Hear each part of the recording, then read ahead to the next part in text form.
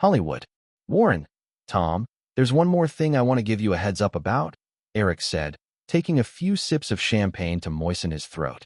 I plan to divest all the newspapers and magazines owned by the company. At this, Buffett raised an eyebrow, and Tom asked, Eric, why would you want to do that? Those newspapers have been profitable for years. I see no reason for divestment, especially since they can enhance Firefly's media influence. Historically, the internet boom would escalate dramatically the following year. Although traditional print media still held a significant place in the industry, Eric remembered clearly that, with the rise of new media, those print outlets would soon lose their luster, slipping quickly in value. Many traditional print media groups that once made the Fortune 500 list faced steep declines in their assets in the early 2000s. As print media was at its peak in value, Eric believed it was time to cash out. Tom, I do not deny their value.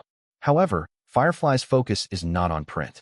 We intend to concentrate on film and television productions and their derivatives, which is why I'm considering selling these assets, Eric explained, glancing at Buffett.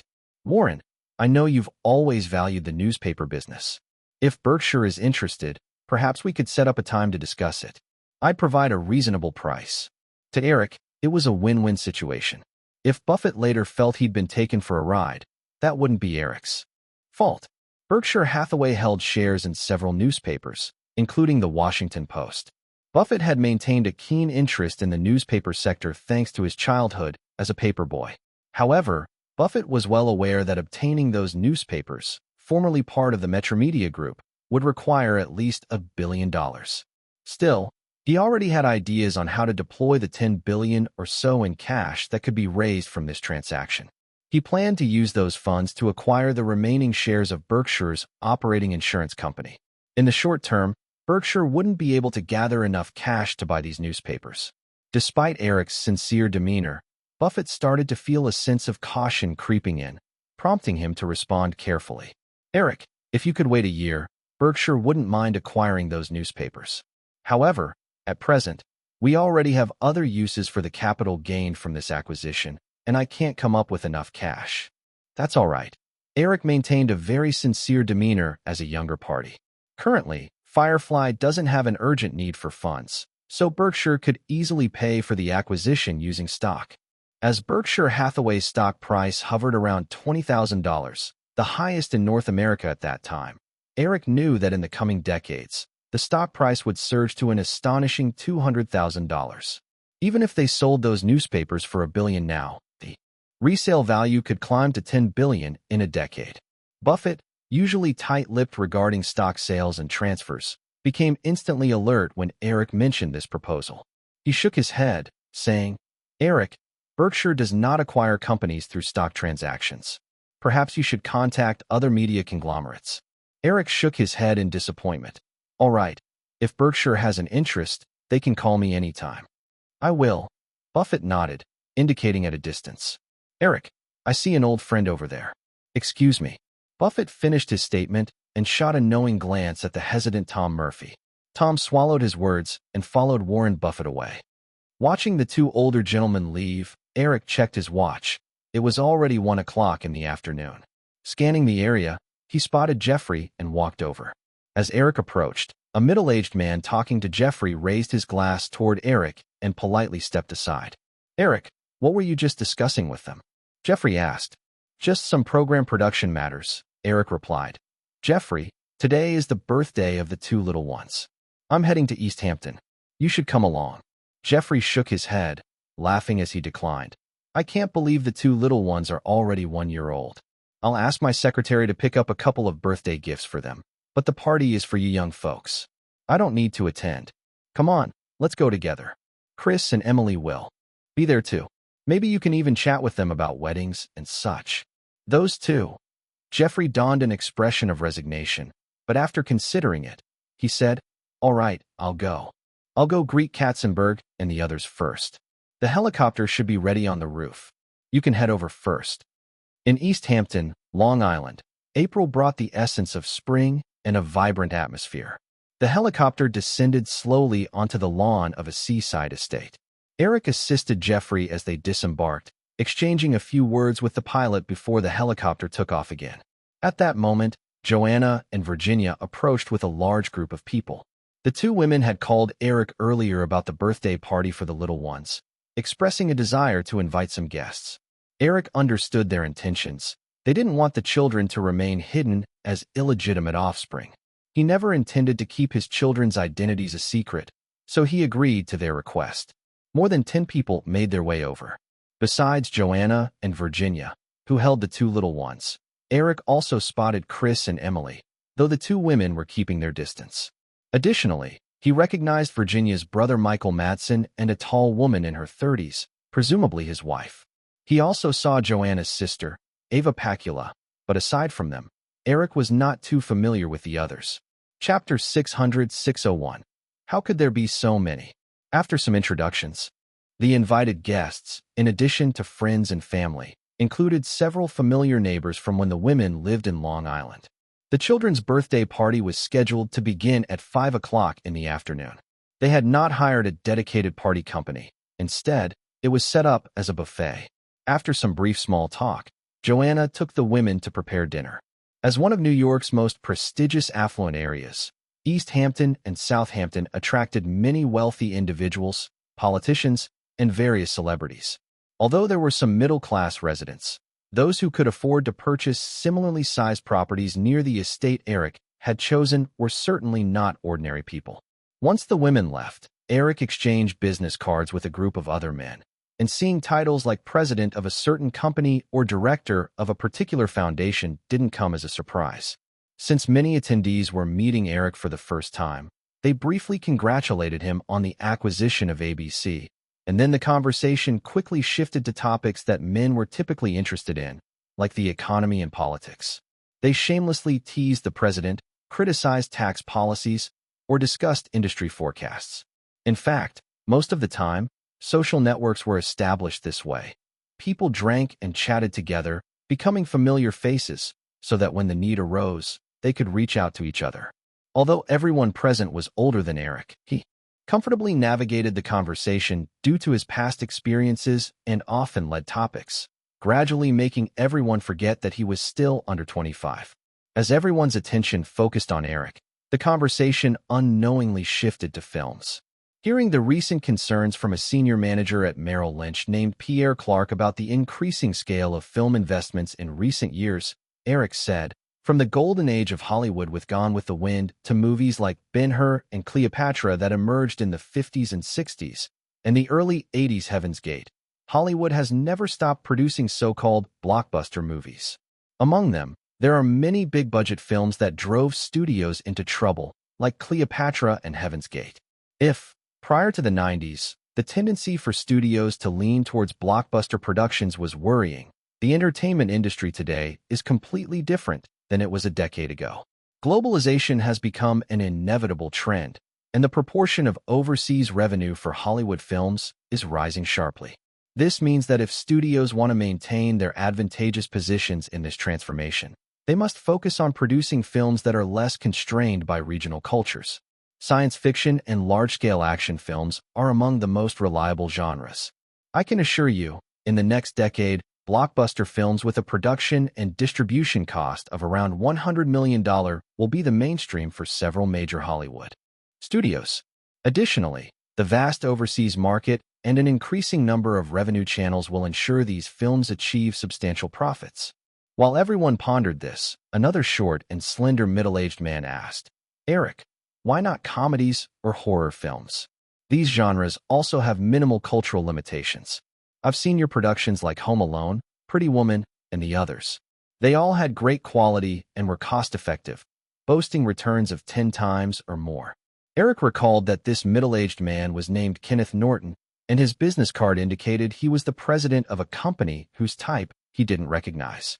He shook his head with a smile and replied, "Mr. Norton, you only noticed the success of films like Home Alone, but you didn't see that every year in Hollywood, there are dozens, if not hundreds, of comedies or horror films that lucky enough to reach theaters and ultimately fail dismally, not even covering their production costs, let alone getting sold to global markets. Blockbuster films are different. At least until the global market is saturated with this genre's demand, these films, with their big stars and grand spectacles, can remain very popular with audiences overseas, even if they fail domestically. Take last year's Cliffhanger as an example. Because of the impact from Jurassic Park, this film, which cost $70 million to produce, barely broke even at the North American box office. MGM and Carolco fell into significant losses because of that, but during the subsequent overseas distribution process, Cliffhanger raked in $170 million. Although due to a low overseas revenue-sharing ratio, investors still bore losses, it is still far better than those mid to low-budget films that never even got a shot at overseas distribution. Cliffhanger was quite lucky. Kenneth Norton couldn't help but nod, then turned to Eric with a seemingly casual smile, saying, "I didn't expect you to have such in-depth knowledge of the film industry, Eric. If Firefly goes public in the future, I will surely buy shares without hesitation." "Well, you might be disappointed, Mr. Norton." Eric smiled slightly and shook his head. "Firefly doesn't have any plans for an IPO just yet." "Oh, I shouldn't say that. I plan to spin off the digital visual effects company for a separate IPO in the next 2 years, along with the visual effects software company Firefly Software. Both of these companies are burning too much cash. I must publicly raise some working funds." Except for Jeffrey and Chris, who were already aware of the insider information, and Michael Madsen, who had no clue about these matters, the others showed significant changes in their expressions upon hearing Eric's comments. They certainly didn't believe that Eric would choose to go public solely because the two companies were cash-burning, as the Firefly system's formidable profitability could undoubtedly provide ample funding for both companies. While they didn't know Eric's specific intentions, they could sense that once these two companies went public as part of the Firefly system, they would undoubtedly attract strong interest from the capital markets. Pierre Clark from Merrill Lynch set aside his reservations and couldn't help but probe. "Eric, do you have a specific timeline?" "Not yet." Eric shook his head. "I haven't had the bandwidth for those matters recently, but the latest we'll kick off the IPO plans won't be later than the end of next year." With the commercialization of Firefly Software, the number of visual effects companies across North America and the world was growing. Eric needed to cash out Digital Domain and Firefly Software before the visual effects industry devolved from a noble status to a common one. According to the U.S. company IPO process and major shareholder lockup period restrictions, he could start the IPO process next year. By 1997, when the internet bubble began to swell and the Nasdaq index surged, Eric would be perfectly positioned to gradually cash out over the next few years. After the bubble burst in 2000, he could buy back the stakes in Digital Domain and Firefly Software at bargain prices. Sharing his plans in front of these individuals served as a form of preemptive warming up. While the number of people present wasn't large, Eric believed that it wouldn't be long before this news spread throughout Wall Street. Merrill Lynch, along with Morgan Stanley, was one of Wall Street's prominent investment banks. Last month, it participated in the bidding for the Firefly bond issuance, but Morgan Stanley ultimately secured the underwriting rights due to its good relationship with Firefly. Pierre Clark realized that if he could be the bridge that allowed his firm to obtain the issuing rights for either of the two companies, he could at least land a vice president position at Merrill Lynch. However, just as he was about to say something further, he looked around the group and recognized that this setting was inappropriate. Still, knowing Eric would likely remain in New York for a while, he decided that it would be best for him to stay at East Hampton with his family during this time. This way, he could be in closer contact with Eric and perhaps negotiate this matter ahead of time. After all, if Morgan Stanley could offer favorable conditions, Merrill Lynch surely could match it. As the group engaged in casual conversations, time ticked away. A new wave of guests arrived, and as the party time approached, the aroma of barbecue wafted through the estate. Some kids brought by guests were running around the estate. A small figure grabbed a skewer of chicken wings from Elizabeth. Elizabeth crouched down and whispered a few words, and the little one stumbled her way over to Eric. "Daddy, Daddy." Emma's tiny and clear shouts froze a group of grown men in surprise, and they unconsciously turned to look at the child. They were well aware Eric had two kids already, but were puzzled about who this little girl was.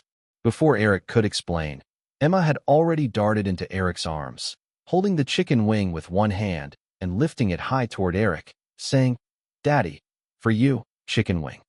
Eric patted Emma's small head and smiled. Emma is such a good girl, but Daddy can't eat right now. You can have it. Emma not hungry. You eat. Emma insisted, leaning forward to try to hand the chicken wing to Eric. But just then, she accidentally lost her grip, and the oily skewer fell right onto Eric's long pants. Oh no! It fell. Emma was completely oblivious to the consequences of the grease stain on Eric's pants. She crouched on the arm of the sofa, wanting to pick it back up. Worried that the greasy chicken wing would leave more stains on the sofa, Eric quickly retrieved it, stood up, and apologized to everyone, holding Emma's hand as he prepared to leave. After entrusting Emma to Joanna for supervision, Eric walked towards the villa to change his pants. Seeing Eric's movements, Elizabeth stealthily followed him inside. Eric entered the bedroom, searched the closet for a new pair of pants, then turned to Elizabeth, who was leaning by the door, and said, "You aren't here just to celebrate the little one's birthday, are you?" Elizabeth watched as Eric changed pants, feeling her face heat up. "I just happened to be in New York, so I came over. I didn't expect to run into Drew. If I had known, I wouldn't have. Come. Well, then just don't talk to her." Eric chuckled, trying to suppress his laughter. Having gone through a private school upbringing, Elizabeth had received proper ladylike education and couldn't even curse. Facing off against Drew felt like watching a rookie stepping out of the starter zone trying to challenge an expert-level player. It was just asking for trouble. Worst of all, if she got upset, she would take it out on everyone else. It was quite unreasonable. Elizabeth sensed the teasing in Eric's tone, but could only give him an eye roll. After throwing his stained pants into the bathroom, Eric stepped out and said, "All right, if there's something to discuss, let's hear it. If not, I'm heading out. This is something I've actually been wanting to ask you since the last Oscars," Elizabeth said a bit shyly before continuing. "You once said you wouldn't run a print media business, right?" "Oh, that matter." Eric immediately understood and smiled as he asked, "Is your dad interested in those few newspapers I have?" Elizabeth shrugged. "Yeah, I just wanted to inquire. If you don't have any intention to sell, let's forget this conversation." Eric pulled a chair beside the vanity and sat down, pointing to the large bed nearby.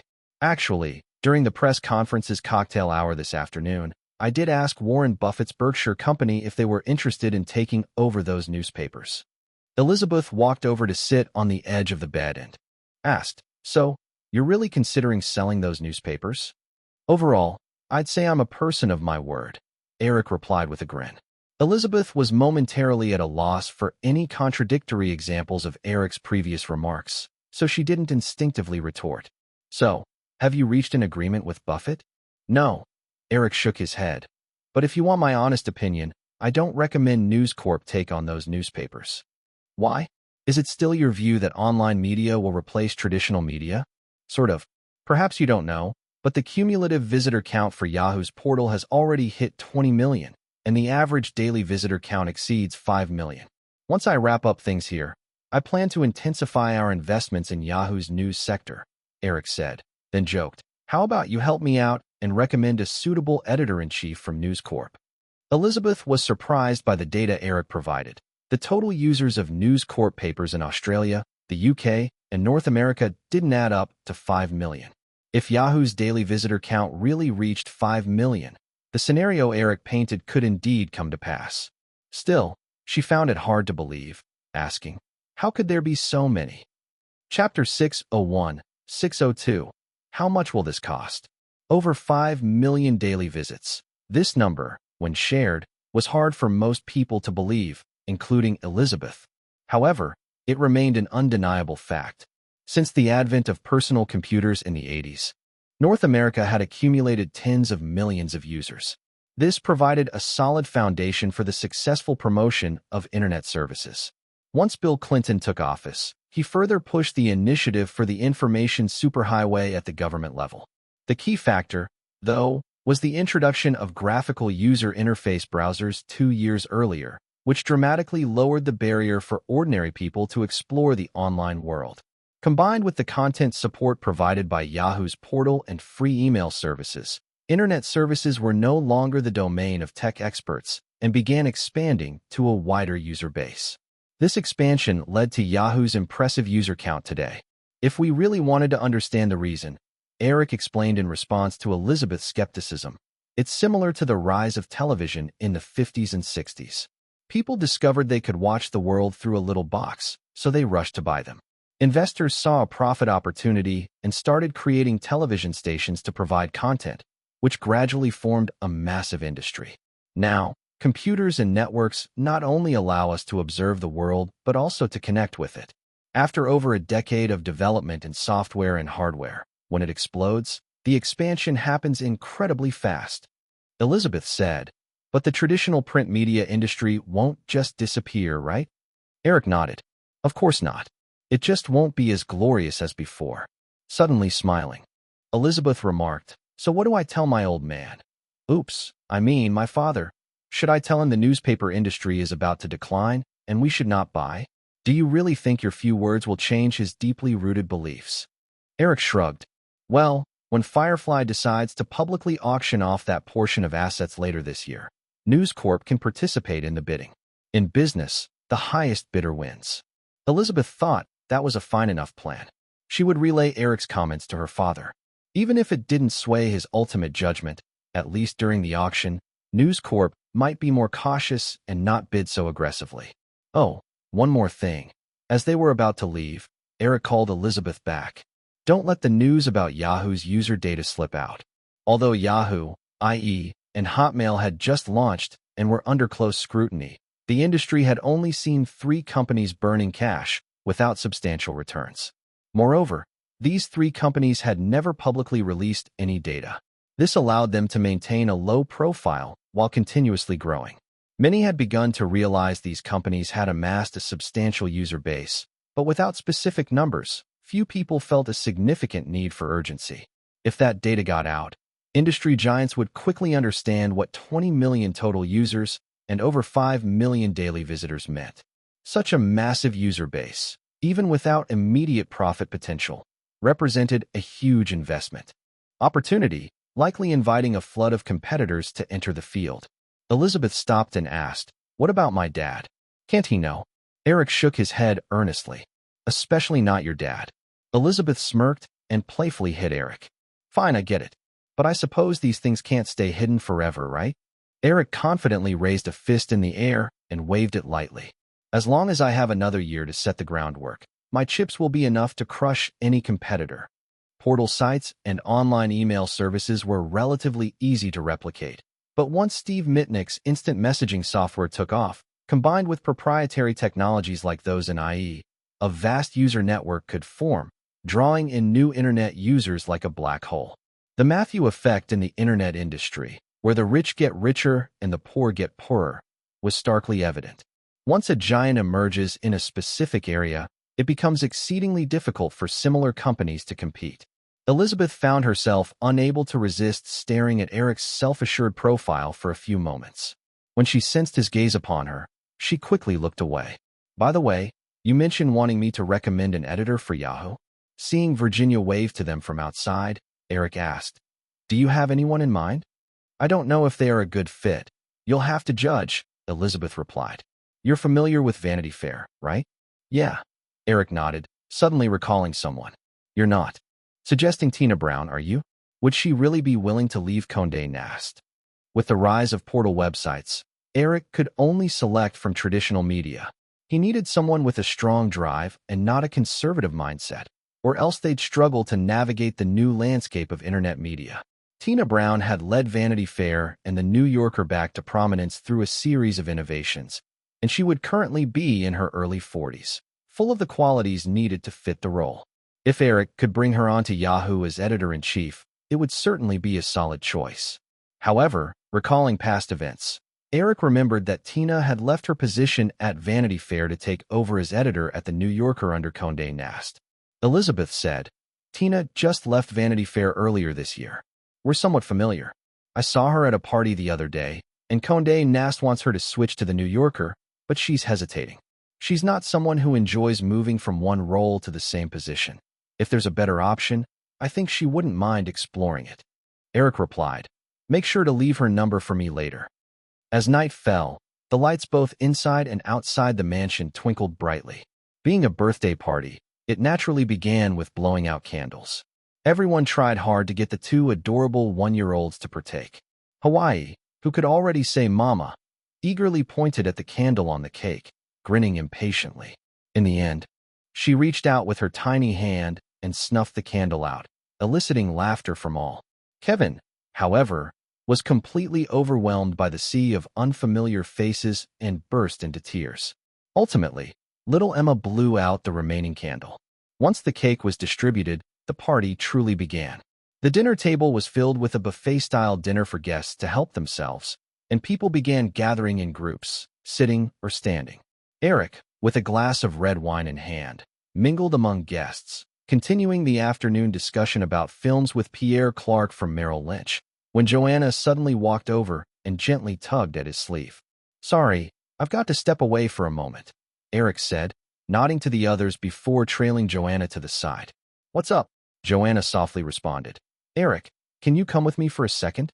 Unsure of what was happening, Eric followed Joanna into the mansion, through a busy room filled with guests, and upstairs, where Joanna pointed toward the bedroom. "Vicky is crying. Can you go comfort her? I don't know how to handle it." Eric halted, asking, "What happened? Wasn't everything fine just a moment ago?" "It's about Kevin," Joanna explained. "Hawaii has been talking for over a month, but Kevin hasn't said a word, and just earlier." Realizing the situation, Eric chuckled helplessly. "Why don't you join the guests? I'll take care of it." Pushing open the bedroom door, he found Virginia bent over the bed, changing the squirming little one's diaper. Eric casually flopped onto the big bed, observing Virginia's slightly red-rimmed eyes and saying, "This isn't necessary. Boys develop later than girls. Einstein didn't speak until he was 3. He's only 1. What's the rush?" "Everyone thinks Kevin is slow," Virginia replied, her nose tinged with emotion, and she passed the little guy to Eric. "Maybe you should hold him. When he grows up, you might not even like him." "Quit saying silly things," Eric said, giving Virginia a disapproving look as he held the little one in his arms. He extended one finger to tease his son, who was staring wide-eyed at the finger dangling above him. Kevin grabbed it and instinctively tried to put it in his mouth, tickling his newly sprouted baby teeth. Virginia watched the bonding moment between father and son, and her tension eased a bit as she sat on the edge of the bed, suddenly regretting her earlier words. "I should have opted for a C-section. Kevin is probably this way from prolonged oxygen deprivation." "But didn't the IQ test say he was fine?" Eric countered. Virginia protested. For such a small child, how could it be accurate? Understanding that it was pointless to argue with her, Eric quietly spoke to his son beside him. "Buddy, you've got to learn to talk faster. If you don't, Mommy might stop liking you." The little guy blinked up at Eric with his big eyes, seemingly confused yet at the same time understanding. Seeing his son's response stirred something inside Eric. He tentatively prompted, "Come on, give Daddy a try. Repeat after me. Da-da." After a brief silence, the little guy suddenly made a series of baby sounds. "Papa." Though the words were indistinct, both Eric and Virginia clearly heard in the quiet bedroom. Virginia immediately leapt from her chair, her expression lighting up with joy, erasing the earlier sadness. "I told you. This little bastard is definitely playing dumb," Eric chuckled, flipping the little guy over while gently patting his rear end. "He was just waiting for me to say it first." Although Eric hadn't applied any real force, the little fellow began to wail immediately. Virginia rushed in to scoop up her son with loving coos, making sure to scold the culprit who had inadvertently upset him. As Eric descended the stairs, Joanna approached him nervously. "It's all cleared up," Eric smiled, relaying what had just happened. Joanna sighed with relief. "Now Vicky can finally relax." "She just overreacted," Eric chuckled. Most of the guests in the mansion were women. After exchanging a few words with Joanna, Eric was about to leave when Emily, Chris's girlfriend, blocked his path. "You can't just drop a line and leave. I've been in touch with so many models. I just need your ideas now." Eric laughed, gesturing outside. "Do you still have time to worry about this right now?" Emily looked frustrated but couldn't complain about Eric bringing Jeffrey along. "Chris, we'll explain that to Jeffrey. We just bought LTD, and we're so busy that we barely have time to sleep. Where on earth will we find time to plan a wedding? Let's not change the subject. You're the one who encouraged us to buy LTD. You can't just walk away from it now." "I never intended to abandon it," Eric countered. "It's just that I haven't had the time lately. You know how it is. Even if I share my plans, you still wouldn't be able to execute them. This will require my personal involvement, and you all will just have to follow. What can I do? At least give me a hint so I can prepare. Emily pressed. I'm planning to personally direct the Victoria's Secret annual fashion show. Emily appeared a bit disappointed. Is that it? That's something I can handle. I was at last year's New York Fashion Week. I personally orchestrated the fashion show in Brighton, and Victoria's Secret already has annual product launch shows. That's not all. I want to gather top models from across the globe and invite the hottest pop stars to perform live. Through media marketing across newspapers, magazines, TV broadcasts, and online discussions, I'll turn the fashion show into a fashion carnival, making Victoria's Secret a global sensation. Even though Eric only outlined a basic concept, Emily seemed almost speechless, her jaw nearly dropping as she stammered. How much will this cost?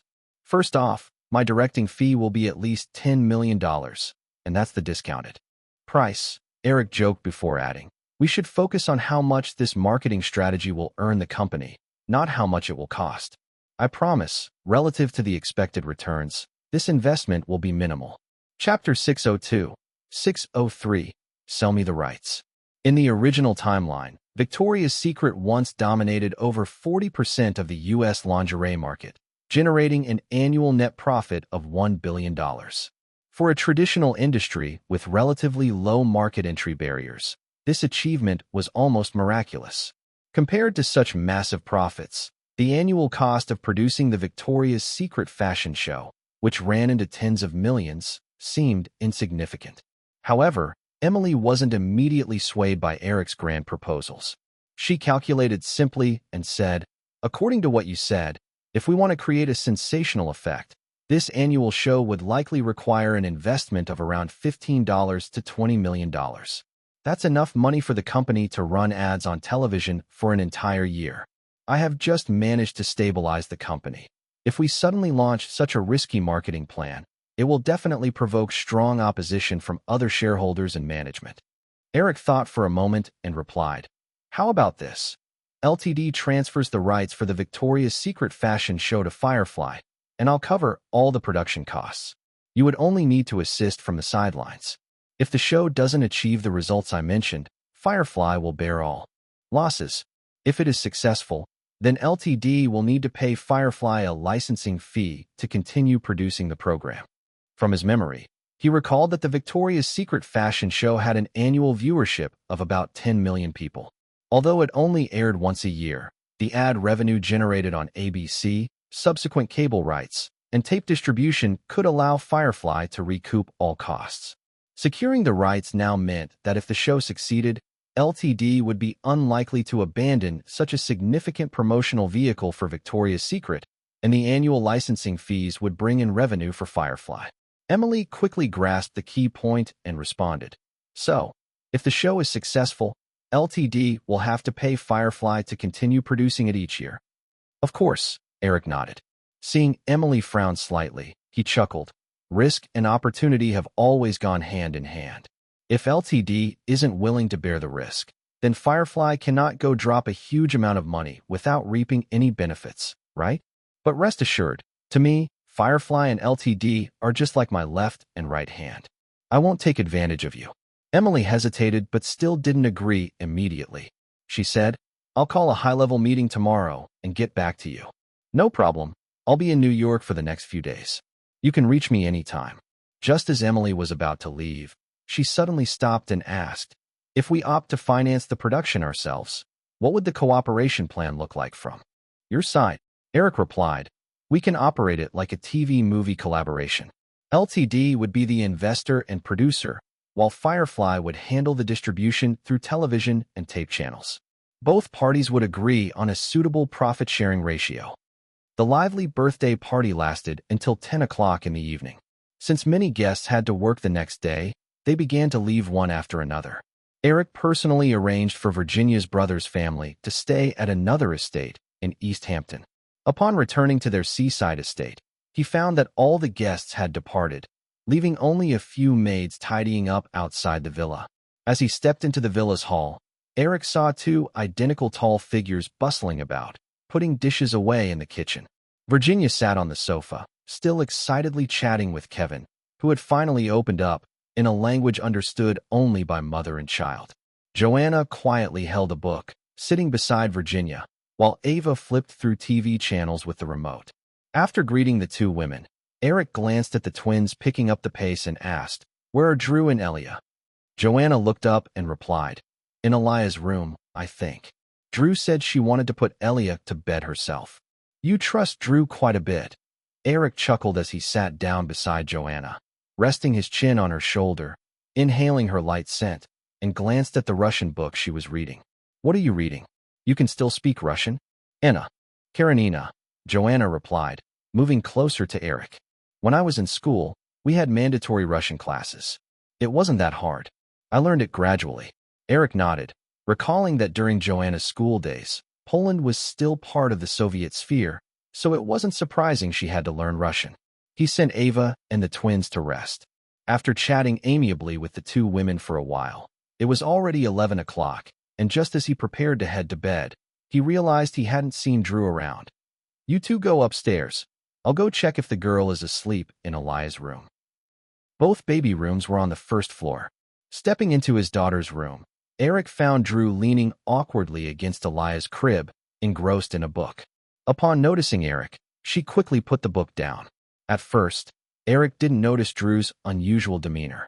Seeing that his daughter seemed awake, he bent down beside the crib intending to say a few comforting words when he suddenly noticed the tearful and sad expression on Elia's face.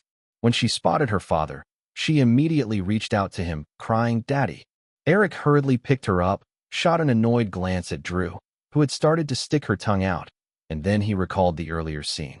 He reached for the book Drew had seemingly hidden behind her, and was surprised to see that it was Stephen King's horror novel, Carrie. Amused, he tossed the book aside, then gently tugged at the girl's ear. "Hey, that hurts." Joan said Elia likes to listen to stories before bedtime. I was just reading to her, and she might not have even understood. I only read a few pages. Eric increased his grip slightly and laughed. "You almost scared her to tears, and you think she wouldn't understand? Did your mom read Carrie to you when you were little?" "No one read to me. I was taken to shoot ads when I was just 6 months old. No one celebrated my birthday, or read me bedtime stories, or gave me a nice single room. Boo-hoo. I'm a neglected and unloved child with no childhood. Boo-hoo, I'm so pitiful." Though Eric knew she was likely just pretending, he still felt a twinge of sympathy as he relaxed his grip. He watched as she instantly ceased her fake crying and clung to him like a koala. Eric helplessly patted her back, saying, "From now on, don't read horror stories to Elia. You'll scare her." Okay. Virginia, having soothed her son to sleep, walked over after hearing the commotion and leaned against the doorframe, grinning as she watched Drew snuggling against Eric. She asked, "What are you two up to?" Drew showed no shyness and remained clingy to Eric. He could only hand Elia over to Virginia with a laugh. "You can calm the little one. I'll handle the big one." "Ha ha." Virginia chuckled as she took Elia. Once the frightening noises subsided, and with time well past midnight, Elia quickly dozed off on Virginia's shoulder. With his hands now free, Eric patted the little girl clinging to him. "All right, let go of me. It's time for bed. Carry me to my room." Eric scooped her up, playfully bouncing her and laughing. "You seem a lot heavier now. I can't lift you." "I'm not. I'm still under 100 pounds. Feel for yourself." Virginia gently placed Elia in her crib, checked the baby monitor, then smiled at the two snuggling together, saying, "Elia is asleep now, so you two don't make a fuss here." Eric could only helplessly scoop the little girl up, and amidst her triumphant giggles, he headed out. The next afternoon, Emily called Eric in a huff. She first berated the LTD board as a bunch of short-sighted fools, then indicated that LTD ultimately chose the second option Eric proposed and decided to sell the rights for the Victoria's Secret fashion show to Firefly. Eric later heard from Chris that Emily had argued fiercely with the LTD board over it. LTD had essentially been seized by Chris through hostile takeover tactics from shareholders like Leslie Wexner. And while Leslie Wexner had left, many of the shareholders and management who favored him were still employed at the company. These people were the backbone of LTD, and as long as their decisions wouldn't cause turmoil, Emily couldn't just dismiss them all. However, Eric believed that once the Victoria's Secret fashion show launched, and with the brand's value rising, Emily's position would be solidified, allowing them to fully take control of the company. Now that LTD had made its choice, the negotiation didn't take long. 3 days later, amidst his busy schedule, Eric found a few hours to sign the cooperation agreement with the team formed by LTD and Firefly. He then handed over a draft plan he had managed to prepare to kick off the early preparations. On the ABC side, after signing the merger agreement, by late April, both parties completed the stock exchanges and merger processes, and on April 26th, the newly formed Firefly Group held its first shareholders meeting. Even though Eric still held over 70% of the stock and had absolute control over Firefly, the consolidation led to dozens of new shareholders, making the formation of a board of directors inevitable.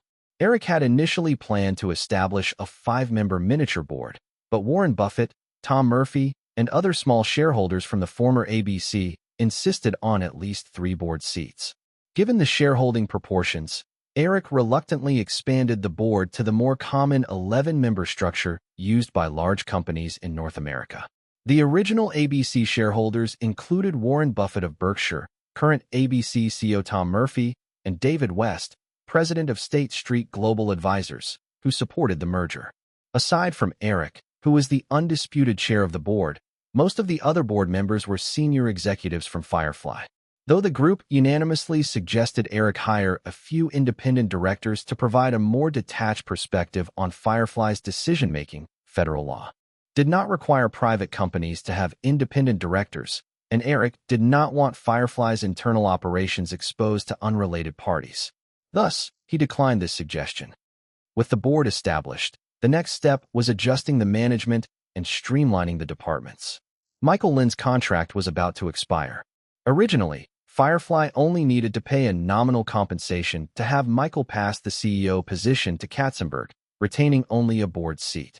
However, with the summer blockbuster season approaching, and given that Katzenberg had previously focused on the ABC merger, the film's primary distribution responsibilities for Firefly's summer blockbusters fell on Michael Lynn and Jeffrey. Due to the upcoming ABC downsizing, Katzenberg couldn't shift his attention back to film. To ensure the blockbuster releases went smoothly, Michael Lynn's contract not only needed to be extended, but also pushed to September. Thankfully, both sides reached an understanding, meaning no disputes were necessary, and a simple amendment to the contract sufficed. At ABC, after the merger, Tom Murphy and the 69-year-old CEO originally planned to retire and enjoy their golden years. However, to avoid any turbulence similar to the 1980s mergers, Tom Murphy agreed to remain CEO of ABC until the end of next year. Fortunately, Eric didn't need to dig deep into ABC to find a suitable next CEO, Robert Iger. After all, Robert Iger's capabilities had been proven in Eric's previous life. After several in-depth discussions with Robert, and having secured the approval of people like Tom Murphy, this choice was confirmed internally at ABC. Jeffrey, who had just celebrated his 60th birthday last year, planned to step down as the company president. Feeling grateful for the challenging experiences while producing films with his wife, he intended to manage a small farm in Maryland after leaving. Meanwhile, he wanted to use his annual dividends from Firefly stock to set up a film fund to help young directors realize their cinematic dreams. Although Eric believed Jeffrey was likely to waste significant money, the old man clearly cared little about money. Chris supported his father's actions, so Eric refrained from commenting further. The final adjustment confirmed that when Tom Murphy and Michael Lynn eventually retired, Katzenberg would become CEO of Firefly Group, responsible for the overall operations and growth of the group. Robert Iger would serve as president of Firefly Group and CEO of ABC, responsible for all ABC matters.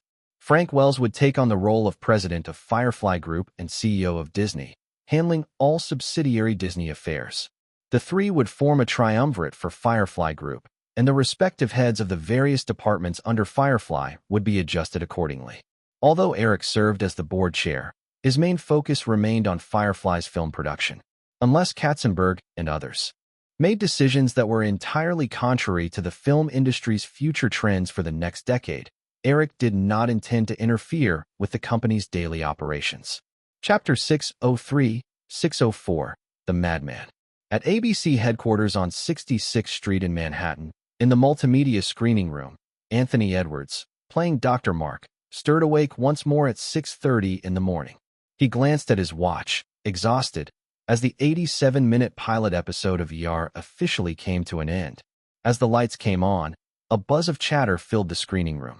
Eric caught snippets of opinions from some at ABC, mentioning things like too much medical jargon, niche subject, disorganized structure, and not enough dramatic conflict. He merely smiled, not doubting these industry veterans' expertise, but aware that such professionalism could only keep a TV show at an average level. If every drama's ratings always aligned with these people's predictions, there would never be any dark horse hits. Tom Murphy, sitting beside Eric, leaned over to chat with Buffett. Naturally, he could hear the murmurs around him. He smiled and said, "Eric, don't mind what they say. I actually think this is a solid TV show. In fact, niche subject matter tends to stand out more and could surprise with unexpected ratings." Eric, unfazed, nodded and playfully asked Buffett for his thoughts on the show. "It is indeed a bit too fragmented," Buffett remarked. "But I don't think the storyline is disorganized at all. A closer analysis reveals that the character arcs for Dr. Mark, Dr. Doug, and the intern John Carter are quite well structured. I'm actually looking forward to how the plot develops." Nearby, Katzenberg and Robert Iger shared their thoughts in a casual manner. ER was a project Eric had personally spearheaded. Until Eric faced his first major failure, nobody questioned his vision. The show's airing was already set in stone. The screening felt more like a formality after the merger with ABC. It was now May 7th, and the summer movie season loomed large. The major personnel adjustments following ABC's merger had concluded, and the focus was now on streamlining overlapping departments from both Firefly and ABC. Katzenberg would continue to direct his efforts in this area for a few more months. Eric, however, needed to squeeze in a trip to Boston to meet with managers from 3 companies responsible for the browser, Yahoo portal, and online email. After a simple lunchtime reception at ABC's headquarters, Buffett and a handful of individuals involved in the acquisition in New York began to depart, heading back to their respective cities. Though he hadn't found a suitable successor yet, Eric arranged for his right-hand man, Alan Feisman, to take a position as vice president in ABC's primetime programming department. Following the merger, Eric hadn't conducted any widespread personnel changes at ABC, which eased many people's minds. Therefore, bringing in a trusted associate to ABC's core department raised no objections. After saying goodbye to Katzenberg and others, who still had work to do, Eric pushed through the narrow glass doors and stepped outside ABC's headquarters onto the somewhat cramped 66th Street, resisting the urge to glance back at the red brick building that made him want to cover it with a mosaic. He patiently waited for his driver to pull up. ABC, once headquartered in a grand building at Rockefeller Center in the 80s, sold that property at a high price to a Japanese company after Buffett and Tom Murphy, 2 famously frugal characters, took over. This sale triggered an anti-Japanese sentiment in America during the 80s. Subsequently, Tom Murphy opted for a new headquarters in the still-developing Upper West Side. The driver soon arrived, and Eric got out 10 minutes later at a cafe near Bryant Park in Midtown. Since it was working hours, the cafe was relatively quiet, and without needing a waiter to guide him, he spotted Tina Brown sitting by the window to his left. Last month, Elizabeth had given Eric the contact details for the former editor of Vanity Fair, and finally, after some time, he had managed to schedule a meeting with Tina. Tina was just in her early 40s, dressed in a simple white shirt, sporting neat short hair. Unlike Anna Wintour's flamboyance or Emily's typical power woman vibe, she seemed more like a homemaker. However, anyone who knew Tina Brown wouldn't doubt the woman who became the editor of the century-old magazine at just 25. Tina noticed Eric's arrival. She waved to the waiter and got up to greet him personally. "Hello, Mr. Williams. It's a pleasure to meet you," she said, extending her hand warmly. Eric shook her hand and replied, "I'm glad to meet you too, Ms. Brown, but it seems I might be a bit late." Tina smiled and led him back to her table. "Not at all. I've been coming here every afternoon lately, so I was actually the one who arrived early." Eric sat down opposite her, noticing an IBM laptop in front of Tina, connected to a phone line, with a computer tutorials book and a black notebook next to it. He couldn't help but look a little more closely. Tina observed Eric's curiosity and turned her laptop screen toward him. The cafe owner is a friend of mine, which is why I'm able to use the internet here. I've been researching Yahoo's site lately, and I have a lot of questions I'd love to ask you about it, Mr. Williams. When arranging this meeting, Eric had been upfront about his intentions to talk, so hearing Tina's explanation, he said, "Of course. Feel free to ask me anything. And just call me Eric. I hope it's all right if I call you Tina?" "Of course." Tina nodded, about to say more when Eric pointed to the laptop displaying the Yahoo homepage. "This version isn't the latest Yahoo homepage. Can I take a look?" Tina pushed the laptop closer, and Eric casually ordered a coffee from the approaching waiter. Then, he skillfully entered a URL, revealing a completely different design for the Yahoo homepage than what was currently displayed. The original Yahoo homepage had a basic T-shaped layout cut into 3 sections. The new one was a typical H-shaped layout, a successful model that future classic portal websites would adopt. This strategy was something Eric had been discussing with the Yahoo team via email for some time, but the new homepage was still in an internal testing phase. Unlike the old homepage where you had to scroll for ages to reach the bottom, the current design, due to limited internet speeds, was only as big as the screen could handle. The top still featured the Yahoo logo and search bar, with a series of links on the left. Login, email, Yahoo forums, and soon-to-be-launched instant messaging tools were moved to the right, while the main H shape showcased highlighted news content. Initially, Eric had planned to add a recommended site section above the news content, as these super traffic links could attract advertising revenue. With Yahoo's anticipated site traffic, these ad spots could generate significant income in the next few years. But at the moment, trying to charge websites for advertising was unrealistic. Since it was impossible to collect fees now, Eric preferred to scrap that section temporarily. After all, launching a navigation section now would have to be free, and shifting from a free model to a paid one on the internet is notoriously challenging. Eric opened the test interface, positioned the laptop screen so they could both see it, and pointed at the links for news, finance, entertainment, and the highlighted news stories in the middle, addressing Tina Brown. "If you're willing to take on the role of Yahoo's editor-in-chief, these content sections will be your future projects." The center's featured news is akin to the highlighted pieces on a magazine cover, while each subsection resembles the various pages of a magazine, he explained, casually opening the entertainment section and offering a brief overview. Tina listened patiently before looking up at him. "Eric, why do you think I'd be suited for this role?" Eric shook his head. "I can't say for certain, Tina. It's a whole new industry that never existed before, so I'm only looking for candidates from traditional media. Someone recommended you to me, and after some research, I truly believe you're a strong candidate. However, Yahoo doesn't have much time to let you acclimate to this job. You'd get a 1-year contract, and within that year, if your performance isn't satisfactory, you'll need to move on." Tina frowned slightly at the stringent conditions. As a woman who had been a powerhouse in the magazine industry for nearly 20 years, even high-ranking executives at Condé Nast wouldn't speak to her so harshly. Yet, considering Eric's status, Tina held back her initial retort. This young man's position in media had already far surpassed any executive at Condé Nast, not to mention his enormous wealth, which represented real power in society. After gathering her composure, Tina said, "Eric, I've heard rumors you've already invested over $100 million into browser software, Yahoo, and online email services. I just want to know how you plan to recoup those investments. While you're affluent, no industry can survive on pure investment without profit for long. The user base for Yahoo is already large, and the company is developing a unique advertising system. These projects are currently under wraps, and you'll only get the full details once you sign a contract with Yahoo," Eric replied. Yahoo had previously tested basic banner ads and email promotions on a small scale.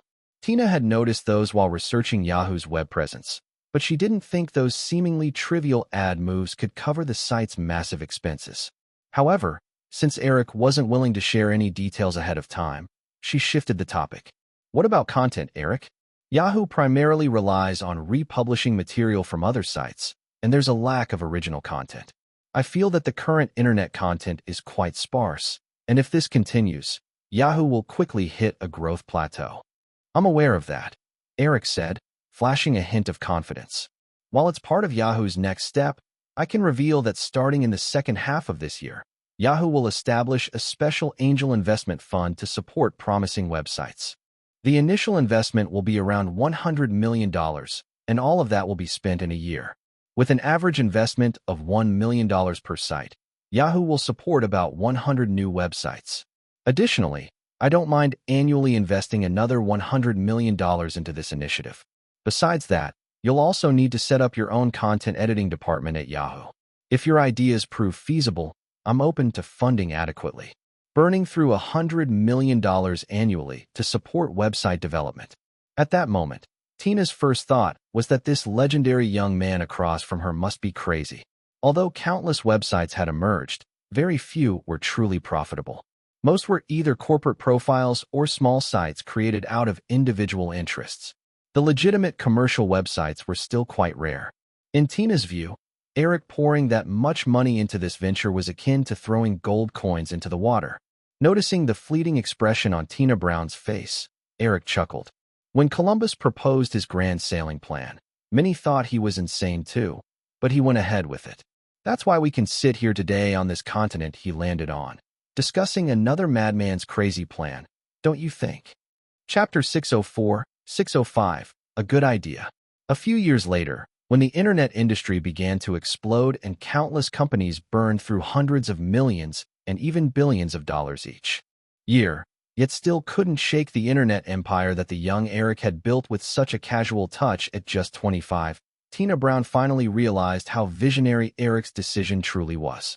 However, in a chic cafe in Manhattan, when Tina Brown first heard Eric's crazy plan, she only felt hesitation in her heart. Tina Brown's status and reputation in the media world had reached a personal peak. If she accepted Condé Nast's invitation to take over The New Yorker, with nearly 2 decades of experience in magazine operations, she felt 90% confident she could revive the already declining magazine. But switching to a completely unfamiliar field, even if it was just for a year, would pose a significant risk. If she couldn't achieve remarkable results in that time, returning to her original circle a year later wouldn't be easy.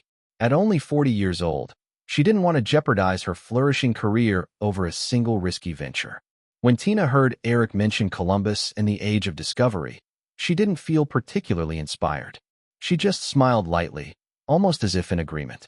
People remembered the glory of the Age of Discovery, but hardly anyone explored how many adventurers perished at sea due to storms, pirates, and disease over the centuries. Tina had expected Eric to continue persuading her to join Yahoo or to offer her irresistible conditions. Given her impressive credentials from over 20 years in the media industry, she thought he would definitely go this route, as truly successful leaders often spared no effort to attract talent for their endeavors. However, after Eric finished his last sentence, he fell silent, picked up his coffee, leaned back in his chair comfortably, and patiently awaited her decision. Eric's unexpected reaction calmed Tina, who had originally been anxious and uncertain. The two observed the flow of traffic outside the glass window in silence for a moment before Tina finally steeled her resolve and asked, "Eric, if I join Yahoo, what would I receive in return?" Eric replied, "I won't offer you a high salary. Your personal salary will probably be on par with what you received at Vanity Fair." However, at Yahoo's inception, the company drafted an equity incentive agreement. Before the IPO, Yahoo plans to allocate up to 20% of the equity as rewards divided among management and significant contributors. If you join Yahoo and can meet my requirements in a year, you'll be included in this rewards plan. Tina shook her head in confusion. "Eric, you're being too vague. I don't know if you'll follow through with this promise. If Yahoo truly grows, 20% of the equity is a significant amount. Plus, you haven't laid out any standards. I have no idea how I can meet your expectations." Eric smiled. "You don't need to worry about that. The equity incentive agreement before the IPO was drafted by a good friend and partner of mine, and it's extensive, dozens of pages long, and has been agreed upon by everyone. Once you join Yahoo, you can sign this agreement." In the case of Firefly, a media giant with an established industry position, the operational system was well developed. While an excellent management team could bring more profits, it didn't determine the company's survival and death. Thus, shareholders didn't need to offer many equity rewards to management. In the past few years, although Firefly had reported substantial profits, Eric's equity rewards for management amounted to less than 1% of the total equity. But in the rapidly rising internet industry, experienced technical and management talent was crucial for the company's development. During periods of rapid growth, these incentives were necessary to prevent management from striking out on their own or being poached by competitors. Losing these essential talents could result in catastrophic outcomes, much like a fast-moving train discovering suddenly that a section of the tracks had been removed. The reason so many young billionaires emerged in the early days of the internet was that many investors understood this principle, rather than foolishly pinning their hopes solely on passion and loyalty. However, over a decade later, as the oligopoly of the internet industry formed, the door leading to overnight wealth would close, and most companies that could innovate would have to submit to the oligarchs. After addressing Tina's first concern, Eric pointed to his IBM laptop, which still displayed the Yahoo homepage, and said, "Additionally, your individual work results aren't without evaluation standards. For instance, Yahoo's server backend maintains detailed records of user access data, with a crucial metric known as PV, page views. This data best reflects users' recognition of Yahoo's content. The ratio of PV to user counts indicates each user's average pages visited. This ratio will, to some extent, represent your individual work results. The higher the ratio, the better your performance." After listening to Eric's patient explanation, Tina suddenly laughed. "I just realized I seem to have run out of reasons to refuse this job. At least, you're far more upfront than my previous boss." Eric knew that when Tina said this, it essentially meant she was agreeing, and he smiled back. "In that case, I need to be candid about another thing. Compared to your role as editor-in-chief at Vanity Fair, your workload at Yahoo will increase significantly, because Vanity Fair only requires one issue a month, but Yahoo's news content needs to be updated every day, sometimes even every hour, and you'll need to coordinate more content sections and subsections." Tina paused, then asked, "How many people will I have at my disposal?" During its first 2 years, Yahoo focused most of its resources on website development. Right now, there's just a simple editing team of 50 people. The former editor-in-chief was a regular newspaper editor from Boston, and I was dissatisfied with his work, which is why I'm inviting you," Eric said, glancing at the Yahoo homepage on his laptop. He counted, then said, "You'll be responsible for 8 content sections. Once you start, you can adjust based on the popularity of these sections. Personally, if you average 5 subcolumns per section and 5 editors for each column, you could expand the editorial team to 200 people. Yahoo certainly needs its own news content, so a reporter team is essential. There will also be support departments that will require additional hires. Of course, these are things you'll need to consider after joining. If you believe you need to expand the editorial team to 500, as long as you provide a convincing reason, I can approve your plan." Tina instinctively felt that 5 editors per subcolumn seemed a bit too few, but since she hadn't officially started yet and didn't know the precise situations, she didn't make any immediate demands. "One last question," Tina asked. "Firefly is currently the largest media group in North America, with rich information resources. I want to know how much support Yahoo can expect from Firefly." Eric smiled. "Anything you can think of, I can provide, from priority movie and television information to celebrity interviews and ESPN sports news, along with the latest Hollywood updates. But the condition is that you need to make the departments under Firefly feel that you have the qualifications to collaborate with them. When they hear about a collaboration with Yahoo, their first reaction should ideally be, 'Oh, Yahoo, that's a great website,' not a confused 'What's Yahoo?' You've built a logical deadlock," Tina laughed.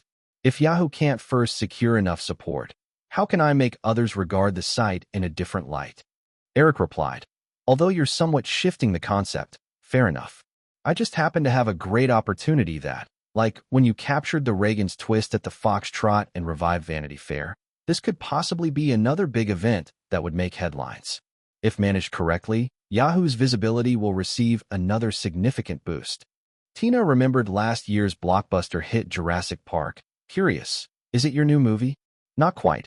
Eric shook his head. But it is another project that I'm personally directing, a grand fashion show. Tina wanted to ask more, but Eric simply smiled and shook his head. That will be at the end of the year. There are many things I cannot disclose in advance. But trust me, the news from this fashion show will be enough for Yahoo to operate for several months, and I'll do my best to provide you with all the primary materials. Then I can only wait and see. Tina smiled slightly, reaching her hand across the coffee table to Eric. Eric shook her hand briefly and said, I have a flight the morning after tomorrow. Let's go take a look at where you'll be working in Boston, shall we? Of course, no problem, Tina replied. Even if you hadn't invited me, I would still make a trip there before starting the job. In Eric's plan, this trip to Boston was crucial for his layout in the internet industry. He originally hoped Chris would accompany him, but Chris needed to fly to Finland for a Nokia board meeting. As Eric's investment representative, Chris held director positions at several companies, including Nokia, Cisco, and AOL. Eric's own schedule was quite packed, so the plan for him to travel together had to be abandoned. In the end, Eric only took 2 attendants and boarded the flight to Boston with Tina Brown. Before departure, Eric personally called and invited 2 others, John Chambers, CEO of Cisco, and Steve Case, CEO of AOL, both of whom readily accepted. Firefly Group's small Gulfstream business jet slowly descended at Boston's General Edward Lawrence Logan International Airport. After disembarking, Eric and Tina Brown saw 3 men of varying ages approaching them. The 3 were Ian Gurney, the head of the browser company, Jeff Locke, head of the Yahoo website, and Steve Mitnick, the online mail company leader who occasionally chatted with Eric online. Ian Gurney had previously been a product development manager at Oracle, the database software giant. He was in his early 40s, tall but slightly balding, dressed in a sharp gray suit. Jeff Locke was appointed as the Yahoo portal head through a recommendation from Tim Berners-Lee.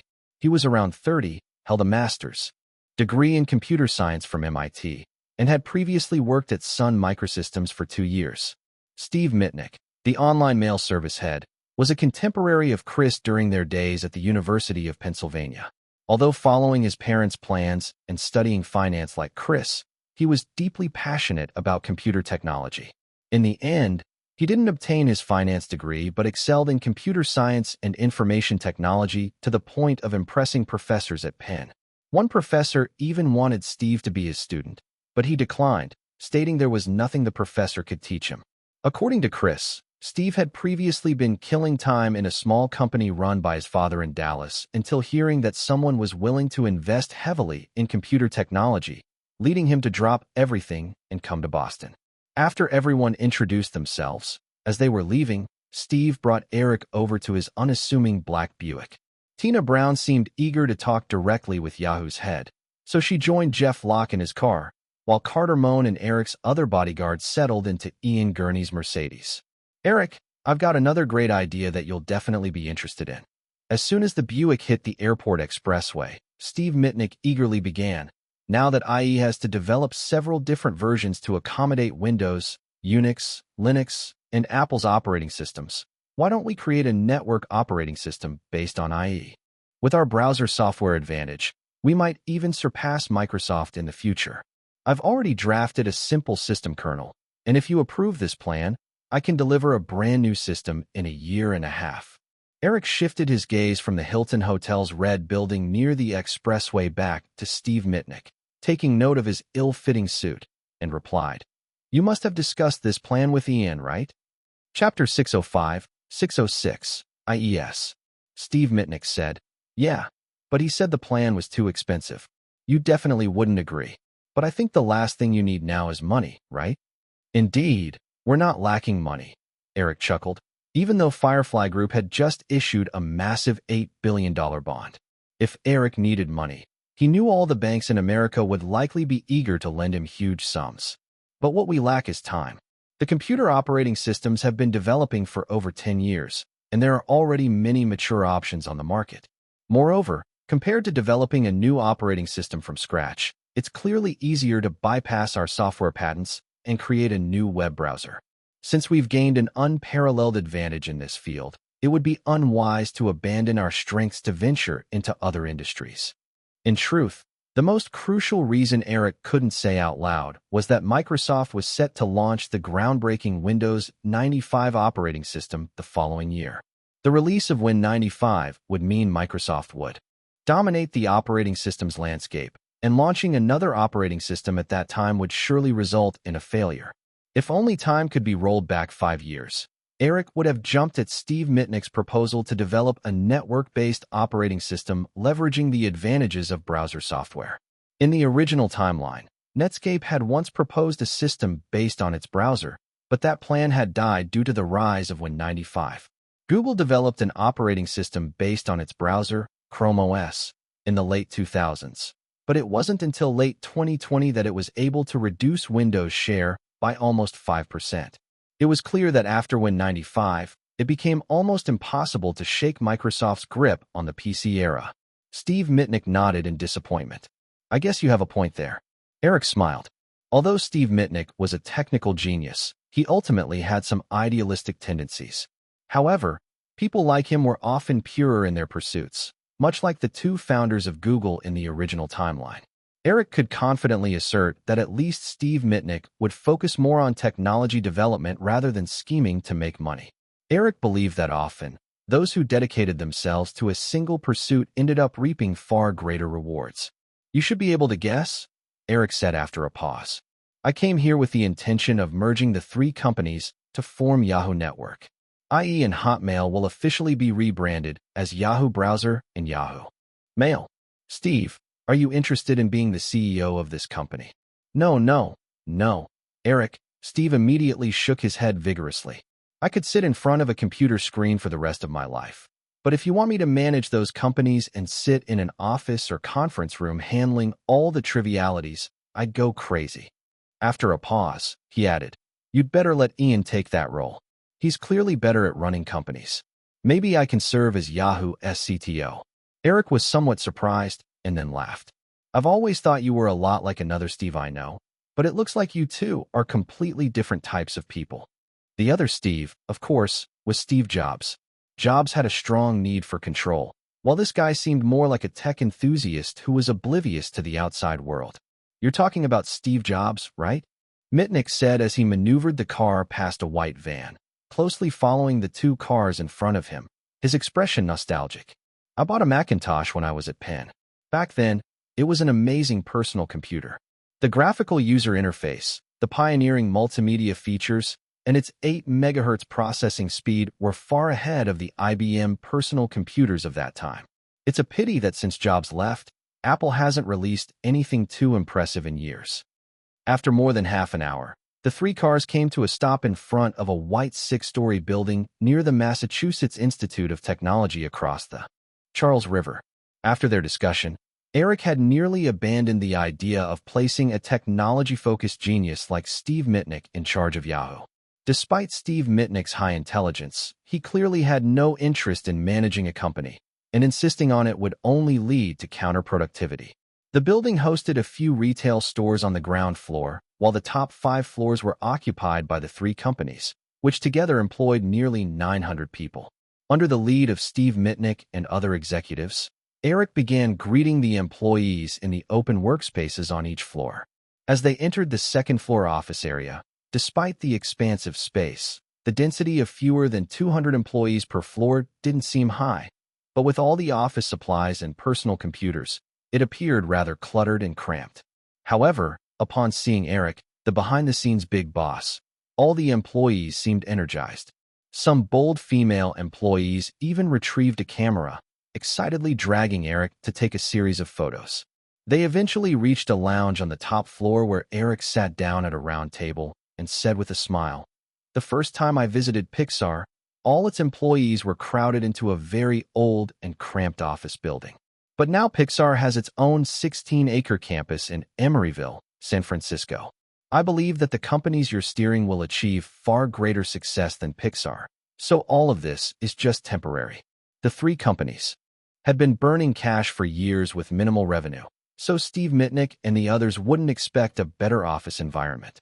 Moreover, since they had recognized the growing potential of the 3 companies, they paid even less attention to such trivial matters as office space. Ian Gurney, who was responsible for browser development, said, "Eric, I think this place is already great. Why don't we take a look at the results of the IES development? It's in my office. The idea you proposed for the browser scripting language was brilliant. Once IES is released, I don't think anyone will surpass IE in the browser field." Jeff Locke and Steve Mitnick both lit up at Ian Gurney's mention of IES. Eric glanced at Tina Brown, who looked somewhat confused, and shook his head with a grin. "Not just yet. Everyone's been working for me for more than 2 years. We have to celebrate a bit. Do you know if there's a place in Boston that can host a party for 900 people? This time, the three men wore puzzled expressions. Tina Brown realized that she hadn't signed her employment agreement yet, and Eric had deliberately steered the conversation away from what seemed to border on company secrets, which she didn't mind. As the most famous party planner since the Oscars, Tina Brown obviously had the most experience in such matters. She smiled. "Eric, if you want to arrange a party for 900 people at once, it's best to hold an outdoor event, and the only place would be a nearby park. I just happen to have the phone number for the owner of Boston's largest party company. They can help us secure a suitable venue. But if you want it tonight, contacting them urgently and arranging food and beverage facilities will cost extra." Eric replied, "That would be great. Please contact them, Tina." Tina Brown smiled back. "All right, as you wish, boss." Afterward, she turned to Ian Gurney and the others. "Can I borrow your phone?" "Right this way, ma'am," Ian Gurney said as he stood up, leading Tina Brown into an office. After arranging the evening's employee gathering, having lunch together, Eric and Tina Brown returned to their booked hotel. That afternoon, they found a cafe where Eric went over a few prepared documents with Tina Brown, including an extensive equity incentive agreement.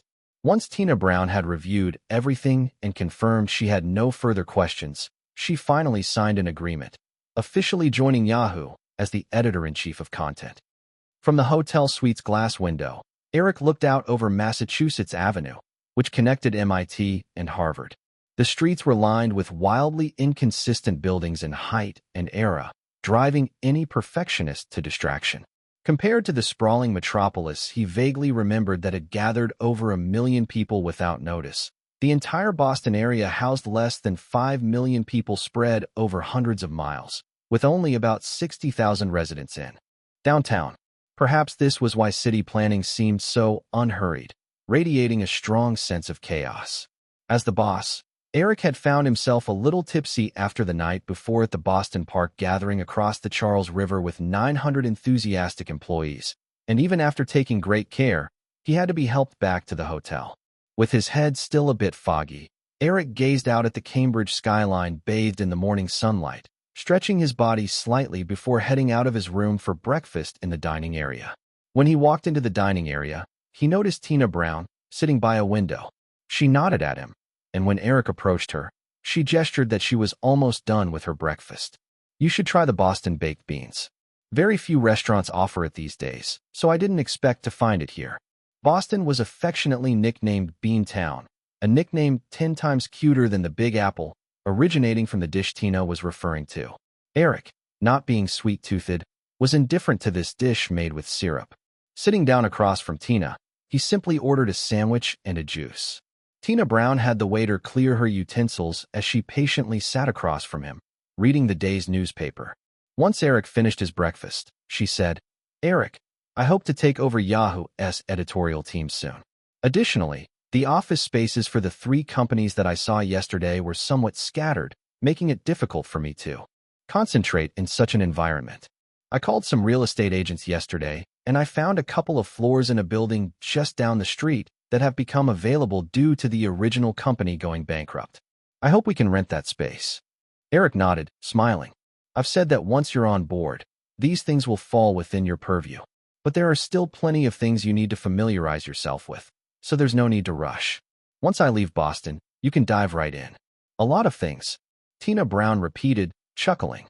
"Like, for example, the issue regarding AS we discussed yesterday." "Yes, but that's just one part of it," Eric explained.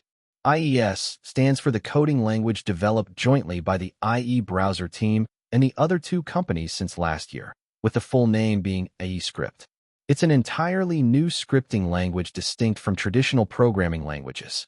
Simply put, This language allows web programmers to embed it directly into web page code without needing the compilation stage that C language code typically requires. With the new IES script language, web programmers can directly write this script into the code, and then the IE browser interprets it. The script language was a design idea Eric proposed to Ian Gurney and others based on his memories of Netscape's JavaScript. To top-tier computer wizards like Ian Gurney, Jeff Locke, and Steve Mitnick, Eric's vague directions were already enough for them to understand and generate the groundbreaking IES scripting language. Although Tina Brown wasn't too familiar with computer knowledge, she grasped Eric's explanation. Nevertheless, she still had some reservations. Eric, what exactly is the function of this scripting language?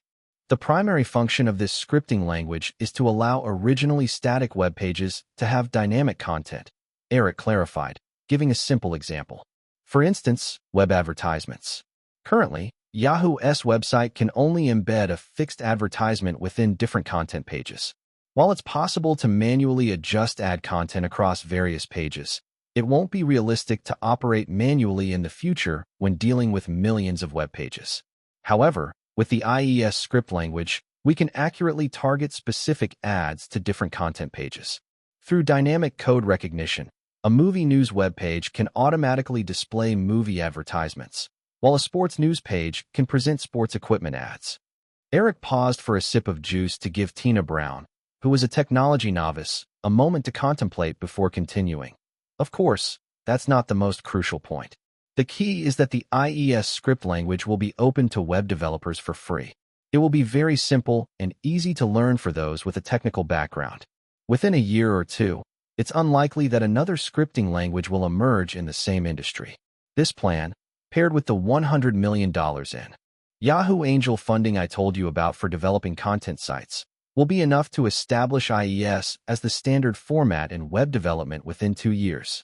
With control over the patents for IES and the IE browser, in the future, all sites developed through the IES script language will only be recognizable via the IE browser.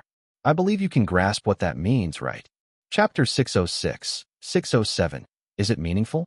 Tina Brown clearly understood what this represented. A standard meant monopoly, and monopoly meant exorbitant profits. This truth had been proven countless times.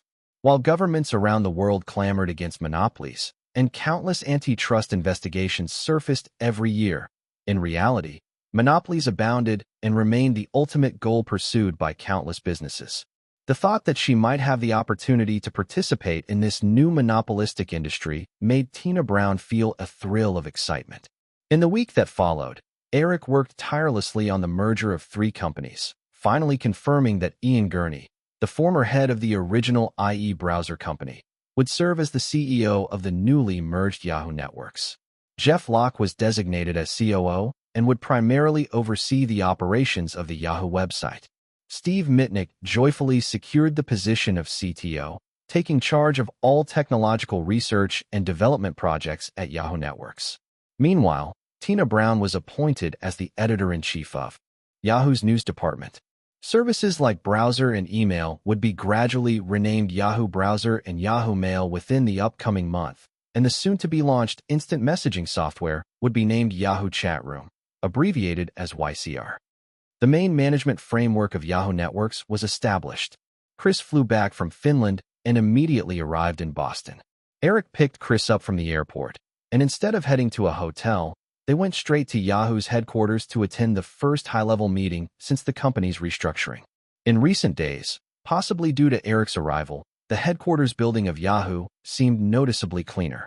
Of course, Eric also recognized that the real reason was that a woman had joined the management team of 3 big men. Tina Brown was second only to Ian Gurney in rank at Yahoo Networks, equivalent to Jeff Locke and Steve Mitnick. While it was decided that Yahoo's content editing department would not operate from headquarters, the 2 workplaces were only a few hundred meters apart. Compared with the 3 big men who are a bit casual, the somewhat disorganized office environment at Yahoo was intolerable for Tina Brown. Thus, she personally arranged the logistics and cleaning work. As Eric and Chris ascended the clean staircase to the meeting room on the top floor, they chatted about the situation over at Nokia. It was then Chris asked, "Didn't you invite John Chambers and Steve Case? Are they Here, Eric replied. Of course, I wanted to set everything up here before having them come over. I wasn't sure if I could persuade them to join this plan otherwise. They'll be here tomorrow. Chris said, if they don't join that plan, they'll definitely regret it in the future. There shouldn't be any issues with Cisco. We remain the largest shareholder, and that plan is advantageous for Cisco. John Chambers has no reason to decline. But AOL might be different, Eric said with a chuckle. I wish AOL would focus solely on being an internet service provider, but many of its services overlap with Yahoo's, and they even imitated Yahoo with the AOL portal. Convincing Steve Case to step back from competing with Yahoo won't be easy. Steve Case is a smart guy. He'll surely understand what decision is most beneficial for AOL's development. Eric smiled and shrugged. Smart people are often quite stubborn. Upon entering the meeting room, Ian Gurney and the others who had been speaking in low tones stopped and stood to greet Chris. The meeting today would be crucial to Yahoo's future, and its confidentiality level was the highest. Lower-level company executives were not even qualified to attend. With Eric and Chris, there were only 6 people in the entire conference room. Eric had reviewed all the details of today's meeting multiple times and didn't rely on any written material. Once everyone was seated, he approached the whiteboard at the front of the room, writing down 2 simple phrases. Okay. Eric set the pen down and lightly clapped his hands. Though many of you have learned a bit about the content of today's meeting, you will hear the complete outline of Yahoo's future development plan. He lightly tapped the 2 phrases on the whiteboard and continued. For the next few years, or rather the next 10 years, all of Yahoo's development will revolve around these 2 plans, the Yahoo Technology Alliance and the Yahoo Advertising Alliance. First, the Yahoo Technology Alliance. After more than 2 years of relentless technical investment, Yahoo has gained a significant lead in industry technology reserves and successfully launched 3 successful products that have transformed online user behaviors: the Yahoo portal, browser software, and online email services. We will be introducing more products in the future. However, if we are merely content with this, that would be a very foolish notion. It's tough to maintain a pure technological lead for an extended period. Therefore, to maintain Yahoo's absolute leading position in the future, we need to promote the internet technologies Yahoo has developed and bring more companies and users under Yahoo's technological standards. As long as Yahoo becomes the industry's standard setter, we can create an invincible alliance to crush any potential competition in its infancy. If what Eric said at this moment were recorded, it could very well become explosive evidence if Yahoo faced any antitrust investigations in the future, indisputable evidence at that. However, the people in the meeting room didn't seem to be selfless advocates of a network-sharing ethos. Instead, there was a glint of fervor in Ian Gurney's and others' eyes as they absorbed Eric's unmasked ambition. Over the next year, technologies such as the IES scripting language for browser software, new MP3 audio technology, and the GIF image format will be the first batch of technology promotion projects that Yahoo will authorize the industry to use for free. Firefly Investment Company will provide more funding for the development of user internet multimedia technology. I hope Yahoo can become the first high-tech company in the world to successfully launch dynamic image and even video playback technology that works on internet software. Simultaneously, the company will also begin developing the online payment tool Yahoo Pay, which will allow users to conduct any transaction over the internet using this online payment tool, whether it's the purchase of virtual software products or physical goods. I envision that in the future, all online payment activities will rely on the Yahoo Pay payment platform. This was the first time Eric revealed the concept of Yahoo Pay. Noticing Chris and Ian Gurney turning their attention to Steve Mitnick, Eric smiled and said, "Don't look at Steve. The Yahoo Pay online payment tool is an idea I just came up with in the past few days. Before I leave Boston, I'll write a simple proposal, but the specific research and development work will be up to you folks. I hope you can have a formal product ready within a year." Ian Gurney asked, "This online payment tool would definitely require collaboration with physical banks. Will they be willing to work with us?" Eric replied, "You guys don't need to worry about that. I will personally follow up. As long as the platform you develop ensures security and practicality, I can bring enough banking partners to Yahoo." Steve Mitnick rubbed his hands together excitedly and said, "Eric, I have a great idea." "Stop," Eric chuckled, interrupting Steve's comment. I don't know what you plan to say, but I know I won't understand your terms regarding encryption algorithms or software architectures. So why don't you discuss that with Ian and the others after the meeting? Everyone broke into laughter. Steve Mitnick smirked and playfully mimicked a choking gesture towards Eric. After the laughter subsided, the more reserved Jeff Locke raised his hand. After receiving Eric's nod, he said, Eric, I think if we're really going to develop Yahoo Pay, we need to focus on one operating system platform.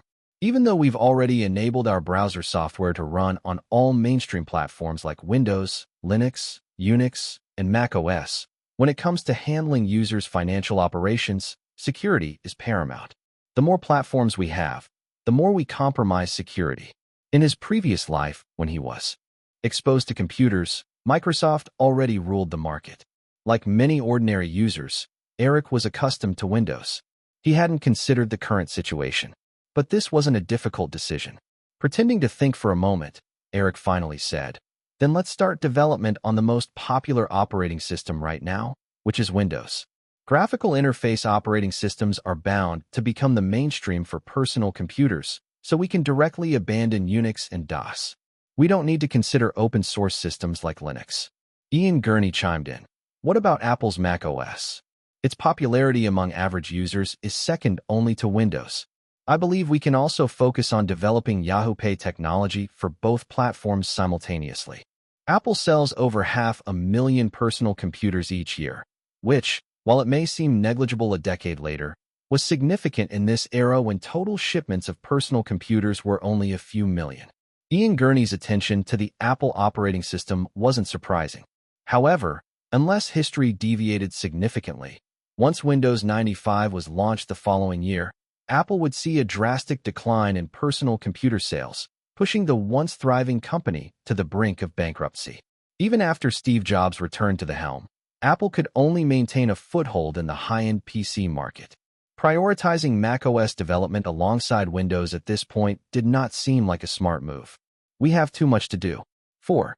Yahoo Pay. Splitting our focus across two platforms will slow down our overall development process. It's better to start with Windows, and, after accumulating ample technology and experience, we can easily roll out products for other operating systems later on, saving a lot of time. I think Eric makes a good point. However, to prevent our other platforms from being preempted by competitors because we were unable to manage them, I propose that we combine Yahoo Pay with the YCR instant messaging tool. At least that way, we will secure our absolute advantage in the user base, Tina Brown stated with a smile. Furthermore, Eric, I think the name YCR lacks creativity. Eric laughed and said, once everyone gets used to the name YCR, they'll start adding various meanings to it on their own. Many chat tools in the past had names that weren't particularly special, and users gradually accepted those names over time. Out of a bit of twisted humor, creating a brand new abbreviation for a chat tool was quite amusing. With Tina Brown voicing support, Ian Gurney and others recognized the benefits of going this route and accepted the decision. Now, moving on to the Yahoo Advertising Alliance, Eric continued. The purpose of this plan is self-evident, so I won't elaborate on the terminology. With a light chuckle, Eric's tone turned more serious as he said, but this plan will determine Yahoo's survival. While I personally am completely selfless, there's a limit to the funding I can invest in Yahoo. If Yahoo cannot survive by being self-sustaining, then all plans regarding Yahoo will become mere empty talk. Therefore, the Yahoo Advertising Alliance is even more critical than the Yahoo Technology Alliance. The current online environment is very similar to the old public television networks. Users currently have no concept of paying for online content, apart from their internet access fees. The likelihood of us charging users for quality content services is nearly zero. Thus, as the user base continues to grow exponentially, it will become inevitable to achieve profitability through advertising. Therefore, the next step for Yahoo must be to enhance our advertising technology, ensuring precise and effective ad placements, so that online ads can match the effectiveness of television ads, making businesses willing to spend money to advertise with Yahoo. Tina Brown asked, Eric, when you say Yahoo ads, what does alliance mean? By alliance, it obviously refers to partnerships with other websites on the internet. Yahoo's platform is ultimately limited.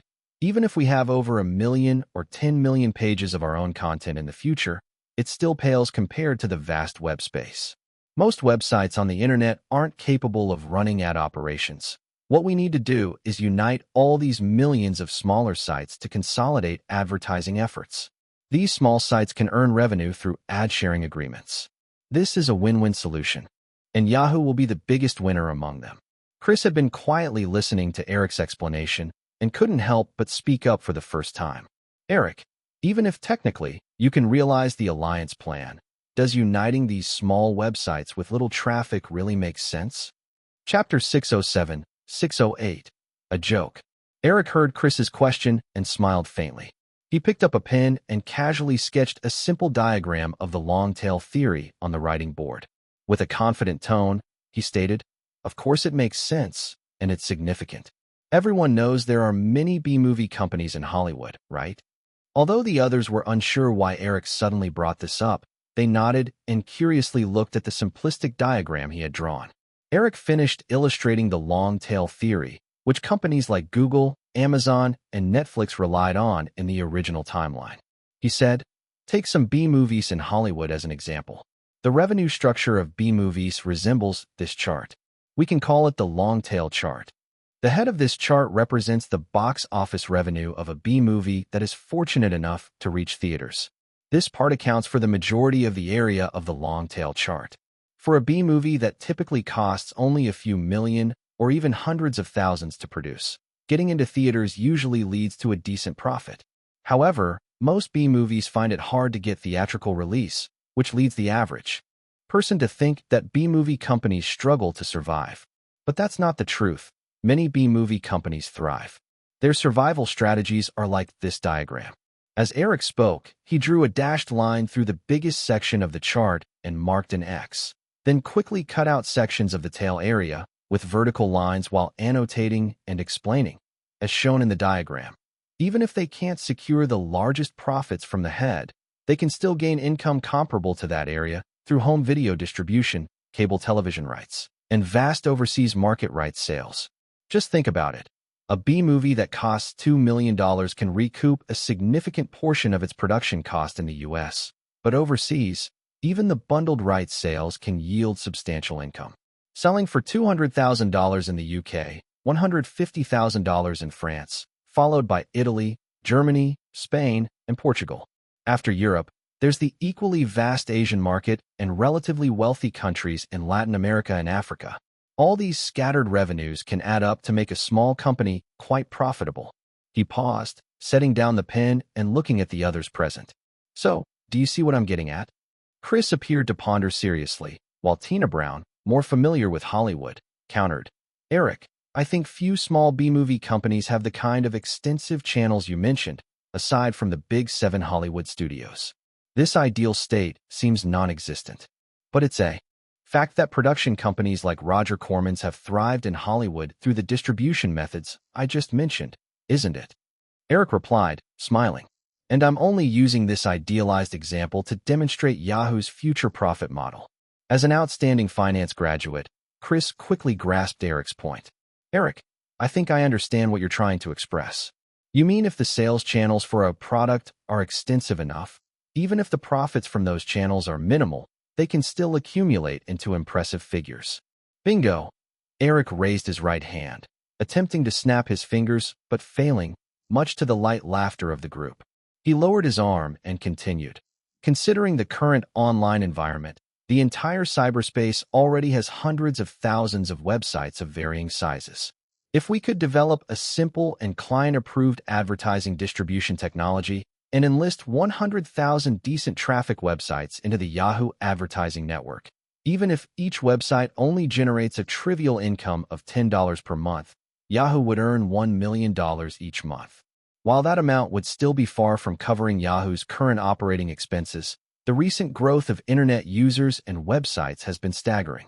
If the number of websites in Yahoo's advertising network could increase tenfold or 100-fold in the following years, our income would increase geometrically." Tina Brown asked, "Eric, if I set up a website and successfully grow it to a certain scale, I definitely wouldn't join the Yahoo advertising network and would choose to operate independently. That seems to yield more revenue. Eric pointed to the X on the head of the long-tail chart. The focus of the Yahoo advertising network isn't on those websites in the head. We aim to tap into the tail that produces revenues comparable to that of the head. Tina smiled, slightly embarrassed, having overlooked the rule Eric had just explained. Eric didn't mind and continued. Moreover, the plan I previously mentioned involving $100 million in funding to support the growth of small to medium-sized websites can actually be categorized as part of the Yahoo advertising network. Any website wanting angel investment from Yahoo must join the network. We're still in the early stages of the online industry's emergence, and I think there aren't many investment options for those smaller websites. We can seize this opportunity to incorporate the more promising ones into the Yahoo advertising network and promote them using Yahoo's vast portal website channel effects. In the coming years, the most influential websites on the internet will mostly emerge from the Yahoo advertising network.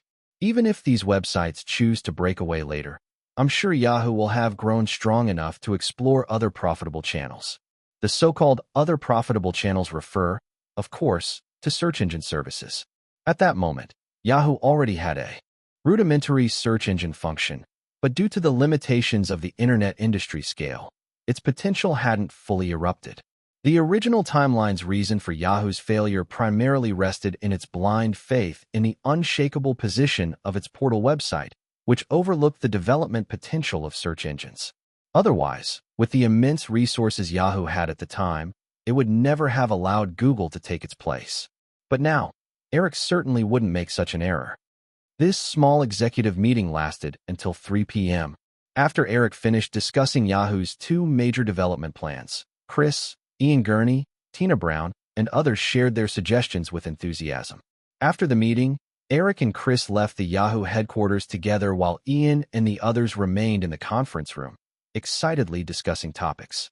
Chris had just attended a Nokia board meeting in Finland and hurried back to Boston, already feeling extremely fatigued.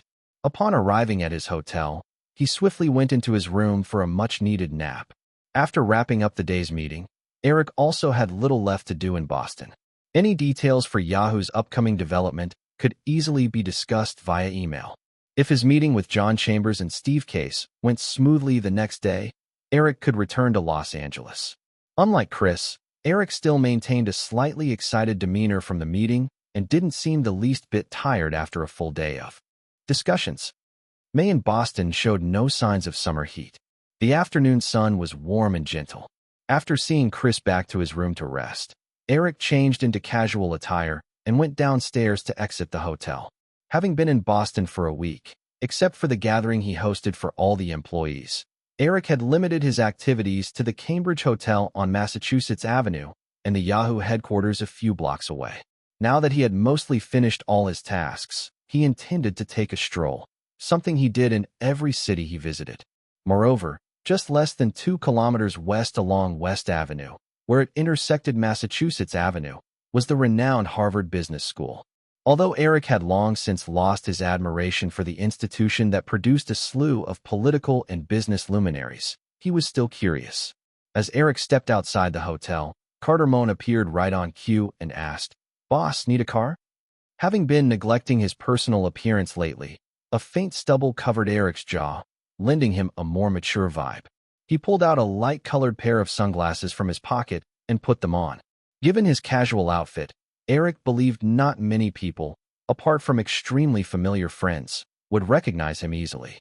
"I'm just going across the river to look around, so no need for a car."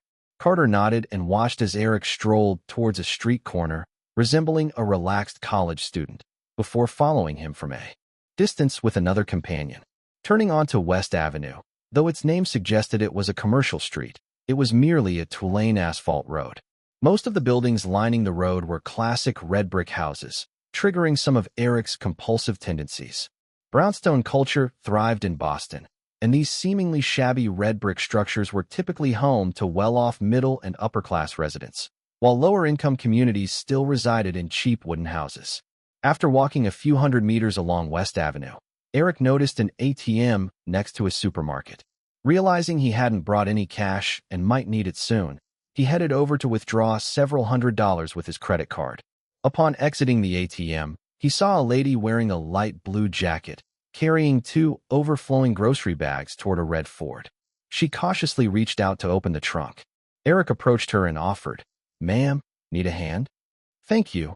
You're such a kind person." The lady smiled as she stepped aside. Eric helped her pull open the trunk, nodded in acknowledgement, and continued walking ahead. The lady meticulously arranged her groceries in the trunk and, as she closed it, she looked up and noticed Eric's figure walking away. She remembered catching a glimpse of his profile earlier, which gave her a strange sense of familiarity. However, she couldn't pinpoint where that feeling originated, ultimately dismissing it as déjà vu. Still, even with sunglasses on, he was a handsome guy. With a quick mind, the lady mentally scolded herself for being silly. Just as she was about to get into her car and leave, she remembered she had forgotten to buy some items her roommate had asked her to pick up, so she turned back towards the supermarket. After exiting the supermarket the second time, the lady casually tossed a bag of items onto the back seat and climbed into her Ford. As she dug for her keys, she couldn't help but glance ahead. That figure was still in her line of sight. Feeling inexplicably fluttery, she drove alongside Eric, slowed down her vehicle, and courageously asked through the open window, "I'm heading to the soldiers' field up front. Want a ride?" Standing on the curb, Eric slightly leaned forward and waved his hand, sitting in the driver's seat of the Ford, smiling. "Thanks, I'll be across the river shortly." The lady appeared to be around his age, with silky light brown hair and a fair, lightly made-up face, radiating an air of elegance.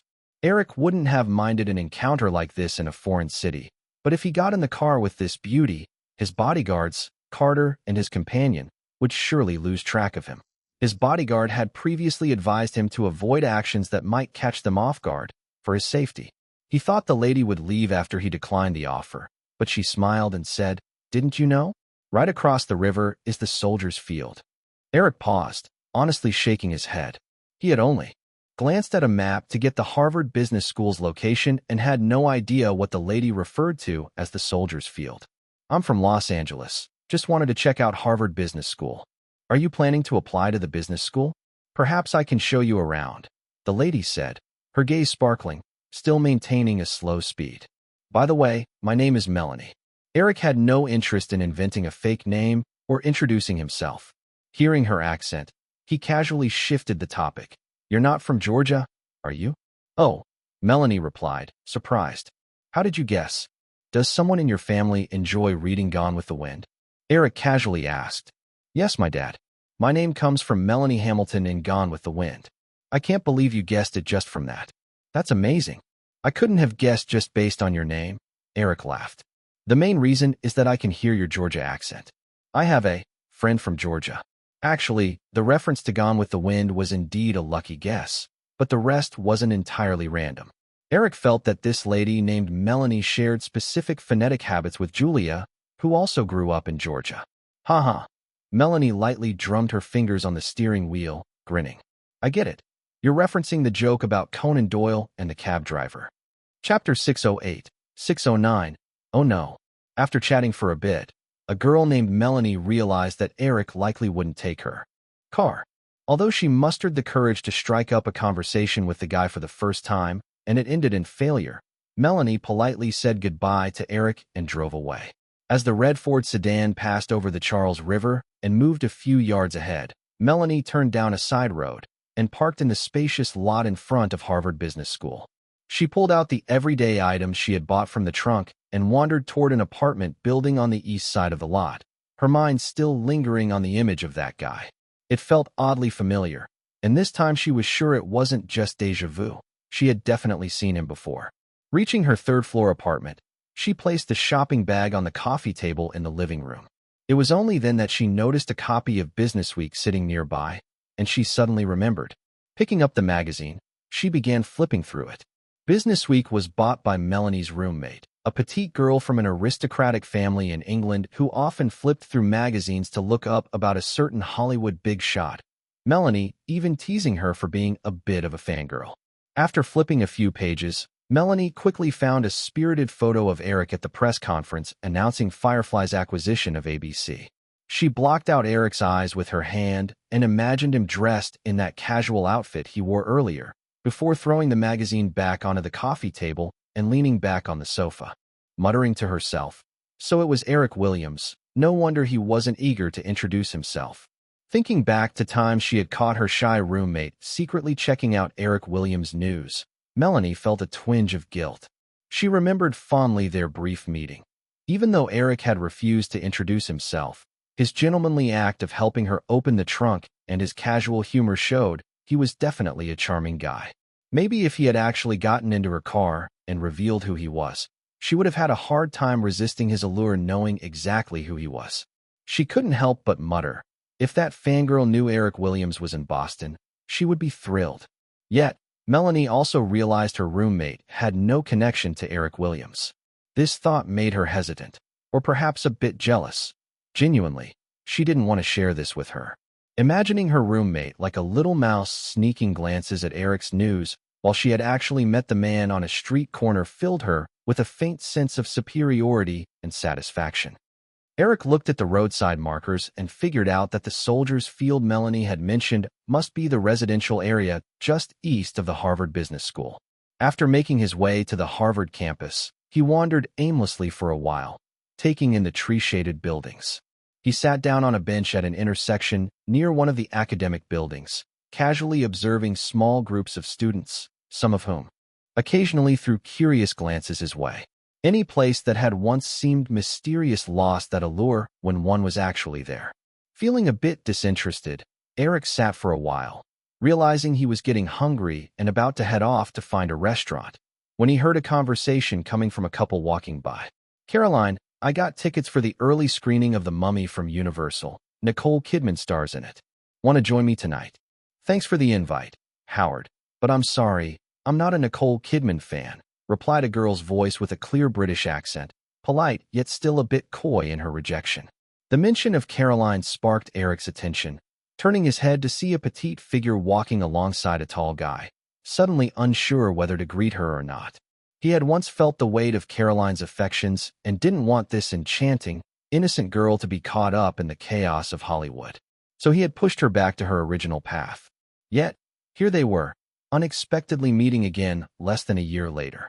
Caroline Wilson sensed the sunglasses-wearing guy on the bench suddenly staring at her, which made her instinctively glance over. She seemed frozen for a few seconds until Eric stood up, and her beautiful eyes blinked in disbelief. Even though Eric's casual look was quite different from what she remembered, she recognized him immediately. "Eric, what are you doing here?" Caroline stammered a bit, stepping towards him as if drawn in by some magnetic force, before regaining her composure and stopping, though she still bravely held her gaze up at Eric as if afraid to blink lest he vanish. Eric thought Caroline might not easily recognize him and intended to pass by as a stranger, but upon seeing her reaction, he realized he couldn't hide, so he stood up. Noticing the unchanged affection in her eyes made him sigh lightly, but he opened his arms with a smile and said, "It's been a while. How about a hug?" Caught in some strong magnetic pull, Caroline stepped forward, feeling the warmth of his strong arms wrapping around her. She had just mustered the courage to hug him when he let go, asking, "What brings you here?" With a hint of disappointment, Caroline replied, "I'm studying here." "Here at the business school?" Eric was surprised but then chuckled, knowing all too well that Caroline had the qualities of a top student. But he found it hard to imagine her, this somewhat innocent, shy girl mixed in with a group of ambitious wannabe business elites. Watching the tall guy, Howard, who had not even been able to hold Caroline's hand despite chasing her for ages, get increasingly frustrated, he knew this was a moment Howard had been waiting for. Hearing Eric's comment finally gave Howard a chance to speak up as he stepped forward. "Sir, why can't Caroline attend business school? Aren't you being discriminatory?" Before Eric could respond, Caroline, who had felt her cheeks flush from Eric's teasing laughter, quickly replied, "Howard, how can you say that? Eric is just joking."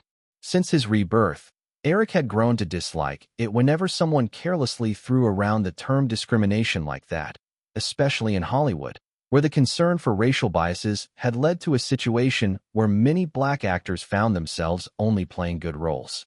Also, regardless of whether a film actually needed it, Mainstream films had to feature a plethora of black actors, creating a misconception for audiences in other countries that black people represented 50% of America's population instead of the actual 10%. However, in such a society, many things were bound to be tolerated. Eric typically chose to ignore such provocations. Hearing Caroline defend him had Eric smiling slightly, and ignoring Howard, he said, "I'm indeed discriminating against you. I really want to see what you are like in the business school classroom." Caroline blushed and shot him a glare, but a hint of a smile emerged. "Eric, you're still as naughty." Eric almost couldn't resist pinching her cute face and said, "Since we met by chance, why don't you show me around? I don't even know where to go." Recalling their previous time together in Europe, Caroline felt a burst of excitement. "Sure." Eric pointed toward a building in the distance. "Let's go. Take me to the library first." Eric ignored Howard, but Caroline's upbringing didn't allow her to do the same. Watching Eric about to leave, she tugged at his sleeve and gestured at Howard, gently saying, "Eric, you can't be rude like that." Hearing Caroline say this, Howard, whose face had turned slightly green at being ignored, felt invigorated, thinking this was his chance to show his gentlemanly side. Stepping forward with a humble attitude and extending his hand. "Hello, I'm Howard Hines."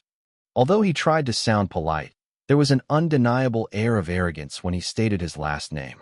Since Howard had deliberately emphasized the Hines pronunciation, Eric easily figured out his background, knowing the Hines family controlled one of the largest food companies in the world. Eric never felt the need to accommodate people he didn't like.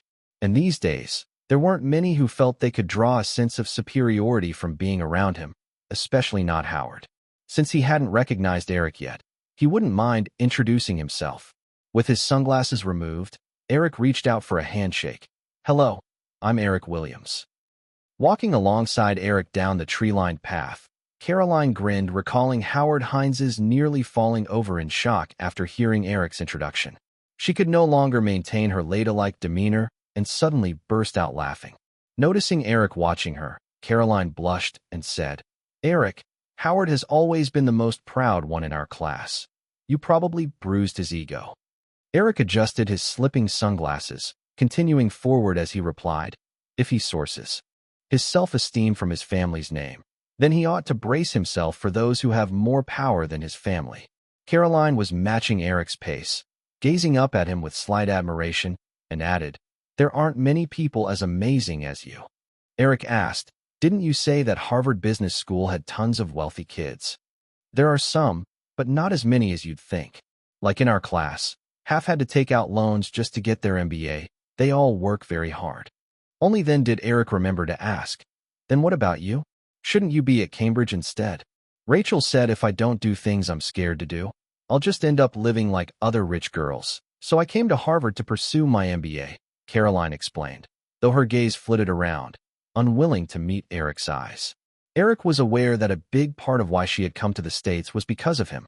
While not too familiar with the Wilson family, he could still imagine there had been quite a disagreement for her to earn a chance to attend Harvard. Noticing her hesitant demeanor, Eric didn't want to put her on the spot, so he changed the subject. "Harvard Business School must be hard to get into. I heard the acceptance rate is only 11%, and you missed the application last year, right?" "My dad is good friends with the dean of the business school, and our family has consistently donated to it. Dad facilitated the connections himself." "Oh," Eric feigned clarity and teased, "so you're a legacy student?" Caroline immediately raised her chin, seriously rebutting, "No way. I passed the entrance exam." A legacy student who passed the exam." Caroline shot him an annoyed glare. "You? Humph. After coming to America, I realized how naughty you are." Eric chuckled. "Where's the naughtiness? Tell me so I can mend my wicked ways." Caroline opened her mouth to say something, hesitated a moment, feeling that mentioning all the gossip about Eric she'd read in the newspapers would seem quite unladylike, stammering before finally saying, "You were really mean when you were teasing Howard just now." They entered the library together and explored for a while. Eric didn't particularly care for the cold tones of Harvard's library furnishings. He left soon after. They wandered to a few other places until it was evening, when they finally headed into a small diner on campus. Eric casually ordered a beef burger and asked Caroline, sitting opposite him, Didn't they say MBA students have countless assignments, studying 14 hours a day? You look pretty relaxed. It was indeed hectic at first, Caroline nodded. But our courses are quite finished now. Next year, there won't be many left, and many are already looking for internships.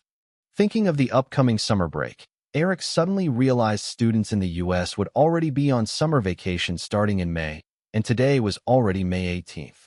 Having left school for so long, Eric lost track of these things. Hearing Caroline's last words, he jokingly said, "You'll be looking for an internship too, right? Why not come be my assistant? My previous assistant just quit." He had blurted this out without thinking, instantly regretting it upon seeing the sparkle in the girl's eyes. Eric wanted to smack himself. What was he thinking? Chapter 609, 610, Unexpected Guest. Faced with Caroline, whose beautiful eyes sparkled like a doll filled with anticipation, Eric was contemplating how to backtrack on what he had just said when he saw Carter Moan push open the glass door of the restaurant and walk towards them. As Eric's personal bodyguard, Carter Moan of course knew Caroline. He politely nodded at the girl and leaned down to whisper a few words into Eric's ear. Eric felt a bit surprised at Carter's words, but he wasn't entirely taken aback. Once Carter finished speaking, Eric stood up and said to Caroline, "I'm really sorry, Caroline, but we have an unexpected guest." Caroline immediately got up from her seat, her face showing reluctance as she asked, "Are you leaving?" Eric had planned to take this opportunity to leave, but looking at the girl's pitiful expression softened his heart. He shook his head and replied, "No, he's already here." As Eric said this, he walked towards the entrance of the restaurant, and Caroline hurried to keep up with him. As they stepped out, Eric spotted a pair of middle-aged individuals walking side by side along the path in front of the restaurant. The woman wore a light-colored trench coat and had blonde hair, exuding the typical intelligent air often seen with career women. The man donned a gray suit, sporting a somewhat messy head of curly hair, round black-framed glasses, and a habitual confident smile. Standing next to Eric, Caroline said in surprise, "It's Bill Gates. Why is he looking for you? Looks like he's not here for a friendly chat." Eric responded quietly as he approached. Caroline found his comment a bit puzzling, but she still followed suit. "Hello, Eric. This is my wife, Melinda," Bill Gates said, as he approached with an informal ease and shook hands with Eric. He then introduced Melinda Gates, who, despite being middle-aged, had only recently married Bill at the beginning of the year. Eric shook hands with Melinda Gates and gestured to Caroline, introducing her. "This is Caroline Wilson." Bill Gates shook hands with Caroline as his eyes casually scanned up and down this refreshing girl dressed in a light pink hoodie, flared jeans, and white sneakers. Although she was petite, at about 5 feet 1 inch, her beautiful blonde hair, delicate features, and well-proportioned figure gave off an appealing vibe, like a doll brought to life by God. Inadvertently, Bill Gates assumed Caroline was yet another Hollywood star who frequently appeared alongside Eric, feeling a twinge of envy at Eric's proximity to so many beautiful women. After exchanging introductions, Eric pointed to the restaurant behind him and asked, "Caroline and I were just having a meal. Would you like to join us?" "Of course, I remember the ice cream here being quite good. It's been years since I last had any," Bill Gates nodded. The group entered the restaurant, just as a server who had nearly chased Eric outside to finish his bill spotted the now sunglasses-free Eric and Bill Gates returning. Though they maintained their composure, several servers couldn't help but reveal their excitement. Eric led Caroline and the Gates couple to a corner table and ordered a few snacks. Carter Moan understood that his boss and Bill Gates surely had things to discuss, so he quietly sent away a server who seemed like he wanted to join, while another bodyguard occupied a nearby seat. Bill Gates' followers did the same, ensuring a clear separation between Eric's group and the other diners. After sampling a few bites of ice cream, Bill Gates didn't beat around the bush. He said bluntly, "Eric, sell Yahoo to me." Eric wasn't surprised that Bill Gates knew the new name of the combined companies following the merger. Bill's tone was polite but hinted at an unmistakable strong stance, causing even Caroline, who had previously been intrigued by Gates, to furrow her brow. Since the other party was so straightforward, Eric confidently shook his head and said, "Not selling." Bill Gates kept smiling and continued, "Eric, Firefly just issued an $8 billion bond, so your financial pressure must be considerable. I can Offer you $600 million, paid in cash. Eric had only invested just over $100 million in the original three companies, and even at Gates' price, selling now would yield nearly a 500% profit. However, unless Eric had lost his mind, he wouldn't sell the newly merged and promising Yahoo. Bill, I definitely won't sell Yahoo. Let's talk about something else, he said. $600 million was nowhere near Bill Gates' bottom line. He thought Eric was merely discontent with the low offer and replied, "How about $650 million? Microsoft is very sincere." Sitting next to Eric, Caroline couldn't help but laugh at Bill Gates, who was only willing to raise his offer by $50 million while still claiming sincerity. But she quickly realized her gaffe and rushed to apologize to Bill Gates, saying, I'm sorry, Mr. Gates. I. Despite Caroline's seemingly sincere apologies, Bill Gates felt some irritation towards Eric's little trophy he always carried around. He thought Eric shouldn't keep his girlfriend around in this situation. However, since Caroline was clearly Eric's woman, he didn't feel it was his place to reprimand her and instead smiled politely, asking, Miss Wilson, is there something wrong with what I said? Caroline cautiously glanced at Eric. She still wasn't quite sure what was happening, worrying that her earlier giggle might have upset Eric's business negotiations with Bill Gates, which would surely make her feel guilty. Eric didn't mind Caroline's unexpected interjection. He encouraged her, saying, Feel free to speak your mind, Caroline. I'm curious too. With that, Caroline relaxed a bit and looked at Bill Gates, saying softly, Our professor has been paying attention to the three companies Eric holds since last year. He said that those three companies are practically one entity. He even had us do a case study on them. Although we couldn't obtain detailed data, based on its potential user base and development potential, the overall value should be around $1 billion. Mr. Gates, your offer is too low. Perhaps realizing her last statement was a bit too direct, the girl's face turned slightly flushed after finishing her sentence, but she still looked expectantly at Eric. Eric nodded appreciatively at Caroline, holding back the urge to feed her a spoonful of ice cream for her reward. He turned to Bill Gates and said, Caroline is currently studying for her MBA here. I believe Harvard's professional judgment should be pretty accurate. So, Bill, I think we shouldn't discuss the acquisition any further. Why don't we consider collaboration instead? As Microsoft's position solidified, Bill Gates held a king-like presence within the company. Even outside of Microsoft, almost everyone treated him with politeness. Thus, his irritation was further provoked by Caroline's words, and when he heard Eric mention collaboration, he raised an eyebrow with a hint of sarcasm, asking, How do you plan on collaborating? The Yahoo browser could become Microsoft's pre-installed browser software. I know a new operating system launch is coming next year. This way, it would achieve a win-win situation. If Microsoft is open to paying an exclusivity fee, Yahoo wouldn't mind temporarily halting technical support for the Yahoo browser on operating systems like Linux and macOS, directing more users towards Windows.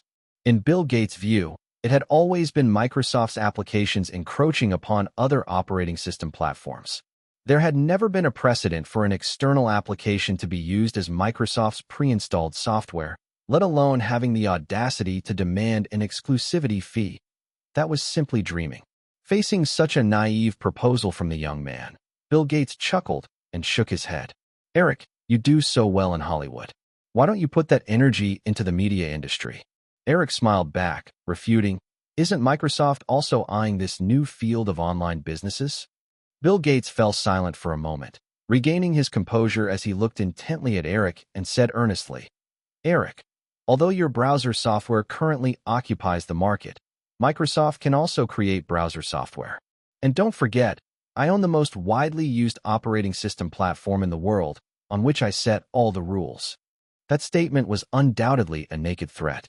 Bill Gates clearly suggested that if Eric refused to sell Yahoo to Microsoft, the company wouldn't hesitate to take actions that might hinder Yahoo's browser software from functioning properly on Microsoft's platform. However, instead of feeling angered by Gates' threat, Eric was stirred up with fighting spirit. In the original timeline, Netscape fell hard due in part to Microsoft's bundling strategy. But the most critical factor was that both Microsoft and Netscape operated on a browser core called Mosaic. so users could enjoy good compatibility with the majority of online sites, regardless of whether they chose IE or Netscape.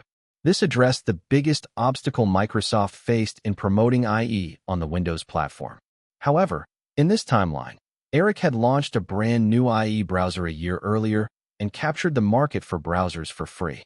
Consequently, Mosaic browsers had not re-emerged. Even if Mosaic did return, many websites had already adapted to the new IE's technical standards, and a completely different core browser could potentially block a lot of sites from displaying correctly.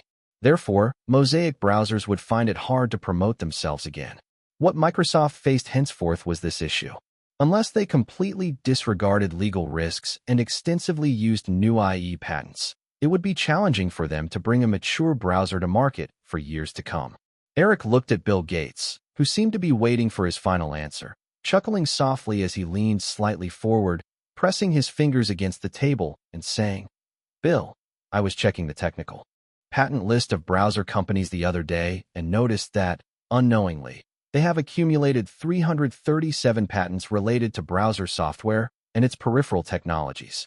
If Microsoft truly intends to develop its own browser, please ensure you meticulously review the patent list before proceeding. You see, we may say we belong to the same category of people. I don't mind sharing my things, but it has to be with my consent. And Yahoo is not one of those small companies that can only accept their fate if someone infringes on or pushes them into bankruptcy. If I find someone trying to take something that belongs to me, no matter its worth, if they dare to steal, I wouldn't mind spending $1 billion to sue them. You should know that I can easily make that happen. Microsoft's current $20 billion market cap doesn't even come close to my personal assets. Although refined over thousands of years, every woman still hides an instinctive desire for strong dependence. As Caroline listened to Eric's powerful declaration, her head spun, and her gaze towards him sparkled with countless stars. Melinda Gates, who had remained silent all along, observed her tense husband and the calm Eric, sighing internally. While Bill had treated her gently during their courtship, she had witnessed his explosive side when he threw documents at subordinates. Microsoft's success had turned Bill increasingly tyrannical.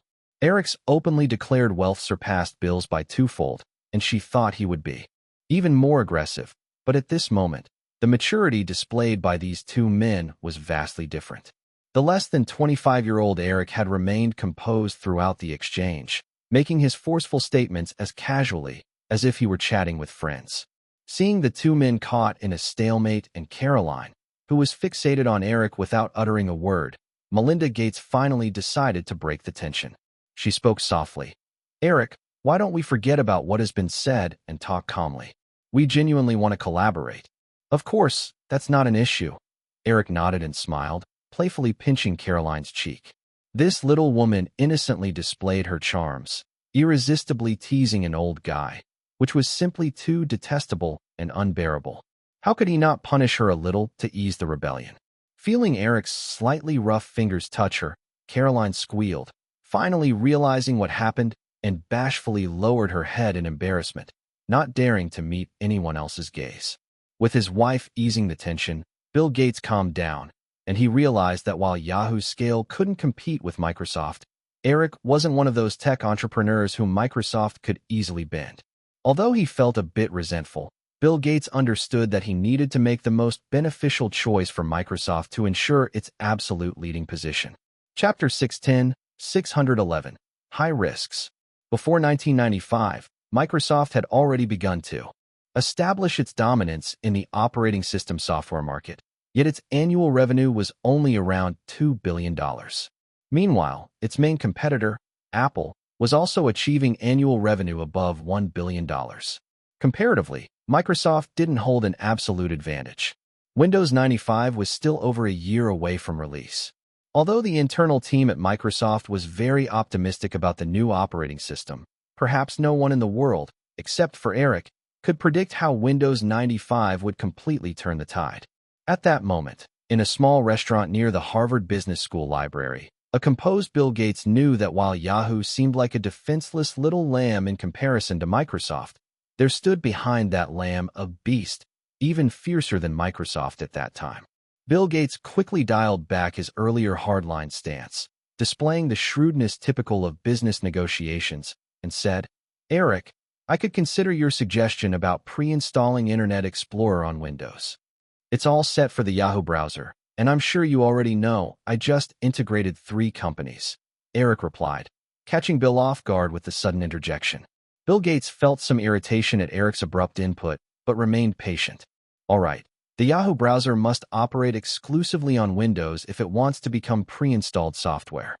While Eric understood the development trends in the operating system market over the next few years, Microsoft's market share for Windows at that time was only 60%.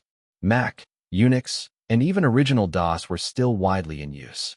It was impossible for him to reveal any weaknesses at this stage. He shook his head. That's not possible. Allowing Windows to exclusively integrate the latest technology of the Yahoo browser to drive user traffic is already the biggest concession I can make. Following your suggestion means that unless Windows completely monopolizes the operating system market, Yahoo would automatically give up over 40% of its operating system platform, which is obviously impossible. Completely giving up other platforms would bind the Yahoo browser software entirely to Microsoft. If Microsoft suddenly turned hostile, Yahoo would be left in a very precarious situation. Microsoft's reputation for commercial integrity wasn't great in this regard. Windows 95 hadn't been released yet, and even Bill Gates didn't have absolute confidence in Microsoft's dominance over the operating system market. While he didn't verbally agree with Eric's suggestion, he also refrained from further arguing. "I will consider this matter. However, Microsoft cannot allow a completely unrelated company to apply for access to the Windows platform. If the Yahoo browser wants to be pre-installed software on Windows, Microsoft would at least need to acquire 40% of Yahoo shares. Yahoo will choose to go for an IPO next year.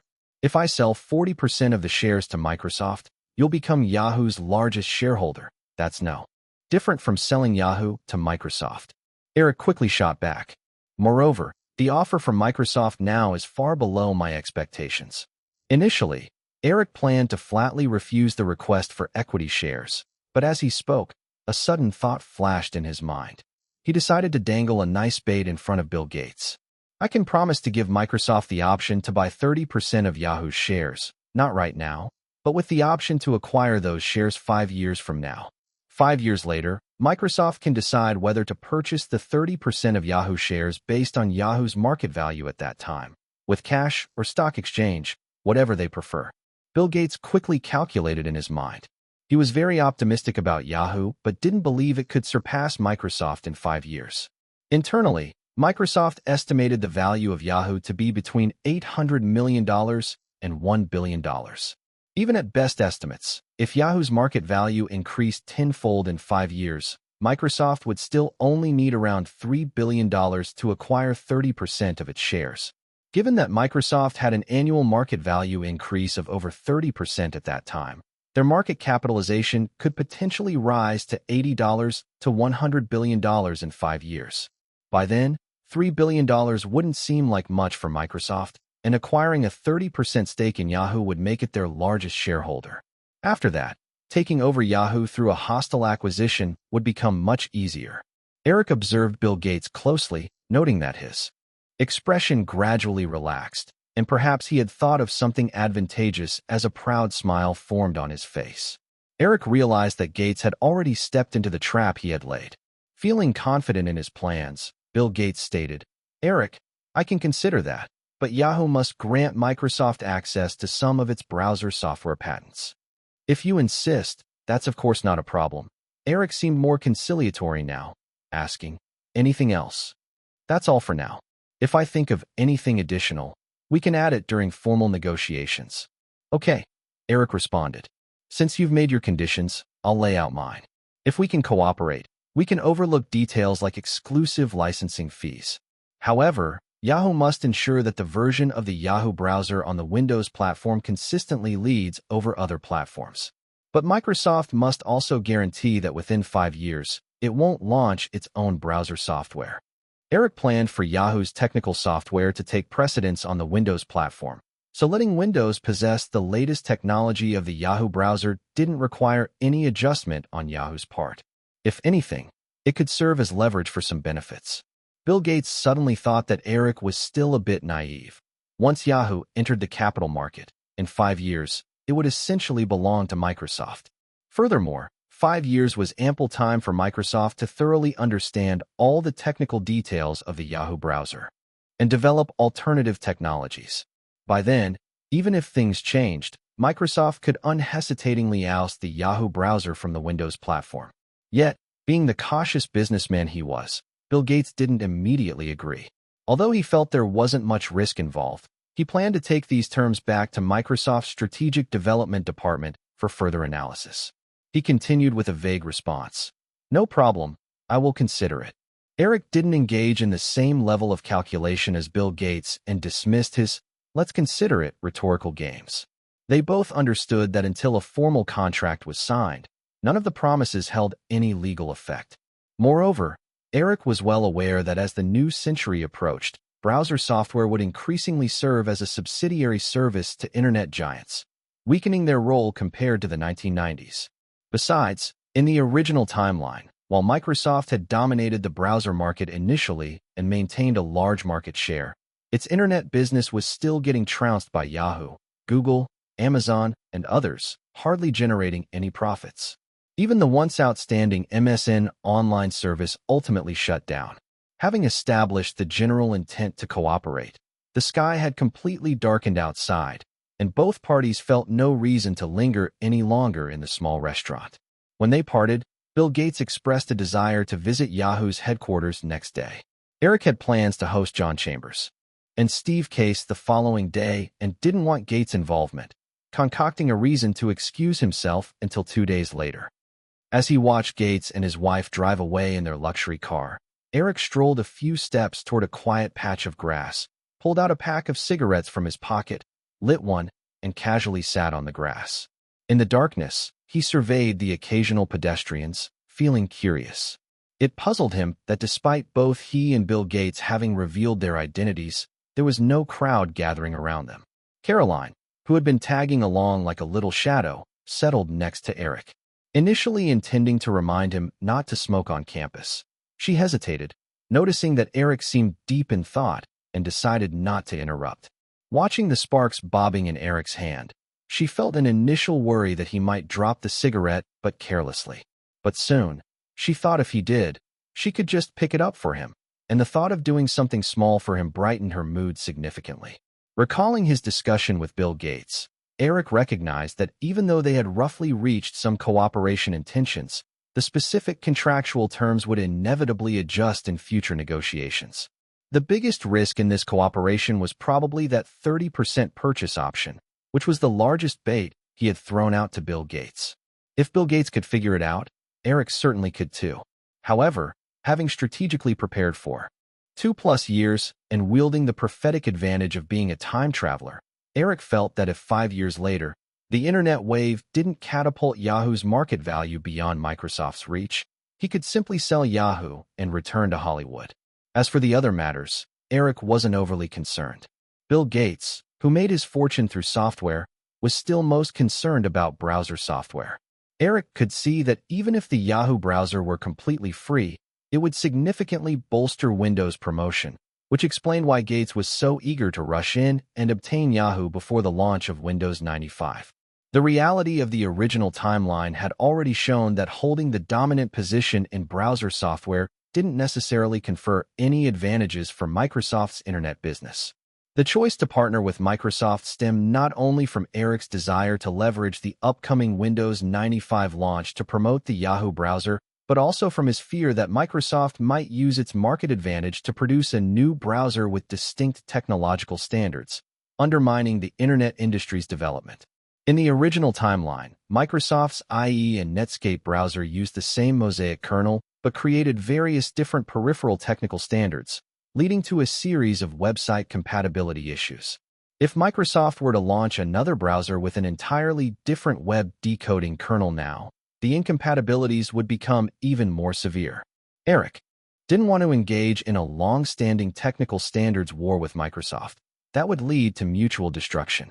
Caroline's gaze followed the flaring cigarette in Eric's hand until he suddenly turned towards her, waving the nearly burnt-down cigarette, asking, You want to give it a try? Caroline quickly shook her head. No, I don't want to. Eric laughed, got up, extinguished the cigarette butt, and tossed it in the nearby trash can. What dorm do you stay in? I can walk you back. Caroline's gaze followed the cigarette, but as it flew into the trash, then she paused, and upon hearing Eric's question, turned her face to answer. I'm not in a dorm. I live in an apartment to the east. Guided by Caroline's direction, Eric walked toward the east, saying, What's up with living off campus? It's not safe for a girl like you. No, it's not just me. I live with classmates, and it's very close to the school, Caroline replied. Eric nodded and didn't press the issue further. As they walked for a bit, Caroline found another topic to discuss, saying, Eric, why did you agree to sell 30% of Yahoo to Microsoft? Even 5 years down the line, it seems like a huge risk. In the original timeline, Yahoo's market value had once approached $100 billion. Eric believed that after consolidating a series of plans he remembered, as long as the internet wave arrived on time, Yahoo's market value in this timeline would definitely multiply several times. Even if it only reached $200 billion, then 30% of shares would equal $60 billion, representing 10% of Microsoft's peak market value in the original timeline. It would be challenging to predict whether Bill Gates would be willing to trade 10% of shares for 30% equity in Yahoo, as a 10% stake would effectively bring in a major stakeholder into Microsoft, impacting Gates' control over the company. Furthermore, even if the deal went through, Eric wouldn't suffer. Windows was on the verge of becoming a monopoly operating system. As long as PCs weren't phased out, Microsoft would continuously generate stable profits. With Bill Gates gradually unloading his Microsoft stock, Eric might even find himself as Microsoft's largest individual shareholder at that time. Moreover, even if Microsoft didn't encounter antitrust investigations in this timeline, considering the frenzied nature of the upcoming internet bubble, it was still inevitable that it would face a day of reckoning when the bubble burst. Following the collapse of the internet bubble, as internet company stock prices plummeted, Eric could still use the funds cashed out during the bubble period to easily facilitate a second internet industry layout. However, these weren't things Eric could share with the girl next to him. He casually stated, the greater the risk, the larger the reward. From her limited knowledge, Caroline could only see the risk. She didn't feel Eric could gain anything from this deal. Yet, imagining the series of miracles Eric had created in just a few short years, she had no doubt about his viewpoints. She thought to herself that if she couldn't comprehend something, it only meant her thinking was too simple. As they continued walking, nearing the red brick apartment building of Soldiers Field, Caroline felt increasingly anxious. She knew if she didn't proactively grab hold of something, Eric would surely disappear from her life again after dropping her off. The thought of only seeing him again in newspaper articles made her heart flutter. After walking a few more steps, the girl finally mustered the courage to grab Eric's arm and said, Eric, you mentioned in the restaurant that you wanted to hire me as your personal assistant. Chapter 611, 612, even tap water wouldn't do. If possible, Eric would have preferred Caroline, such a delicate girl, to stay in a castle forever, living an idyllic life like a carefree little princess. However, fairy tales could only ever remain tales, and most fairy tale stories didn't have true endings. Real-life fairy tales were even rarer than Disney's animated features. Faced with the hopeful look in Caroline's beautiful big eyes, Eric ultimately couldn't bring himself to refuse her directly. Instead, he said, Caroline, being my assistant isn't an easy job. Just because you got an MBA from Harvard doesn't mean you'll easily adapt to this work. First, you need to intern in my assistant's office for a long time, maybe months, even years. Only by standing out in that environment can you move forward. Although Alan had little work experience when he started, he grew alongside Firefly when it was just beginning. His qualifications developed right along with the company, allowing him to perform well and stick around Eric for more than 5 years. Over the years, as the Firefly system expanded, Eric's personal assistant office grew into a small team of more than 10 people, aside from Alan, who reported directly to Eric. Though Eric rarely intervened in Firefly's management, it didn't mean he was oblivious to company affairs. One of the essential roles of that little team was to summarize vital financial, personnel, and project decision-making information within Firefly before submitting it to Eric for review. Another crucial responsibility was to keep track of all the film and television projects that Eric personally approved, ensuring they didn't deviate from his creative direction. While Chris primarily handled most of the holding companies like Yahoo, AOL, Cisco, and Nokia, many matters still filtered through the team to Eric. Moreover, the team also took charge of Eric's personal finances, scheduling, research, and all sorts of trivial chores. Eric had entertained thoughts of adding a little flair by trying to recruit Jennifer Connolly, a Stanford graduate, into his assistant's office to take over Alan's job. However, she quit after just a month, demonstrating that the job was anything but easy. Therefore, he had no confidence in this delicate little person standing before him, who looked as if she might break at any moment. However, Caroline showed no signs of retreating. She didn't want to continue being an ignorant girl in her ivory tower. Besides, as long as she could be closer to him, she felt she could overcome any obstacle. Hearing Eric's slightly softening tone, Caroline quickly beamed, saying, "So I'll take that as a yes. Once I finish my courses here, I'll head to Los Angeles around September." Eric thought about it and couldn't quite remember agreeing to anything, but seeing Caroline's excited face, he reluctantly asked, "Will your parents agree?" "Eric, I'm 23 now. I can decide what I want to do myself," she replied earnestly. "Oh." Eric stretched out that last syllable, smiling as he took a step back to look Caroline up and down, feigning surprise as if he hadn't realized how grown-up she was. Seeing Eric's playful expression, Caroline appeared flustered, her previously pale face glowing red under the streetlights. Eric had intended to tease, but noticing Caroline's growing self-doubt, he quickly backtracked, saying, "All right, I agree. But I'm not the kind of boss who's easy on you. If you don't perform well in this job, I won't hold back." Caroline nodded slightly. Taking a glance at his watch, Eric noted it wasn't even 8 yet. He thought he could still discuss his earlier meeting with Bill Gates with Chris and the others. Looking at several brightly lit apartment buildings by the roadside, Eric asked, "Which building do you live in?" "That one." Caroline pointed at a red brick apartment ahead of them. As they arrived at the entrance of the apartment, Caroline hesitated, asking, "Eric, when are you leaving Boston?" Eric had planned to return the day after tomorrow, but with the sudden appearance of Gates, his schedule would definitely change. "I'm not sure now. With everything that just happened, I'll probably stay for another 4 or 5 days." Caroline had hoped they could wander around Boston like they did last year in London and Berlin, but from Eric's tone, she realized he would be busy over the next few days and had to let it go. After thinking for a moment, the girl feebly suggested, "Eric, how about coming up for a cup of coffee? Oh, I can introduce you to my roommate." Eric hesitated for a moment, almost ready to refuse, but with Caroline watching him intently, she nervously added, "Unless that's a no, then forget it. I'll see you." With a small sigh, Eric relented, "All right. But Caroline, do you know what it usually means when a girl invites a guy over to her place for coffee at this time?"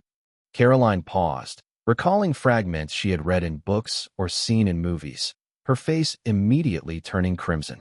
Stammering, she replied, Maybe tea would be okay." "Here she goes, trying to play cute again." Suppressing the urge to smile, Eric said seriously, "Caroline, you need to remember, you absolutely shouldn't invite any man to your place to drink coffee at such times, nor tea, juice, milk, or even tap water." Caroline then realized and shyly fidgeted with her hands, responding obediently, "Okay."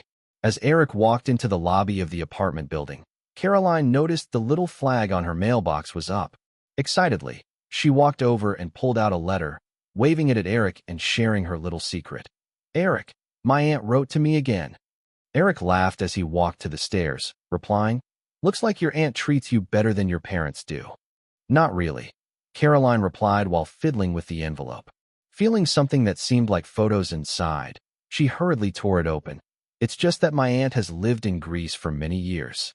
She only wrote to me last year and asked me not to tell my parents." Seeing Caroline's eagerness to share, Eric continued, "Since she's been gone so long, why did your aunt write to you now?" "She said she missed her family." Caroline carefully extracted a few photos from the envelope and suddenly remembered, "Oh, she mentioned you. She said she saw our story in the newspaper." Eric didn't think there was anything special between him and Caroline, Probably just a misunderstanding from her aunt, and casually replied, "Oh, what did your aunt say?" "She encouraged me to bravely pursue my happiness and not to be bound by family," she said, sneaking glances at Eric, her voice shy and trailing off almost to a whisper. Feeling a bit awkward about how to continue, Eric remained silent for a moment until Caroline raised the photos in her hands and handed them to him. "Look, this is my aunt." The hallway lights were dim, and as Eric took the photos, he saw a picture of a blonde woman dressed in a white sundress lounging against the rail of a small yacht, her fair skin glowing and elegant demeanor radiating warmth as she smiled. She looked only in her early 30s, incredibly young, and bore a slight resemblance to Caroline. Eric stared at the first photo for a few seconds before politely returning it to Caroline, complimenting, "Your aunt is beautiful." "Thank you," Caroline said as she carefully placed the photo back in the envelope, expressing some regret. "I wish I could look like her." Eric recalled the impression he just had and said, "I think you two look quite similar. She resembles my grandmother more." "We don't look alike." Caroline shook her head, glancing at Eric and stretching her arms over her head, saying, "Besides, I meant I wish I could be as tall as she is." Eric replied, "You're just the right height now. No need to envy anyone else." With a hint of uncertainty, Caroline lifted her chin, asking, "Really?" "Not really. You bad boy." Melanie struggled with whether or not to tell Caroline about meeting Eric Williams. In the end, she decided she should inform her and felt a bit guilty for feeling jealous. Caroline always treated everyone around her sincerely, and Melanie thought it was unfair to have such thoughts. However, it wasn't until after dinner that Melanie realized Caroline still hadn't returned. After recalling how Howard Hines, who constantly switched girlfriends, had been bothering Caroline lately, she started to worry. Caroline was too pure and kind-hearted. If that guy managed to lure her in, she would surely get hurt. Just as Melanie resolved to go find Caroline herself, she finally heard the sound of someone opening the door. She hurried to the entrance and excitedly exclaimed to the pink figure that had entered, "Caroline, guess who I ran into this afternoon?" Before Caroline could answer, another figure followed in, smiling and saying, "It wouldn't be me, would it?" "Ah." Melanie gasped in surprise upon seeing Eric walk in with a smile, quickly rearranging her expression. "Mr. Williams, I didn't realize you came specifically to find Caroline. I thought it was just a coincidence." Eric had only now noticed Melanie's voice and realized how coincidental this situation was. "It really is a coincidence. I didn't know Caroline was studying here." Caroline wanted to introduce the two, but was shocked at their exchange. She looked back and forth, asking, "Do you two know each other?" "I ran into Mr. Williams on West Street while I was at the supermarket this afternoon," Melanie briefly explained, extending her hand formally toward Eric. "Hello, Mr. Williams. I'm Melanie Gleason. Call me Eric," he replied, shaking her hand. If it had been any other woman, she probably would have questioned how Eric and Melanie knew each other. However, Caroline didn't realize any of this and was instead thrilled by their coincidence. She invited Eric to sit, and while Caroline headed to the kitchen, nearing the kitchen door, she suddenly turned around, asking, "Eric, what do you want to drink?" Eric chuckled softly, replying, "Just coffee, I think." Melanie took a seat next to Eric. Though she seemed a bit reserved, she was significantly more talkative than Caroline. Noticing Eric casually inspecting the apartment's decor, she volunteered, "This is a place Caroline and I decorated together. She can take you to her room later. It's more interesting there." As Melanie said this, she playfully winked at Eric.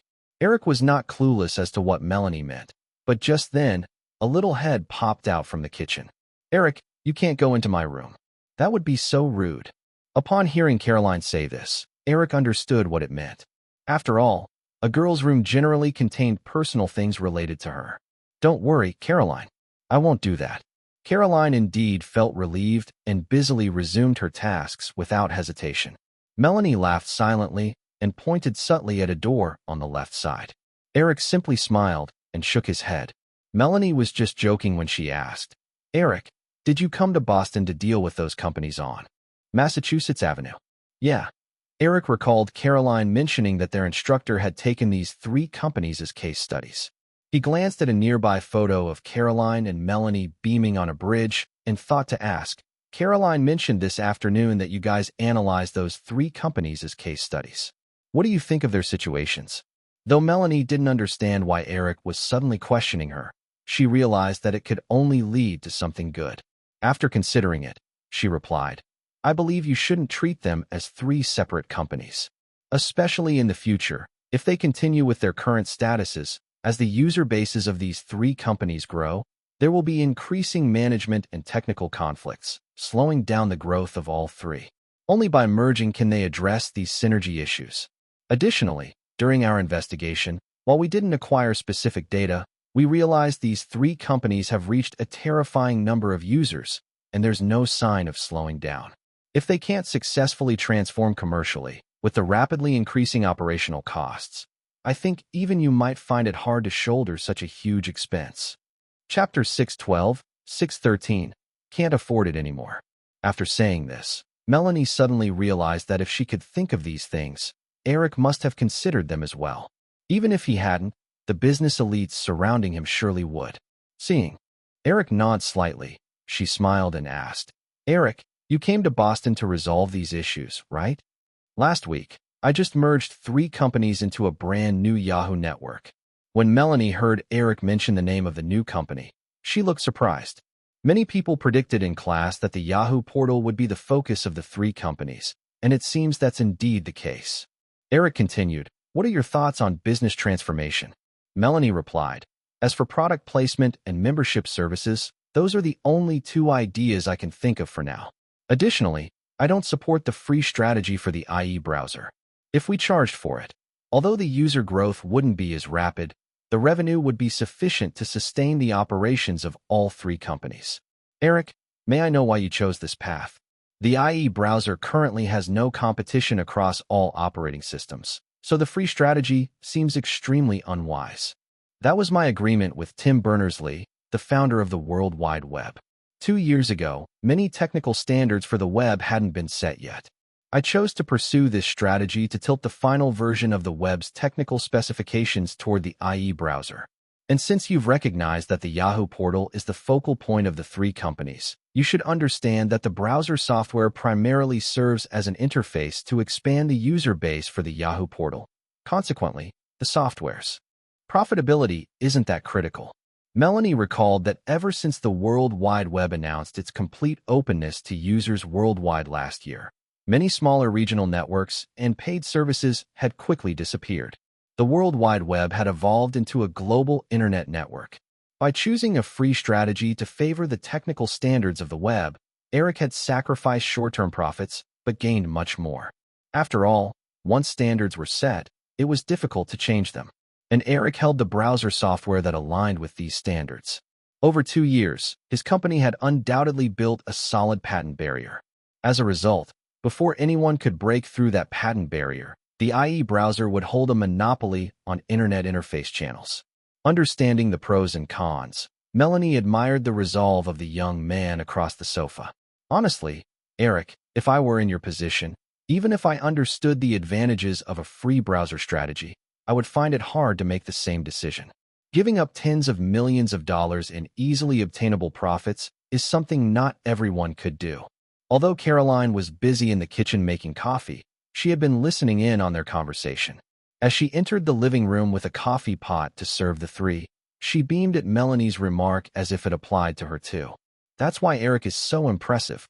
Seeing Caroline's proud look, Melanie teased, Caroline, why don't you tell us why you got AC? In that class, Caroline's cheeks turned red, but she boldly countered, Now I can prove my judgment was right. Eric, you probably didn't know, but Caroline got almost all A's in her classes, except for that one case about the Yahoo network, where she received her lone C. We didn't investigate your agreements with the World Wide Web Consortium, yet she insisted that your free strategy was correct. She couldn't provide evidence and still argued with the professor. Melanie laughed, reminiscing. Eric smiled and said to Caroline, Maybe I can prepare some materials for you, so your professor can change that grade. Caroline, playfully confronting their teasing, sat next to Melanie and linked arms with her, giving Eric a glare that lacked any real threat. After the playful exchanges, Eric took a few sips from his coffee, set the cup down, and asked, Melanie, Do you have any work plans for yourself right now? Hearing Eric's question, Melanie instantly understood that he had been probing her intentions earlier. She shook her head with a smile. Not yet. Then, how about working for me? Melanie glanced at sparkly-eyed Caroline, tentatively asking, What about Caroline? Of course, I'd like both of you together. In the coming years, I'll be increasing my investments in the internet sector. Currently, most of my personal assistant team is focused on media. If you two join, it would perfectly fill that personnel gap. Melanie looked enviously at Caroline, who was eagerly hoping for her approval. While Eric's offer was sincere and she felt tempted, she also realized that he likely wanted to work alongside her and support this innocent girl who lacked guile. Born into an ordinary middle-class family, Melanie worked for 2 years at a securities firm in Atlanta after graduating to save up for her MBA tuition. Those 2 years made her deeply aware of the cutthroat politics of the office. In such an environment, someone as naive as Caroline could struggle to adapt. Being selected to work for a media magnate like Eric was undoubtedly a rare opportunity. Those employees were exceptional and undoubtedly skilled, but they were also more adept at navigating office politics. Even with Eric personally defending her, Caroline might find herself bullied. Eric didn't realize that Melanie had guessed his intentions. Noticing her hesitation, he said, Though it's just a personal assistant role, this job has significant promotion potential. My former first assistant, Alan Feisman, just became vice president in the primetime programming department at ABC last month, and many in the office have been promoted to management over the years. After a few years of experience, you'll find that even if you don't get promoted internally, many headhunters would be eager to recruit you. He mentioned something Alan had told him as a funny anecdote, which highlighted that Eric's films consistently attract top talent. Those assistants responsible for overseeing film progress were frequently lured away by other companies offering high salaries. Over the years, many had rotated through that position until the Human Resources Department established strict secrecy and hiring contracts, cooling this trend. Additionally, many film companies began to understand that the real secret to Eric's success was not just the assistants, but Eric himself. Nonetheless, the attempts to poach from Eric's assistant office have never ceased, especially following major successes. Melanie knew full well about the promotion potential of this job. Being the assistant to a legendary entrepreneur like Eric, who had created a series of business miracles, would lend more weight to her resume than even her Harvard MBA. However, after hesitating for a while and feeling Caroline gently squeeze her arm again, Melanie finally couldn't help but agree. A personal assistant might be a personal assistant, but this princess wouldn't put on airs or even recognize her own status. After Eric left, Melanie pinched Caroline's delicate face, echoing Eric's earlier actions, and spoke with envy. He's really good to you.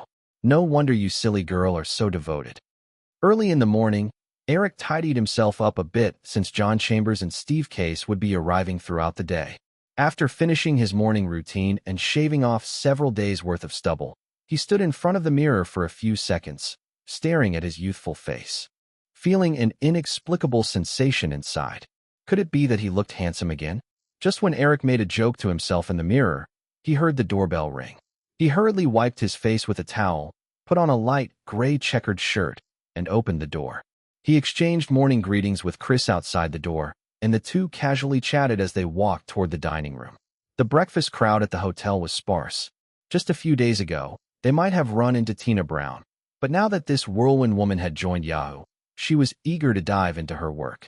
She had already rented an apartment not far from Yahoo's headquarters and was even planning to have her husband and kids move to Boston with her.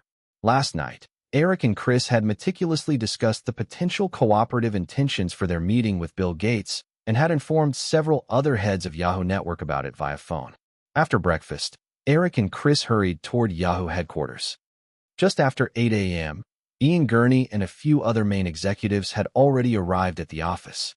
As a former manager at Oracle, who saw Microsoft as a direct competitor, Ian Gurney was more familiar with Bill Gates' style than the others in the room, leading to a sense of unease.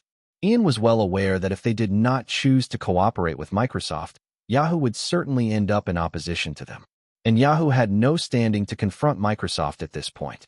Even with Eric's backing and his assurance that he would support Yahoo to the fullest, Ian still thought that according to the iron laws of capital in a competitive market, in the battle between the two entities, Eric might ultimately abandon Yahoo.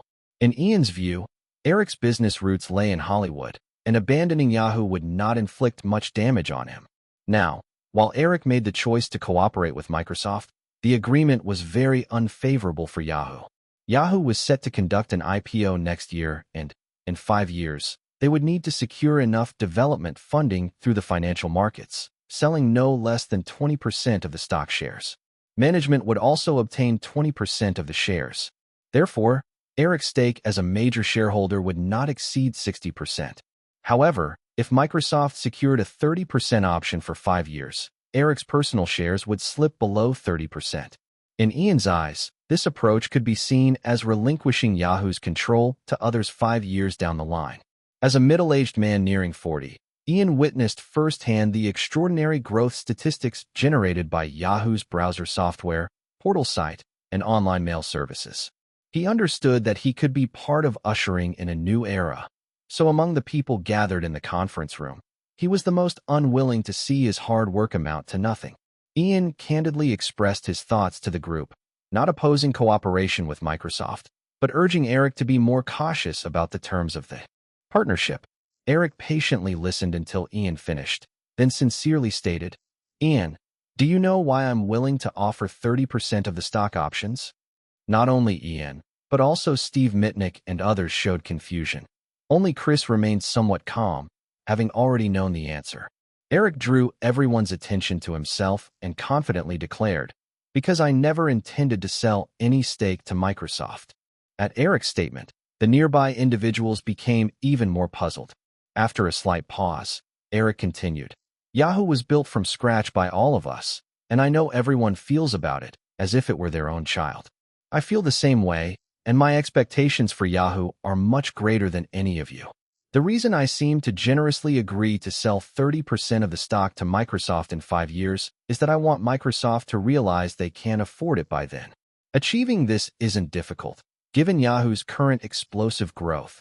Even if Yahoo's value is only a third of Microsoft's in 5 years, Bill Gates will realize that if he uses 10% of Microsoft shares to get 30% of Yahoo shares, he would end up with a major stakeholder who could threaten his control over Microsoft.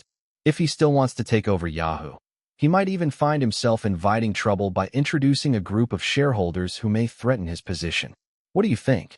At that point, will Bill Gates insist on exercising the stock option or voluntarily give it up?" Chapter 613, 614. The Information Industry Alliance. Once Eric finished speaking, silence enveloped the conference room. While the future he described was certainly inspiring, Ian Gurney and a few others couldn't shake the feeling of doubt. Sure, success of the plan would be great, but what if it failed? After a moment, Chris suddenly seemed to think of something and said lightly, "You know, Firefly Group was just a small production company 6 years ago." The silence broke as Steve Mitnick, who had appeared somewhat distracted while staring at his laptop, looked up and said, "I agree with Eric's plan. If we don't even have the confidence to catch up to Microsoft's 1/3 market value in 5 years, we might as well pack up now. I'll just head back to Dallas and help my old man sell junk bonds." His serious words drew a few light chuckles from the others in the room. Then, Jeff Locke, the most reserved and steady member of the original trio, raised his hand and said, "I also agree." Ian Gurney and Tina Brown exchanged glances and nodded in turn. "Well then, let's discuss the specifics. I initially hoped to launch the IES scripting language and YCR chat software as soon as possible, but rolling out these 2 projects will change the industry's evaluation of Yahoo's value once again. It might also pressure Microsoft to act more urgently. So for now, all promotional plans for these 2 projects are on hold until the negotiations with Microsoft wrap up. Does anyone have any other thoughts to share?" Ian Gurney spoke up. "Given the benefits of the Yahoo Browser Technology Priority Protocol for promoting Microsoft's operating system, simply restricting Microsoft from launching browser software for 5 years isn't going to be enough. I believe we shouldn't grant Microsoft any browser patent licenses. Microsoft definitely won't agree to a complete ban on any licensing." Eric thought for a moment and replied, "During your negotiations, try to make the patent licensing terms sound difficult to encourage Microsoft to focus more on that aspect. However, as long as we solidify the position of Yahoo's website and online mail products in the internet sector, the significance of the browser interface will diminish, so we don't need to guard the browser software patent too fiercely against Microsoft. Let's request another low-interest loan, Steve Mitnick suggested with a glint in his eye as he looked at Eric. I know you're not short on cash, but the more we ask for, the more Microsoft will underestimate Yahoo. Letting the enemy look down on you should provide some benefits. Everyone chimed in, revisiting the collaboration intentions that Eric had reached with Bill Gates the night before, determining Yahoo's bottom line for collaboration. By the time they finished, it was nearly noon, and Eric set off for the airport to welcome John Chambers and Steve Case, who were arriving in Boston at the same time. Though the American internet industry consistently led the world, monopolistic internet service providers like AT&T, Comcast, and Time Warner lacked incentives to improve broadband speed, which resulted in the average internet speed for users in the U.S. ranking outside the top 10 globally. At one point, this slow speed became a hindrance to the growth of the internet industry. In another timeline, internet giants like Google and Facebook recognized this issue and launched high-speed broadband services, sparking a catfish effect that forced these monopolistic industry titans to up their game. In 1994, the internet industry was just emerging, with speed still being the crucial limitation. At that time, internet services charged by the hour, making it expensive, and most users experienced speeds below 256 kilobits per second. Dial-up connections yielded only 256 kilobits per second, meaning that downloading a 1 megabyte file could take several minutes under poor conditions. The slow speeds were not due to a lack of technology. ADSL broadband technology was already available, but market-dominating service providers had no intentions of upgrading. Due to speed limitations, Yahoo had to manually reduce content offerings to ensure a good user experience. While the Clinton administration strongly supported the development of the information industry, the monopolistic giants would not heed any policy documents from the White House without seeing tangible benefits. The explosive growth in the internet sector at the centuries end stemmed from profit motives. Eric's main objective in bringing John Chambers and Steve Case to Boston was to unite Cisco and AOL to propel the internet industry into a fast lane. His current wealth and status allowed him sufficient clout to push for this initiative. After picking up John Chambers and Steve Case from the airport and sharing a simple lunch, Eric took them to tour Yahoo's headquarters. Besides a few confidential projects and information, Ian Gurney personally showcased the majority of Yahoo's technological achievements in browser software and online email services over the past 2 years. When they exited the Yahoo headquarters, it was already dusk. Steve Case turned back to look at the well-lit Yahoo office building, feeling a mix of emotions. When IE and Yahoo began to take off, Steve Case had hoped Eric would sell those companies to AOL. After being turned down, instead of being disheartened, he became competitive. Last year, AOL had launched its own portal site, but its user base was only a fraction compared to Yahoo's. Initially, Steve had thought the disadvantage was due to IE's edge, but after seeing Yahoo's superior technology in the network company, he realized AOL's chances of surpassing Yahoo in the internet business were virtually non-existent. In contrast, John Chambers felt much more at ease. When he was appointed as Cisco's CEO, Eric, as a major shareholder, had publicly expressed his support in a shareholders' meeting, aiding his stability in the position and the smooth execution of his development strategies. Although they hadn't met often, John held a favorable opinion of Eric. Even though Eric hadn't openly stated the intent behind this invitation on the phone, John still made the trip from San Francisco amidst a busy schedule. After dinner, Chris, John Chambers, Steve Case, and Ian Gurney gathered once more in Eric's suite at the Cambridge Hotel. You can look over these materials first. We'll discuss them afterward. Eric distributed several documents he had prepared. Though Chris had already seen them ahead of time, he began flipping through them anew. As Eric approached the small bar in the room to prepare coffee for everyone, he casually said, "In the 80s, the alliance between Microsoft, IBM, and Intel was a golden triangle. Microsoft developed the operating system software platform, IBM provided the best PC hardware, and Intel focused on processor chip technology. The rapid spread of PCs was closely linked to the cooperation of those three companies. Today, they have all gained a significant competitive position in their respective fields. I believe the next few years will present a crucial opportunity for the development of a new internet industry. So why don't we form a similar alliance to Microsoft, IBM, and Intel?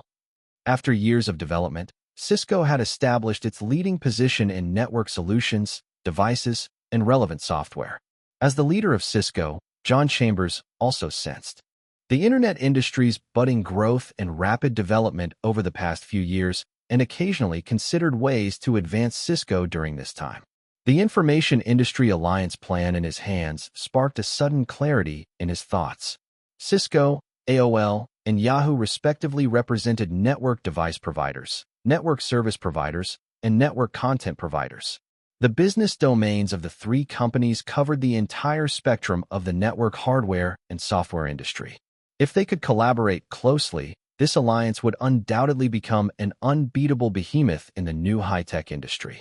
After carefully reading the 7 to 8-page Information Industry Alliance plan twice, John Chambers opened another document detailing the prospects for ADSL broadband technology. Of course, John was familiar with ADSL technology, but Cisco was divided on whether to prioritize this technology for product development. He was also curious about how Eric had gotten involved in such a highly specialized technology with a limited scope of application. Curious, he looked up just as Eric brought him a cup of coffee. After thanking him, John refrained from voicing his doubts and continued reading the document in his hands.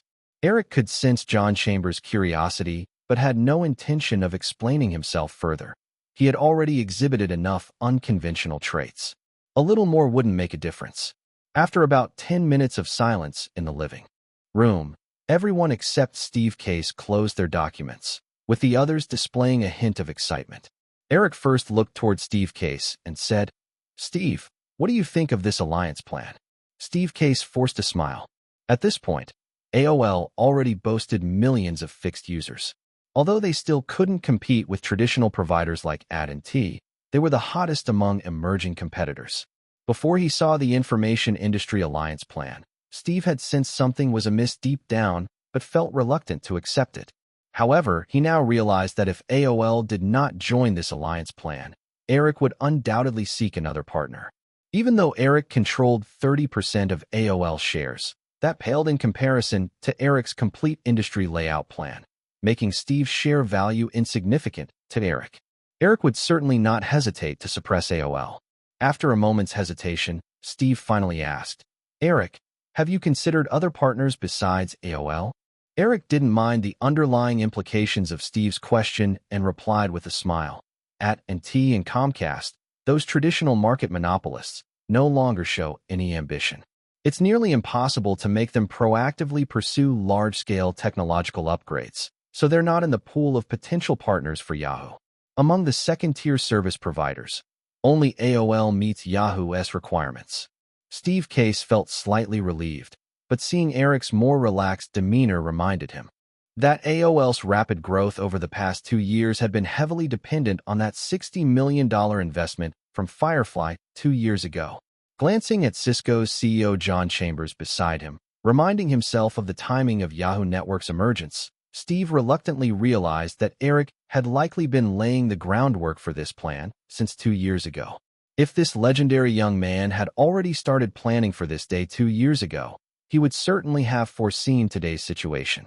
Eric and Steve Case's main disagreement lay in AOL's online business, specifically the portal site.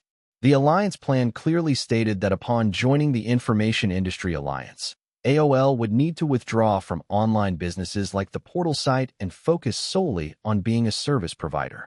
However, with the development potential of Yahoo's portal, Steve found it difficult to let go of the online business.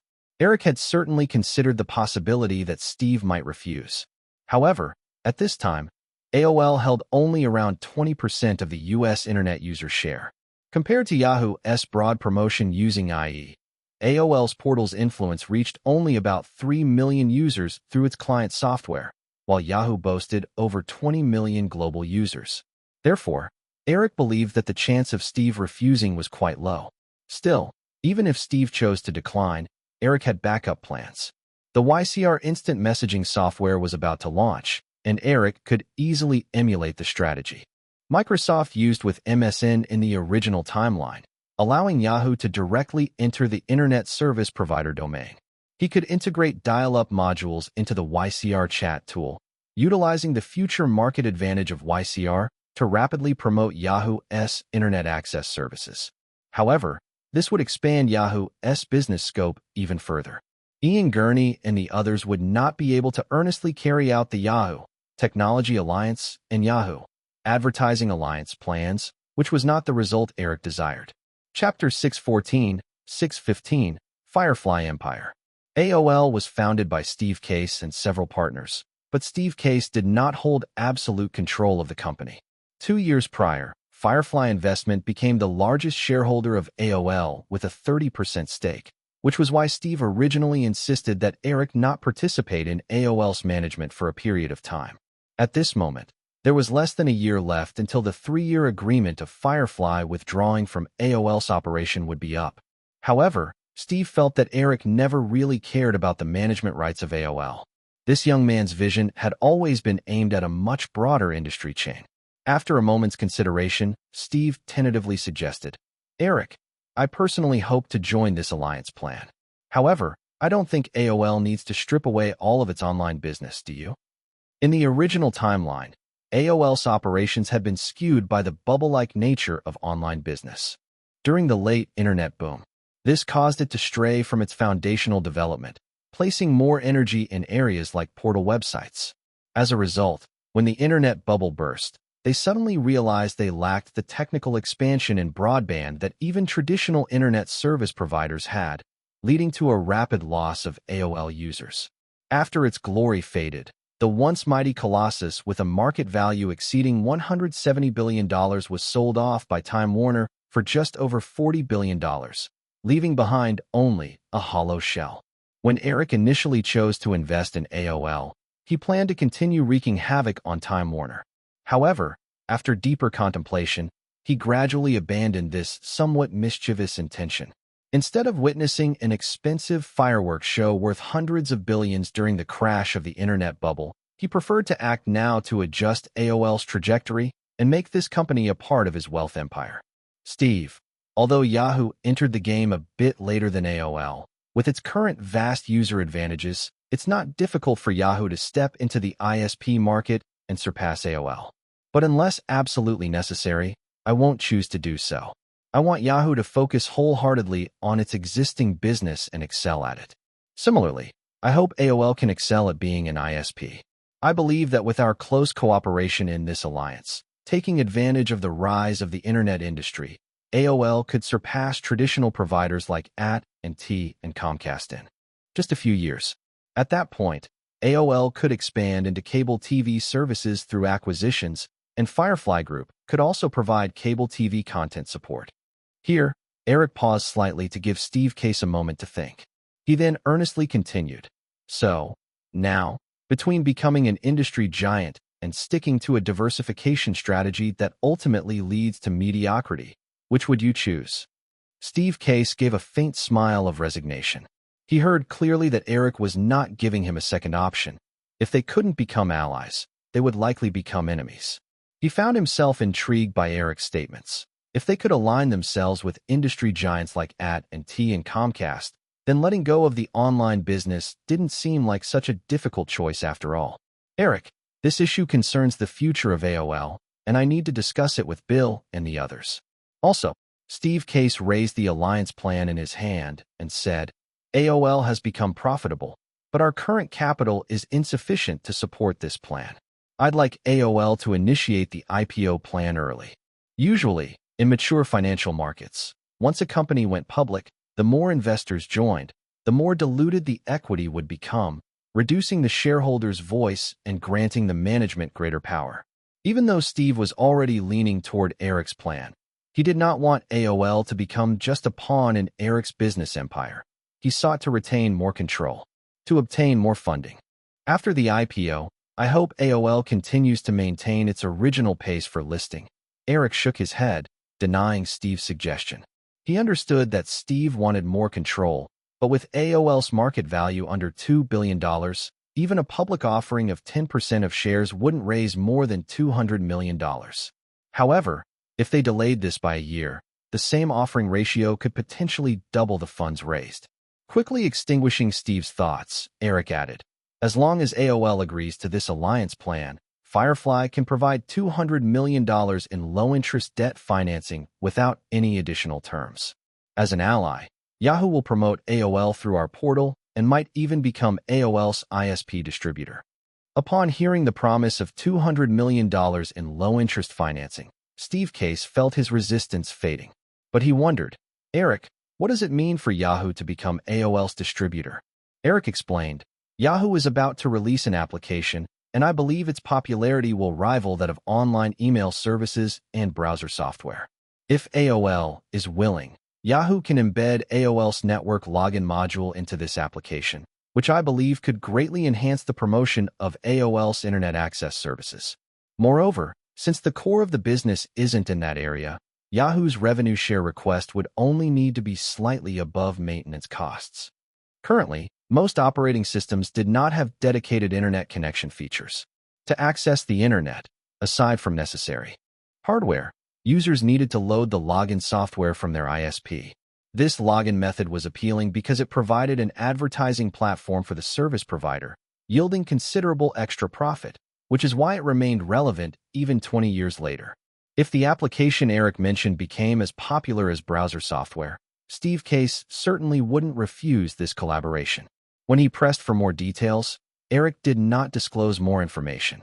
At this point, the participation of AOL in the alliance was essentially settled. The specifics would be discussed further after Steve Case provided a definitive response the following day. Eric eagerly shifted the conversation to another pressing plan that focused on building ADSL broadband networks. This was the most urgent matter at hand. His demands weren't too high. Given the current internet limitations of providing only text, images, and some audio, they just needed to raise average internet speeds to a stable 512 kilobits per second rapidly and adjust the pricing model to offer affordable monthly packages.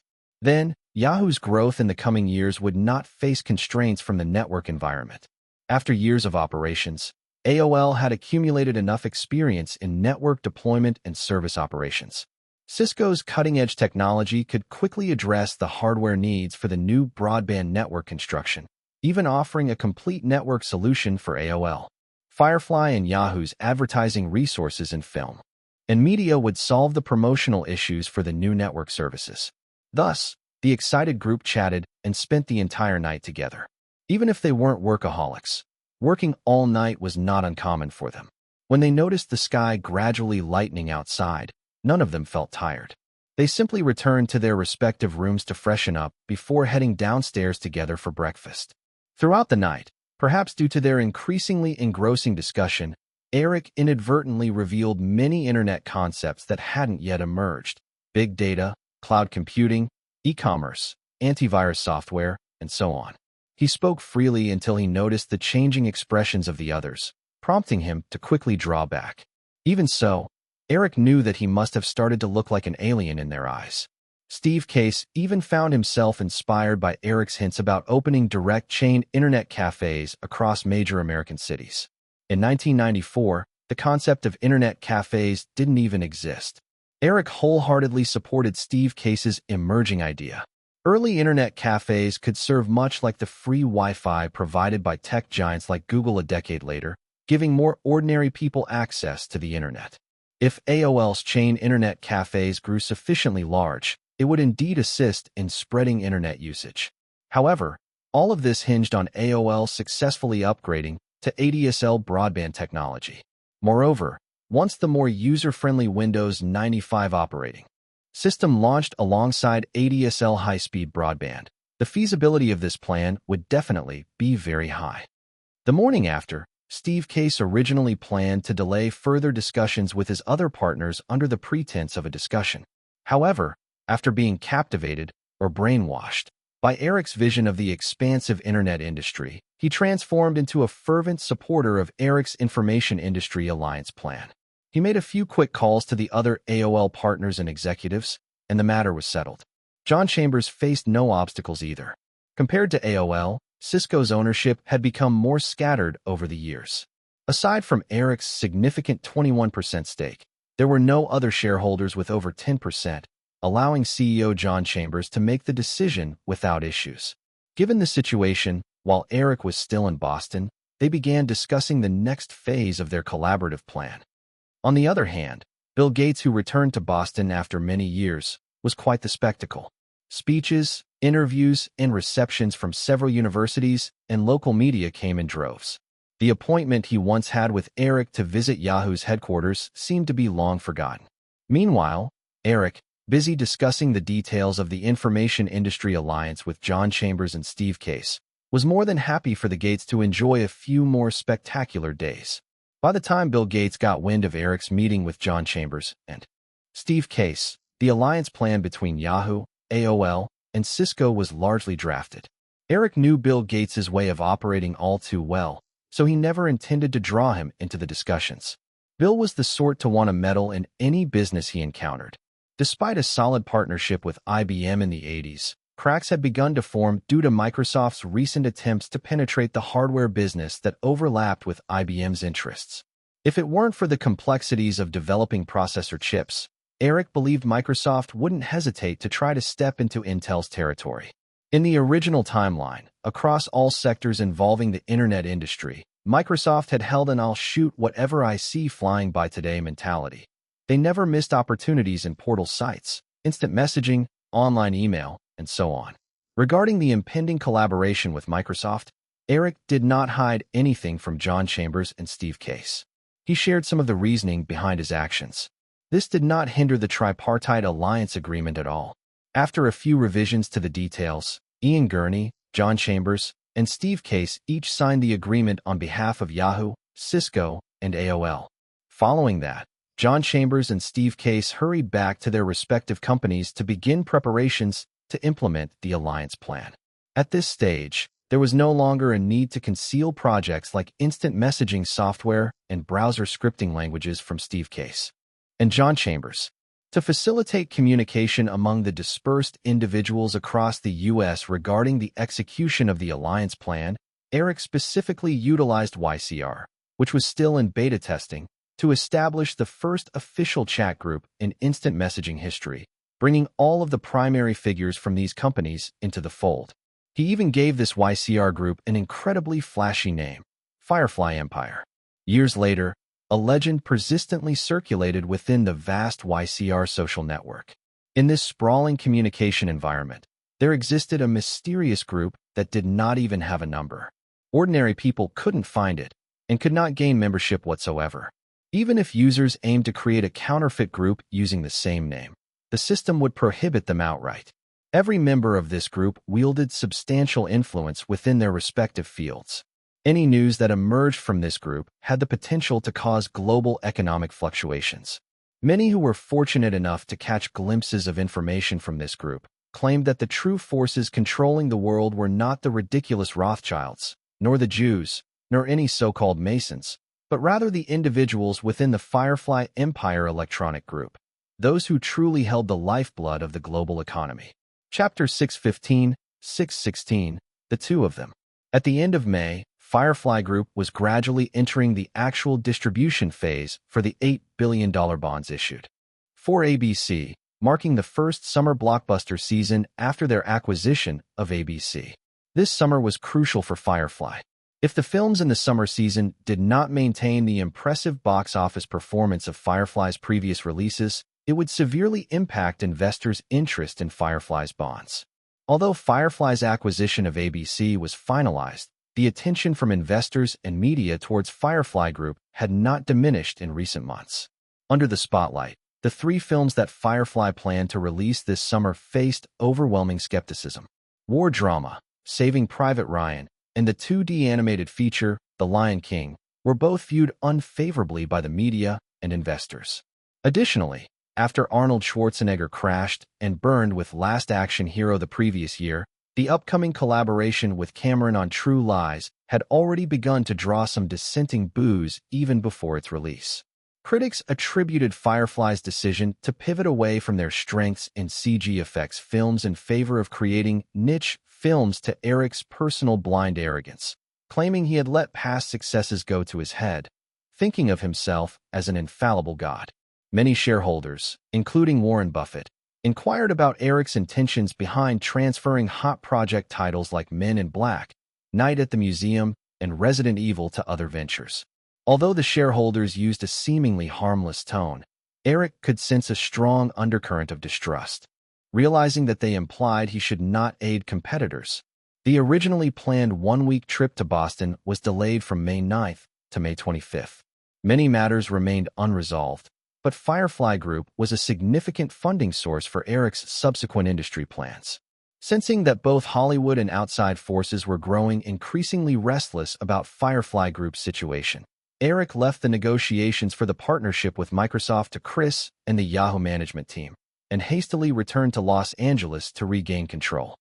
Once Firefly's business jet landed at Santa Monica Airport in Los Angeles, Eric rushed to Firefly's headquarters in Burbank.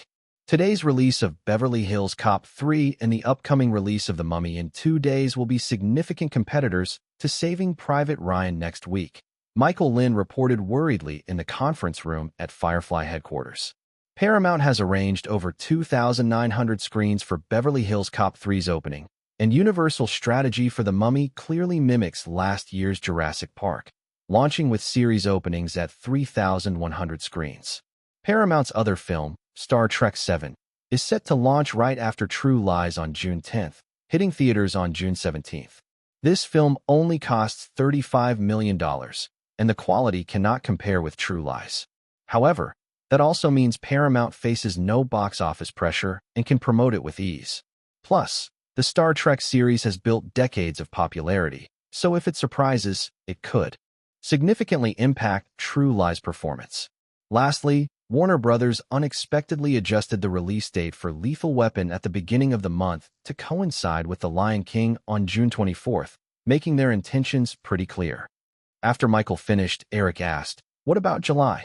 Michael understood Eric was asking about the situation regarding Charlie's Angels and Men in Black, which were to be distributed by MGM and Columbia, but Firefly retained significant rights in both films. Both Charlie's Angels and Men in Black, along with Fox's Dumb and Dumber 2, have no formidable competitors in the same time frame. In the original timeline, Dumb and Dumber 2 took over 10 years to emerge primarily because New Line could not afford Jim Carrey following the first film. Since the rights now lay with the financially robust Fox, that issue no longer existed, and a sequel was not surprising. Eric responded with a light laugh. They seemed to have it easy. Michael continued, "I have kept the PR department attentive to the trends in public sentiment and have already sent lawyer letters to 6 newspapers and television stations that maliciously attacked us. The marketing department drafted a plan to add $10 million to the promotional budget for each film. I had someone send it to your email last night. You might not have had a chance to check it yet." Eric nodded in acknowledgement, but then shook his head. There's no need to add more to the budget. The average promotional expenditure of $40 million per film has already saturated the market. Continuing to increase, it would be counterproductive. This isn't the first time we've faced this type of situation, and we don't need to be so flustered just because they strike a pose. Honestly, you should see that they are betting Firefly will encounter a Waterloo this summer. Whether it's the niche film Saving Private Ryan, the genre-rejected True Lies, or the drastically altered strategy for The Lion King, it all suggests to them that Firefly might fail. They're just waiting for that moment to arrive and make our failure even more thorough. He smiled with a hint of sarcasm. But have they considered that perhaps the scenario they imagined might flip entirely? Firefly Group had reached a level where competition with other major film companies could not be swayed by petty underhanded tactics. In the end, it all came down to film quality, an area where Eric held a considerable advantage. Moreover, he decisively entrusted Firefly's day-to-day management to more professional hands like Katzenberg and Michael Lynn, focusing the majority of his energy on film production. Given this scenario, a film that had already proven its box office potential in the original timeline would still do well, even if it didn't hit the same heights due to the butterfly effect. The likelihood of complete failure was virtually non-existent. Eric's words served as a reassurance to everyone present. Before that, Michael, Lynn, and others had shown signs of worry influenced by external sentiments. With their minds settled, they began discussing upcoming countermeasures. The current situation arose not only due to Firefly Group's expansion blocking other film companies, but also because of the influence of other shareholders and Wall Street capital forces. This was a crucial moment for Firefly Group's bond issuance. Should the $8 billion bond issuance be impeded, per the additional terms agreed upon during Firefly's acquisition of ABC, it would either need to raise interest rates or reduce the size of the bond issuance and cover the remaining parts with equity. Whichever option it was, both outcomes would please investors.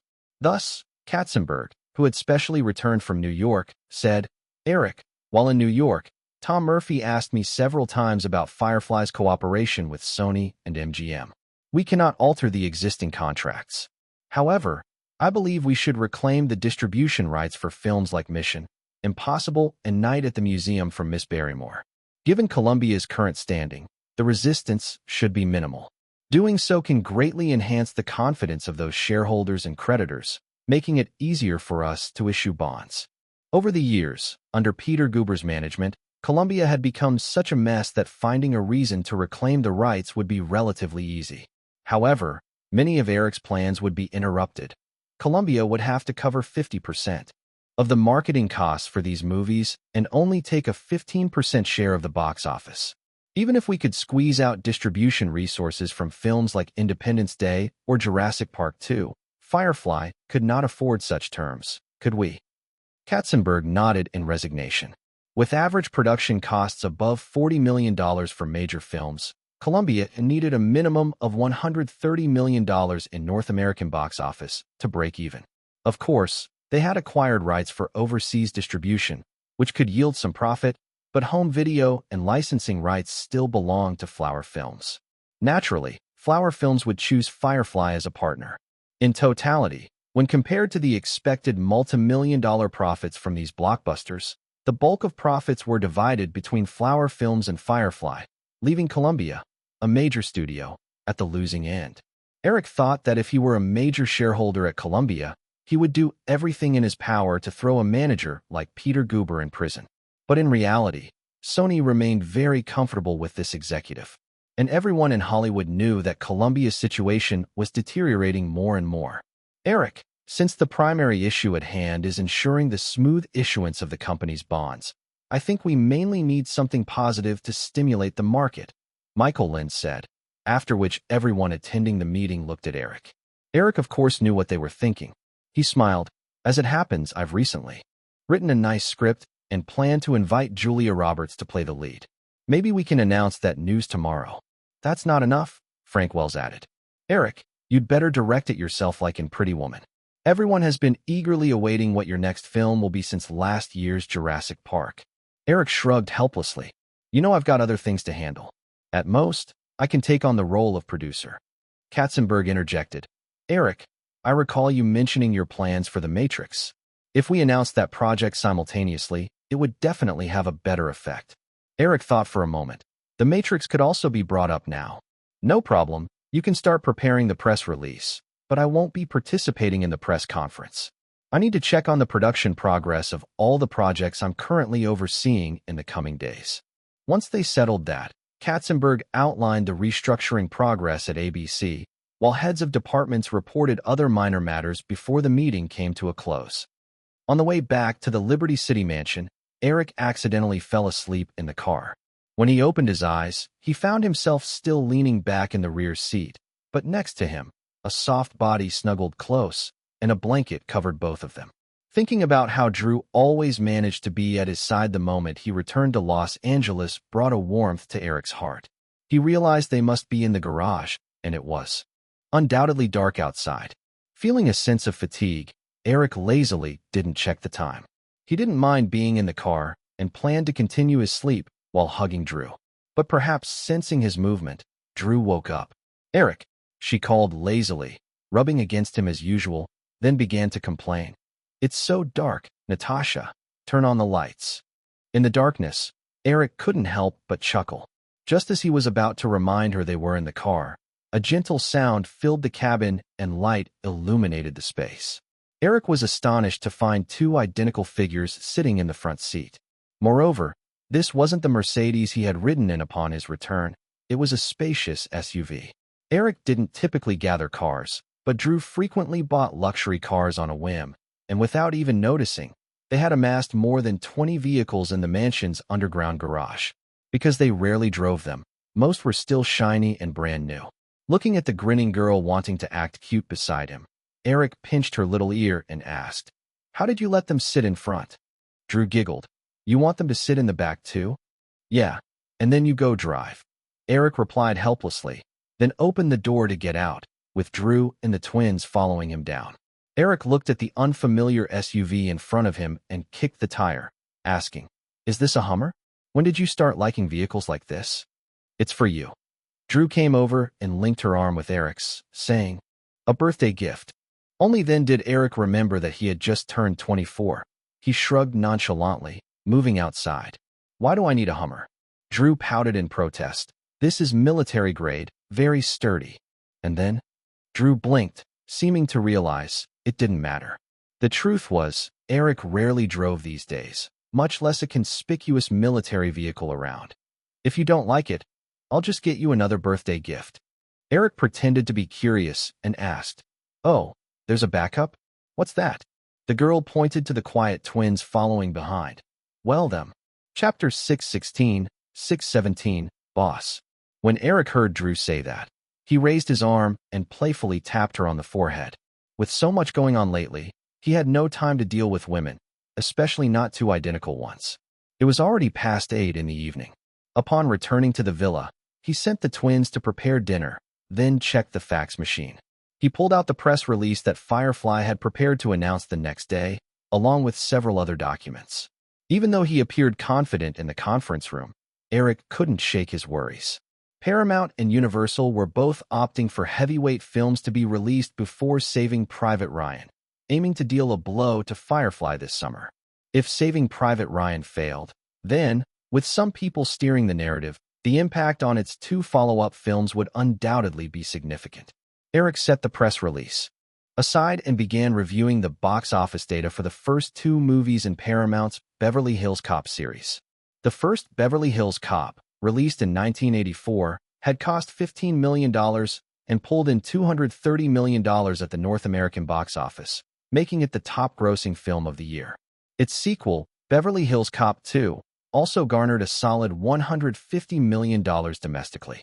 The latest installment, Beverly Hills Cop 3, was considered a product of Viacom's ambition after acquiring Paramount. Even though it was a black comedy without special effects or grand scenes, Paramount still spent $50 million on production, over double that of similar films. Based on the box office trends from the second sequel and the recent ticket sales growth in Hollywood, Firefly's internal data analysis department projected that Beverly Hills Cop 3 would exceed $50 million in its opening weekend when combined with the two-day preview on Wednesday and Thursday. At the same time, Universal's The Mummy was generating even more buzz than Beverly Hills Cop 3. Though it had a total investment of only $60 million, that was largely because Nicole Kidman agreed to take her salary as a share in the project, and filming took place in Morocco, greatly saving on expenses. Without those cost-saving strategies, the production budget for The Mummy would not have been less than $80 million. Considering Universal's marketing strategies, trailers, and the buzz from sneak previews, the projection department estimated an opening weekend of about $50 million. While both studios adopted a saturation distribution strategy, which typically led to steep declines in following weeks, calculations based on a 40% drop for both Beverly Hills Cop 3 and The Mummy suggested that if nothing changed significantly, Saving Private Ryan could expect an opening weekend figure of merely around $35 million, with the first week likely just hitting $50 million. Moreover, with True Lies set to release on June 10th, for major films would be competing, along with some lower-tier releases sharing the box office pie. Although weekend earnings would likely set new highs, True Lies opening figures could also be capped at $50 million. In the following weeks, there would be Paramount's Star Trek VII, Warner's Wyatt Earp, and Firefly's own The Lion King. Star Trek VII and Wyatt Earp both posed significant variables. Eric had a vague recollection of Star Trek VII, and since he didn't have any standout memories, it seemed less of a threat. Stimulated by the box office and award success of Clint Eastwood's Unforgiven, Warner was defying the trend of underperforming westerns by releasing two major entries this summer. Besides Wyatt Earp, there was also the opening film, Maverick, featuring big names like Mel Gibson and Jodie Foster. However, after Maverick's release on May 20th, it only garnered $13 million in its opening weekend, falling far short of Warner's expectations, and thus dropped out of the summer box office race. Wyatt Earp was also a western that Kevin Costner shot last year, and with the buzz he built from Dances with Wolves, nobody could predict how Wyatt Earp would fare. Eric had no memory of this film, which left him with two possibilities. Either it had bombed without a trace in its original timeline, or it was a new film influenced by the butterfly effect. He genuinely hoped for the former, but seeing Wyatt Earp's budget of $63 million and Warner's selection of its prime June 24th release date, he sensed the latter possibility was likely. After all, movie companies had accumulated enough experience to assess a film's quality and box office potential before its release. While they often misjudged, this kind of evaluation was akin to a weather forecast. Its accuracy was uncertain, but significant deviations in the overall direction rarely occurred. If Wyatt Earp's box office results matched its production budget and scheduling, then The Lion King's potential would also be unpredictably affected.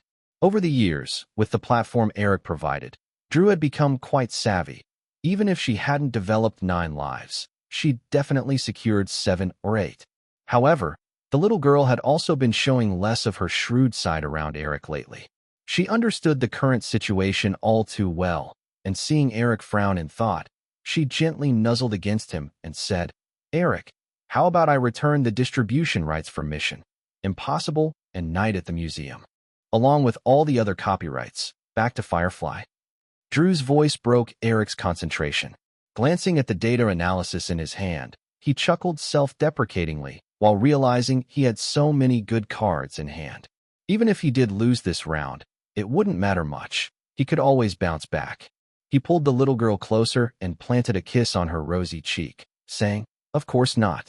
Those are all part of our treasure trove. We can't let anyone take them. By the way, how's the preparation for Forrest Gump coming along?"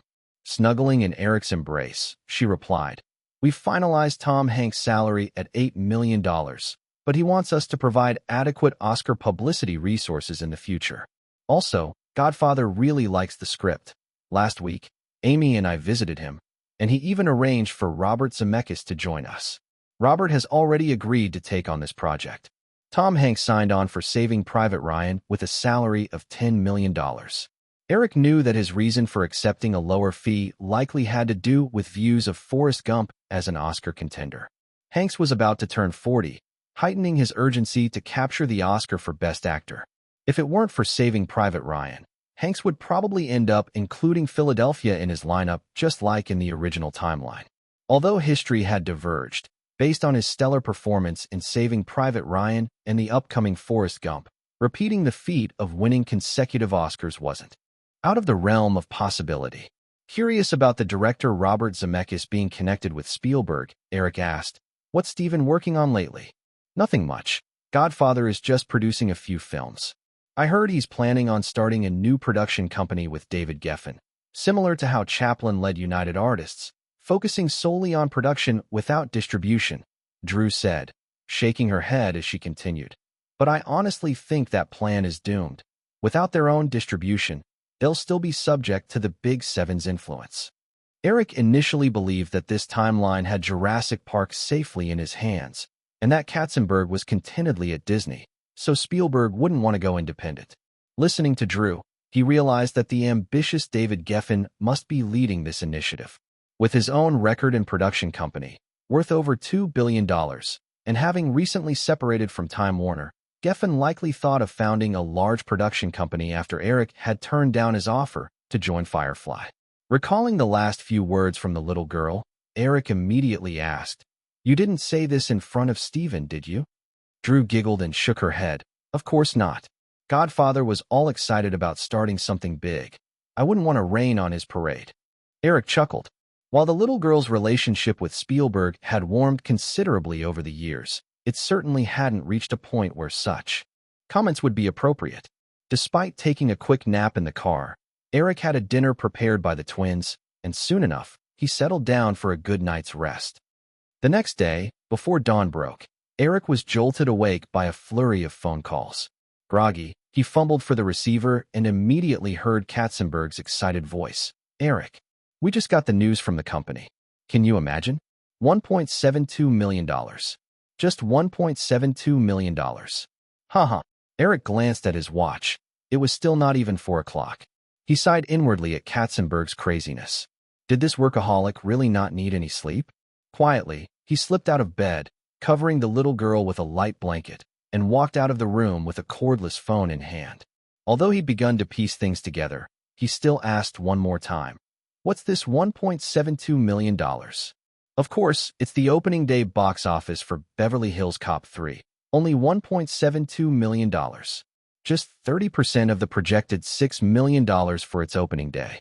Paramount originally hoped this sequel would push towards $200 million, but it seems it won't even cross $50 million in total. As long as The Mummy doesn't follow the box office curve of Jurassic Park, our Saving Private Ryan maintains its potential, Katzenberg explained. Upon hearing this confirmation, Eric suddenly felt wide awake and understood why Katzenberg was so energized. Listening carefully to some indistinct voices in the background, he asked, "Jeffrey, you're not at the office right now, are you?" "Of course not. Michael is on his way. I'm just letting you know that you have other work today, so you don't need to come. I'll call you as soon as anything comes up," Katzenberg continued. Paramount initially wanted to cover up this news. The data manager spent over 2 hours just to get the accurate figures. "We're now trying to contact the media to amplify this news's impact. Even though the morning papers are a bit late, ABC's morning news will focus on this story, and the major city evening papers will feature dedicated film reviews. Even if Beverly Hills Cop 3 failed temporarily, we'll make sure it has no chance to recover." Hanging up, Eric immediately felt relieved. Just as Katzenberg had said, even if Beverly Hills Cop 3 faced a temporary box office setback, the subsequent wave of bad reviews would leave it with no chance for redemption. Though there were subtle indications of a collaboration between Universal and Paramount against Firefly, Eric believed Universal was likely up to the same old tricks. With dawn breaking, the media would fill with stories about Beverly Hills Cop 3's dismal performance, and the film's horrid opening day of $1.72 million gave Paramount no ground to refute. Once a film fails domestically, particularly a poorly received black comedy, there's no hope for its overseas revenue. While box office earnings accounted for only 30% of Hollywood's overall revenue, and 70% came from ancillary markets, in a situation where the film was of decent quality, a dismal reception like that of Beverly Hills Cop 3 would lead to a domino effect, making it unnoticed in the video rental and TV broadcast markets. With an estimated $50 million domestic projection, this comedy's production and distribution costs nearing $100 million could ultimately yield over $50 million loss for Paramount. For the ambitious Redstone, this loss would surely sting for quite a while. Now only The Mummy remained. Even if it turned out to be a minor success, it wouldn't suppress Saving Private Ryan. As long as Saving Private Ryan reached its normal box office levels, under Firefly's direction, it could compete positively with the upcoming True Lies. The failure of Beverly Hills Cop 3 felt like the opponent losing a significant piece in a chess game, allowing Firefly to regain the initiative. Excited, Eric had no thought of going back to sleep. He dressed quickly and headed downstairs, going to his basement study to handle some accumulated emails from the previous day. Once daylight broke, he exited the study, ready for a workout.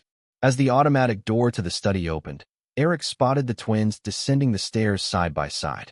The two were wearing identical black tanks and shorts, further highlighting their slender waists and long legs, a signature look of Slavic girls. Their blonde hair was pulled into ponytails, their oval faces delicately rounded, with big blue eyes that looked stunning even without makeup. Their small noses and mouths framed by slim brows and lips carried an innocence that couldn't be overlooked. Seeing Eric appear as the automatic door opened, the twins halted in unison and called out, "Boss." Chapter 617, 618, An Unexpected Outcome. Eric noticed that the twins were clearly dressed for a morning workout and nodded. Perfect timing. Come work out with me. As Eric spoke, he turned to leave, but the twins exchanged glances and didn't move. Eric asked in confusion, "What's wrong?" One girl hesitantly replied, "Our boss doesn't allow us to exercise with you." The boss in question must have been Drew, and Eric paused for a moment before he realized that when the girl said Drew wouldn't let them exercise with him, it meant they weren't allowed to join him in boxing. After all, in the boxing ring, he only had a punching bag for a partner. Eric, of course, had no masochistic tendencies and laughed. "If you wanted to hit me, I wouldn't be keen either. I meant you could join me for a run, a game of ball, or anything else." Only then did the twins quietly follow him. Watching the two girls, who appeared innocent and harmless, Eric joked as they walked, "Drew may be your boss, but I'm the owner of this estate, so you should call me master." Though the twins' English hadn't improved much over time, they weren't so clueless as to miss the pun in Eric's statement. However, they didn't hesitate and replied in unison, "Yes, master." Eric had always found their mindset puzzling. Hearing the twins address him so confidently and recalling how little the girl had reacted when she casually mentioned wanting to gift them to him for his birthday, it left him even more intrigued. After returning from their morning workout, he took the opportunity, while the twins were preparing breakfast, to ask the girl his question. "It's simple. Because I bought them," the girl said with a mouthful of toothpaste, eyes sparkling playfully as she winked at Eric. "You can try asking them to do anything in the kitchen. They'll absolutely obey. And they're still virgins too." Eric leaned against the door frame and shot her a look, pursuing his inquiry. "And your reason?" Drew finished rinsing his mouth, washed his face, and began his skincare routine, explaining, "They were basically sold to America. If I hadn't bought them from Don King, they would either be dead in an underground boxing ring or severely beaten. Lots of people love to see that kind of spectacle. Even if they survived, they would likely end up in some shady tech academy. The world has never lacked for beautiful things that became the dark sacrifices of some people under money and power."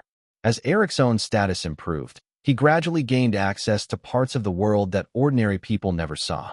Hearing Drew's response, he merely shook his head. The girl applied face cream and glanced at Eric's expression, adding, "So, I not only saved their lives but gave them a life they never dared dream of before. I even helped their families escape from that godforsaken place in Moscow where they can barely get enough to eat. So why would they refuse me?" "Right." Eric trailed off, nodding thoughtfully. "Is that all?" "Ha ha." The girl giggled, showing no discomfort, revealing her mischievous side to Eric. "I just very plainly told them that if I wasn't happy, I'd return them to Don King. If they were sent back, it would mean the twins would face the grim fate she'd just described." Eric sighed inwardly, stepped closer, and wrapped his arms around the girl's soft waist, saying, "You wouldn't actually do that, would you?" She turned around, playfully wrapping herself around Eric, and replied with a melodramatic sigh, "If you don't let me do that, then I won't." Eric patted the girl's back and remarked, "Looks like I need to keep a tight rein on you, little imp, to prevent you from wreaking havoc on the world." She rested her chin on Eric's shoulder, her tone dreamy and soft as she whispered, "Eric, you're my whole world. I don't care about anyone else." The disappointing first-day box office of $1.72 million for Beverly Hills Cop 3 poured cold water on many people's hopes of actively attacking Firefly. Hollywood's competitive landscape was never short of situations where people pushed others down when they fell. Consequently, media reviews were overwhelmingly negative, and the following day's box office for Beverly Hills Cop 3 plummeted to a stark $1.5 million. After the first 2 days, the total ticket sales had barely reached $3.22 million, just a small fraction of Paramount's original box office estimate of $12 million. Even outside Hollywood, many began to see a noticeable change in the environment. Over the next few days, Eric received a flurry of favorable emails in his inbox. On the same day the first-day box office for Beverly Hills Cop 3 was announced, Firefly Group also released plans for the Matrix series and Eric's follow-up project for Julia, Runaway Bride. The sales of Firefly's long-term bonds immediately jumped by 50%, with total sales reaching $200 million. Unless there was a drastic shift, Morgan Stanley and Deutsche Bank's planned bond distribution, expected to take 3 months, might wrap up in just 2. On May 27th, Universal Pictures' The Mummy rolled out in 3,100 cinemas across North America, shattering Jurassic Park's previous record of 3,000 screening venues. Universal even went as far as to apply for a Guinness record for this achievement. With Beverly Hills Cop 3 entirely swept into the background, The Mummy experienced a slight surge on its opening day, netting $16.9 million, while Beverly Hills Cop 3 managed to scrape together only $4.5 million. Over the next 2 days, The Mummy took in $18.1 million and $16.3 million, respectively. While the $51 million total ticket sales over the 3-day opening weekend exceeded both industry expectations and internal projections at Universal, the only party truly thrilled was Universal itself. As long as there was no strongly competing film squeezing Saving Private Ryan, Firefly had little pressure. Even after the saturated release of Jurassic Park last year, the high acclaim couldn't prevent a 40% drop in ticket sales the following week. The Mummy was projected to earn $75 million in its first week, with the next week's revenue likely dropping between $40 million and $50 million. Moreover, this summer's box office had previously peaked at $170 million. The two films had completely different themes. The Mummy's drop the following week wouldn't significantly impact Saving Private Ryan. With that matter settled, Eric let go of his worries and focused on the production of his films. He now held the reins of some of Hollywood's most heavyweight films.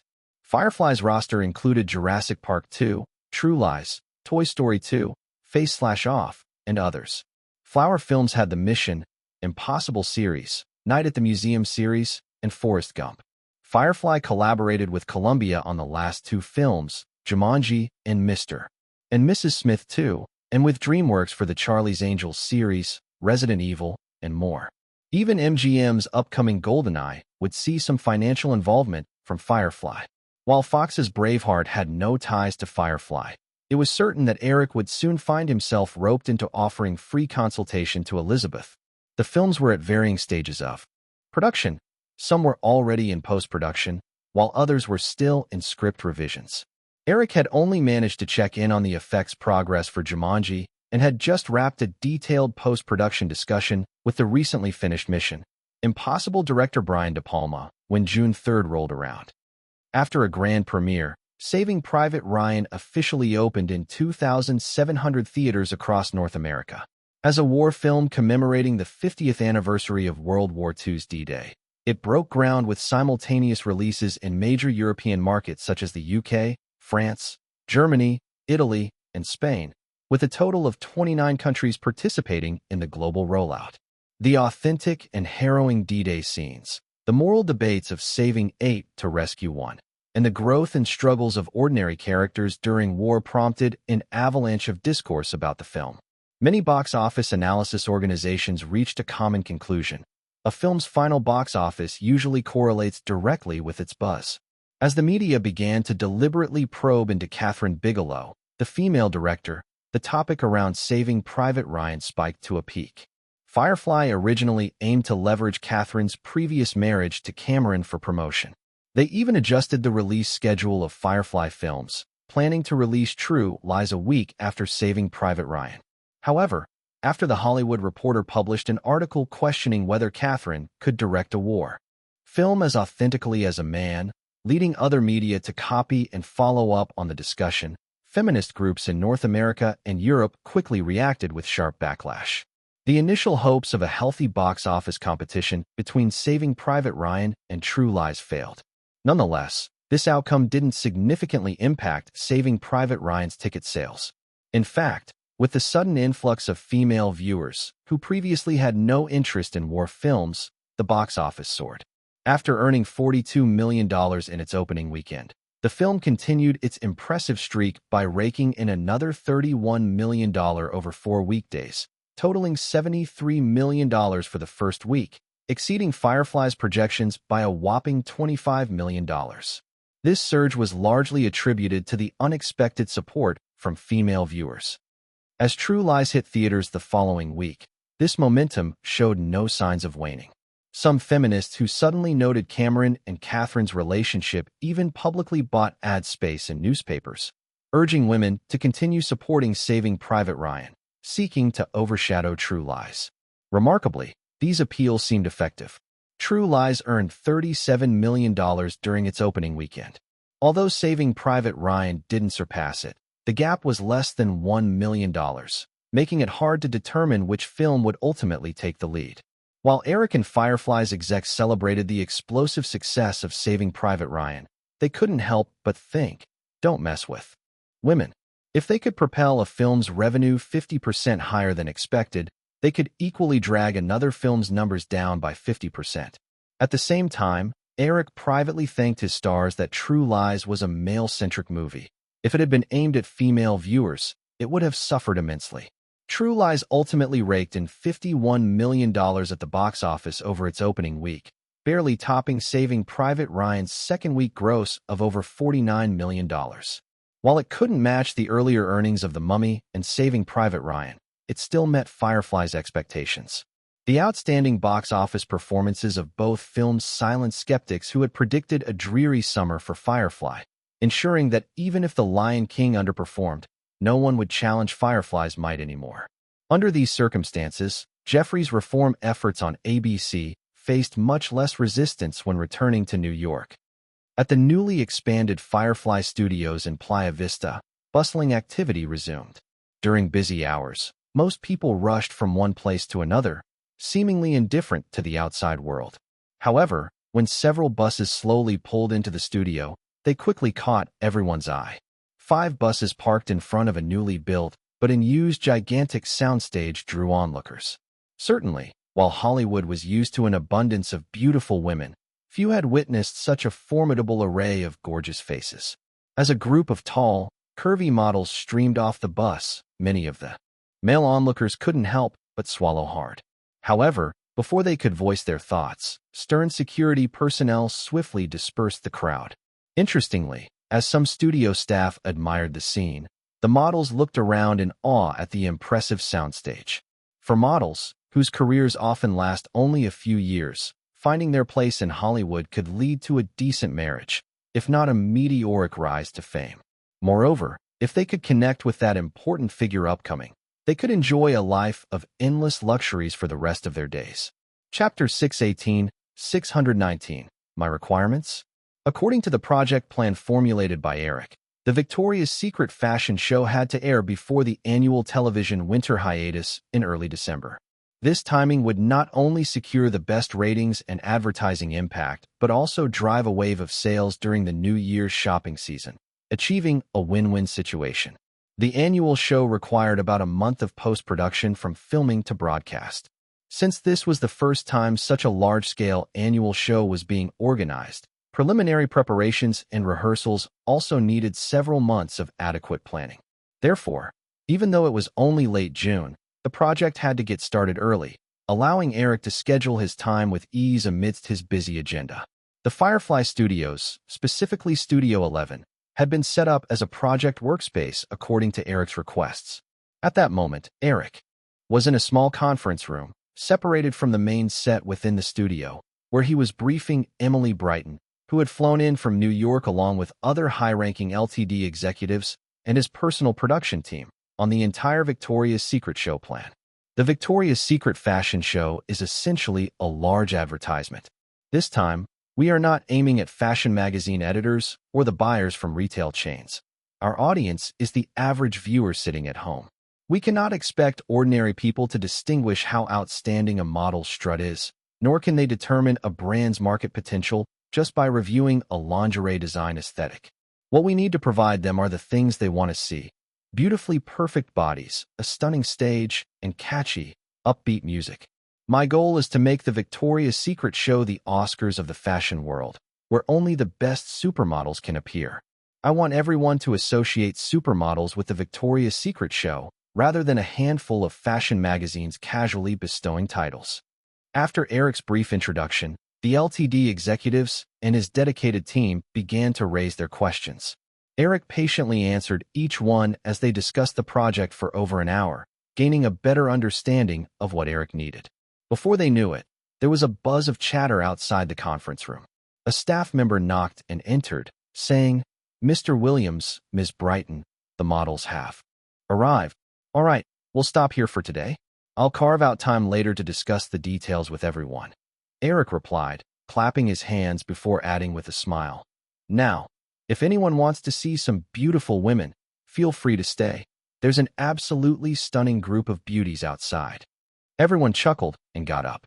Eric's core production team had their own tasks to tackle, so they couldn't linger. Even the LTD executives who had flown in from headquarters were eager to return to New York and other locations after this meeting. In the end, only Eric and Emily remained, along with Edward Razek, the creative director of Victoria's Secret, whom Eric specifically invited. Razek had been responsible for producing the show since 1992, though Eric believed the show truly matured only after 2007 and 2008. Before that, most shows were still experimental, and the pre-2000 Victoria's Secret shows were hardly different from standard fashion shows. This time, Eric intended to adopt the format of the post-2010 shows, understanding he could not oversee every detail himself. He thought to involve Razek in the project's operations, eventually passing the show duties to him. As the attendees gradually departed, Emily asked the remaining core team members to head out and prepare, leaving just Eric, Edward Razek, and herself.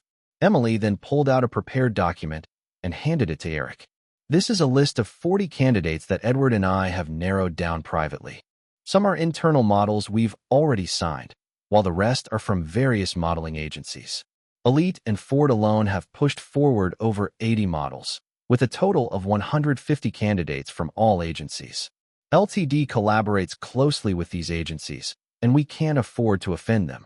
So, on the surface, we promised them you could personally select.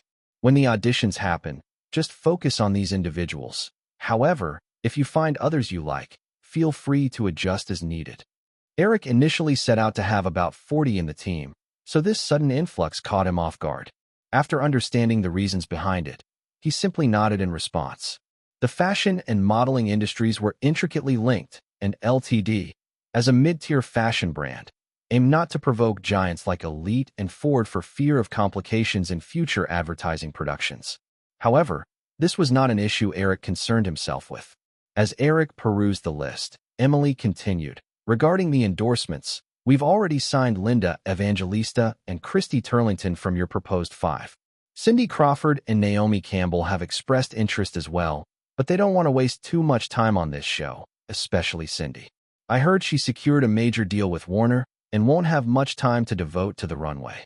A 1990 issue of Vogue famously showcased photographs of the 5 most influential fashion models, introducing the term supermodel for the first time. The names Emily mentioned included 4 of those 5. The last supermodel, German model Tatjana Patitz, had since retired.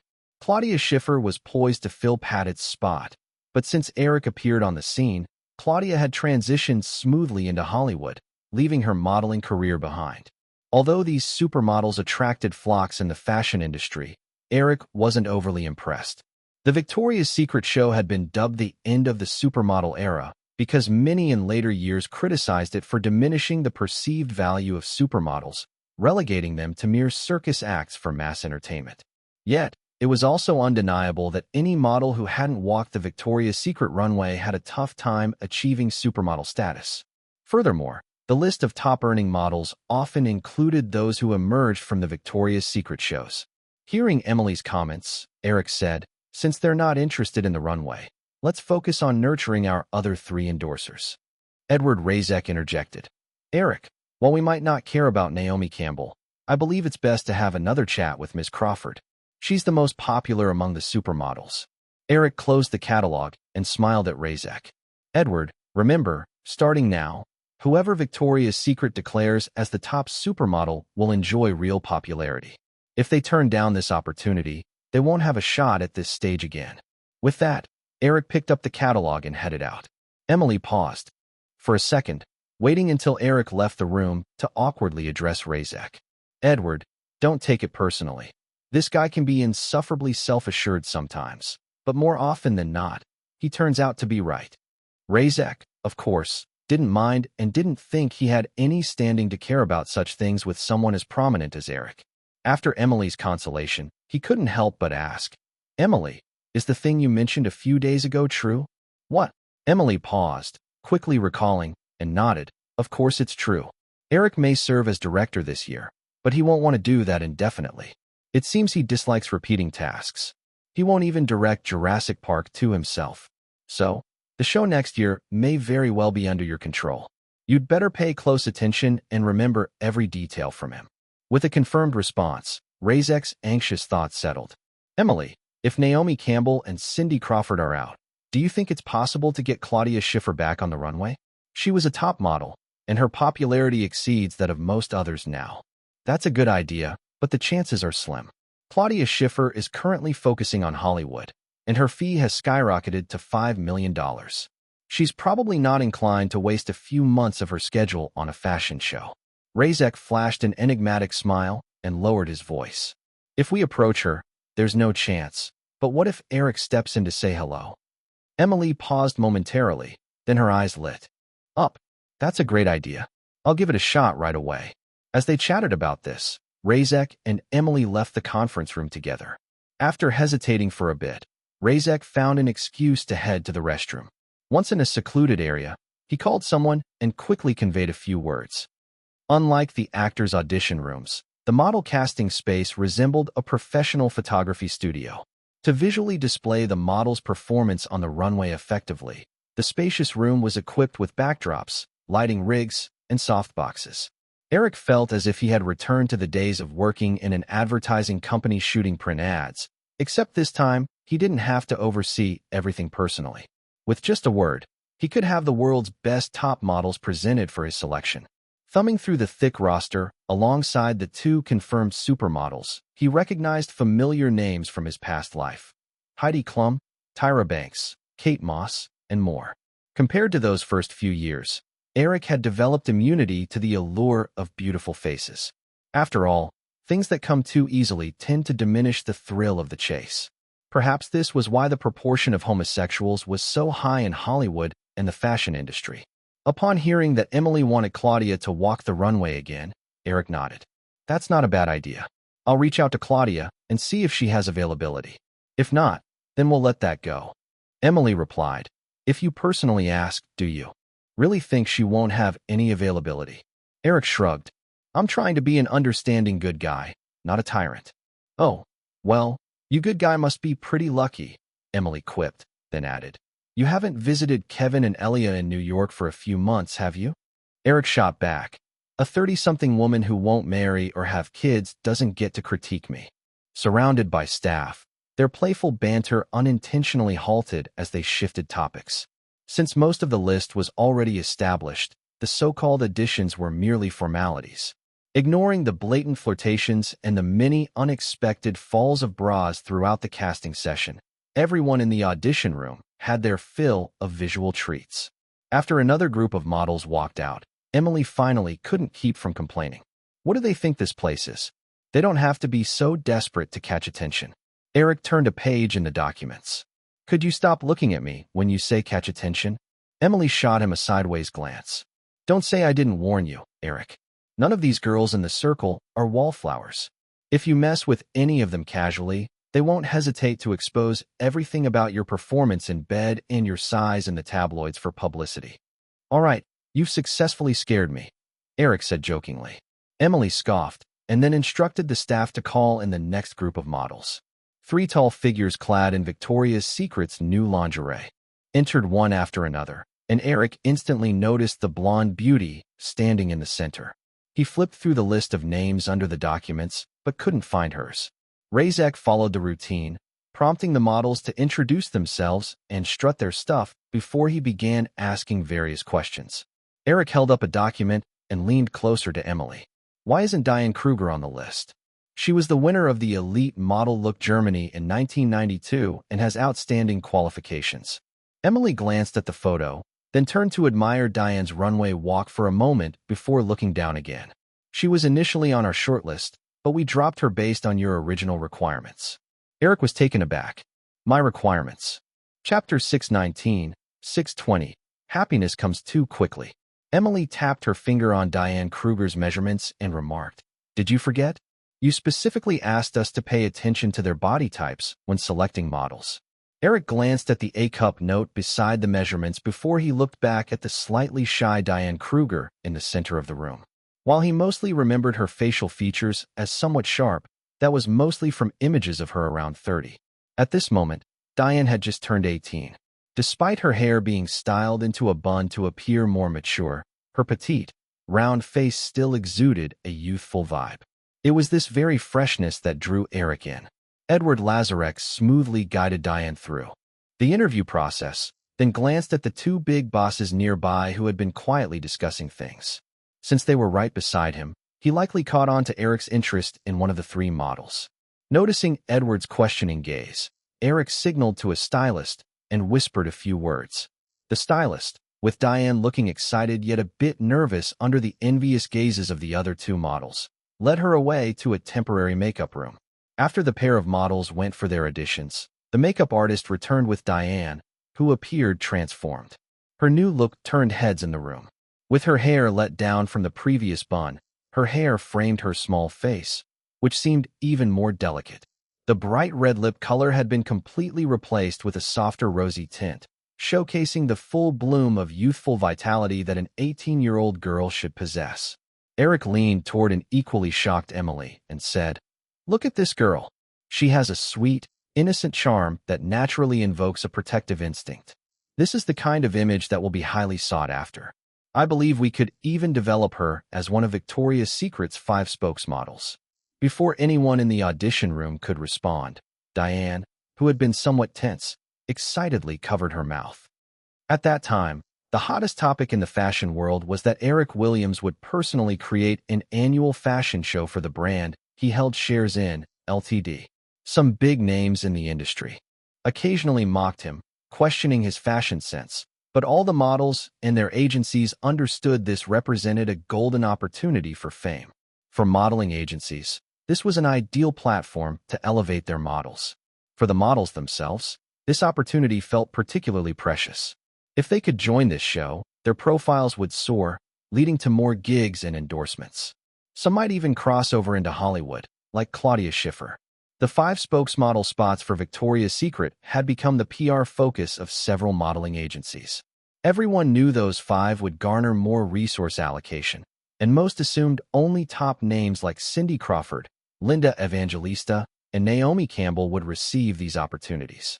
Although Eric had specifically selected Diane, and she felt sure she could win a spot in the show, she had never dared to hope for an invitation to be a Victoria's Secret spokesmodel. Hearing Eric say that one sentence left her feeling overwhelmed by happiness. Though Emily and Edward hadn't voiced their opinions yet, it was clear to everyone in the audition room that Eric's word on this mattered. The makeup artist who had just styled Diane noticed she seemed a bit unsteady and quickly came over to help her. Eric had complete control over this matter. With Eric's judgment made clear, neither Emily nor Edward would oppose it. After Diane calmed down a bit, Eric smiled and asked, "So, Miss Kruger, are you willing to accept the invitation to be a Victoria's Secret spokesmodel?" Diane, flustered and a bit incoherent, nodded and replied, "Yes, Mr. Williams. Of course, I would be thrilled to." "Great. I hope you and your agent can wait for a bit. After the auditions, we can discuss the contract details." Once Diane left the room, Emily shook her head and remarked, "Eric, that girl is indeed impressive. But don't you think her mental resilience could use some work?" Eric knew Emily was referring to Diane's earlier nervous demeanor.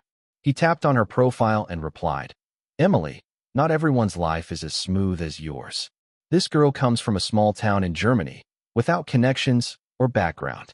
Without a special opportunity, she could fade away in the fashion world in a few years, settling down and becoming a nobody.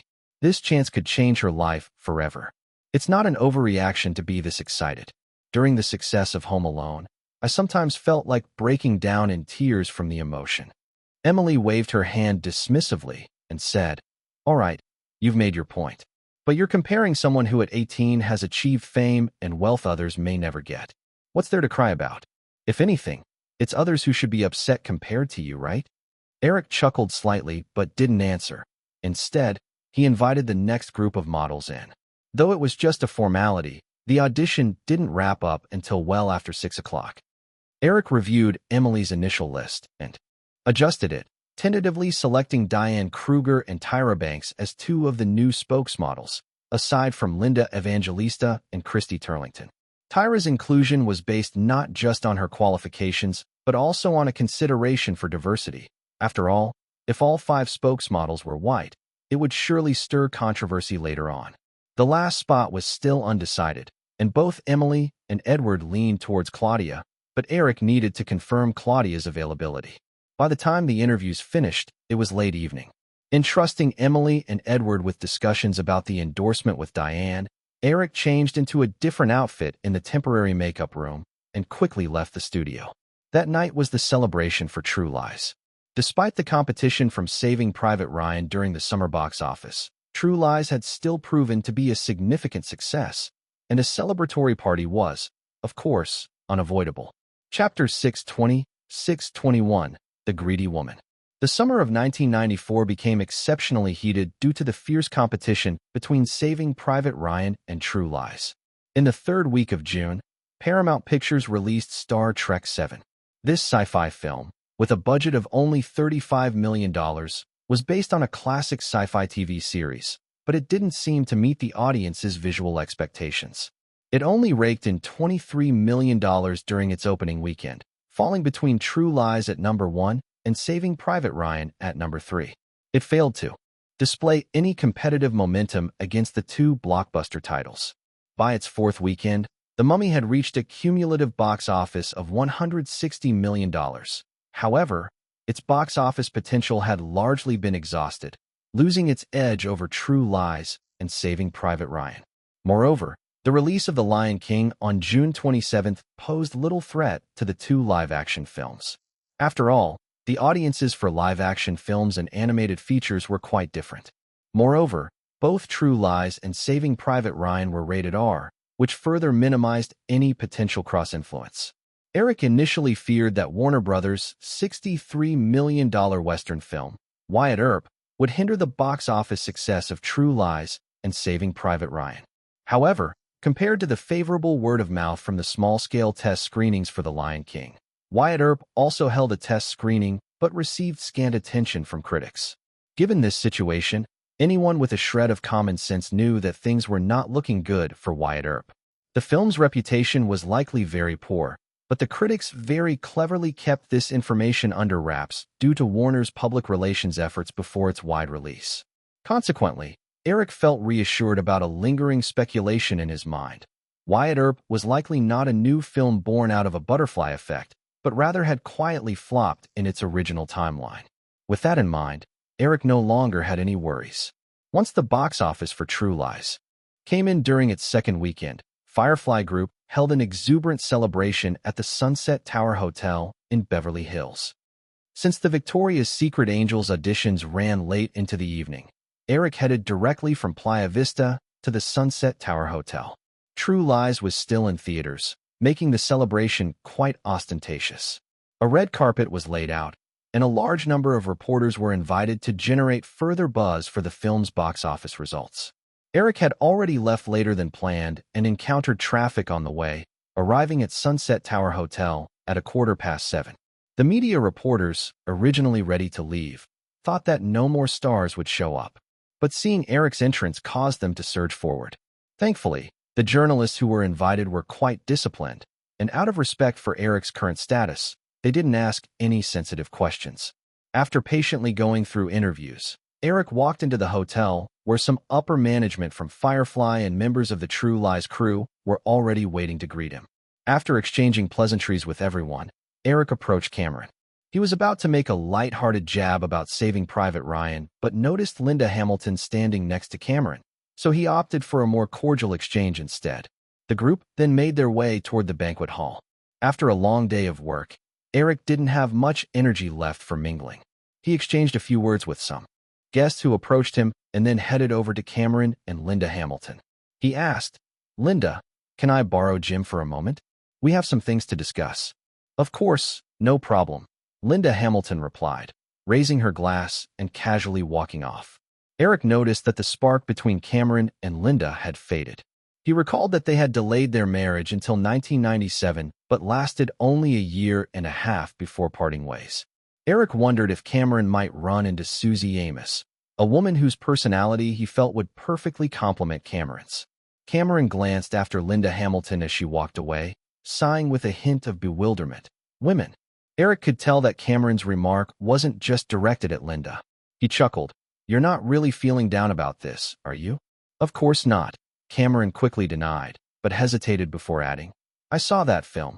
Catherine did a fantastic job. All right, let's not talk about her, Eric said, giving Cameron's shoulder a supportive pat. Since you lost this time, you can win the next round. So when do you plan to start prepping Titanic? Cameron pondered for a moment before saying, Linda and I are planning to go to Hawaii for vacation next month. We could start prepping by the end of the year. But Eric, I think $70 million won't be sufficient.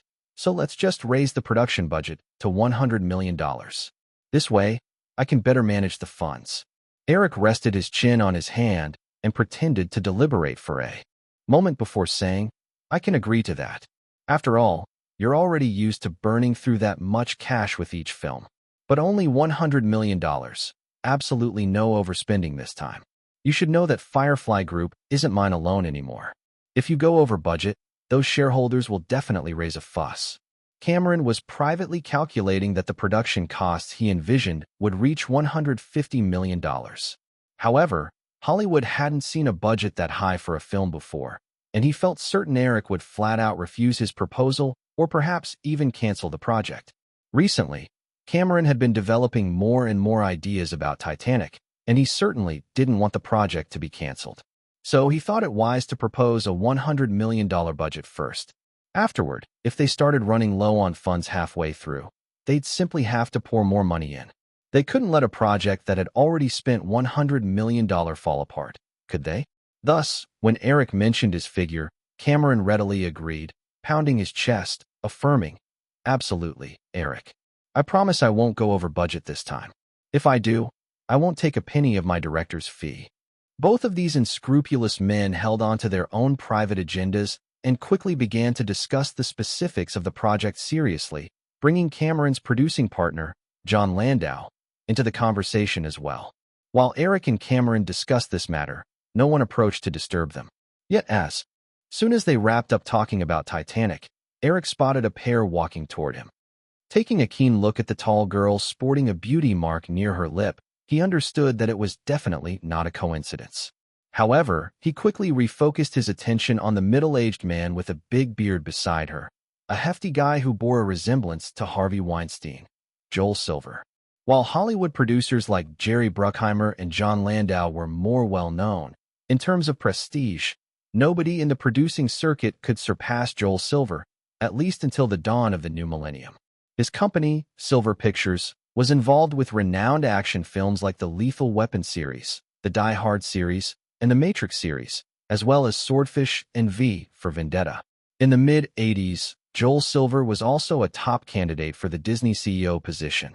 Although he ultimately lost out to Michael Eisner, it showcased his formidable influence in Hollywood. Joel, good evening. Long time no see.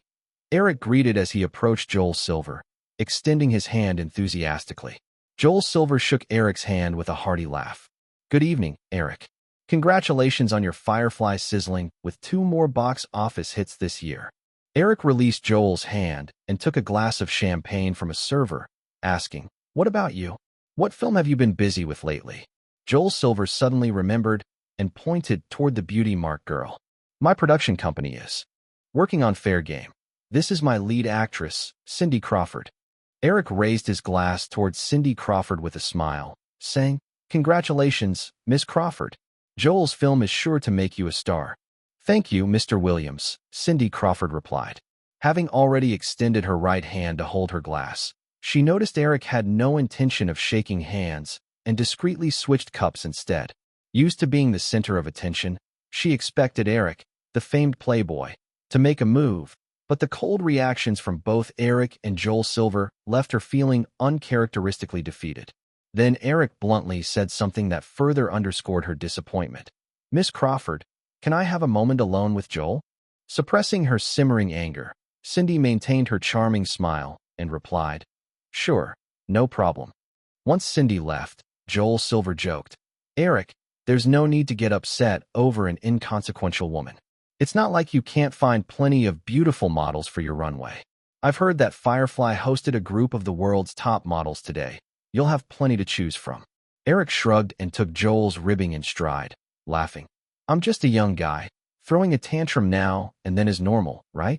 Besides, this woman already landed the lead in a big movie and doesn't want to let go of her Victoria's Secret endorsement, which seems a bit greedy. I don't like overly greedy women." Joel Silver chuckled noncommittally. Many in Hollywood wished Eric was merely an impulsive young man, but no one was naive enough to think that was the case. After a moment, Joel Silver, glancing at Eric with a hint of mischief, asked, "Eric, how about I tell you about the film I'm producing? If you can persuade me, I could ditch that girl right now." Even without Joel Silver saying a word, Eric was aware of which film Cindy Crawford was set to star in. Aside from cameos, the film titled Fair Game was the only film featuring Cindy Crawford as the lead, and certainly her last one. The plot told a chaotic and poorly timed story where a female lawyer inadvertently discovers a KGB spy ship. Soviet KGB agents, wanting to eliminate the evidence, target the lawyer with a series of assassination attempts, making it seem like the American law enforcement agencies had vanished completely. The lawyer and a hapless detective caught up in the mess were pursued by KGB agents right on American soil, coming perilously close to dying several times. If this film had been made prior to the fall of the Soviet Union, it might have received some attention. However, by 1994, following the Soviet Union's dissolution, the Soviet power was crumbling and Russia was mired in economic turmoil, leaving its citizens struggling for sustenance. Conversely, American confidence was at an all-time high, making the prospect of viewing such a film so contrary to the mainstream and somewhat absurd, almost a foregone conclusion regarding its poor reception. Joel Silver saw that Eric had no objection, so he shared the plot details of Fair Game with him. He certainly sought Eric's insights. However, after finishing, Eric merely shrugged without any comments, turning back to Joel Silver to inquire, "Joel, after this film, why not come to Firefly? I'll give you the same treatment you had at Warner, and I'm about to start producing my book The Matrix. You could take charge of that project." Eric's suggestion was entirely sincere. Joel Silver excelled at producing high-budget action movies like Die Hard and Lethal Weapon, which perfectly complemented Jerry Bruckheimer's expertise in CG effects films at Firefly. With Firefly's ever-expanding strength, Eric realized he couldn't continue managing every project personally. Attracting more talented producers was essential. Joel Silver was taken aback by Eric's invitation, tentatively asking, "Eric, do you not have faith in this film?" Eric queried, "How far along is production on your end?" Joel Silver responded, "We've already started filming. If all goes well, it'll release next summer." If the project was still in the initial stages and hadn't invested much yet, Eric could have offered valuable advice on how to cut ties with the project to show his goodwill toward Joel Silver. Yet since the filming had already commenced and significant sums had likely been spent, many things were irreversible. Eric merely shrugged and told Joel Silver, "If you trust my judgment, let Warner cover the production costs as much as possible. Also, if you wish to join Firefly, I'm always eager to welcome you aboard. The Matrix won't kick off until the second half of next year. Until then, the project is all yours whenever you're ready to come on board." Fair Game was definitely a large-scale production with an investment exceeding $50 million.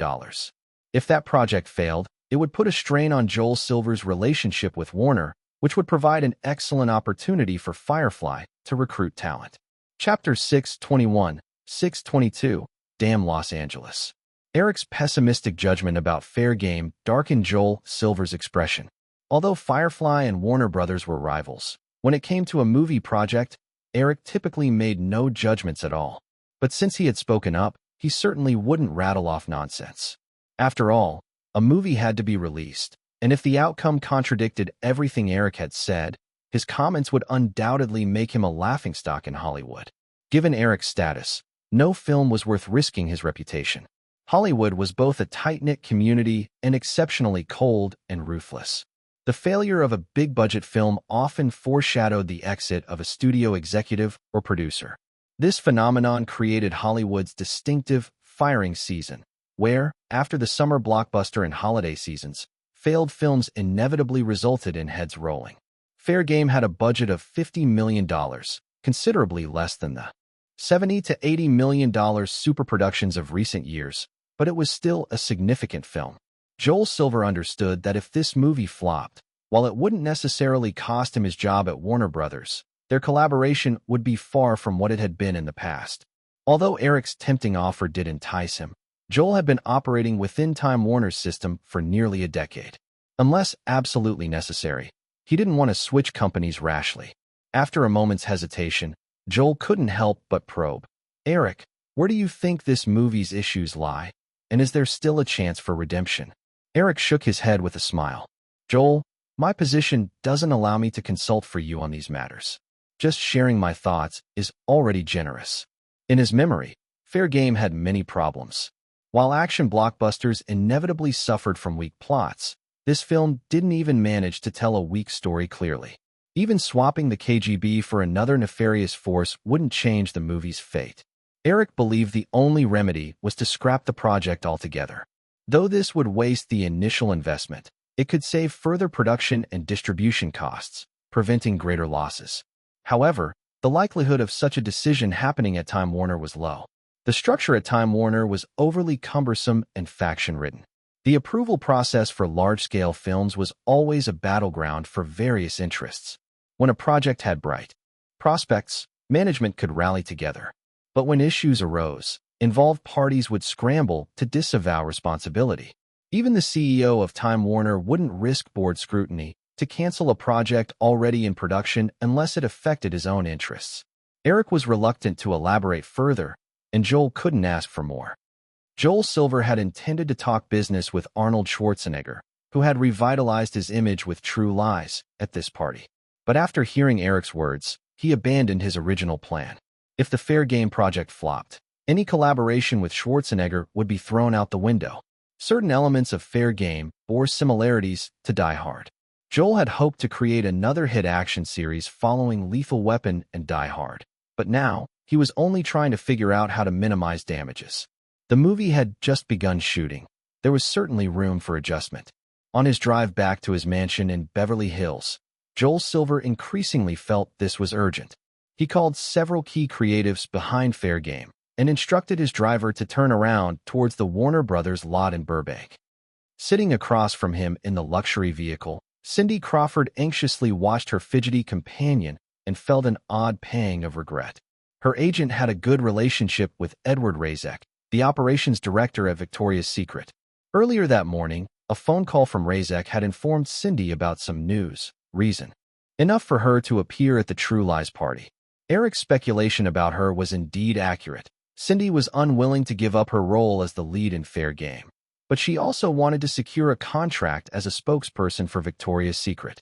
Confident in her allure, she had thought that merely meeting Eric Williams would pave the way for her, but now, the situation starkly contrasted her expectations. After some time, Joel Silver noticed the woman beside him again. Initially, he had intended to enjoy the company of this beautiful woman, but now he had lost any desire for casual romance. He clearly understood that his Hollywood power came from filmmaking. If he lost his job as a producer, his influence would evaporate. The women who once looked at him like docile kittens would completely ignore him. Pulling up to another intersection, Joel casually instructed his driver to stop and said to Cindy, "Miss Crawford, I have other important matters to attend to. I'm afraid I can't take you home. I apologize." "It's all right, Mr. Silver," Cindy Crawford said with a charming smile, exiting the car with grace after the driver opened the door for her, turning to wave goodbye as the luxury vehicle drove away. Once the Cadillac disappeared from view, she looked around at the somewhat desolate street. The clank of a kicked metal trash can echoed, followed by her frustrated exclamations, "Damn Los Angeles, damn Hollywood." Everything, even a handful of worthless dirt, could be spun as beneficial if someone were to say it was good. Conversely, even a gem could be torn apart if someone deemed it lacking. Joel Silver had initially thought the Fair Game script was fantastic, overlooking many flaws which could easily be spotted by others. But once Eric, the legendary director behind many box office hits, dismissed the story as worthless, the script's shortcomings became glaringly obvious. At a late-night meeting room in Burbank's Warner Brothers headquarters, despite it being the early hours, an ominous Joel Silver left the director of Fair Game, Andrew Sipes, writer Charlie Fletcher, and other assistant directors and producers, silent and tense. "Stop filming for a week," Joel said, tapping his fingers on the table, staring at the collective results of their hours of discussion on the memos. "The KGB gimmick is no longer viable. The Soviet Union has collapsed. Without the KGB, there's no allure for the audience. You can replace it with the mob or a Latin drug lord. Also, what's the deal with the male lead's ex-girlfriend? I remember she only had a single scene. This character is expendable, so why does she suddenly reappear in scene 24? Faced with Joel's penetrating gaze, the writer Charlie Fletcher instinctively glanced at the assistant director Thomas Samuel. Seeing the reaction, Joel understood and flipped through the actor profiles until he found one and mockingly smiled at Thomas Samuel. "Salma Hayek, huh? Big chest. This Mexican girl certainly serviced you well, right?" Thomas Samuel realized this was a prelude to Joel's impending wrath. Nervously, he stood up. "Mr. Silver, let me explain. I just thought the character in the original was interesting, which is why I suggested." "Your life is about to get much more interesting," Joel interrupted, crumpling the profile in his hand and throwing it at him. "Now, take your Mexican bimbo and get the hell out of here. Don't let me see you in Hollywood again." After that unfortunate assistant director left the meeting room in a disgraceful manner, Joel coldly swept his gaze over the remaining people. "I don't care how you manipulate your status to entice those naive young actors, but if you dare gamble your jobs, I will have you taken care of. Remember, this is a multi-million-dollar business. Millions."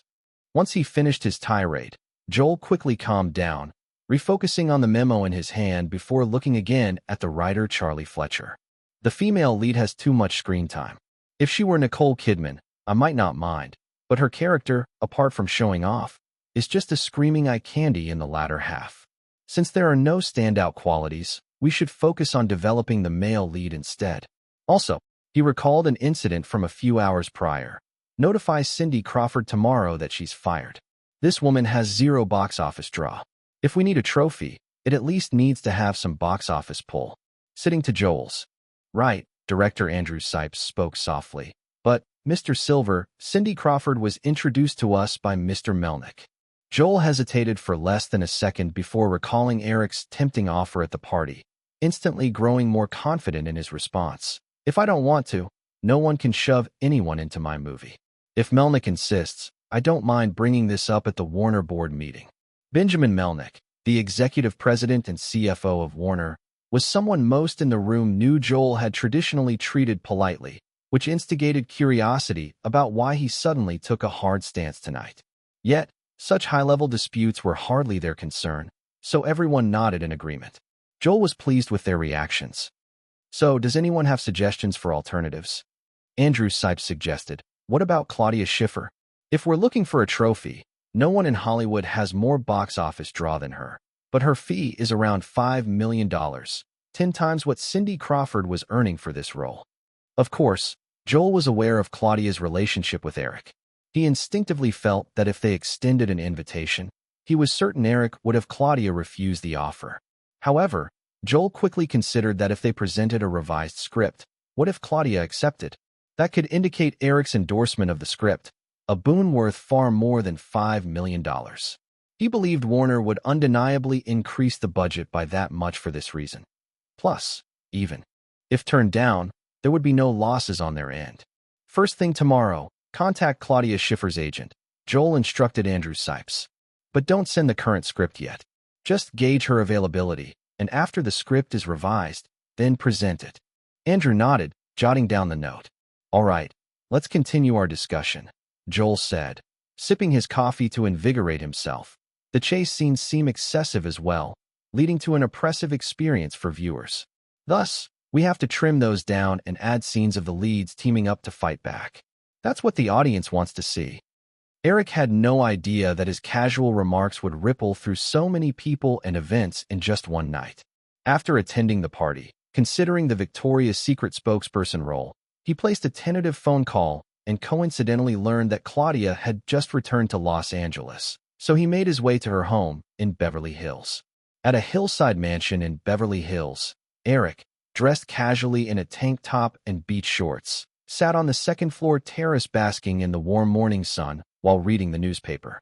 Below him, the city was awash in gold from the rising sun, with car traffic flowing like blood through the urban veins. Claudia, looking radiant and relaxed in a simple t-shirt and jeans, emerged from the second-floor living room with a breakfast tray. She placed it on the round table and leaned in to kiss Eric. "I made beef sandwiches. Want to try?" Eric pecked her soft lips and pulled her into his embrace, wrapping his arms around her slender waist under the t-shirt. He mischievously pointed at the breakfast and said, "I fed you last night. Now it's your turn to feed me." Claudia giggled and wiggled her waist, but showed no intention of breaking free. She obediently sat on Eric's lap and reached for a sandwich from her plate, bringing it to his mouth. After taking a few bites, he suddenly recalled something that had been tossed aside the night before. He asked, "I happen to want to ask your opinion about something. You know I'm preparing for a Victoria's Secret show, right? They need 5 spokespersons, have been confirmed, and the compensation will be quite generous. However, unlike ordinary shows, this one requires some rehearsal time. Are you interested in joining?" Claudia's eyes sparkled. She had always hoped to participate in a film directed by Eric. Though this event was not a film, she recognized it as a prime opportunity to spend time with him. However, she soon let her happiness turn to disappointment, shaking her head. "If we had discussed this last year, I would have jumped at it. But now I can't." Eric wasn't put off. Curiously, he asked, "Didn't you just wrap a film? Surely you wouldn't have another project lined up so soon." Claudia shook her head, regret in her voice. "No, but I did sign a 3-year endorsement contract with the French lingerie brand Farmina last year, so I can't participate in other lingerie shows." "I'm really sorry, Eric." Eric smiled and shook his head. "It's fine. I was just asking casually." Claudia made a soft sound, leaning in closer with an alluring demeanor as she asked, "When do you plan to shoot your next film? Can I be the female lead?" Eric inhaled the lovely scent coming from Claudia. "I can't promise you anything.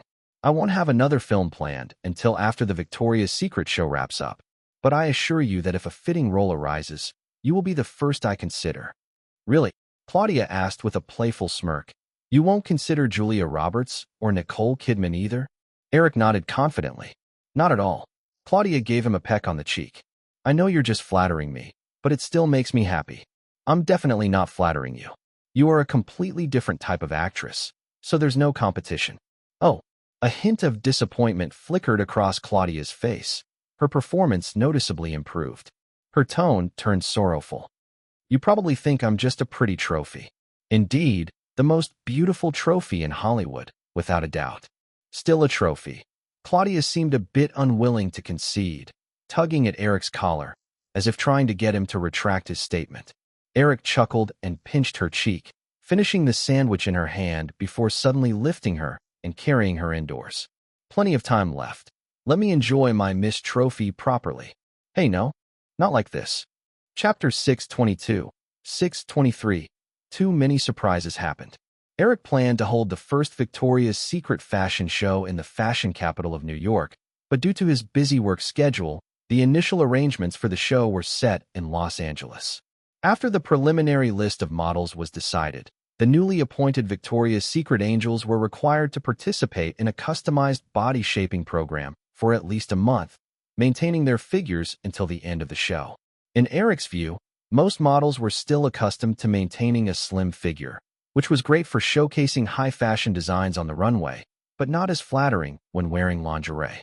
In addition to the scheduled 5 spokespersons who would sign special contracts, the pay for the other models throughout the show was relatively low, with most of them earning around $50,000. While this amount was quite generous for inviting top models to participate in a show, it was unlikely anyone would agree if the work stretched over 4 months. This was primarily why supermodels Cindy Crawford and Naomi Campbell initially declined. Their daily rates were already over $10,000. It was understandable they wouldn't want to waste 4 months on merely one show. Eric also wasn't in a position to personally explain the benefits of becoming a Victoria's Secret spokesperson to them. His stance remained the same with other models. The contract was laid out, and if anyone didn't see the benefit of becoming one of the 40 selected out of thousands, they could refuse as well. However, the 40 models eventually smartly accepted the contracts and moved forward with the next steps. Meanwhile, at Yahoo's headquarters in Boston on the West Coast, after a month of protracted negotiations, Yahoo finally reached an agreement with Microsoft. In 5 years, any advancements made by Yahoo's browser must first be applied to the Windows platform, with updates for other operating systems being delayed by 3 months, Chris explained over the phone from Boston. Additionally, within 5 years, Yahoo must grant Microsoft full access to all browser patents. Unless Microsoft agrees, Yahoo cannot transfer any browser software technology patents to any third party. Eric reclined in his office chair, listening to Chris outline the agreement. He chuckled. Looks like Microsoft is indeed focusing most of their efforts on the browser, just as we initially discussed. Chris nodded in agreement. Yep, Microsoft actually wanted to gain some control over Yahoo Mail. But when we made concessions in the browser negotiations, they dropped that idea. In Eric's eyes, an email platform capable of attracting a large number of loyal users was far more important than browser software. They probably think, in 5 years, Yahoo will just belong to Microsoft anyway. For now, if they can use Yahoo's browser bundling to give the next Windows system an edge over other operating systems, that's just a small price to pay. Chris continued. Besides the collaboration on browser software, the most crucial aspect is the 30% stock option. Microsoft will provide Yahoo with $100 million in debt financing in exchange for a 30% stock option 5 years from now. The agreement will take effect in July 1999, after which Microsoft will have 3 months to decide whether to proceed with acquiring the 30% stake in Yahoo. If they fail to present a viable acquisition proposal after 3 months, they will automatically forfeit this stock option. That's about it. The detailed contract is over 100 pages long, and I've already faxed it to your assistant's office. If you're interested, you can take a look. Chris's tone at the end held a hint of amusement, well aware that Eric was too busy to spare any time for such a technical agreement. Eric shook his head with a wry smile. I just wrapped up editions for Resident Evil this morning, and I have a pile of paperwork in front of me. I still need to attend the premiere of The Lion King tonight. Do you think I have time to read it? Make sure your lawyer reviews the agreement as quickly as possible. If there are no issues, I'll formally sign with Microsoft next Monday, Chris said professionally from the other end of the line. Also, Ian and the others can hardly wait to launch the scripting language and instant messaging software right after we finalize this agreement. They want a surprise. Microsoft, of course, I'll get back to you as soon as possible. Nodding, Eric exchanged a few more words on the phone before hanging up. A huge weight lifted off his shoulders. Signing this agreement would signal that Microsoft wouldn't disrupt the technical standards of browser software, greatly facilitating the rapid promotion of the Internet. Of course, this agreement wouldn't restrict Microsoft from entering the Internet services sector. Although they had been slow to respond in many areas, Eric believed that in the coming years, as the Internet industry exploded, Microsoft would likely seek to carve out their territory, even while holding a stake in Yahoo. As long as the technical standard disputes around Internet access were resolved, Eric had faith that Microsoft wouldn't gain any advantage over Yahoo. Busy work always made time fly, and before he knew it, it was evening. Eric changed into his attire in the lounge and took a car towards the Kodak Theater in Hollywood. Although he had decided to close Disney's hand-drawn animation department, he certainly wouldn't overlook the 2D animated masterpiece that had defined the original timeline, so he specifically requested to attend the premiere. Since 2 weeks prior, The Lion King had been undergoing small-scale sneak previews, and at that moment, tickets were already exceeding $3 million in box office receipts from just a handful of preview theaters in North America. Meanwhile, Firefly had invested heavily in promotional advertising, making the premiere a grand affair. When Eric arrived at the Kodak Theater, the red carpet entrance was already underway. Instead of following the queue like other guests, he got out of the car and, under the guidance of staff, walked directly onto the carpet, coincidentally alongside The Lion King's director, Roger Allers.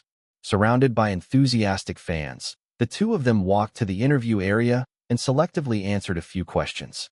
Just as Eric was about to leave, a slightly pudgy reporter suddenly stretched a recorder towards him and shouted, "Mr. Williams, we heard you plan to shut down Disney's hand-drawn animation department after The Lion King. Is this true?" Eric was taken aback, glancing at Roger Allers, who, instead of looking excited, wore an unusual expression. Eric wasn't sure if this was a calculated move, but eventually, he realized the news couldn't be hidden for long. He nodded, saying, "Yes." This answer sent the other reporters into a frenzy, with the same reporter echoing, "Does this mean Firefly is attempting to suppress Disney's brand influence?" Eric refrained from answering this rather sharp question immediately and retorted, "I'm not sure why you would ask such an ignorant question. Do you really think the Disney brand equals solely its hand-drawn animation?" The reporter replied, "Disney's brand image is represented by Mickey Mouse and Donald Duck, traditional 2D hand-drawn characters. If Disney's hand-drawn animation department is canceled, doesn't that mean the disappearance of Disney's core values?" "I don't believe so," Eric shook his head. "Technological advancement is inevitable. Using more advanced 3D animation to replace 2D animation is just like how color films replaced black and white films. In my view, it reflects a necessary trend. Firefly will never attempt to suppress any brand under its banner. Disney will always maintain its core value of bringing joy to audiences through outstanding works." The reporter hadn't expected Eric to respond so sharply without preparation and hesitated for a moment, allowing other reporters to seize the opportunity to ask questions. "Mr. Williams, based on The Lion King's preview performance and excellent reputation, if The Lion King performs exceptionally well, will you still stand by this decision?" Eric nodded. "I will stand firm." After saying this, Eric ignored the other reporters and walked straight into the theater. Initially, Eric had personally selected The Lion King from the potential projects at Disney Animation Studios. Jeffrey Katzenberg had been directly responsible for this project, and he also attended the premiere. Hearing some commotion outside from the staff, Katzenberg immediately came out of the theater. "Eric, what's happening?" Katzenberg greeted Roger Allers and then asked Eric. Eric gestured for Roger to enter first, then took Katzenberg aside to recount what had just happened, shaking his head while laughing. "It seems some people still aren't willing to back down." Katzenberg paused for a moment, then said, "Eric, based on our data collection during the sneak previews and the current scale of The Lion King's premiere, most people believe the first weekend box office could surpass $40 million, which would break all previous Disney animated film box office records. If you still insist on shutting down the hand-drawn animation department afterward, many people will definitely be unhappy. I already provided you with a detailed analysis. You wouldn't oppose my decision, would you?" Katzenberg shook his head with a smile. Most executives at Firefly recognized the rationale behind Eric's decision. However, people often let immediate interests cloud their judgment. For example, if The Lion King's first weekend box office did indeed reach $40 million, it would set a brand new record for 2D hand-drawn animation. In that case, insisting on proceeding with the closure would undoubtedly lead to a series of repercussions. "Eric, if you feel it necessary, Michael and I can hold a special meeting to discuss this matter. The Lion King is a project you personally oversaw, which means that even if it becomes a box office success, the credit will largely go to you. Clarifying the situation should not be too challenging." Eric nodded, adding, "Also, we should keep the media in check. Morgan Stanley and Deutsche Bank are already halfway through with the bond issuance. And I don't want any disturbances at this point." "I understand. If needed, we can always wait until after the bond issuance to shut down the hand-drawn animation department." After discussing the matter, Eric walked alongside Katzenberg into the theater lobby. However, the media clearly had no intention of letting this explosive topic fade easily, especially with some unexpected developments. Eric remembered that The Lion King had made $40 million in its opening weekend, but he still analyzed its box office trajectory based on the previous Disney hand-drawn animated films like Aladdin and Beauty and the Beast, expecting a long-term release pattern over the span of 6 months. However, the reality was, the day after many newspapers reported on Eric's plans to cancel Disney's hand-drawn animation department, A news flash on Saturday sent shockwaves through North America and around the globe. The first-day earnings for The Lion King took everyone by surprise, $15.6 million. This figure wasn't particularly striking compared to recently released films like The Mummy or Saving Private Ryan. Yet, compared to similar films, it left many jaws on the floor. The highest-grossing 2D animated film from Disney prior was Aladdin, which garnered $220 million in North America. Yet Aladdin's first weekend gross was merely $19 million during its release the Thanksgiving weekend in 1992, which was exceptionally impressive given that its first day took in only about $6 million. This meant that The Lion King's first-day box office not only nearly matched Aladdin's opening weekend, but also doubled Aladdin's first-day earnings. Everyone realized that The Lion King was likely to become the first animated movie in history to surpass $300 million at the North American box office. In this context, Eric insisting on closing Disney's hand-drawn animation department triggered a series of intense reactions. Chapter 623, 624, A Reasonable Explanation. Following the box office successes of Saving Private Ryan and True Lies in June, the nervous shareholders and creditors of Firefly Group found their worries eased. The astonishing $46 million box office in the opening weekend of The Lion King had them reassessing the value of their stocks and bonds. The production cost of The Lion King was only $45 million. Even though its marketing expenses reached similar heights, the expected North American revenue of $300 million already promised substantial profits for Firefly. Future income from sequels, international box office receipts, video sales, and merchandise licensing would continue to generate over $1 billion in profit. Some in Hollywood believed the golden age of hand-drawn animation was upon them again. The initial reaction of the small shareholders and creditors of Firefly was a hope that the company would increase its investments in hand-drawn animation, raising the production rate from one every 2 years to one, or even multiple films annually. Therefore, when news appeared in the paper that Eric Williams was set to close the Disney animation division after The Lion King, no one believed it to be true. When a recording played, featuring Eric answering a reporter's question at the premiere of The Lion King, the world was left in shock, convinced that Eric Williams must have lost his mind. In the following days, all the offices and private lines of Firefly executives, including Jeffrey Katzenberg and Michael Lynn, were flooded with calls from shareholders, creditors, and the media. Naturally, Eric was not spared either. However, when some people reached out to him, their calls were directed to his assistant's office. Any inquiries regarding Disney animation were met with affirmations, but no further explanations were given. Agitated small shareholders even put pressure on the Firefly executives through public statements in the newspapers. The sale of Firefly's long-term bonds began to slow once again. In just a few days, the topic of closing the Disney animation division garnered worldwide attention, and rumors even surfaced claiming Disney was on the brink of bankruptcy. At the Firefly Studios, in the preparation area for the Victoria's Secret fashion show, Eric was deeply engrossed in a hushed discussion with a designer about a new angel costume. Outside the studio, a woman in her 30s, dressed in a black business suit and with brown hair, approached the entrance.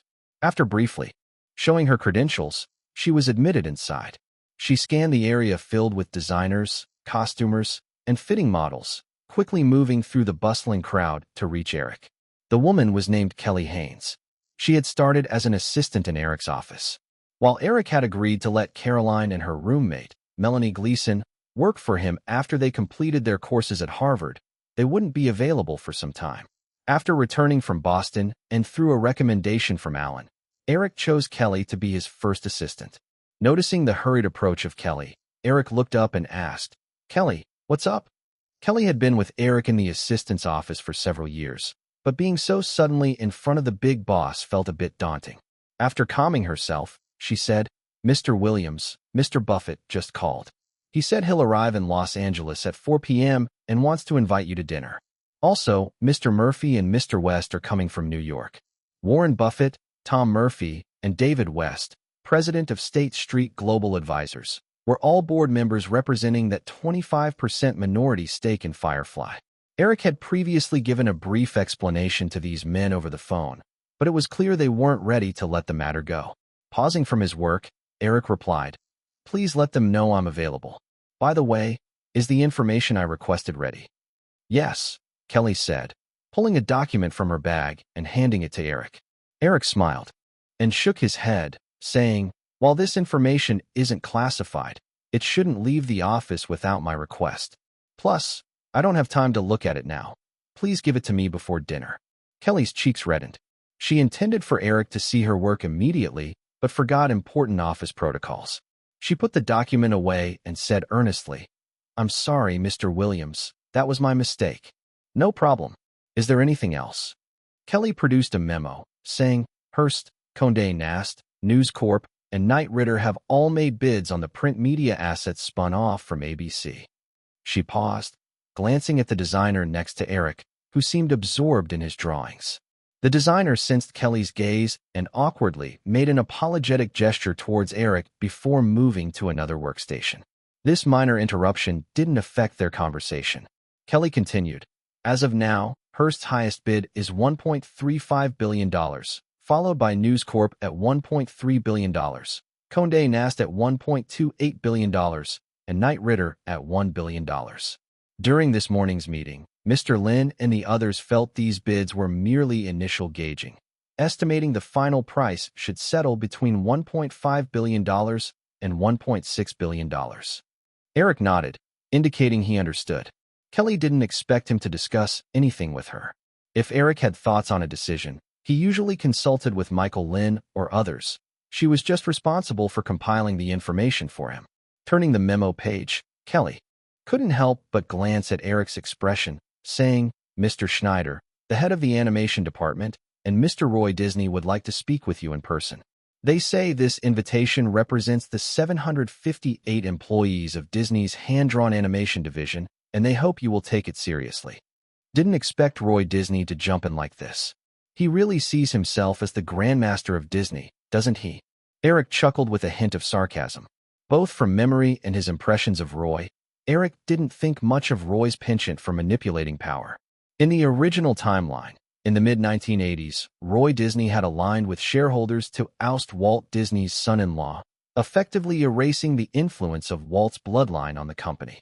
The mid-1990s saw Katzenberg's resignation and Michael Ovitz's departure, both linked to Roy Disney's actions. In the early 2000s, Roy again initiated a shareholder vote to oust Michael Eisner, marking his presence in every turbulent time for Disney post-Walt's death. While some of these moments had positive impacts on Disney, with Disney now part of Firefly, Eric simply wouldn't allow Roy Disney to remain a destabilizing factor.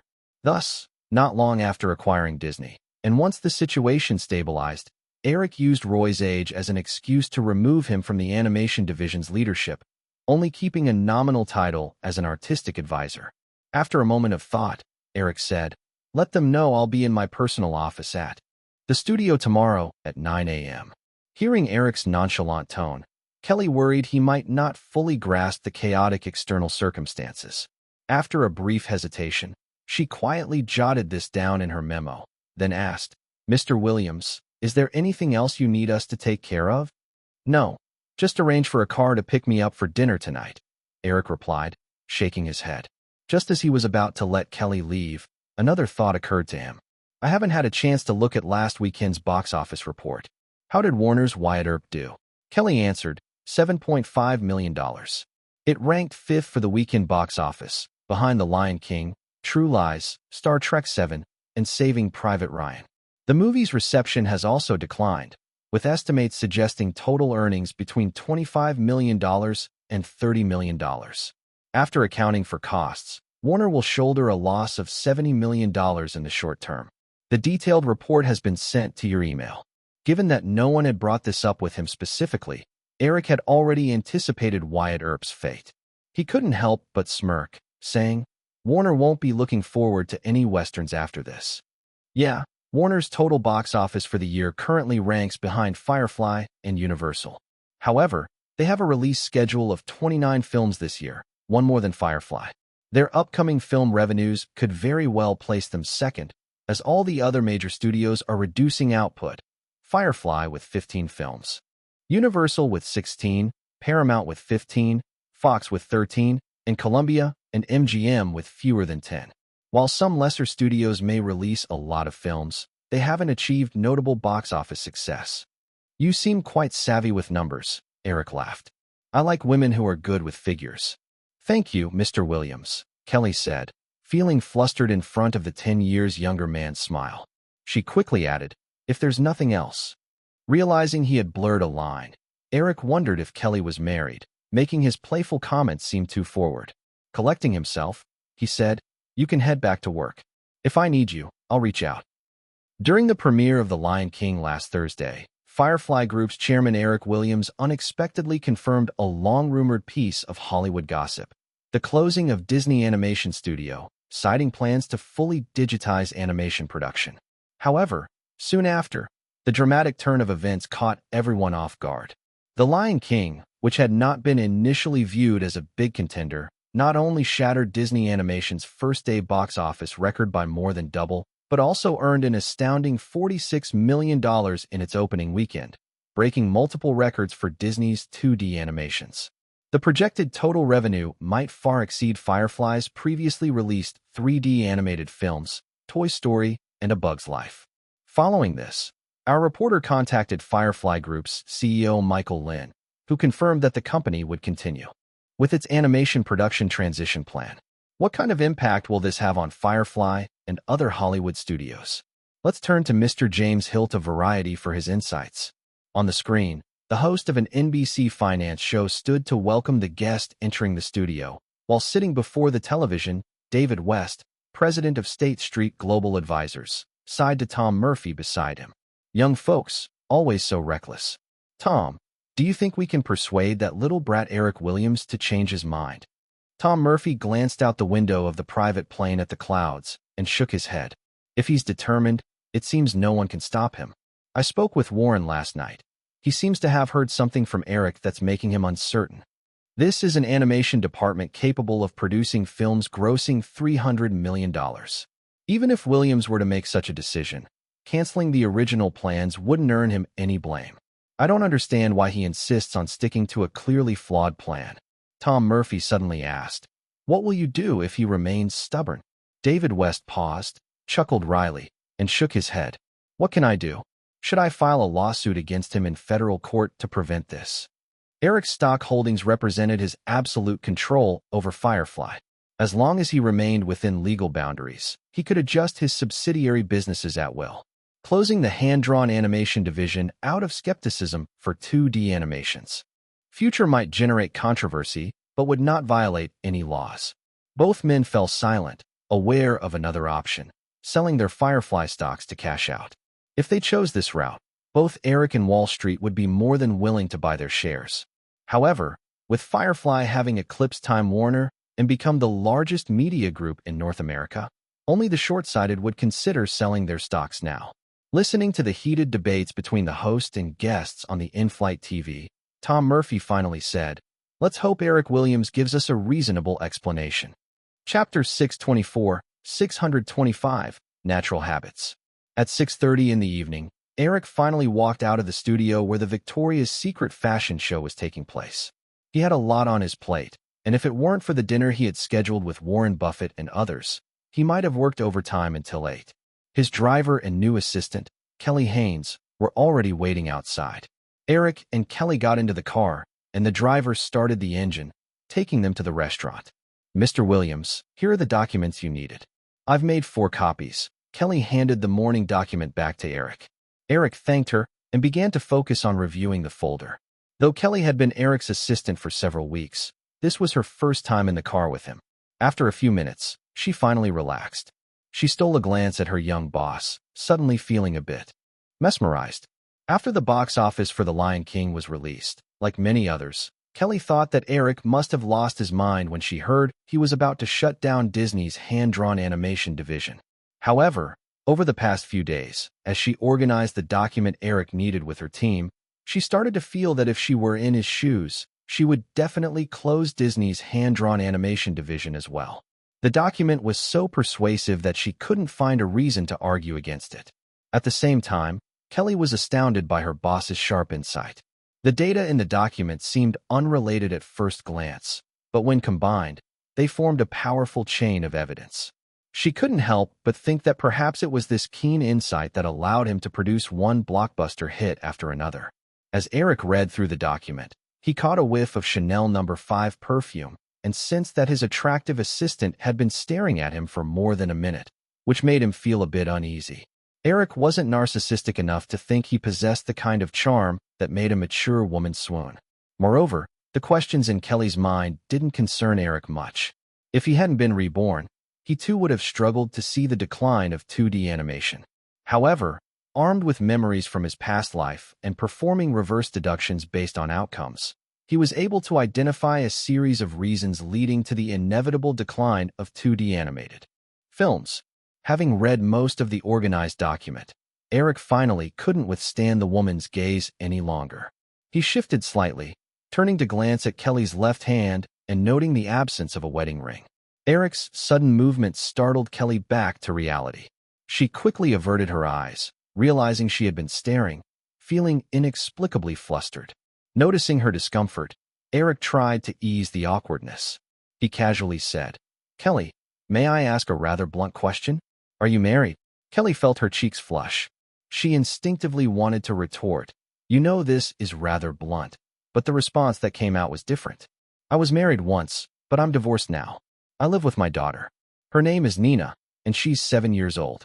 I apologize for interrupting your dinner plans with your daughter," Eric said, feeling genuinely remorseful. Kelly shook her head and smiled. "It's okay. Nina is very understanding, and she has a babysitter with her." The easy conversation helped ease the slight awkwardness between them. Eric noticed Kelly's uneasiness and, wanting to avoid more silence in the car, he proactively asked, "Do you really like Chanel No. 5? Kelly was taken aback that Eric could identify her fragrance. Remembering her subconscious motivations for choosing it, her expression became slightly uncomfortable again. "A good friend recommended it to me, and I just started trying it out. I think it's okay." Kelly did her best to keep her tone casual, and Eric didn't pick up on any oddity. "Chanel No. 5 suits your temperament well, but it's more suitable for parties. During daily work, a lighter perfume would be more appropriate." "I will consider your advice, Mr. Williams," Kelly replied softly, feeling a mix of shy and anxious. Since Eric seemed so knowledgeable about the fragrance, he surely knew some of its unique effects, like its romantic connotations. Eric's gaze remained on the document in his hands, treating their conversation as casual chat, thus failing to notice the brief flicker of emotion on Kelly's face. Assuming her lowered voice meant she disagreed with his suggestion, he looked up at her and said, "I'm sorry if I was being too forward. You don't have to take it to heart. Just use it if you like it." "Of course not." Kelly shook her head. "I also think it's a bit too bold. I plan to switch it out soon." Eric closed the last page of the document and smiled. "Oh, that's fine. Honestly, I prefer a woman's natural scent. That's the innate charm of femininity. Like you. I think you'd be even more." Eric inadvertently trailed off as he finally caught sight of Kelly's noticeably reddened cheeks and quickly changed the topic. "I'm really sorry. I wasn't trying to come on to you, just..." Kelly saw Eric's slightly embarrassed expression and suddenly became bold. She teased, "Just the natural habit of a playboy charming women." Eric chuckled and nodded, realizing something. "I guess I've been talking about an unflattering topic." Kelly laughed. "Finally, you've realized. I thought that was a common emotional flaw among geniuses." "I'm not a genius," Eric shook his head. Just as he was about to say more, the car stopped in front of a modest Italian restaurant. Eric looked out at the restaurant and asked, "Is this the place?" Kelly checked her notes and confirmed, "Yep, that's it." Noticing the puzzled look on Eric's face, she explained, "This should be Warren Buffett's choice. He's always been frugal." Eric knew that the word she wanted was stingy, as the world was well aware of Buffett's notorious frugality. After they stepped out of the car holding the document, Eric turned back to Kelly, who was still in the vehicle, and suddenly asked, "Why don't you join me? Unless you're in a hurry to get home to your daughter?" Kelly felt a little tempted, but looked at her serious professional attire and shook her head. "I'd rather not. My outfit isn't suitable for a dinner." Eric pointed to the casual Italian restaurant behind him and laughed. "Do you think someone who would choose a restaurant like this would care about what guests are wearing?" Kelly laughed and got out of the car confidently. As they entered the restaurant, Eric surveyed the room, and was relieved not to see Buffett and his colleagues in the lobby. It was currently mealtime, and given the confidentiality required for the topics they were about to discuss, Eric believed they would be swarmed by reporters if they ate in the lobby. After exchanging a few words with the incoming waiter, they were led to a private dining room. Warren Buffett, Tom Murphy, and David West paused their conversation and stood up when they saw Eric enter. Eric shook hands with each of them. "I sincerely apologize, everyone. I've been so busy with work lately that I couldn't personally pick you up from the airport." "That's all right. Work is the priority," Buffett said with a warm smile, with Murphy and West nodding in agreement. Eric briefly introduced Kelly to the group, and they all took their seats. The waiter initially didn't recognize Buffett and his two accomplices and assumed they were just regular customers. However, Eric was someone he absolutely recognized. Upon recalling Buffett's identity, the waiter felt a thrill and simultaneously started calculating the possible tip he'd receive, eagerly asking, "Gentlemen, may I take your orders now?" None of the three spoke. All turned to look at Eric. Eric smiled at the waiter and said, "Sorry, could we hold off on ordering for another 15 minutes? We have a few things to discuss first." "Of course, no problem at all, Mr. Williams. Whenever you're ready." The waiter, somewhat flustered by Eric's casual tone, nodded idiotically and stepped out of the room. After the waiter left, Eric took out the documents he had brought with him, and Kelly happily moved the cutlery on the table aside before quietly sitting next to Eric. "We'll go over these documents first so we can enjoy our dinner a bit more," Eric said with a smile as he handed out copies to the three men. Among them, 55-year-old David West was the youngest and most sociable. He chuckled at Eric's joke, while the other two older gentlemen impatiently began perusing the documents. Tom Murphy even put on reading glasses. Eric noticed Buffett flipping through the first page at lightning speed. "I believe once you review this material and data, you'll understand certain matters. But I'll explain it personally for clarity." Buffett possessed exceptional speed reading and data calculation abilities. Yet, after quickly flipping through the first piece titled "The Comprehensive Distribution Trends of Hollywood Films," Buffett didn't find any connections to Eric's imminent closure of Disney's hand-drawn animation division. Upon hearing Eric's comments, Buffett decisively stopped turning the pages and focused intently on Eric, with the other two following suit. Eric gathered his thoughts and began.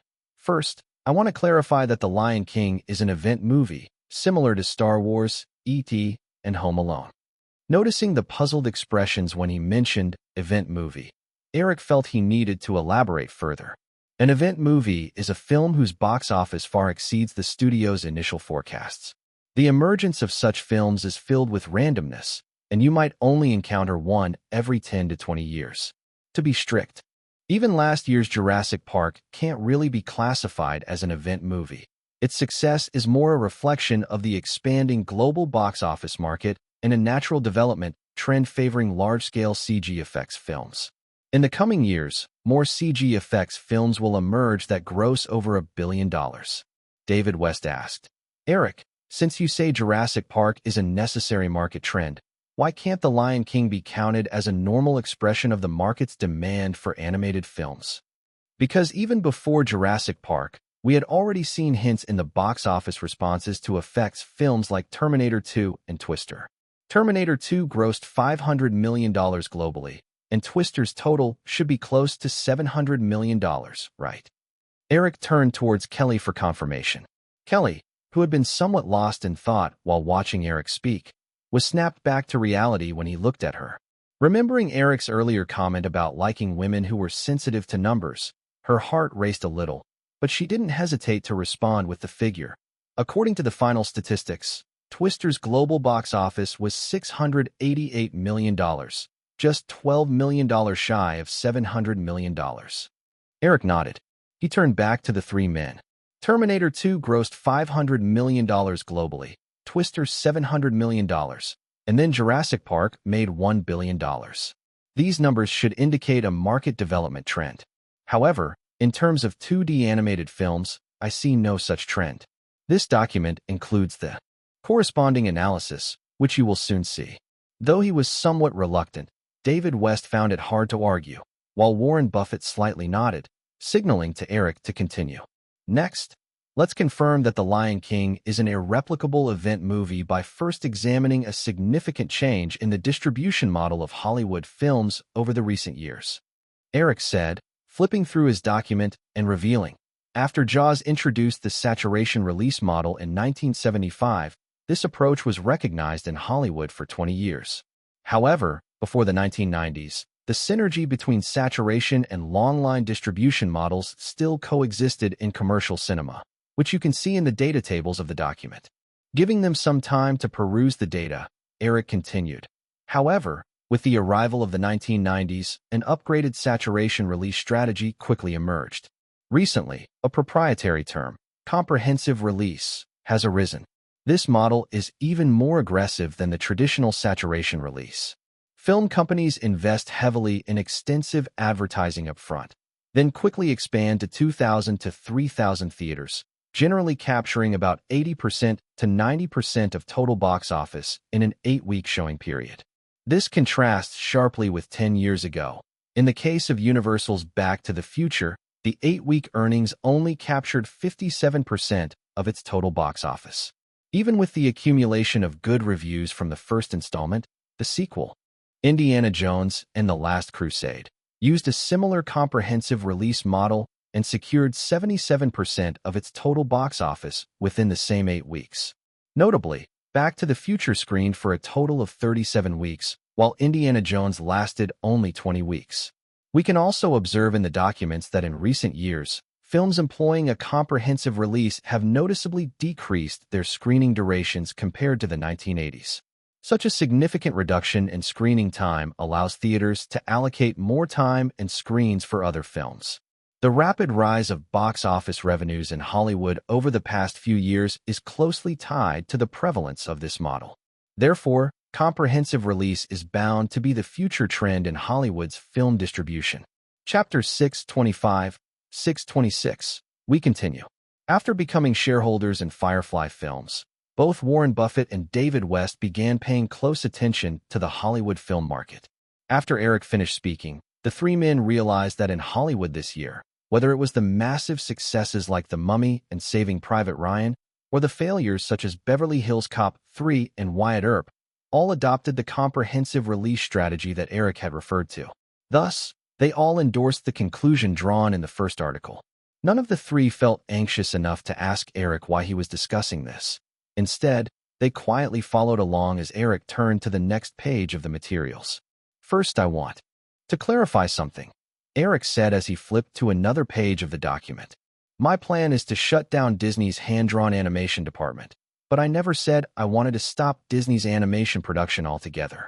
I simply want to shift Disney's animation studio from traditional hand-drawn animation to more advanced digital animation production. Of course, Buffett and the others were aware of this, nodding along with smiles. They understood why Eric would say this. External rumors had exaggerated his actions to the point where people believed he wanted to replace the Disney brand with Firefly. Eric smiled and said, "Now, the next materials compare 4 animated films released between 1991 and 1994, Beauty and the Beast, Aladdin, Toy Story, and A Bug's Life. These 4 films represent typical 2D and 3D animations. Overall, we can see that the total box office of Beauty and the Beast and Aladdin slightly exceeded that of the 2 3D animations. However, when we analyze the box office trends, it is clear that Beauty and the Beast and Aladdin follow a long-run exhibition model, with box office revenue for the first 8 weeks accounting for only 57% and 53% of their total box office respectively. In contrast, Toy Story and A Bug's Life had corresponding numbers of 89% and 88%, exemplifying the comprehensive release model. Moreover, we can observe that Toy Story and A Bug's Life rapidly dropped below 1,000 screens after 13 and 12 weeks respectively, making way for other films. However, Beauty and the Beast and Aladdin maintained their 1,000 screen counts for 25 and 21 weeks, respectively.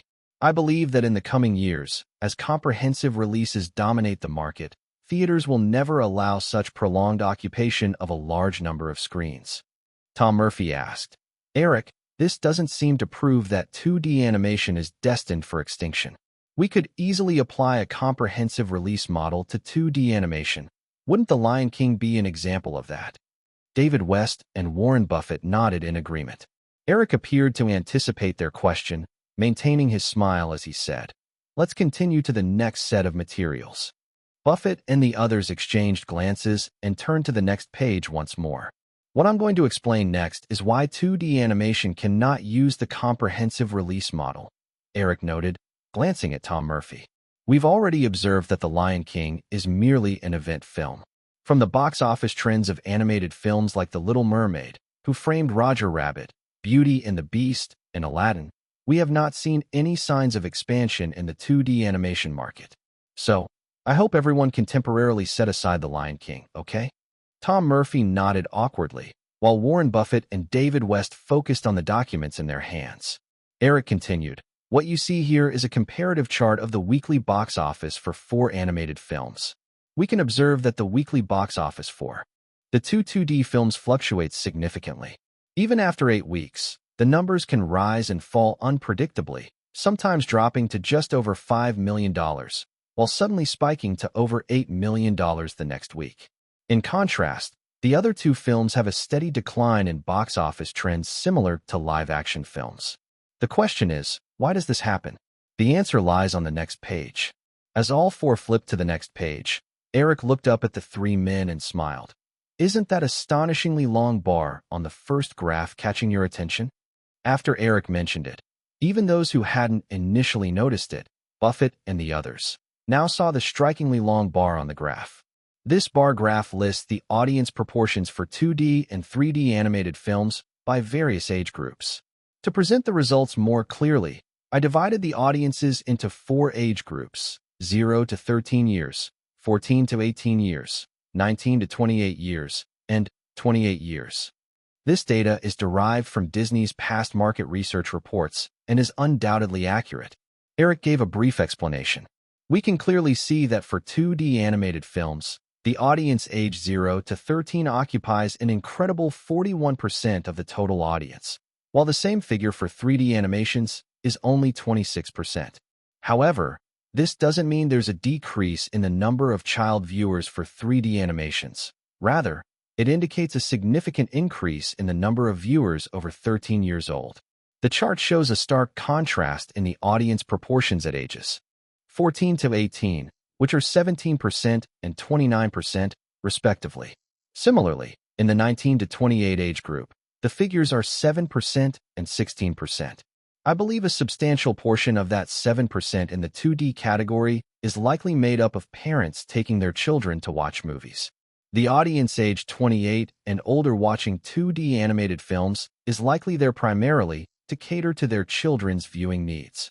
After summarizing the data, Eric stopped looking at the document, looking up and said, "Disney has a tradition of re-releasing previous 2D hand-drawn animated films every 7 years because Disney sees the 7 to 13-year-old child audience as a key demographic. Every 7 years, a whole new batch of child viewers emerges. Through this detailed data analysis, we can see why 2D animated film box office trends are unstable and why they only adopt a long-run exhibition model. Because 2D animated films target a very young audience, these child viewers lack independent decision-making abilities and must be accompanied by parents to watch the films. Even during summer vacations, adults have work commitments. They can often only take children to see 2D animated films on weekends or during specific holidays. To adapt to uncertain schedules of parents, film companies must employ the soon-to-be phased-out long-run exhibition model to fully explore the box office potential of 2D animations. Conversely, 3D animated films differ. This new animation format not only appeals to young children, but also resonates with teens who possess their own purchasing power and a segment of adult viewers. In the previous audience proportion statistics, the figure for child viewers in 3D animated films was only 26%, while the combined proportion for the primary movie-consuming audience age 14 to 28 reached 45%. This proportion is comparable to that of live-action films, which is why 3D animated films can adopt the same comprehensive release strategy as live-action films. Once Eric finished speaking, Buffett and the others fell into a moment of contemplation. He didn't disturb their thoughts, but raised his hand to check his watch. 15 minutes had gone by unnoticed, and he didn't want the restaurant staff to come barging in again. So he leaned closer to Kelly Haynes and whispered a few words. While Kelly Haynes felt a bit reluctant to leave Eric's passionate presentation, she obediently stood up and walked toward the exit. As she reached the door, she realized that Eric had been so close to her ear just moments ago that if he had leaned in slightly more, he could have kissed her cheek. Yet, she felt no resistance. Instead, her ear warmed where Eric's breath had brushed against her. Hearing the soft click of the door behind her, Eric looked back at the three men, smiling and saying, "So, shall we continue?" Buffett and the others nodded in agreement. Although they still had many questions, the pile of materials left in their hands made them instinctively assume that this young man had surely considered any potential inquiries they might have. At that moment, Tom Murphy and David West felt nearly convinced by Eric's arguments, while Warren Buffett gazed at Eric with deep admiration and eagerness. At 65, he was still vigorous, yet the issue of mortality had begun to trouble him and his partners. Many of Berkshire Hathaway's partners had asked him multiple times about the next successor of the company, and clearly, none of Buffett's children were suited for the job. Though Buffett believed he could work for at least another decade and had humorously mentioned that he would haunt Berkshire Hathaway even after his death, everyone, including himself, knew well that once he passed, Berkshire Hathaway would face uncertain changes. Buffett had made multiple attempts to groom a successor, but all efforts had failed. Now, this young man who could calmly recognize industry trends during the Lion King's box office success and chose long-term planning over immediate benefits possessed the insight and decisive execution he had always meant to find in an ideal heir. Yet, a strong sense of regret soon grew within Buffett. The wealth and status Eric currently held also meant that he was unlikely to assume control of Berkshire Hathaway in the future. Buffett preferred his successor to stay focused on the operations of the company without being distracted by other ventures. But Eric's business interests had far surpassed those of Berkshire Hathaway. If he entrusted Berkshire Hathaway to Eric, it would be challenging for Eric to devote much energy to managing another vast company. Though painfully recognizing this point, Buffett still felt a twinge of unwillingness. Eric was unaware of Buffett's thoughts. Seeing the three men show no signs of dissent, he said, "Now that we've discussed the external factors impacting 2D animation, let's move on to the internal factors. I'm sure you've all noticed the cost differences between the two types of films." Yes, the two listed 2D animated films both had budgets under $30 million, while Toy Story and A Bug's Life had budgets of $50 million and $80 million, respectively. At this point, Eric paused for a moment and continued. "First, I need to clarify something. Whether it's 2D or 3D animation, the primary costs are labor costs. Every frame in both types of animated films is hand-drawn. Only the medium differs. Because hand-drawn animation has been around for over half a century, the industry is mature, and there's a large number of animators.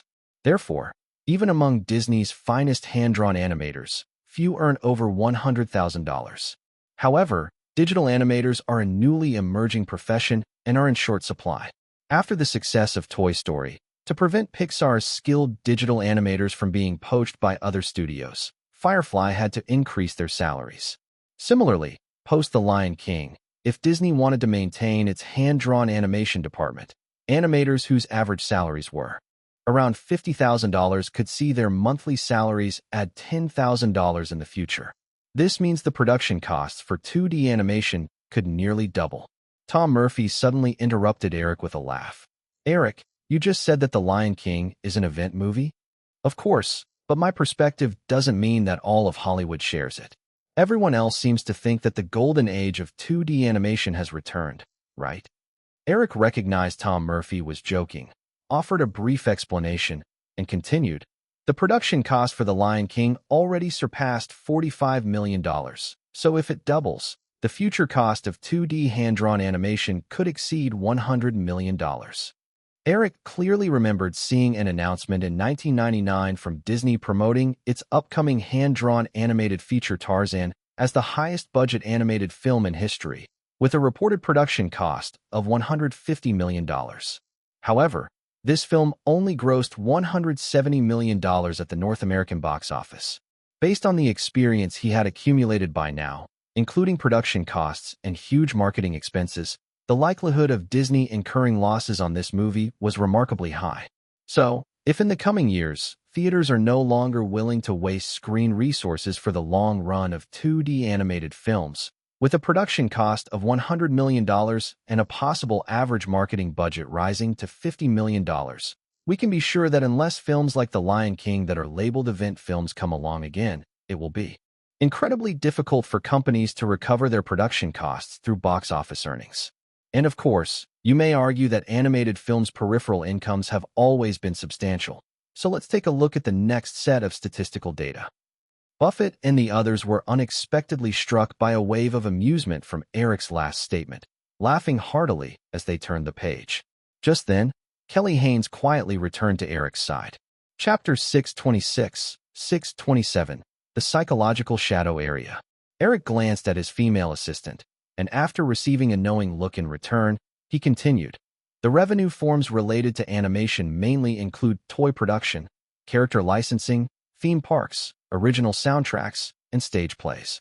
Thanks to the inherent advantages of 3D technology, both the variety and popularity of 3D animation far exceed those of 2D animation. You can see these figures in the handout you're all looking at. Take Toy Story, for example. It had over 100 types of toy merchandise, and the character licensing for it reached over 300 options. In contrast, the combined toy offerings for Beauty and the Beast and Aladdin barely totaled over 60, and their sales figures could not compete with those of 3D animations. The same goes for other merchandise types. According to the data, 3D animation's peripheral revenue essentially surpassed that of 2D animation. The only area where 2D animation led 3D was in the box office of stage plays adapted from these animations. This was mainly due to the fact that the storylines of 2D animations are easier to adapt into live-action formats. But this revenue was negligible compared to other merchandise. In conclusion, Eric summarized, so, given that the 2D animation department lacks any advantages in terms of cost, box office, or merchandise, I can't see any reason to continue sustaining it. Noticing the three older men nodding in understanding, Eric smiled slightly, but didn't plan on stopping. He turned the page and said, "Now, let's discuss the difference in production cycles between the two types of animated films." Ignoring the bitter smiles that suddenly appeared on the faces of the three men, Eric continued. During the Disney era, from when Michael Eisner took the helm in 1984 and restructured the animation department until the release of the hugely successful The Little Mermaid, a total of 5 years passed. The subsequent films like Beauty and the Beast and Aladdin also largely started their production during those initial years of Eisner's tenure. I conducted a simple analysis, and the average production cycle for hand-drawn animation films is about 5 years. This is largely due to the significant disadvantage hand-drawn animation faces compared to computer animation. Once characters are modeled in 3D using computer technology, a lot of the assets can be reused, saving substantial manpower and time. Hence, Pixar took only a little over 2 years to produce Toy Story and A Bug's Life. Conversely, in hand-drawn animation, each frame must be hand-drawn by an animator, and to avoid unnecessary efforts during production, a long incubation period is necessary before starting a project. This is to ensure every detail of the animated film is confirmed, which significantly delays the production timeline for hand-drawn animated films. Noticing that David West's mouth twitched slightly, Eric laughed and said, "I bet you're wondering why we don't just hire more people, huh?" "All right," David West shrugged helplessly, imitating Eric's tone. "Why don't we just hire more people?" Light laughter erupted from the others in the room, and Eric explained, "That brings us back to my earlier point. In 3D animation, once characters are modeled, their designs are fixed, allowing many animators to work on the same project without compromising quality. Though, of course, that number can expand infinitely. But hand-drawn animation is different. Each animator has their own unique style. Keeping the number of animators within a certain range helps maintain stylistic consistency throughout the project. If too many animators are involved, unless the producer and director possess extraordinary organizational skills, it's possible for viewers to notice inconsistencies in the film's style or character designs. I think anyone would feel disappointed if they encountered such discrepancies while watching a movie, wouldn't they? After David and the others were again forced to nod in agreement, Eric added. In fact, extended production cycles aren't too much of an issue as long as they yield excellent works and substantial profits. The real problem lies here. Compared to 3D animation, 2D animation not only has a long production cycle, but also suffers from another very significant drawback. Do you know what that is? Buffett shook his head with a smile, while David West and Tom Murphy didn't hesitate to flip to the next page of their materials. Kelly Haynes, sitting next to Eric, knew the answer well, but didn't intend to answer his question. Instead, she smiled at her younger boss, not realizing she was unintentionally resting her chin in admiration. Once the three men had turned the page in their materials, Eric continued. As you all know, Hollywood sequels are often the most stable and profitable films. However, hand-drawn animated films like The Little Mermaid, Aladdin, and Beauty and the Beast have not publicly released sequels. Instead, they plan direct video releases. The main reason for this is that the production cycle of 2D hand-drawn animated films is simply too long. If there are delays in the script for sequels, it could easily stretch beyond the average 5-year mark, reaching 6 or 7 years, or even longer. I've also mentioned that the young audience for 2D animation refreshes every 7 years. By the time a sequel is finally produced, the original audience, which accounted for over 40% of viewership, might have grown up and lost interest in 2D animation, thus leaving the sequel with little fanfare in a brand new young audience segment. Therefore, after a hit hand-drawn animation, Disney's usual strategy has been to produce sequels meant for video release.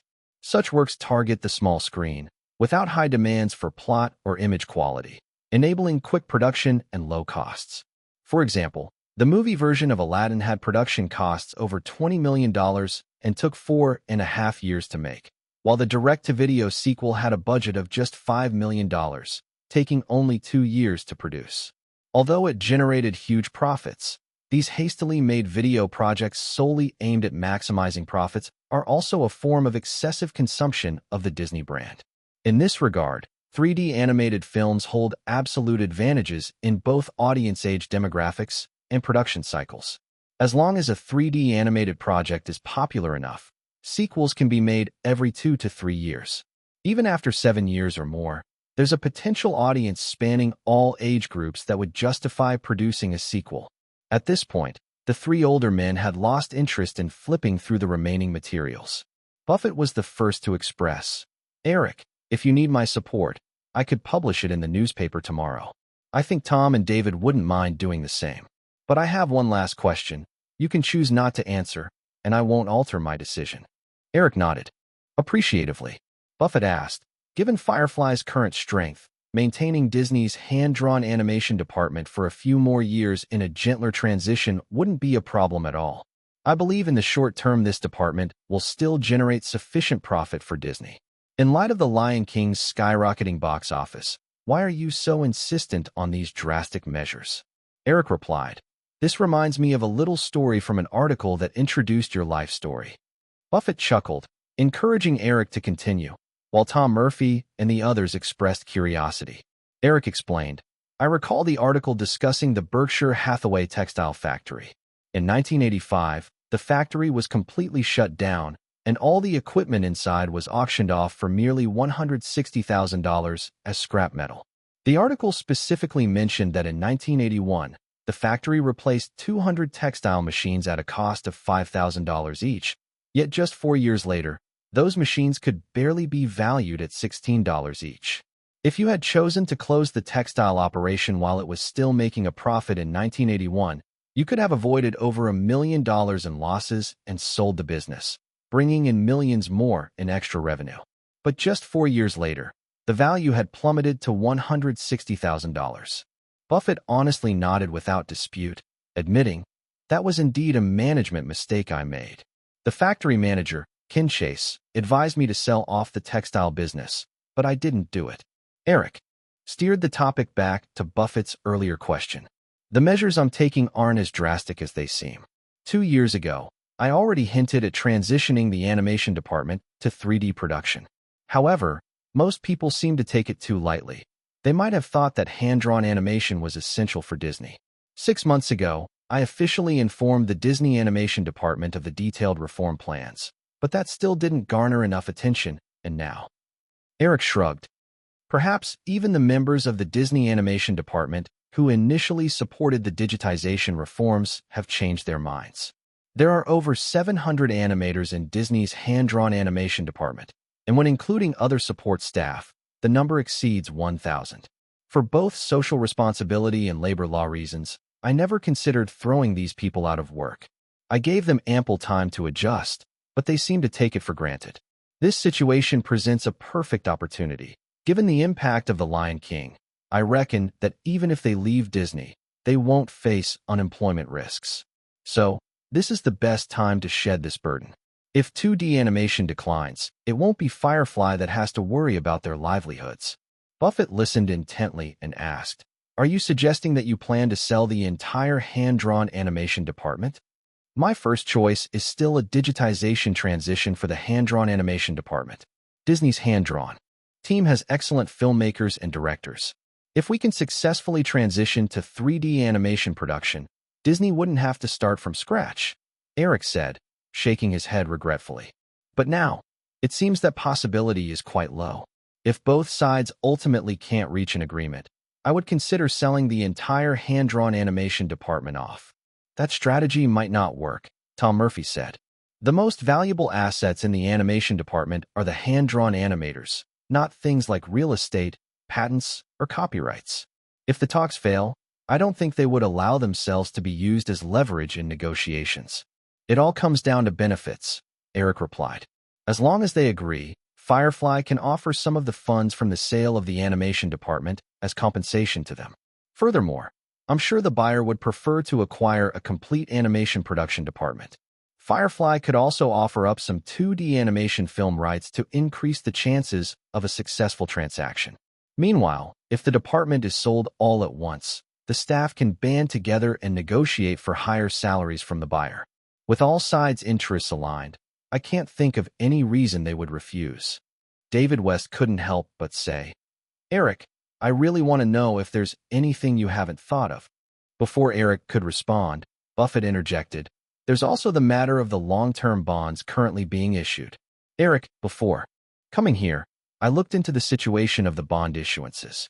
Morgan Stanley and Deutsche Bank have cumulatively sold $4.9 billion worth of Firefly's long-term bonds, with another $3.1 billion remaining.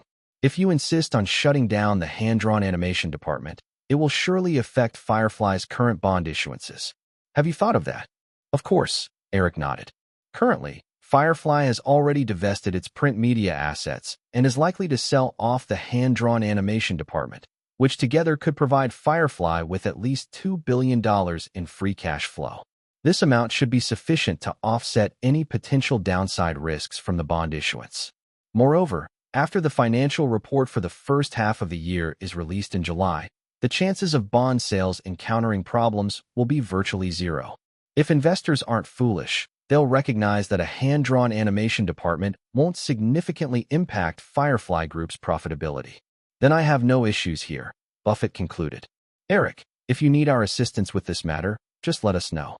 Eric tapped on the documents in front of him and said, "I'd like to keep the contents of these documents confidential. Once leaked, those potential buyers will definitely change their minds." Buffett had already memorized the entire document with his extraordinary memory.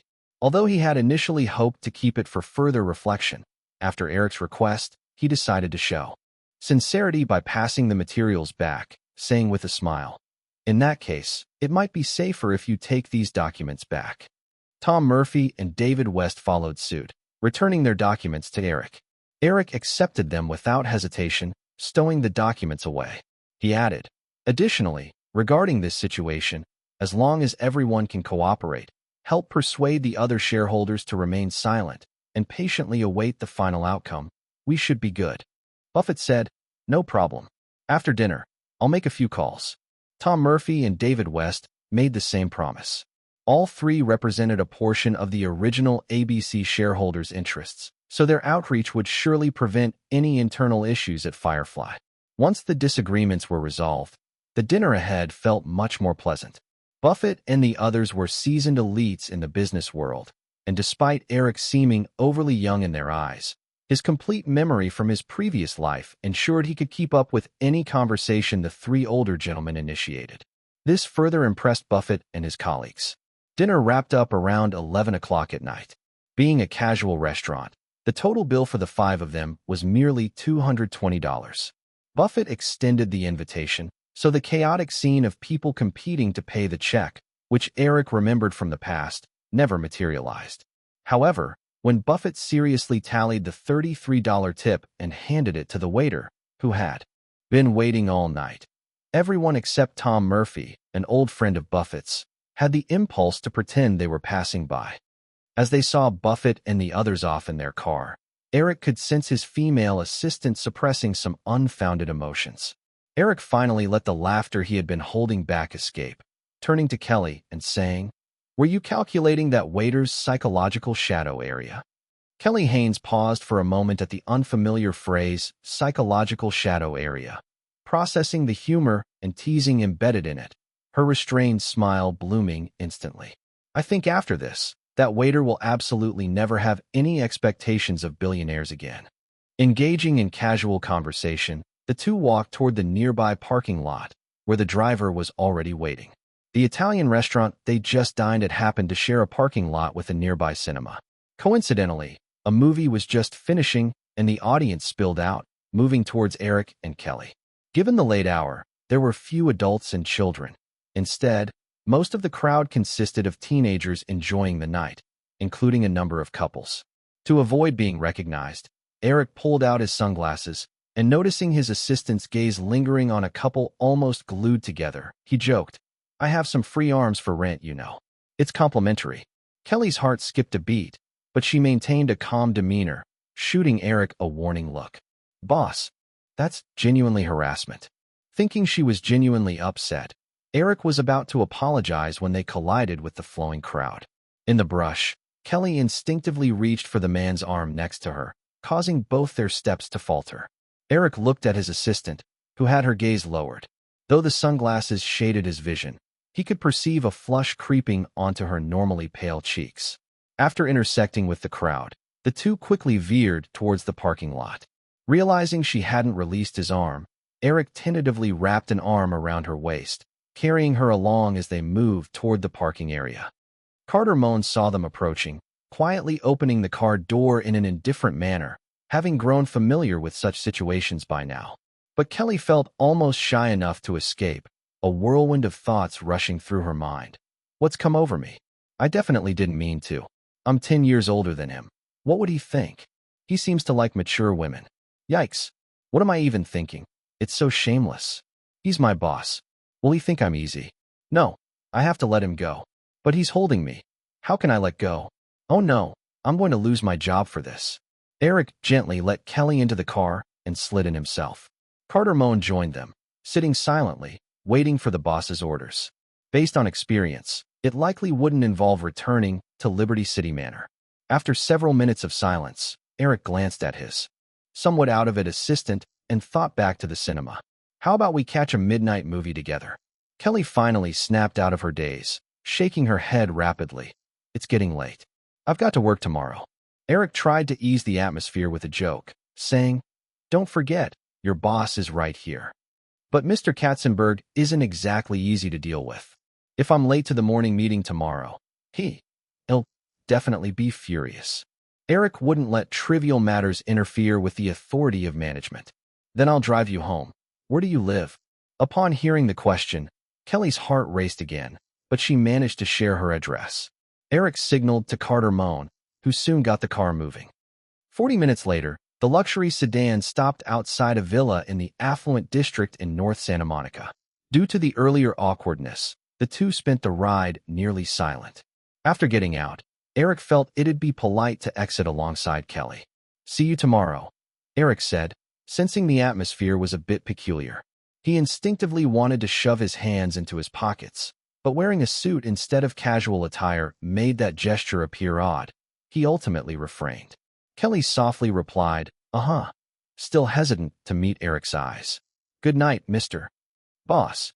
Eric sensed her careful attempt to distance herself with formal language. He echoed gently, "Good night, Ms. Haynes." Earlier, she had mindlessly used boss to remind herself of their roles, but struck by Eric's equally distant address, she began to feel nervous. After a moment's pause, she asked, "How about coming in for a cup of coffee?" Eric always felt he was someone who cherished women. Sensing her insecurity, he felt irritated over the sudden pressure, losing patience. He turned and knocked on the adjacent car window. When Carter Moan rolled it down, Eric said, "I'm going to Kelly's for some coffee. Pick me up tomorrow morning." Carter nodded readily and drove off into the night. Kelly stood speechless, her face once again turning beet red. "I didn't mean anything by it. I was just wanting to invite you for coffee." By the time she finished her sentence, her voice had dropped to a barely audible whisper. She realized how late it was. Drinking coffee at this hour was absurd. Eric brazenly pulled the alluring secretary into an embrace, and amid her weak protests, he said, "I had no other intention either. It's been a while since I ran a marathon. A cup of coffee will perk me up, then I'll run back to Malibu. I'll be home before dawn." Kelly burst into laughter, all traces of her earlier conflict dissipating. She said softly, "You're quite the scoundrel." With that, she made no further attempts to resist, and they both entered the villa together. Without even switching the lights on, their figures merged in the dimness, embracing and kissing for a long while. Just as Eric's advances grew bolder, a confused voice rang out. "Ms. Haynes, is that you?" Instantly, Kelly recoiled from Eric, trembling as she answered, "Jenny, it's me. You can continue sleeping." The voice paused but quickly responded, "All right, Ms. Haynes." After listening for a moment and confirming that the person had no intention of exiting the room, Kelly let out a sigh of relief. Feeling Eric's presence wrap around her again, she quickly pushed him away and whispered, "I'm going to check on Nina." Eric replied with an "uh-huh," noticing the woman making her way towards a side room and instinctively followed along. When they reached the door, Kelly suddenly realized Eric was behind her. Thinking of what was about to happen, she felt a wave of embarrassment and sternly stated, "You can't come in." Assuming she was heading to her daughter's room, Eric respectfully halted his steps. A few minutes later, the assistant awkwardly emerged from the room. Unable to hold back any longer, Eric abruptly swept her into his arms, rasping, "Where's the bedroom?" The woman, trembling slightly, pointed in a direction, and soon both figures vanished into a room. Unbeknownst to them, a woman named Jennifer stood with wide eyes behind a slightly ajar door in the nanny's quarters, covering her mouth with one hand in shock, left dazed for several minutes, losing sleep over the chaotic thoughts that invaded her mind. Recalling the Hollywood figure she had inadvertently recognized due to her curiosity, her mind spiraled into disarray. Throughout the night. Chapter 627, 628, A Strange Coincidence. In a villa in Santa Monica, early in the morning, a little girl named Nina couldn't wait to run to the kitchen with the help of her nanny, Jennifer. "Mom, good morning," the little girl greeted, leaning close to her mother. Kelly Haynes, busy at the counter, leaned down to kiss her daughter's cheek and replied, "Good morning, honey." Jennifer stepped forward to help and, seemingly casually, glanced at the rosy cheeks of her boss, a sign of residual joy from the night before. She naturally remarked, "Mrs. Haynes, you look lovely today." Kelly Haynes knew that since the nanny had woken up last night, she couldn't hide the fact that Eric had come over. However, having gone through everything that happened the night before, the initial anxiety and shyness had disappeared. As a grown single woman, bringing a man home for the night was nothing to be ashamed of. She simply nodded at Jennifer and said, "Thank you, Jenny." However, it was clear that this matter would not end so easily. As Kelly started to serve breakfast onto plates, her daughter tugged at her sleeve with a mysterious expression, whispering, "Mom, I think I heard a cat meowing last night." Kelly nearly dropped the frying pan at those words. Jennifer, who had been preoccupied with certain thoughts, turned her head sharply, stifling a laugh behind her hand. Kelly took a discreet, deep breath, smiling at her daughter as she responded, "Honey, you must have misheard." "Definitely not." Nina shook her little head confidently, but had no intention of arguing with her mother. "Mom, can we get a little kitten?" "Sweetheart, not right now. Mommy has to work, and you need to go to art class." After summer break, you'll be back in school. Even Ginny has her own things to do. If we get a kitten, we wouldn't have anyone to take care of it. We'd just have to leave it alone at home." The kind-hearted little girl pictured her mother's description and shook her head, a little disappointed. "Then forget it." Kelly divided breakfast into 4 portions, carrying 3 over to the dining table. She said to her daughter, "Come on, eat up. After breakfast, Ginny will take you to your class." Nina nodded obediently, but unexpectedly pointed at the 4th plate left on the counter. "Mom, why is there an extra breakfast?" Kelly calmly found a quick excuse. "Mommy plans to take it to work for lunch." Jennifer noticed her boss's fluster and Nina's lingering confusion, suddenly realizing this was an opportunity. She spoke up. "Nina, you mentioned drawing a beautiful picture in class yesterday. Why don't you show it to your mom?" Nina's eyes lit up, and she quickly hopped off her chair, racing to her room for the drawing. Kelly sighed with relief, saying to Jennifer, "Thank you, Ginny." Jennifer tried to make her smile more genuine as she pointed at the remaining plate. "Mrs. Haynes, do you need me to take this over?" While Kelly thoroughly enjoyed her time with Eric, she also knew that nothing serious would come from their relationship. Concerned about Nina's reaction, she had asked Eric to wait until Nina left for her class before he left. Eric had kindly agreed. Reflecting on the wild night, Kelly felt her cheeks flush as she realized Eric must be starving. Hearing Jennifer's suggestion, she hesitated but ultimately nodded in agreement. Seeing Kelly agree, Jennifer got up and grabbed the remaining breakfast, steadying her feelings as she headed outside. Though this young woman, part-time renter and part-time nanny, had been introduced by a friend, Kelly had done her homework. Like many young people in Los Angeles, Jennifer was an aspiring star, a Hollywood dreamer. However, compared to the many others who were desperate and aggressive, Jennifer seemed much more composed. A 22-year-old, she had recently graduated from Denison University with a good education and upbringing.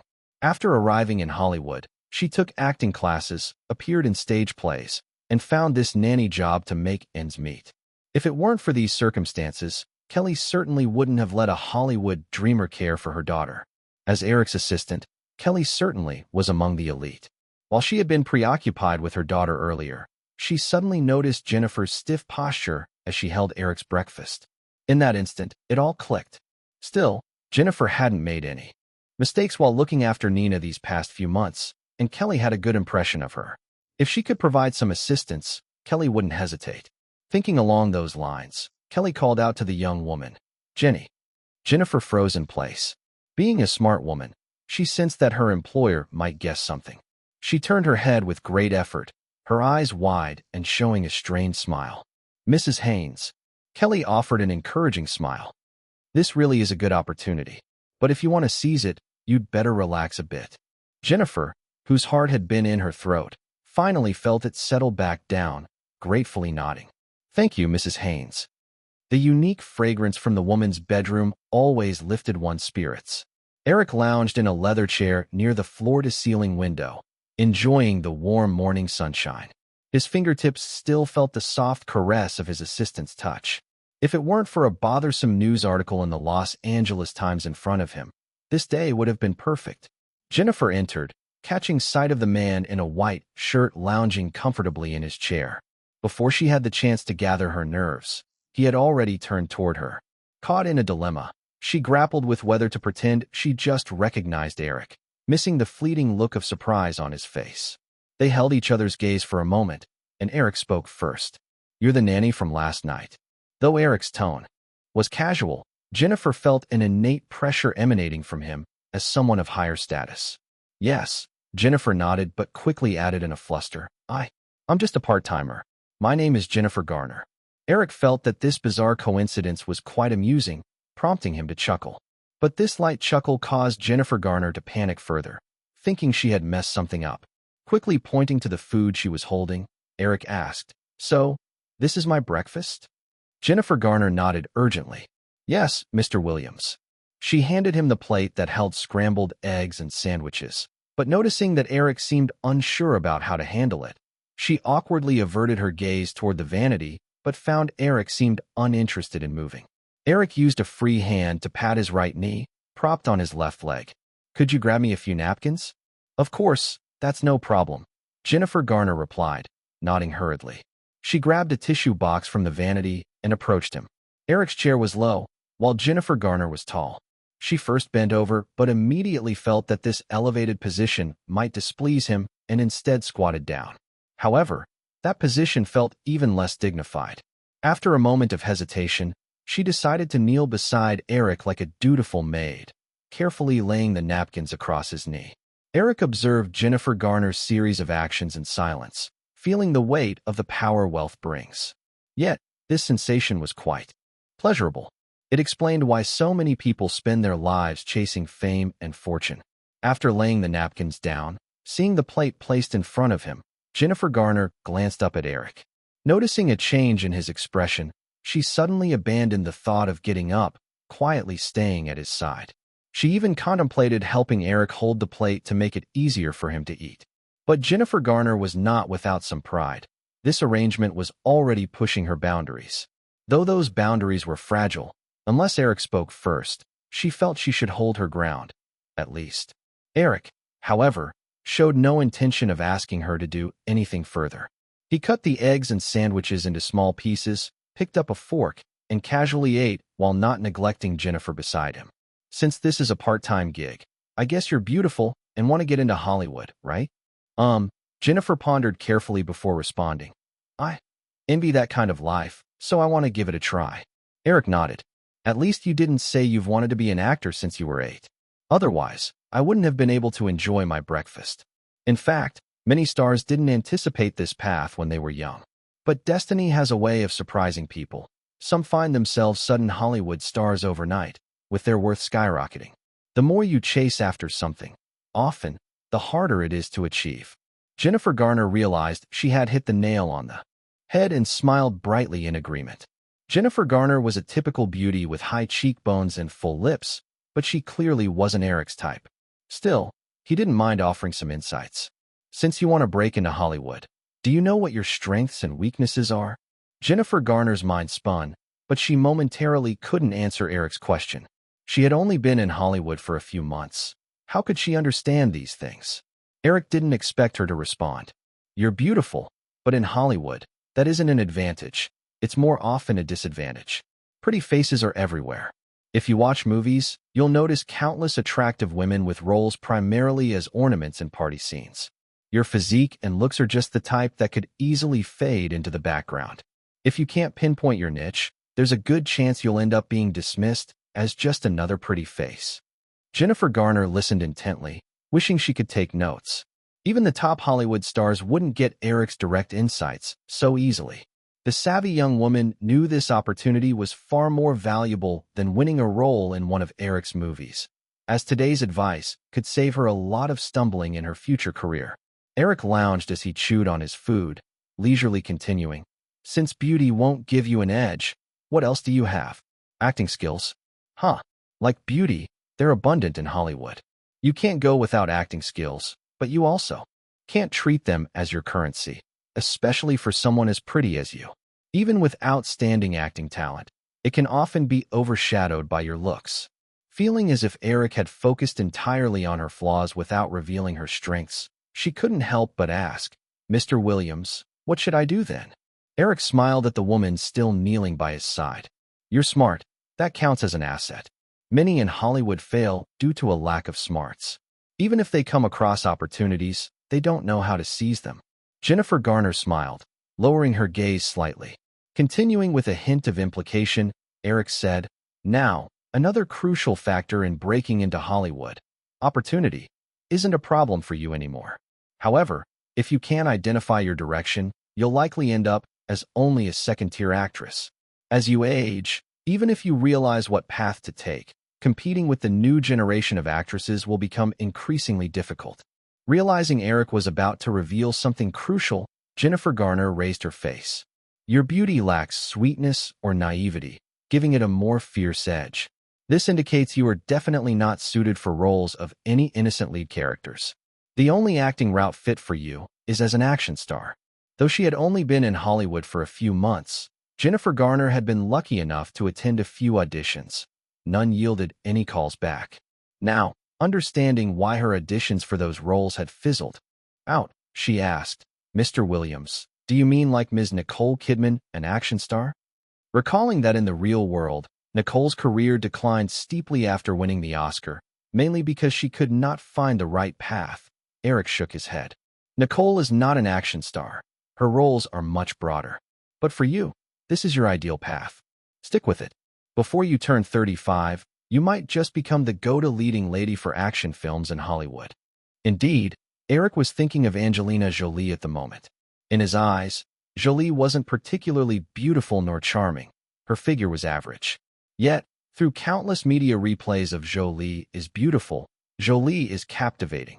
Even those who despise Jolie might find themselves thinking, okay, she's not bad after all. Moreover, from the start of her career, Jolie had consistently followed a path that suited her style. Because of this, in a Hollywood where other actresses rise and fall and new generations appear, Jolie had consistently maintained her top-tier status. Eric remembered that Jolie had a top-notch manager. In the real world, Nicole couldn't endure the downslope of her career anymore and eventually left CA to seek representation with Jolie's manager. Jennifer Garner absorbed Eric's words and, feeling somewhat unfulfilled, asked, "What happens after 35? Eric had finished his breakfast, glancing at the girl's expectant gaze, and smiled. Being too greedy isn't good. By the time you're 35, you'll have made enough money. After that, it's about taking care of yourself, getting married, having kids, and enjoying life. You might even try to vie for an Oscar. In fact, after 35, if she were still relevant, the next step would be simple: play villains. Wicked witches or evil stepmothers, for example. Even Meryl Streep, known for having the most Oscar disappointments, later took on some bad roles. Jennifer Garner wisely refrained from asking more, sweetly taking Eric's plate from him but not getting up immediately, adopting a wait-and-see attitude like a little maid waiting for instructions. This clever maneuver made Eric unable to resist caressing her chin, admiring this young face, as if appreciating a new piece of art. I actually love the name Jennifer. It means a charming woman. Feeling the cold fingertips brush against her face, Jennifer Garner shivered slightly and quietly replied, "Mr. Williams, I'll be staying here with Mrs. Haynes for the time being." "Great. If I have time, I'll give you a call. I hope you won't refuse my invitation," Eric laughed. "But right now, you need to hurry and take Nina away, or both Kelly and I will be late for work." Chapter 628, 629. A fish caught in someone else's trouble. After breakfast, Kelly Haynes sent her daughter and Jennifer Garner on their way, then returned inside. Eric Williams had already come downstairs, his suit and tie draped over his arm, a newspaper in hand. Kelly approached Eric, gently buttoning the collar of his shirt and helping him tie his tie. "What were you all chatting about for so long?" she asked. "She's a smart girl, just a little idle chit-chat," Eric responded, leaning down to kiss the lip of his assistant. Kelly laughed and playfully pushed Eric away, continuing to fix his tie. She remembered Jennifer's slightly flushed face when she came downstairs and said, "Well, Jennifer is lucky. I thought you were doing something else."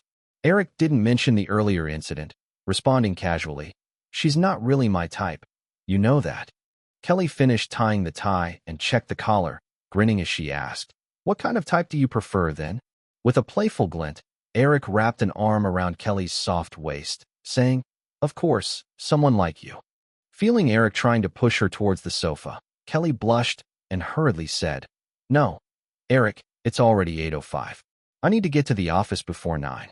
Although there was almost an hour until 9, Eric understood that traffic in Los Angeles at that time would be heavy, and not leaving early could easily lead to being late. After giving Kelly a quick kiss on the cheek, he handed her the Los Angeles Times, pointing to a news item. Ronald Perelman's McAndrews Group announced yesterday that they purchased $400 million in Firefly long-term bonds. "I don't think this is straightforward. It might relate to what's been happening lately. Send this paper to Katzenberg and the others. I expect to see a report on this by this afternoon." Upon hearing Eric's business talk, Kelly adopted a professional demeanor as she quickly scanned the short news article. "I'll deliver it to Mr. Katzenberg right away." Eric then thought of Chris, who had just returned to New York from Boston. He had advised Chris to keep an eye on news about Marvel, and since it involved Ronald Perelman, Marvel's current controller, he said, "Also let Chris know he should watch this closely." Kelly nodded again and added, "Should we inform Mr. Buffett and the others as well? They must already know, but we should formally notify them. I think Buffett and David West will see some clues." After Kelly drove to the Firefly headquarters in Burbank, Eric headed to the Firefly studios in Playa Vista. Compared to Burbank, which was about 20 kilometers away, Playa Vista was less than 10 kilometers from Santa Monica, and the road conditions were much better than in the city center. Eric arrived at the studio in just 20 minutes. Remembering the meeting request from Peter Schneider and Roy Disney from the animation department, Eric decided to speak with them. Instead of going directly to the Victoria's Secret studio, he went to his office in the administrative area. After opening his computer and handling a few emails, he glanced at the time and noticed it was already 9:15. Frowning, he was about to call and check on the situation when a knock sounded at the door. Thinking it was Peter Schneider and Roy Disney, and even though they were 15 minutes late, Eric wasn't an overly harsh boss, especially since they might be parting ways soon. So he said casually, "Come in." However, it was his studio secretary who entered the room. The young secretary glanced at Eric's expression, looking a bit cautious as she said, "Mr. Williams, I just received a call from Mr. Schneider. He said he has an urgent matter and can't come." Eric shook his head with a smile, unsure if it was self-deprecating or something else. "If they're canceling the meeting, why not give me a heads up beforehand? Do they have to wait until now? Are they playing games with me?" It was the first time the young secretary had witnessed a subordinate cancel a meeting so rudely. Aware that this young boss might be annoyed, she slightly shrank her neck and quietly replied, "Mr. Williams, I don't quite know." Eric suddenly lost interest in pursuing the issue and waved his hand. "Forget it, go back to work." The secretary quietly slipped out of the office. Eric took a moment to read through some emails, feeling much of his irritation fade away. He shut down his computer and left the administrative building for the Victoria's Secret studio. As he walked into the bustling studio, Edward Razek, the assistant for the Victoria's Secret fashion project, met him alongside the chief designer, Todd Thomas. "Eric, the British military-style angel costume you designed is ready. Want to take a look?" Eric sensed Edward's enthusiasm today, but didn't dwell on it as he nodded in agreement. The three moved to a work area, and Eric's eyes immediately landed on the costume he remembered, a stunningly bright red British military uniform with striking black wings. This was the second opening outfit for the 2013 Victoria's Secret show, modeled by Bahati Prinsloo. Being an aficionado of costumes, Eric fondly remembered that show, mainly because it featured a certain girl stealing the spotlight, alongside this exceptional British military angel outfit. Furthermore, Eric had good reason for choosing this angel costume. Among the themes offered by the Victoria's Secret design team, there was a British style, and since he already had a template in mind, he confidently settled on this theme. He even gave it a new name inspired by a recent term popular in the rock scene, the British invasion. However, aside from this military outfit, Eric didn't present any other angel outfits, as the British elements encompass gentlemen, football, umbrellas, and more. Edward Razek and Todd Thomas were equally pleased with the angel costume Eric had produced. After appreciating it for a moment, Edward suggested, "Eric, how about we find a fitting model to try it on?" "No need." Eric shook his head, replying, "Call Miss Kruger to come in for a fitting. I designed this angel outfit specifically for her." The just 18, Diane Kruger bore a youthful essence similar to Bahati's, making her the perfect candidate for this angel outfit. Eric hadn't planned to immediately market this high-priced bra, so this angel outfit was fit for the opening of the inaugural Victoria's Secret show, both in terms of its dazzling quality and representation of the British theme. The first batch of signed Victoria's Secret angels had begun training, including Diane Kruger. Todd Thomas, upon hearing Eric's instruction, volunteered to make the call. Sensing Eric was in a good mood, Edward said, "Eric, we still need to finalize the last spokesperson, Miss Schiffer." Eric smacked his forehead. "Oh, I've been so busy lately. I almost forgot about that. Claudia has commitments with other lingerie brands, so she probably can't participate in the show. Do you have anyone else to recommend?" Edward thought to himself that even without hurdles, Claudia Schiffer certainly wouldn't participate in the Victoria's Secret show.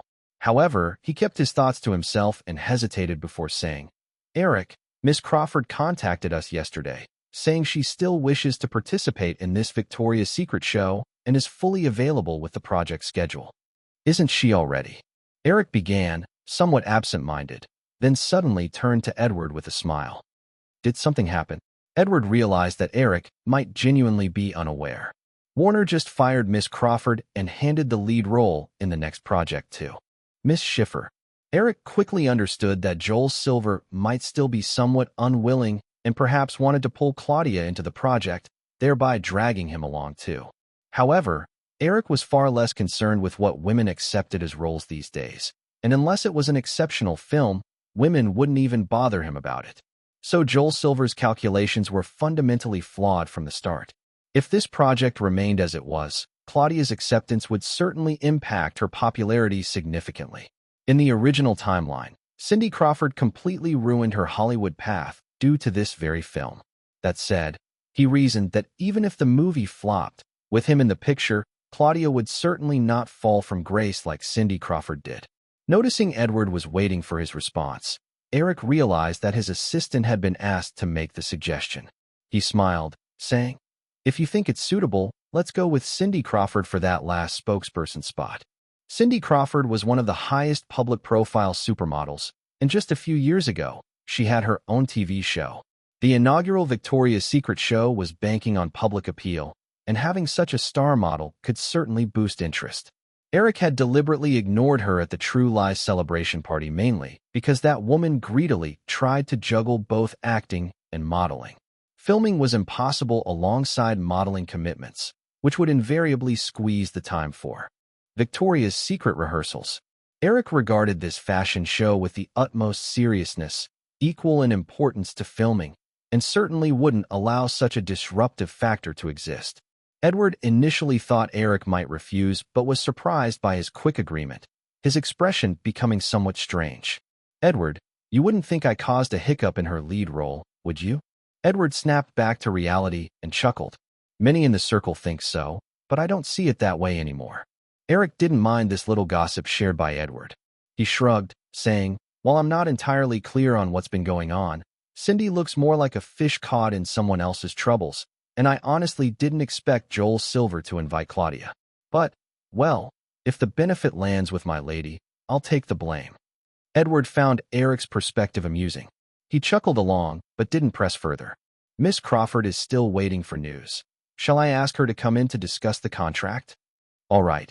Eric casually nodded, then asked, "How's the music selection going? I've picked 5 songs for each theme. I'll have Sam bring them to you." Cindy Crawford felt that the recent days had been dreadful. That despicable brat had caused her to lose a film role she labored months to secure in retaliation for her refusing to walk the Victoria's Secret show. To make matters worse, he handed the role that was originally hers to his woman. That wouldn't have been sufficient, but a rumor spread throughout the industry that Eric wanted to go after her. People she had cultivated in Hollywood suddenly began to distance themselves from her. Even the endorsement contracts she was negotiating were abruptly withdrawn by brands. According to her agent's sources, they were worried that Eric Williams targeting her could lead to her being blacklisted. Though she was clever, she couldn't fathom why Eric Williams would want to blacklist her. Even with the largest media group in North America, it didn't seem logical that he could influence all media outlets, right? When she asked her agent, he couldn't provide answers but suggested that if she wanted to continue her career, it would be best to compromise with him. That bastard.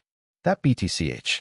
As she glared out of the car window at the massive studio, Cindy couldn't help but curse a few times. However, after the driver opened the car door, the woman who initially looked disheartened regained her alluring and elegant demeanor in less than a second. After stepping out, she offered a charming smile to the dazed driver. Cindy Crawford always reveled in the awe that men had for her. She just wasn't aware that if it weren't for her addiction to being in the spotlight, she wouldn't need to sacrifice so much to maintain such an allure. Her agent Jeremy had just stepped out of the passenger seat, and as they were about to head towards the studio, another car pulled up in front of them. Diane Kruger was rehearsing on the training platform when she heard Eric's call. She quickly changed out of her practice outfit and rushed over. Not anticipating this occasion, she was dressed simply in a t-shirt and jeans that day. Therefore, upon exiting, she happened to run into Cindy Crawford, who who was wearing a powerful black low-cut gown, making her feel a tad inferior. Cindy glanced at the young girl chosen personally by Eric, her eyes scanning up and down before a flicker of jealousy struck her heart, though her smile just barely concealed her scorn. What a poor choice of man. With that thought, when she noticed someone approach from the studio, Cindy quickly regained her composure, thinking they were there to greet her, and smiled as she walked forward. "Cindy, what brings you here?" Todd Thomas, the chief designer for Victoria's Secret, recognized Cindy Crawford right away. However, before she could respond, he hurriedly waved to Diane Kruger. "Miss Kruger, we need to head inside. Mr. Williams has been waiting for you a long time." Diane nodded, ignoring Cindy, and swiftly followed Todd into the studio. Left standing awkwardly on the side, both Cindy Crawford and her agent Jeremy exchanged uncomfortable glances, both restrained from speaking. Just as they were about to step into the studio, they were once again unceremoniously halted by the tall security guard at the door. To prevent any leaks about the Victoria's Secret show, the studio security had been instructed to eject anyone who entered without permission immediately. So, despite having just seen Todd Thomas greet the girl, since neither of them presented their passes, the security guard wouldn't dare risk his job to let them in without authorization. Feeling slighted by the lack of attention, Cindy's resentment surged again, almost threatening to overflow. Her agent Jeremy, appearing more level-headed, stepped in. "We're invited by Mr. Razek." The guard nodded and said, "I'm sorry, sir. I need to confirm. Since it was just a studio, they didn't have an intercom system." The guard spoke briefly with another colleague and then headed inside. A few minutes later, he returned, gesturing for Cindy Crawford and Jeremy to enter. Cindy instinctively clenched her fists, feelings of indignation rising within her. The girl, who was practically a little ugly duckling, had someone to greet her, while she came personally and couldn't even get a hello. What was that? Jeremy didn't want Cindy to storm off in anger. If this employer got blacklisted, it would be challenging for him to find a lucrative supermodel client like her again, which directly impacted his income. Pulling her aside, Jeremy urged, "Cindy, let's just go inside." Cindy felt mocked by the two guards, but Jeremy's words were like a lifeline, allowing her to nod slightly. With a stern expression, Cindy stepped toward the studio, where music echoed from inside. Chapter 629, 6:30, Then Come Out to Me. The brand. New Studio 11 at Firefly Studios measured 75 meters long and 45 meters wide, making it even more spacious than Warner Brothers' largest soundstage. At that moment, the studio was divided into 6 main work areas, with a total team of over 120 people working on the designs for the 6 themes of the Victoria's Secret fashion show. Cindy Crawford walked into the studio with her agent Jeremy, and what she saw was a bustling scene. However, towards the back of the studio, a crowd had gathered, and loud music was coming from that direction. Jeremy pulled over a staff member to ask a few questions, and the two confirmed they should head toward the crowd at the back. As they approached the outer edge of the crowd, Cindy and Jeremy both heard a slight commotion before the music playing suddenly stopped. Following the gazes of the crowd, Cindy's pupils shrank as she spotted a fiery figure dressed in black wings. The girl in this stunning ensemble was none other than Diane Kruger, the same girl Cindy had encountered just outside the studio, who now looked completely transformed from that youthful girl in a t-shirt and jeans. The vibrant red uniform, representing warmth, combined perfectly with the mysterious black wings and her pure, sweet face, giving off an aura of youthful vitality. Cindy had always prided herself, but at that moment, she couldn't help but feel a twinge of jealousy. If only that outfit was supposed to be hers. As these thoughts swirled in her mind, Cindy suddenly heard that voice she had been loathing for the past few days. "Diane, come over here." Eric waved at the girl, who looked a bit shy under the watchful eyes of dozens surrounding her. Diane, upon hearing Eric's call, hurriedly made her way to him. Cindy noticed all eyes in the room were on Diane, and feeling a bit resentful at being overlooked, she approached Eric and said, "Mr. Williams, it's nice to see you again." Eric was about to discuss with Todd Thomas any adjustments needed for Diane's angel outfit when he heard another woman's voice. Turning around, he saw it was Cindy Crawford. This time, he didn't deliberately snub her. Instead, he extended his hand and smiled. "Yes, it's great to see you again, Miss Crawford." Cindy recalled how Eric had deliberately refused to shake her hand at the last party. Seeing the hand he had extended, she suddenly felt an impulse to embarrass this infuriating man in the same way. However, before she could act on that thought, Cindy found her right hand reaching out. Eric shook Cindy's hand and said, "Ms. Crawford, let's talk about your matters later. Just give me a moment." His affirming tone left Cindy at a loss for words, but before she could respond, Eric turned his attention back to Diane. With this shift, the other people who had noted Cindy's arrival also redirected their attention, leaving only Edward Razek, who had a decent relationship with her, to give a slight nod. Eric had Diane pose a few times and discussed some modifications with Todd Thomas before saying to her, "Based on the music you just heard, let's give it a try and see how it feels." Diane had no objections. Eric instructed the crowd to clear a path of about 10 meters. As soon as Diane was ready, he pressed the button to play a rock song. Diane realized that this demonstration was likely much more important than the audition.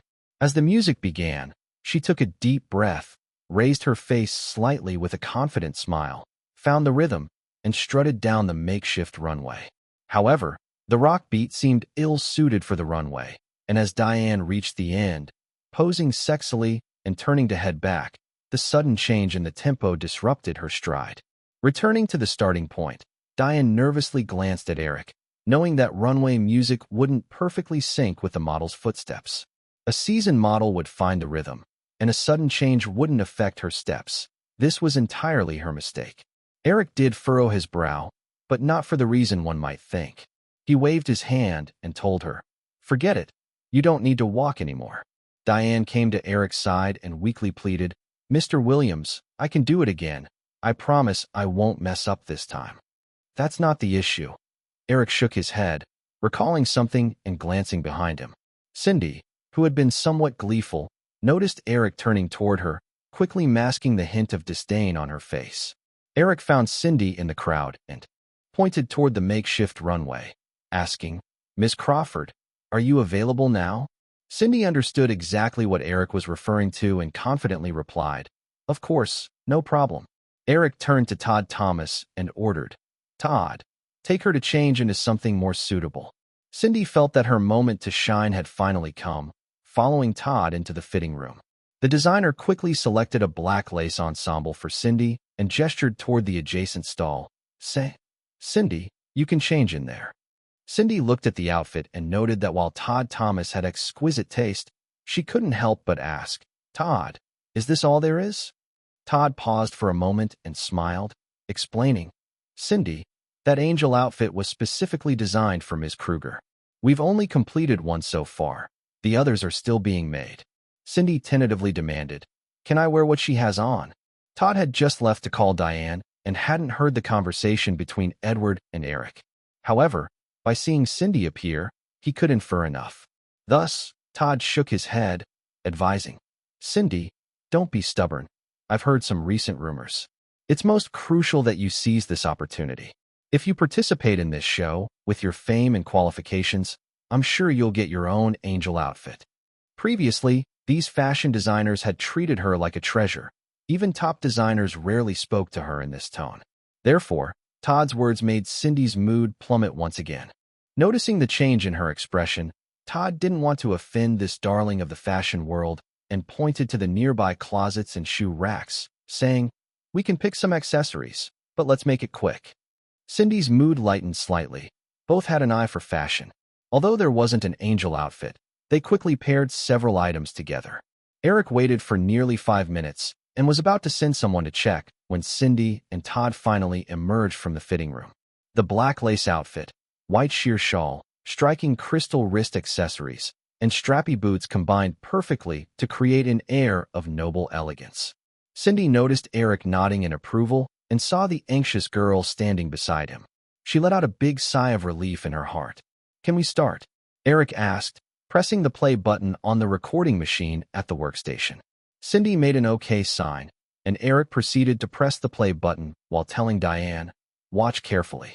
As the previous rock music started playing again, Cindy waited briefly, found the rhythm, and stepped back onto the runway. In stark contrast to the inexperienced Diane, Cindy moved effortlessly, completely unaffected by the earlier disruption that had thrown Diane off. As Cindy returned to the start, Eric turned off the music and asked the girl beside him, "Did you see anything?" Diane replied softly, I'm not as good as Miss Crawford. She has 10 more years of runway experience than you, so of course you're not as good." Eric chuckled and shook his head. Pay attention to Cindy's presence next time. After giving that instruction, Eric made a do-it-again gesture to Cindy, who gladly didn't mind letting that lucky rookie watch again what a supermodel looked like. Nodding, the music started playing once more. "Look," Eric pointed at Cindy strutting her stuff, saying to the girl beside him, "She's composed, confident, and has a powerful presence that conveys, when I step onto this runway, all the attention from the stage and the audience belongs to me. This is what a true supermodel is." Noticing Cindy had returned to the start, Eric casually turned off the music and continued, "Although your outfit is stunning and will certainly attract attention on stage, you're still lacking that outgoing charisma. You know, I plan to have you open the show, and I'm sure you know what that means.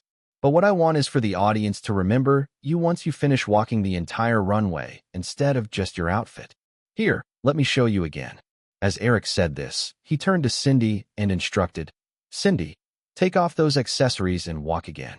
Cindy was puzzled as to why Eric wanted her to do this, but Edward Razek, who had been standing next to Eric, had heard every word he said to Diane. He realized Eric held no negative feelings towards Cindy and, in fact, admired her. Noticing Cindy's hesitation, Edward knew her naturally arrogant personality and didn't want her to leave a poor impression on Eric, so he covertly signaled her. Cindy caught Edward's eye and intelligently chose to comply, smiling as she removed her shawl and wrist accessories. When Eric pointed out her boots, Cindy quickly switched back to her black heels she had come in with. "Okay, let's do this again," Eric said. Once Cindy was ready, he pressed the play button on the music again, watching with satisfaction as Cindy completed the entire walk, then turned to Diane and said, "See, even without her accessories, that powerful outgoing presence remains, and her steps are also very stylized, leaving a lasting impression easily. That presence is something you'll have to cultivate on your own. I hope you develop your unique charisma instead of mimicking others, as that will only lead to a lack of authenticity. You, of course, have 4 months for this. However, as for your walking technique, I'm also not satisfied. How many hours are you training each day?" Diane responded, "With everything combined, I train for 6 hours a day." "That's not enough." Eric shook his head and turned to Edward, saying, "Get her a specialized training team, the best. Also, increase the training volume to 10 or even 12 hours a day, pushing her to her limits without harming her health."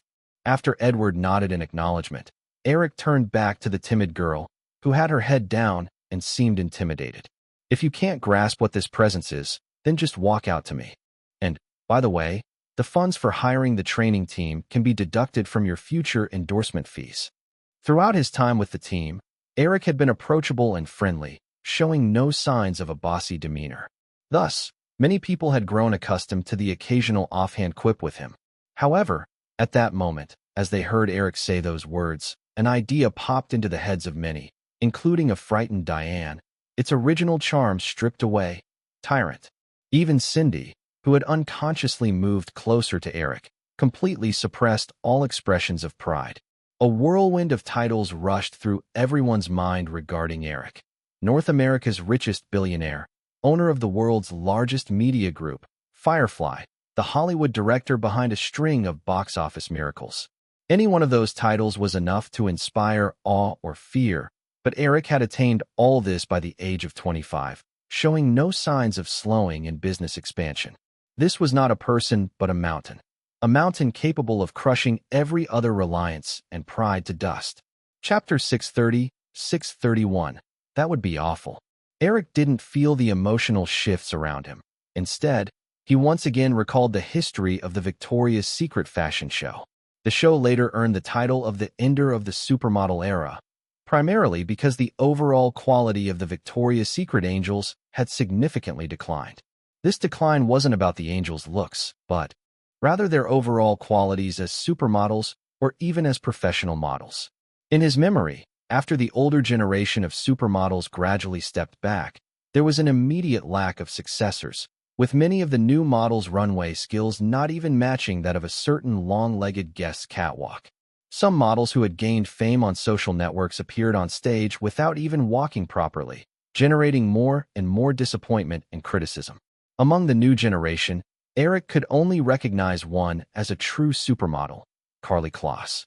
Her uniquely styled walk carried an enchanting aura that seemed to wrap around the tips of her toes. Even regular folks, who didn't quite understand fashion, could recognize Karlie after just a few views of her walk. The next time they saw a close-up of her on the runway, just a shot of her on her toes, they could easily identify her. However, in his memory, Karlie only walked for 3 years with Victoria's Secret before quickly parting ways with the company, claiming she wanted to focus on her education. But anyone could see she clearly didn't want to continue performing on what had become a mere concert stage. In the late 90s and early 2000s, while the show's style wasn't as extravagant or mature as it would later be, it could definitely be called an annual supermodel carnival, featuring the fierceness of Gisele Bündchen, the fierceness of Polly, the playfulness of Kate Moss, and Naomi Campbell's queen-like presence. Each had an impressive aura. Even when Gisele stumbled on the runway and lost her high heel, she still managed to finish strong, and without a leg shot, one would never know she was only wearing one shoe.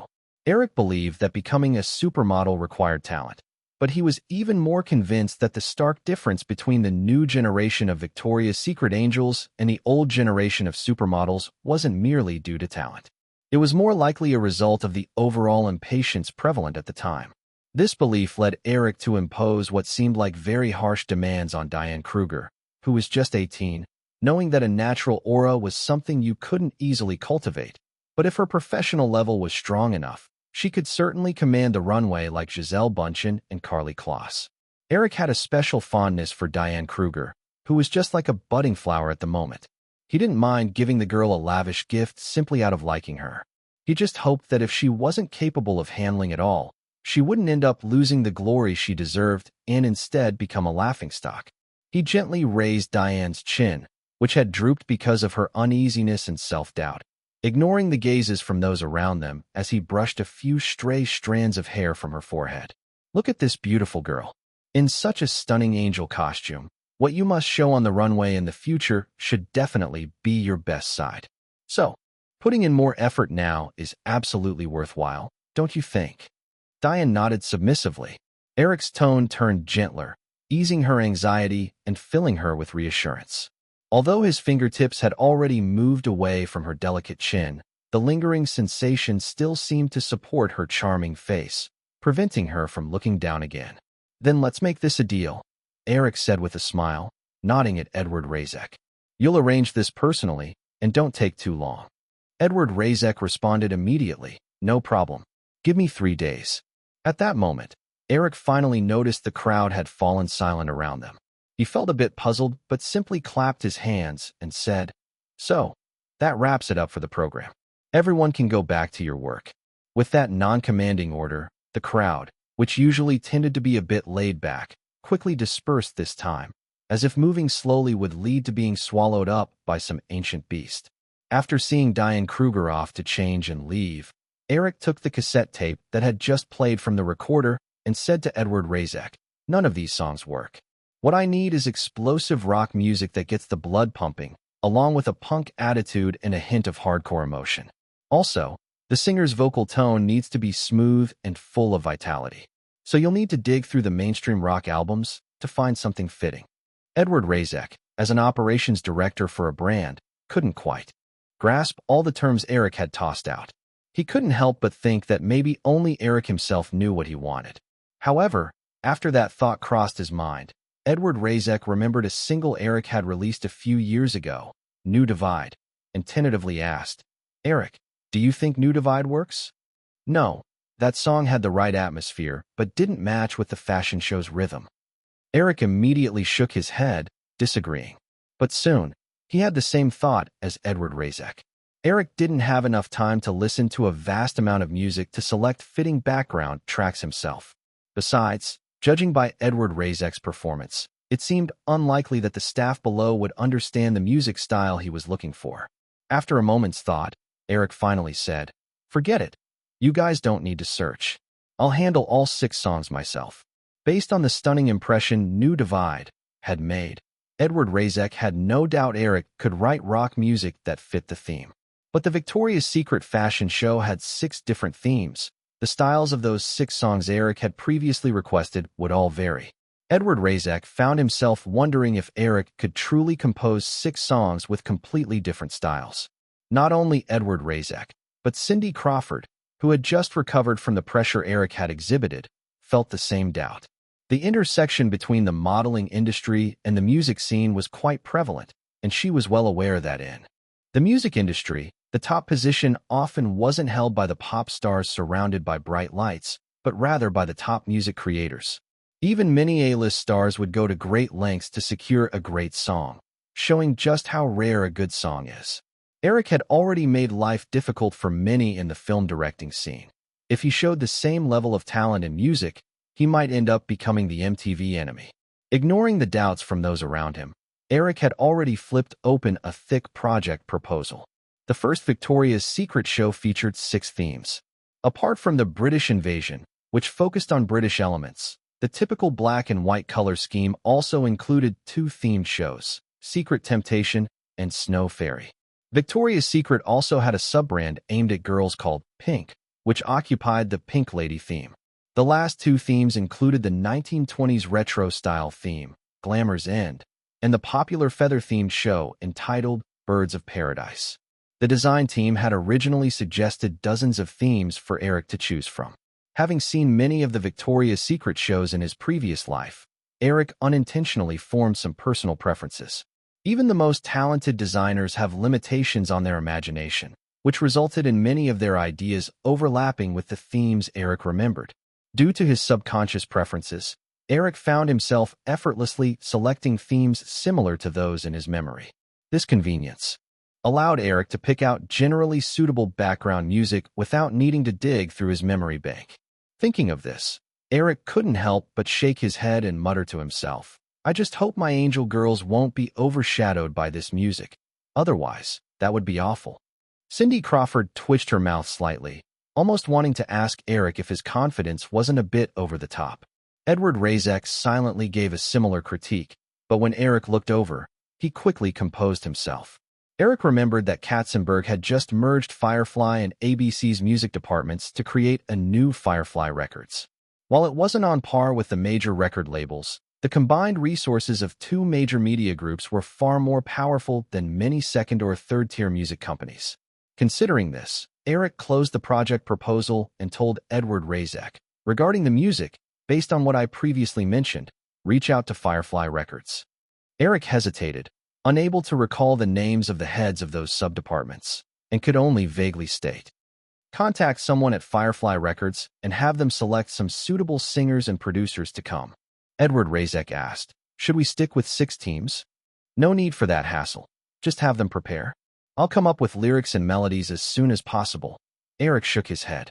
After saying that, he thought for a moment and determined there was nothing else to address. He then turned to Cindy Crawford, who had been waiting for a long time. "Crawford, let's talk about your matters next." Cindy Crawford, still dressed in the sexy attire from earlier, noticed Eric signaling toward a separated office. Her thoughts whirled, and she suddenly dismissed the idea of changing clothes, gracefully following Eric into the office. Meanwhile, just around the same time, in New York on the East Coast, Peter Schneider and Roy Disney, the heads of Disney Animation who stood up their boss Eric, had just stepped off a private luxury plane. A bald man with a shiny face waiting by a black Bentley approached them with a beaming smile, shaking hands with Peter Schneider and Roy Disney as he cheerfully said, "This little beauty isn't bad, right? If you ever need anything, feel free to call me." Chapter 631, 632. The illusion is already clear. The bald man was none other than Ron Perelman, one of the most notorious corporate raiders of the 1980s in America. This Wall Street wolf had rapidly amassed over $1 billion in wealth during the acquisition frenzy of the 1980s, most famously swallowing up Revlon Cosmetic Company with a hostile bid of $150 million. His aggressive acquisition tactics almost always triggered lawsuits. However, since 1990, when Drexel Burnham Lambert, known for issuing junk bonds, faced federal liquidation due to a large number of debt defaults. Ron Perelman had begun to tone down his tactics. But it was only a surface-level change. A Wall Street wolf like him would never shed his instinct to pounce on opportunities and capture prey. Recently, Ron Perelman keenly sensed another opportunity on the horizon. He quickly used his McAndrews and Forbes company to purchase $400 million of long-term bonds from Firefly Group and contacted two other key figures amidst the turmoil at Firefly: Peter Schneider, head of Disney's animation department, and Roy Disney, a Disney family member and artistic advisor to Disney Animation. When Peter Schneider heard Ron Perelman boasting about his private jet, he felt a twinge of envy, but also decided to bring up the request for dedicated business jets in the upcoming negotiations with Eric Williams.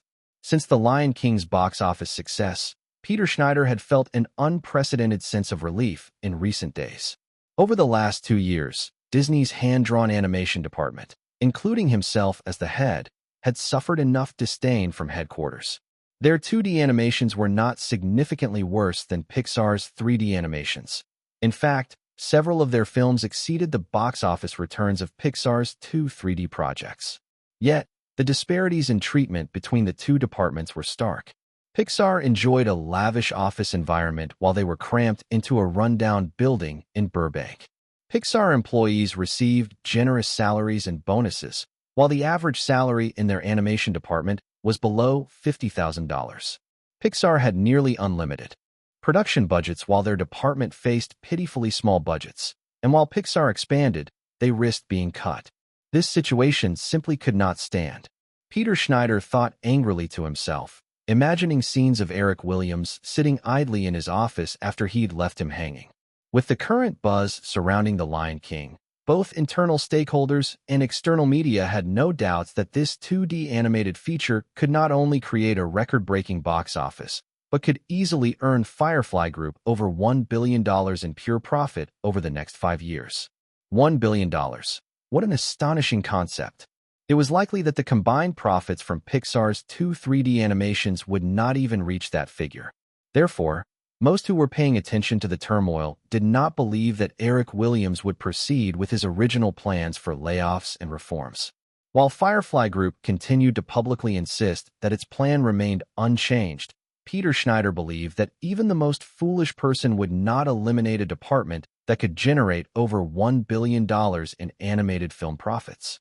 The current situation was definitely just a delay tactic from Eric Williams, stemming from youthful arrogance and the stinginess of a capitalistic mindset. Eric Williams must have recognized the series of fatal mistakes he'd made regarding Disney's hand-drawn animation department, but did not want to pay too much in compensation afterward, which was why he resorted to such clear stalling tactics. However, Peter Schneider and Roy Disney, who considered themselves to be exceptionally perceptive, were determined that this greedy capitalist Eric Williams would not get the better of them. They were resolute not only in seeking the treatment and compensation they deserved, but also in ensuring that Eric Williams suffered the consequences of losing Disney's animation department. Ron Perelman's luxurious RV arrived over an hour later at a vacation villa located in East Hampton. After ushering his two guests into his study, Ron Perelman smiled and took out the cigars he had prepared in advance, offering one to each of them, saying, "Give this a try. It's authentic Cuban, rolled right on a thigh." Peter Schneider and Roy Disney each took a cigar and pretended to sniff it before accepting the cigar cutter and matches from Ron Perelman.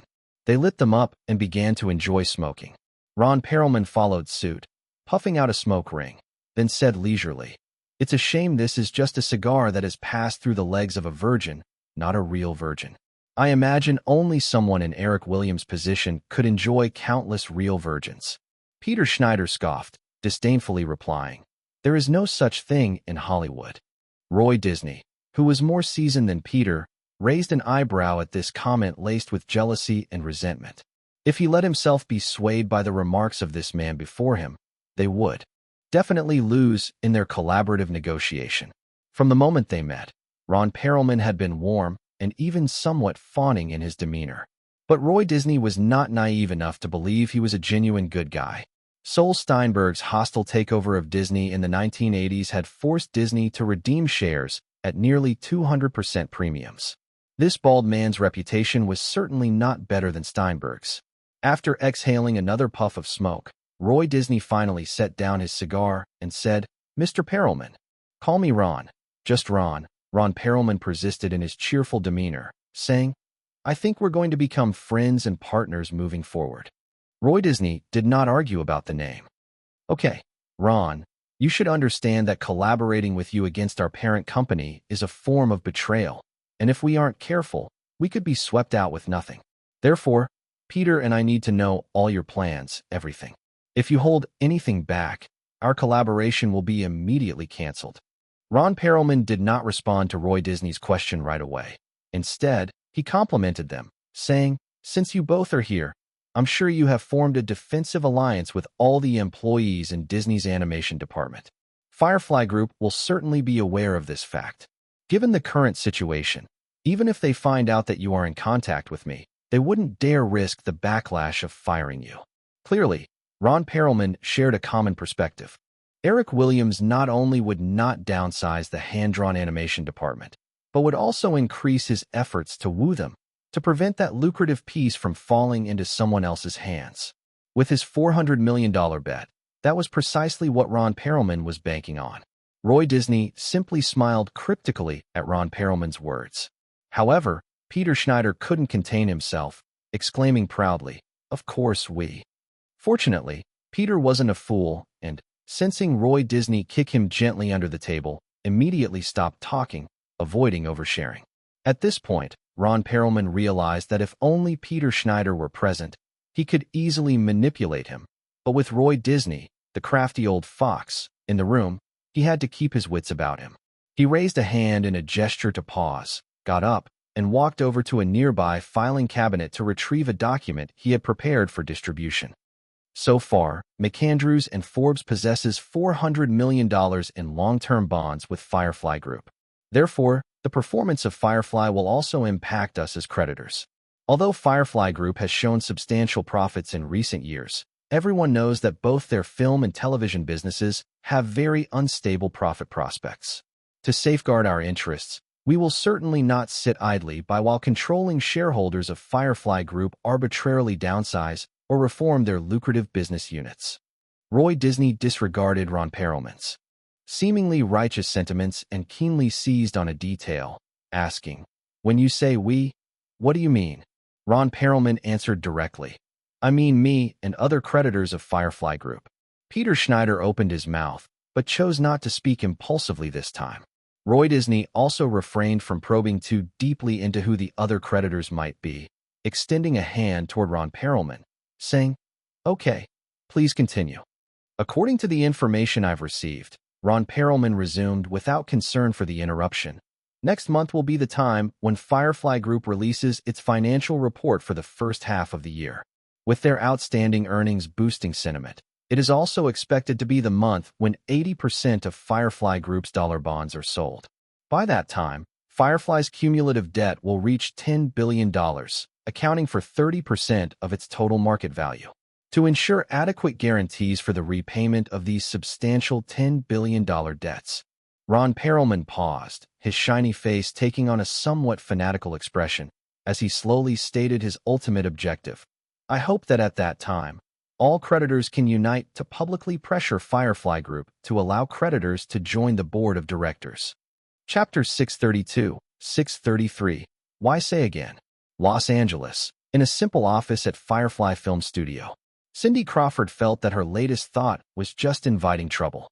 Beside her, her agent Jeremy was carefully reading a sponsorship contract for supermodel Linda Evangelista and Christy Turlington, who were on the same level as her. Across from her was a detestable man who seemed to have too much time on his hands, observing her with a curious look. If his gaze had been filled with obsession or desire like that of other men, she wouldn't have minded. She might have even reveled in it. But this man's look was more reminiscent of admiring a beautiful pet rather than a stunning woman. There was a gentle knock on the office door. After being granted permission, a staff member entered with Cindy Crawford's clothes. Cindy Crawford didn't look for a room to change out of her lingerie. Instead, she slipped on a black long dress right there in the office, finally letting out a sigh of relief as she returned to her chair, casting an annoyed glare at Eric. Eric smiled faintly and remarked, "You look prettier with clothes on." "Mr. Williams," Cindy Crawford finally couldn't hold back, retorting, "Are you comparing me to a Barbie doll?" Eric shook his head. "Of course not. You're much prettier than a Barbie doll. But I do know a girl who looks just like a real-life Barbie. It makes you want to pinch her cheeks just looking at her." Cindy Crawford noticed that when Eric said this, a soft, almost indulgent smile appeared on his lips, sparking a hint of jealousy in her. How could this insufferable man think so fondly of other women in front of someone as beautiful as she? His expression was unfathomable. Thinking about her recent circumstances, Cindy's resentment and grievance bubbled to the surface again. After hesitating for a moment, she finally couldn't resist showing a slightly sorrowful expression, saying, "Mr. Williams, I'm already 28 years old." Eric didn't shy away from the typical flattery. "Compared to other supermodels, you've taken great care of yourself. I believe in 10 years, you'll still be just as stunning." Though she couldn't detect too much sincerity in Eric's tone, Cindy felt somewhat more comfortable. However, her tone was more melancholy. "But as a model, I definitely won't be able to compete with the new generation after 30. It took me 6 months to barely land a chance in Hollywood, just to prolong my career. Why do you powerful figures have to make it difficult for someone like me?" Eric chuckled. "Do you think I intentionally sabotaged your role?" Cindy Crawford didn't answer, but gave him a look that clearly conveyed her beliefs. Eric continued, "This matter is indeed somewhat related to me, but I didn't sabotage your role. The film project encountered problems. If everything had gone according to plan, that movie would have been your starting point in Hollywood, and also your end point." Cindy recalled Joel Silver's sullen face that night and immediately understood Eric's words. However, she quickly seized on another loophole. "But the role that was originally mine ended up going to Claudia Schiffer. How do you explain that? Don't you worry that this film will become Claudia's Hollywood endpoint?" "That situation was unexpected.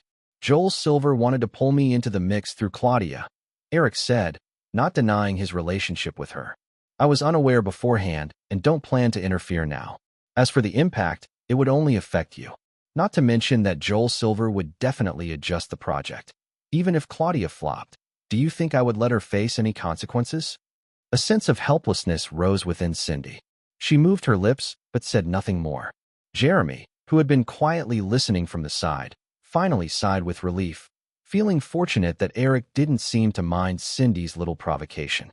At that moment, he realized that Cindy Crawford's character was akin to a small insect crushed underfoot by an accidental passerby, and her accusations toward Eric were like a bug's relatives foolishly suing a passerby for murder. This wouldn't earn her any respect. Rather, it would seem laughable and absurd. As the two of them fell silent, Jeremy was about to fulfill his duty as an agent and discuss the contract with Eric. However, after considering the recent events, he suddenly thought it might be more fitting to let Cindy speak for herself.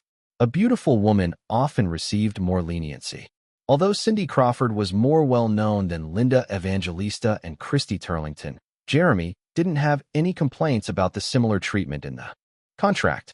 He merely pushed the contract toward Cindy, pointing out a clause he deemed necessary to negotiate. Seeing them gesturing at one another, Eric proactively said, "If you need to discuss this privately, I can step out." "No need." Cindy quickly lifted her head and said to Eric, "Mr. Williams, we have no objections to this contract. But isn't 5 years a bit too long?" Eric replied, "If you think that's long, we can sign for 2 years." Cindy and Jeremy exchanged glances, nearly thinking they had misheard him. This was too generous. However, Eric didn't let them down, quickly adding, "However, before making a decision, you should look at clause. It should be the 7th page. I don't remember exactly which one. That clause states that the first party will utilize its media resources to assist its endorsers in increasing their personal fame and public influence.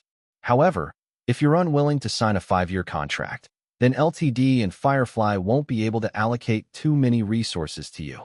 Not only that, we'll start grooming your successor right now, pouring the media resources that originally belonged to you into her. So when your contract expires, she can directly take your place. Models have very limited channels for establishing and maintaining their fame. Besides those who go the unconventional route by dating movie stars, pop stars, or athletes, the more traditional way is to continuously appear on magazine covers. That's why you often see supermodels' bios include how many prestigious magazines they've graced the cover of. Jeremy had also noticed the clause Eric mentioned. However, the clause had seemed too vague and did not provide any specific promises, which is why he hadn't paid much attention to it. At that moment, upon hearing Eric specifically refer to this clause and its connection with the 5-year contract, both realized the true value hidden within what appeared to be an insignificant agreement. Firefly, a major media group involved in film and television, possessed media resources that simply couldn't be matched by just print media alone. For example, landing a lead role in a Firefly film could generate an influence that would surpass being featured on 100 magazine covers. The more fame a model garnered, the higher the endorsement fees she would receive.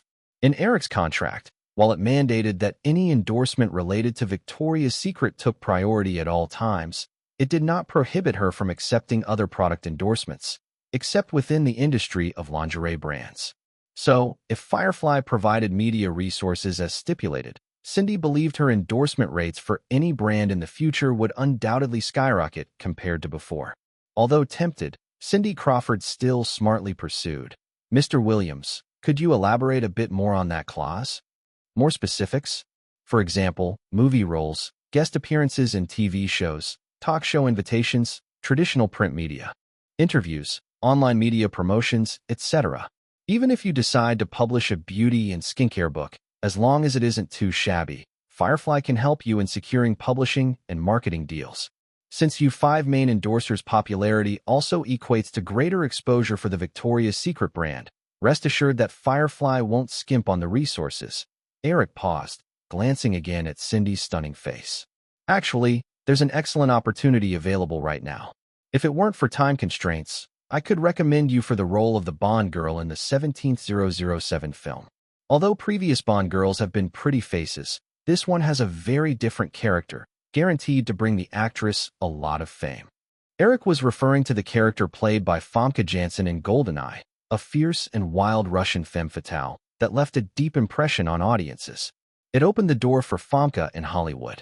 Compared to the unfortunate eye candy in a previous film, this villainous Bond girl was 100 times better. But now Famke had already begun filming the 5th season of The X-Files and couldn't make it, so Eric had no choice but to let MGM find a suitable candidate themselves. Cindy was about to try to have Eric clarify his promises within the contract when she heard his last comment. Her eyes lit up, and she said, "Mr. Williams, I can do the show and prepare for the runway at the same time. You've seen my walk. I believe I won't need the long preparation that those rookies require, right?" As she spoke, she shot Eric a flirty look. Eric shook his head, unfazed. "Nope, you can only choose one." "Well, and you can only choose the first option." Cindy froze for a moment, realizing she could only choose the first. Disappointment flickered in her eyes, and she still reluctantly said, "Mr. Williams, you're quite inconsiderate." The fluidity of her charm once again made Eric think of the desire to tame the wild. Wait, why did he think that again? Clearing his throat and pushing aside those scattered thoughts, Eric said, "Unless there are other questions, I'll contact Emily Brighton, and you can sign the contract tomorrow." Cindy Crawford wanted to say something, but was cut off by Eric waving his hand. "Miss Crawford, I know what you want to say. The media resources clause is indeed rather vague, but you should understand that even if I remove that clause, very few supermodels would refuse this contract. A 5-year endorsement fee of $10 million, while not the highest and a bit demanding, is still more than most in the modeling world can boast. As long as we can work together harmoniously, I will certainly not hesitate to provide you with greater returns in the future." Once Eric finished, Cindy Crawford smartly chose to leave well enough alone. "Well then, I have no issues, Mr. Williams." "All right, then let's discuss my requirements." Eric scanned Cindy again and asked, "What's your current?" Wait, Cindy suddenly felt a bit awkward. In the past 6 months, while focusing on her Hollywood endeavors, she hadn't been as meticulous about her figure. After hesitating, she answered honestly, 136 pounds. 136 pounds is not overweight for someone nearly 6 feet tall, like Cindy Crawford. However, Eric remembered Cindy's figure when she had been in her lingerie and shook his head. In 2 months, I want to see a nice set of abs, okay? Cindy thought to herself, could I say no? Yet that fleeting thought was quickly brushed aside as she posed seductively, showcasing her curves, and replied, of course, Mr. Williams, but I already have abs. You might not have noticed earlier. Eric, with a playful smile, nodded. No worries, there will be more opportunities next time. Eric wasn't deaf to the hints in her tone. He was simply more accustomed to the hunt than being the prey. Cindy realized that her obvious hints had failed to elicit a date invitation from Eric. Abruptly, feeling awkward, she continued to politely exchange a few words, agreed on a signing time, and then left with her agent. At 4 o'clock that afternoon, Kelly Haynes walked into Eric's office in the studio, only to find a black piano had appeared in the room. Eric was seated at the piano, engrossed in playing a somewhat unfamiliar tune. Though Eric's fingers seemed slightly clumsy on the keys, the sad and languid melody still exuded a poignant appeal, evoking a sense of despair that almost brought tears. Holding several thick files, Kelly leaned against the doorframe, gazing dreamily at his focused silhouette. Will you still love me when I'm no longer young and beautiful? Will you still love me when I got nothing but my aching soul? Suddenly, the piano melody came to a halt as Eric picked up a pencil, ready to add something to his unfinished score. Sensing the presence behind him, he turned and found Kelly standing there with tears glimmering in her eyes, her expression filled with maternal compassion. Eric quickly rose and approached Kelly, taking the stack of files from her and tossing them aside, wrapping the woman in his embrace as he softly asked, why are you crying? Nestled against Eric, Kelly suddenly felt a childlike shyness wash over her. I'm not crying. I just brought you the report you wanted, along with a letter from Mr. Buffett. Eric reflected on Kelly's recent expression and suddenly laughed. Have you been here for a while? Kelly nodded. I knocked, but you didn't hear me. Eric understood the situation and shook his head. Looks like I'm really a failure. Kelly was a bit puzzled by what Eric meant, but he had already taken her small hand, leading her to the long bench at the piano. Come see my new song. Can you play the piano? Uh-huh. Kelly nodded, taking a glance at the small fraction of the score Eric had completed. Her delicate fingers, unable to resist, danced along the keys, and the earlier melody flowed seamlessly back into the air. Eric instantly recognized that Kelly's piano skills vastly outshone his own. I should have called you over sooner. I wouldn't have to write this so painfully. Kelly picked up a pencil and corrected a few minor errors in Eric's composition. Why are you writing such a sad song? It's a background song for the show. However, your reaction isn't what I was aiming for, which is why I just said it was a failure, Eric said, his fingers gliding lightly over the keys. This song is meant to convey not sadness, but a sense of disillusionment after realizing shattered dreams. In the story, a once idealistic young man chases his illusory dream for half his life, achieving great success, only to look back and find that both people and things have changed. The lavish life isn't what he desires, and the girl from back then is no longer an angel in his imagination, yet he refuses to wake up, sinking deeper into the vanity until he perishes. Kelly gazed dreamily at Eric's profile, murmuring, "The Great Gatsby?" "Exactly." Eric smiled, leaning in to gently kiss Kelly's lips, half-jokingly saying, "Could you not be so smart? It puts a lot of pressure on me." With adoring and worshipful eyes, Kelly replied, "Who could be as smart as you? I've studied piano for so many years, yet I could never write anything like this. Please don't idolize me. It makes me feel like a fraud." "You've already stolen everything from me," Kelly blurted out, then immediately regretted it. Her face flushed, avoiding his gaze, she stammered, "So, what's the name of this song?" "It's called Youthful Glory." Eric placed the half-completed score on the stand and said, "You play. I'll sing for you." Once again, the gentle melody began to play as Eric took a moment to prepare and began to sing softly. Though his slightly hoarse voice couldn't compare to Lana Del Rey's innocence and melancholy, it carried its own unique sense of despondency. "I've seen the world, done it all, had my cake now diamonds, brilliant, and Bel Air now hot summer nights, mid-July when you and I were forever wild the crazy days, city lights, the way you'd play with me like a child. Will you still love me when I'm no longer young and beautiful? Will you still love me when I got nothing but my aching soul?" I know you will. I know you will. I know that you will. Will you still love me when I'm no longer beautiful? Chapter 633, 634. Wasn't that a bit too generous? It was hard to tell how much time had passed. A certain ambiguous warmth lingered in the office as Kelly Haynes sat gracefully across from Eric, pencil in hand, assisting him with the score based on her memory from earlier. She occasionally answered questions posed by the man sitting across from her. Regarding Eric's discovery that Ron Perelman had purchased bonds from Firefly Group in that morning's Los Angeles Times, both Katzenberg and Chris from New York concluded there was no need for concern. Warren Buffett, sharing the same opinion, even went out of his way to send Eric a detailed handwritten letter, attempting to put his mind at ease. Given the many precedents, Ron Perelman's intentions weren't too difficult to fathom. This Wall Street wolf likely aimed to capitalize on the internal reforms within Firefly's animation department, uniting with other creditors to gain a seat on the Firefly board and partake in the group's operational and management decisions. Considering a longer-term perspective, this was merely the first step of Ron Perelman's plan. Once he secured a position on the Firefly board, all he would have to wait for was the moment the company faced difficulties. The entertainment industry was known for its high risks. Despite Hollywood's ups and downs over a century, there remained a handful of major film companies. In truth, ownership had changed hands countless times. Whenever a film company faced bankruptcy due to an unsuccessful project, the original owners could either willingly or under duress pass the reins to the next owners.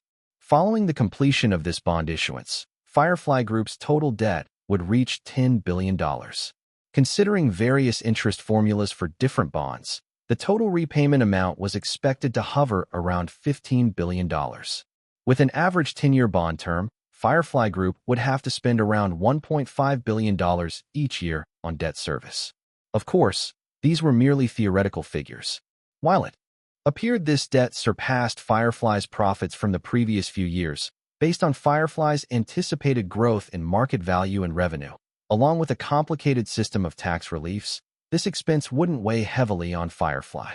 However, all of this hinged on one critical condition: Firefly's operational performance maintained good standing. Among industry professionals, the consensus was that a media group focused on film would find it nearly impossible to sustain steady performance levels indefinitely. A few big-budget films or TV series flopping within a year or two could push Firefly's finances into a tight spot. Moreover, in the absence of a strong engine, the resulting domino effect could lead to malaise in other businesses, creating a vicious cycle. What Ron Perelman awaited was that inevitable moment.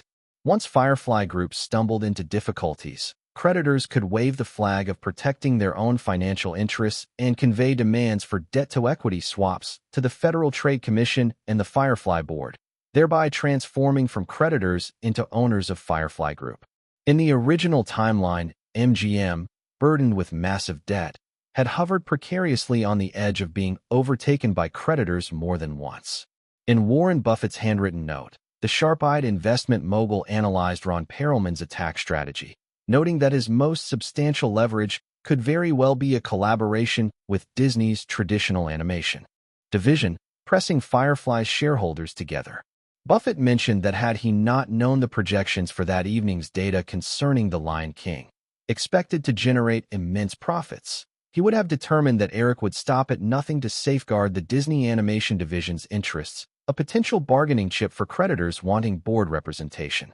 However, since Eric had ample reasons to be resolute about reforming Disney's animation division, Ron Perelman's leverage had been undermined from the outset. Buffett also earnestly stated that, should other circumstances arise, Berkshire Hathaway would remain firmly on Eric's side, providing maximal support. After reading several documents, Eric looked up at Kelly and asked, "Have you seen Buffett's letter?" Kelly shook her head, wondering, "What's the matter?" "Take a look for yourself." Eric handed over Buffett's handwritten letter. Kelly quickly scanned the contents of the letter, and after a moment of contemplation, she replied, "I think there's no problem.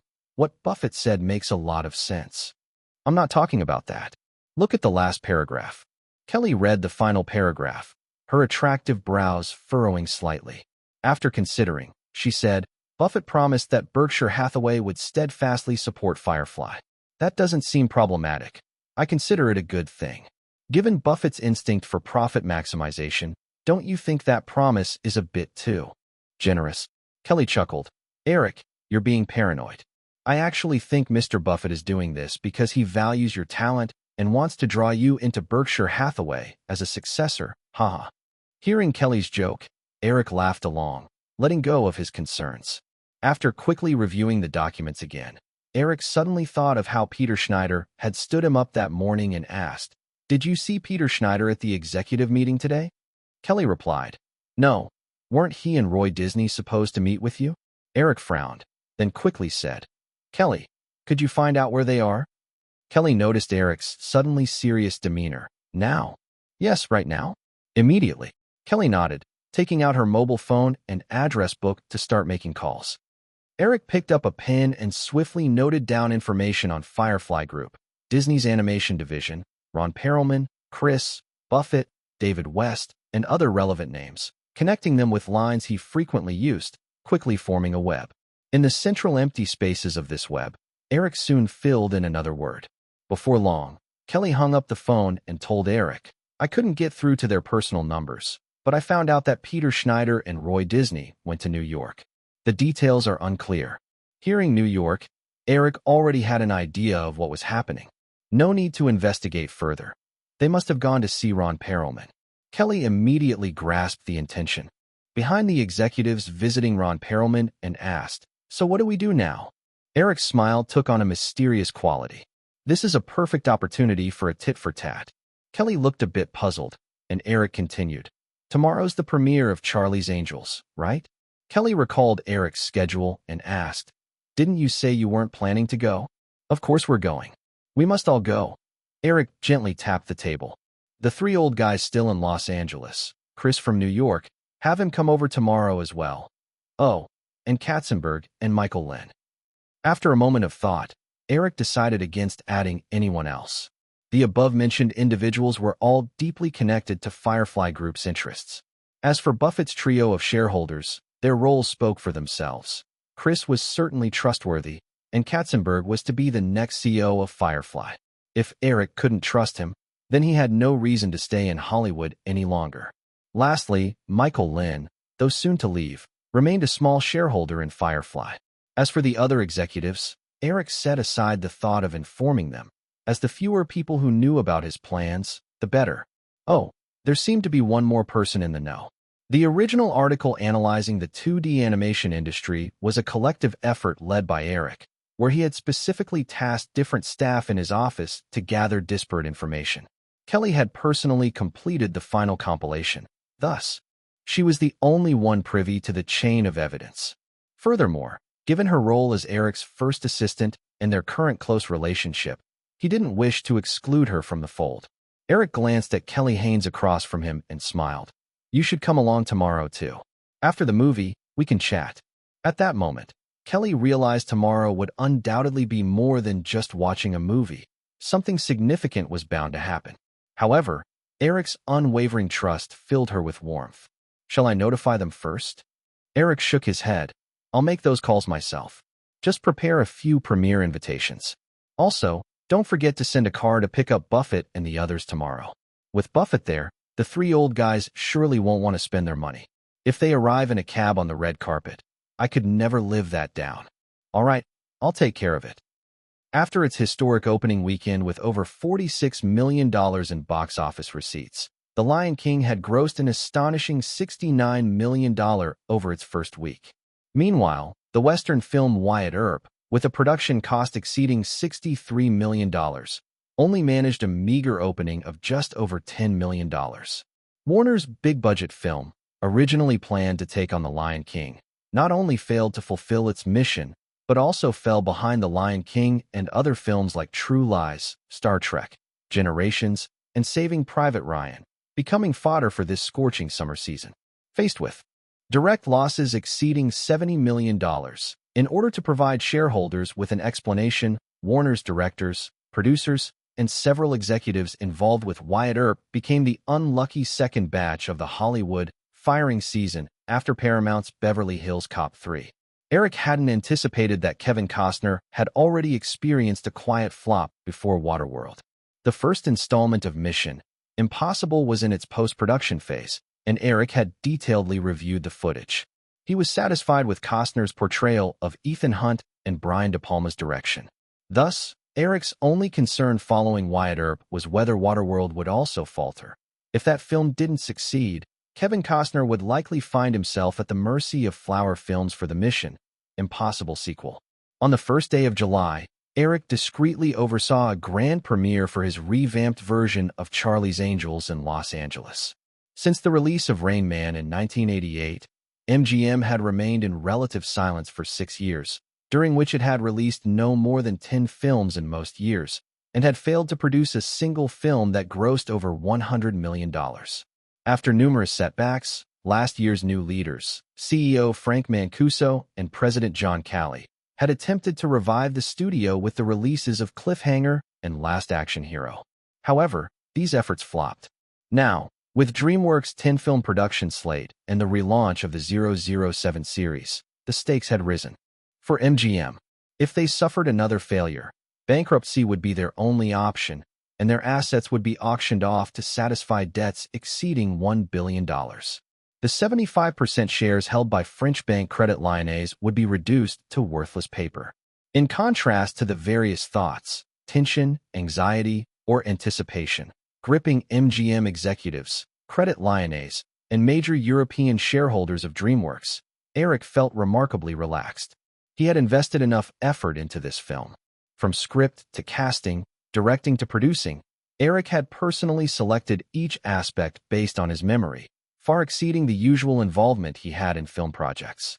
Based on the responses from several test screenings for the revamped Charlie's Angels, both participants and general viewers had given strong approval.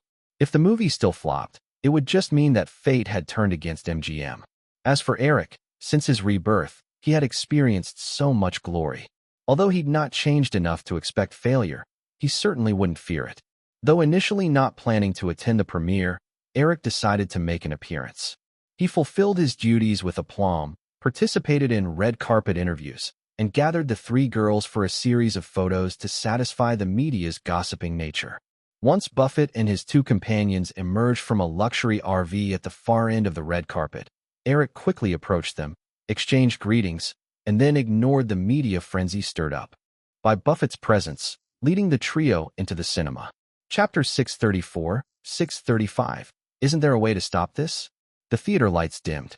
After the production and distribution logos flashed on screen, a cacophony of frantic shouting erupted from the sound system.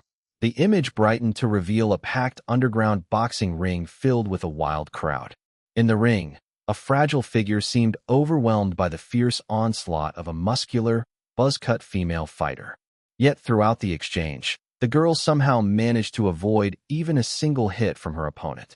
With rapid cuts and edits between shots, a black host holding a microphone narrated the action at an incredible speed, as if he were rapping. The power dynamics of the 2 female boxers were laid bare. The buzz-cut fighter's imposing physique may have seemed intimidating, yet the frail girl's undefeated streak of 37 matches sent the audience into another frenzy. In the flashing close-up shots, the girl, whose complexion appeared a bit sickly pale, raised her hand wrapped in white bandages to block several attacks. She seized an opportunity to strike back, but a sudden bright light flashed before her eyes, momentarily clouding her judgment. Her opponent showed a cruel, wicked smile as her fist came rocketing toward the girl. The girl staggered back, ultimately colliding with the rough wooden barrier of the ring. In the chaos, a piece of protruding barbed wire caught her right arm, leaving a noticeable gash. Just as the girl narrowly dodged a potentially lethal blow, a loud bang resounded, cutting away from the boxing match. The door of a black Buick Riviera slammed shut, and the camera lingered for a close-up of its recognizable triple shield logo. Some overly confident viewers smiled, suspecting this shot was undoubtedly product placement. Morgan Freeman stepped in to take over the role originally played by Bill Murray as the liaison, John Bosley. He stood by the Buick Riviera for a moment, listening intently before casting a discerning glance at the dilapidated street. The view switched to a first-person perspective. In John's sightline, A few young men and women appeared at the alley's entrance. John's gaze seemed to land on a particular figure, and he smiled at a tall person approaching from the opposite side. Gil, let's go meet your future partner. Charlize Theron portrayed Gil Monroe, who nodded and followed Morgan Freeman toward a warehouse-like building from which sounds of indistinct chatter emanated. Two brawny guards noticed John and Gil's arrival. Instead of stopping them, they opened the iron gate for them with a hint of deference. Moving through the dim corridor, John brought Gil to the second-floor seating area. A bald white man greeted John, coming over to whisper a few words in his ear. Gil, however, had already taken notice of the two fighters facing off in the ring below. The previously seemingly overwhelmed girl now showcased her dominance, unleashing a flurry of relentless attacks that steadily overpowered the buzz-cut fighter. She's quick, Gil couldn't help but exclaim. By this time, John had silently taken position beside Gil, his expression growing serious. She's angry. Before he finished speaking, the buzz-cut fighter fell unconscious, knocked out by a powerful kick from the dark-haired girl. The venue erupted into wild cheers, but John remained expressionless, telling Gil, "Let's go." They vanished from the staircase, and the scene adeptly shifted back outside. Among the young people observed by John at the alley's mouth, a Latin girl clad in a cropped top and ripped jeans approached. She nonchalantly popped a lollipop in her mouth, playfully flashed the finger to her friends, and ambled towards John's Buick. Upon reaching the Buick Riviera, the Latin girl removed the candy from her mouth, revealing not a trace of candy on the tip, but a glint of metal instead. Many seasoned film buffs in the audience exchanged knowing smiles upon seeing these shots. They recognized Penelope Cruz's character as a car thief, but also realized from the previous shot that the Buick seemed more like a bait. As a film adapted from a TV series, most viewers by now had identified the three girls' roles. At the same time, curiosity about the angels continued to grow. Kate and Penelope's skills were clear, but Charlize's Gil had yet to show any distinct talent. Though the film was only a little over 2 minutes in, most viewers found themselves immersed in the plot. This was exactly the effect the producers aimed for. Just as Penelope's character inserted tools into the car's keyhole, the camera cut back to the underground boxing ring. The pale, dark-haired girl sat alone on an empty bench in a waiting area, quietly wrapping a bandage around her recently injured right arm. At the door, John and Gil paused for a moment. John stepped forward and sat next to the dark-haired girl, while Gil stood by the door, a mix of admiration and respect in her demeanor. "You only want to win each time, but they wouldn't hesitate to kill you." John sighed, his tone holding a note of caution. "I only want to win, knowing they can't kill me." The dark-haired girl replied calmly, her voice devoid of pride or arrogance, as though stating a simple fact. "That was just an accident. Bernie will handle it," he continued. "But I still suggest you don't come back here. There are too many rule breakers these days." The dark-haired girl showed no intent to agree, focused instead on neatly securing her bandage while glancing at Gil by the door. John chose not to press the matter further, signaling to Gil as he introduced them. "Your new partner, Gil Monroe. Gil, this is Selena Garrett." Selena glanced at Gil but ignored the girl's attempt at greeting. Instead, she pragmatically inquired, "Aren't there supposed to be two?" John chuckled lightly. "The other ones. Outside. Let's go." Penelope Cruz's character, Lucini Beck, had already found herself in trouble. Like usual, she quickly opened the car door in mere seconds, but minutes later, not only had she failed to find the ignition wire, the door had inexplicably locked itself. Like a bird caught in a trap, Lucini struggled for a bit before deciding to find something to smash the Buick Riviera's glass and escape, when suddenly someone opened the passenger side door. A kindly-faced black man smiled and said, "Picked a car I knew you'd love. How does it feel?" Lucini gaped in surprise, her mouth agape for a second before her expression morphed into one of innocence. Waving her arms frantically, she stammered, "Haha, good evening, sir.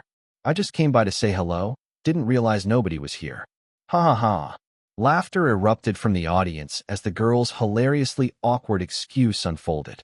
However, when John tossed a thick stack of documents into Lucini's lap, laughter rang out again throughout the auditorium. For within that stack were photographs of Lucini caught in the act of stealing cars, and amusingly, All those vehicles bore Buick's prominent triple shield logo. Looks like Buick spared no expense this time. This placement is certainly amusing, many film critics in the audience mused. On screen, Lucchini chattered nervously like a flustered magpie, justifying her actions while defiantly accusing John of stalking her.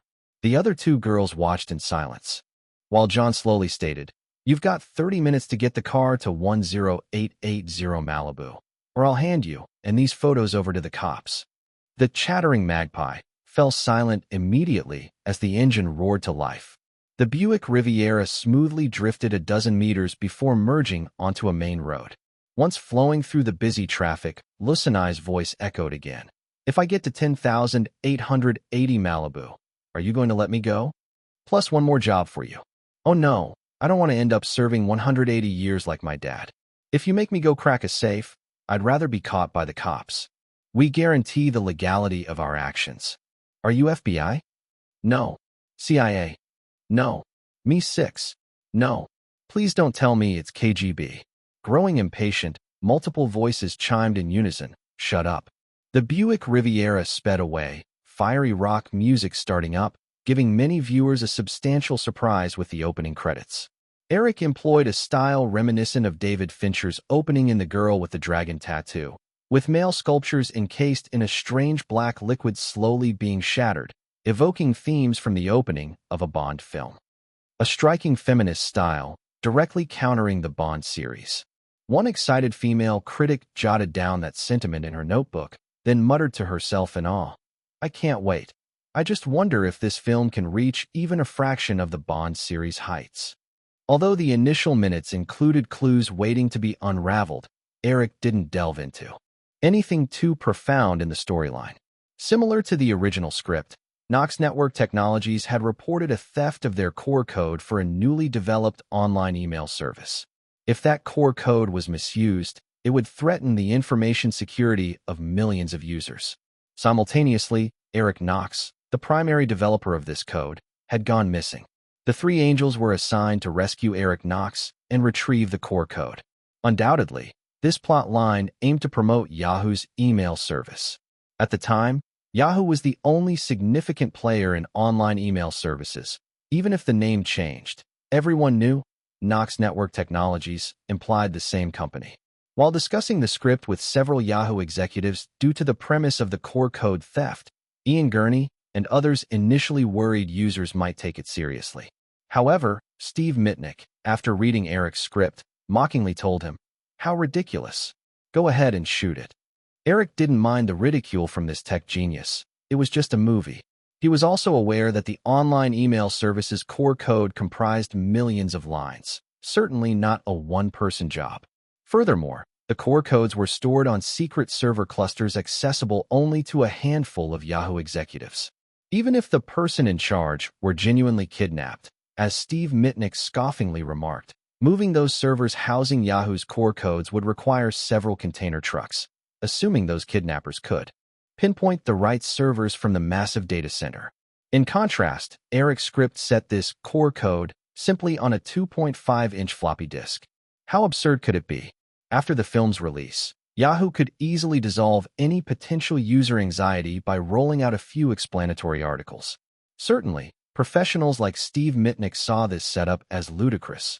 However, in the mid-90s, when many ordinary people had yet to encounter personal computers, such a plot wouldn't raise many eyebrows. Instead, it projected an impressively high-tech aura.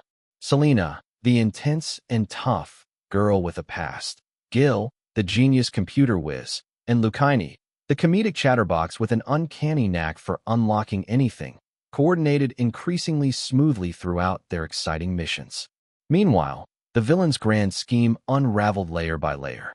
In a film about saving the world, the climax always finds its way to the villain's secret lair, and Charlie's Angels was no exception. Within a secret base deep in the Nevada desert, the Angels faced their final showdown after a series of tumultuous events bringing them to the villain's headquarters.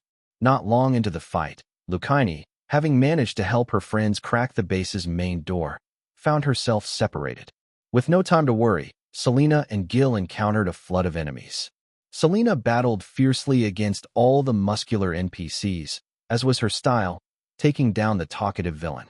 Finally, together, they reached the central control room, bruised but victorious. Gil's fingers flew across the keyboard as she anxiously stared at the computer screen. The virus program has been activated. In 10 minutes, it will spread. All we can do is alert everyone to disconnect from the network to prevent catastrophic data loss worldwide. Isn't there a way to stop it? Selena asked. The virus's activation sequence is encrypted. This encryption can only be cracked through brute force, but considering this facility's computer power, it would take 190 years to crack it, and we only have 10 minutes. She paused, then added, unless there's a supercomputer, then we might only need a few minutes to break the password. Chapter 635, 636. He must be alive in the airplane. Selena recalled a small detail from when the three of them attended Knox Networks Incorporated together. She said, "Didn't you mention that you could remotely control Knox's data processing center and turn it into a supercomputer?" Gil flashed a hint of uncertainty and replied, "Theoretically, yes, but I've never done it, and Knox's data center isn't big enough. I need the largest data processing center in the world." Selena glanced at the phone in the control room and said, "Do your best. I'll notify John to get the word out." Gil nodded, her gaze lingering on the Yahoo browser icon on the computer screen. Taking a deep breath, she opened a program interface. At that moment, the genius girl, who had not overshadowed the other two throughout the film, finally revealed her fierce side. Her fingers moved like a blur over the keyboard, creating a series of programming codes that streamed onto the screen like flowing water. To enhance the visual impact of this scene, Eric didn't follow the trend of using different cuts to separate the operator's keystrokes from the computer screen. Instead, he chose a close-up shot that captured Charlize's entire operation alongside the computer screen. Eric believed that this moment would captivate every geeky young person around the globe. After all, while one often heard tales of computer prodigies with lightning-fast fingers, very few had ever witnessed such brilliance in action. Charlize had practiced her hand speed for 6 months to prepare for this brief moment of screen time. Moreover, to achieve a more shocking and perfect effect, this segment took a week to shoot. The impact was clear.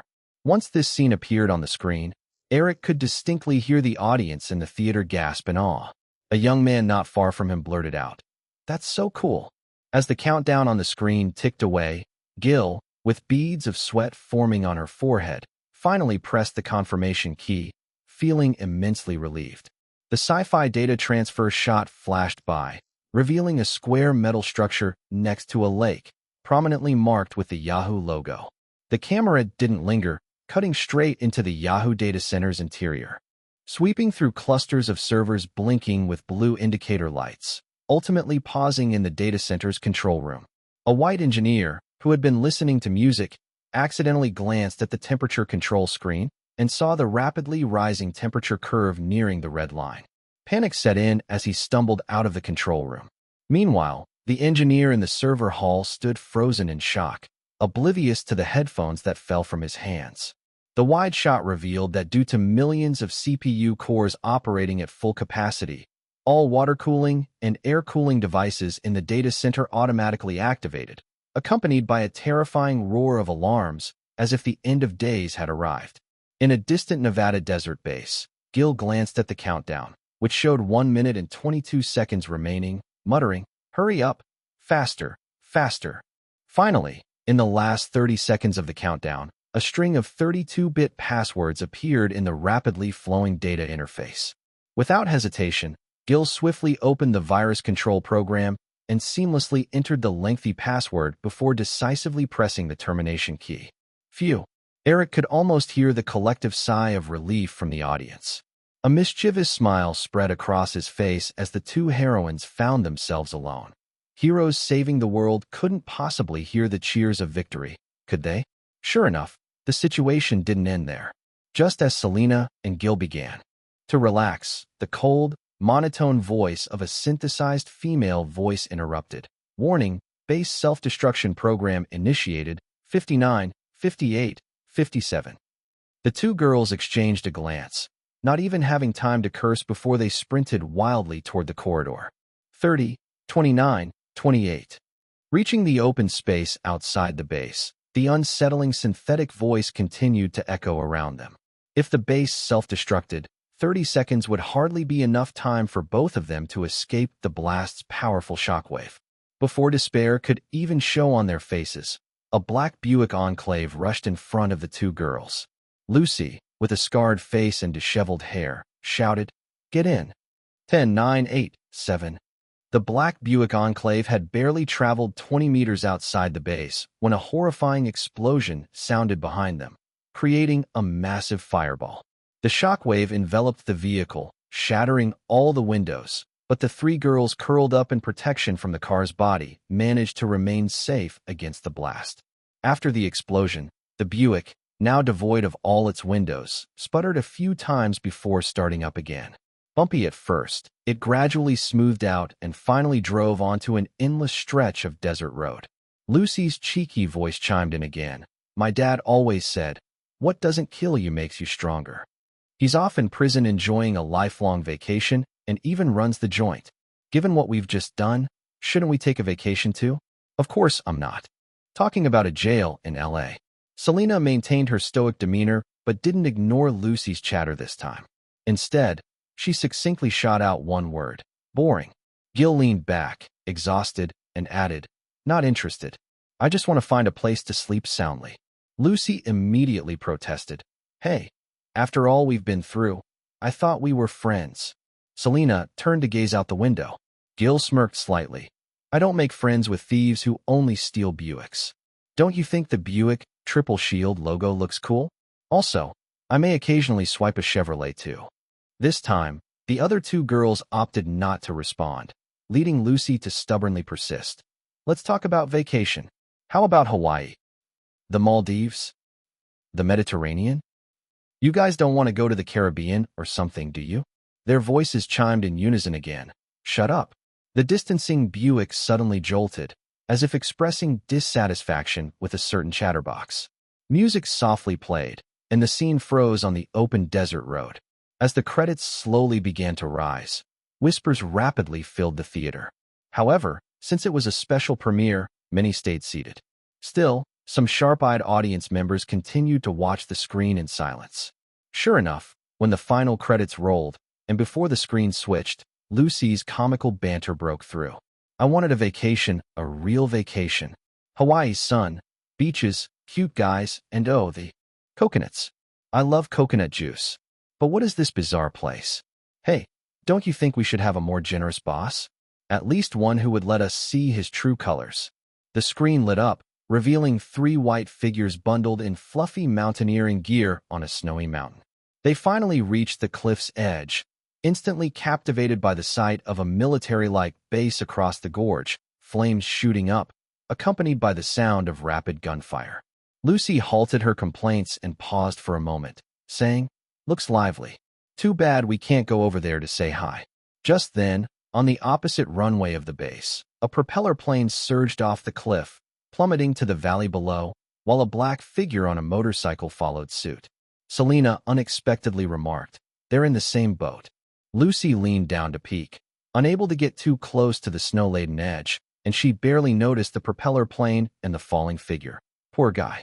But my dad used to say if someone falls over a cliff and survives, they'll definitely find treasure at the bottom.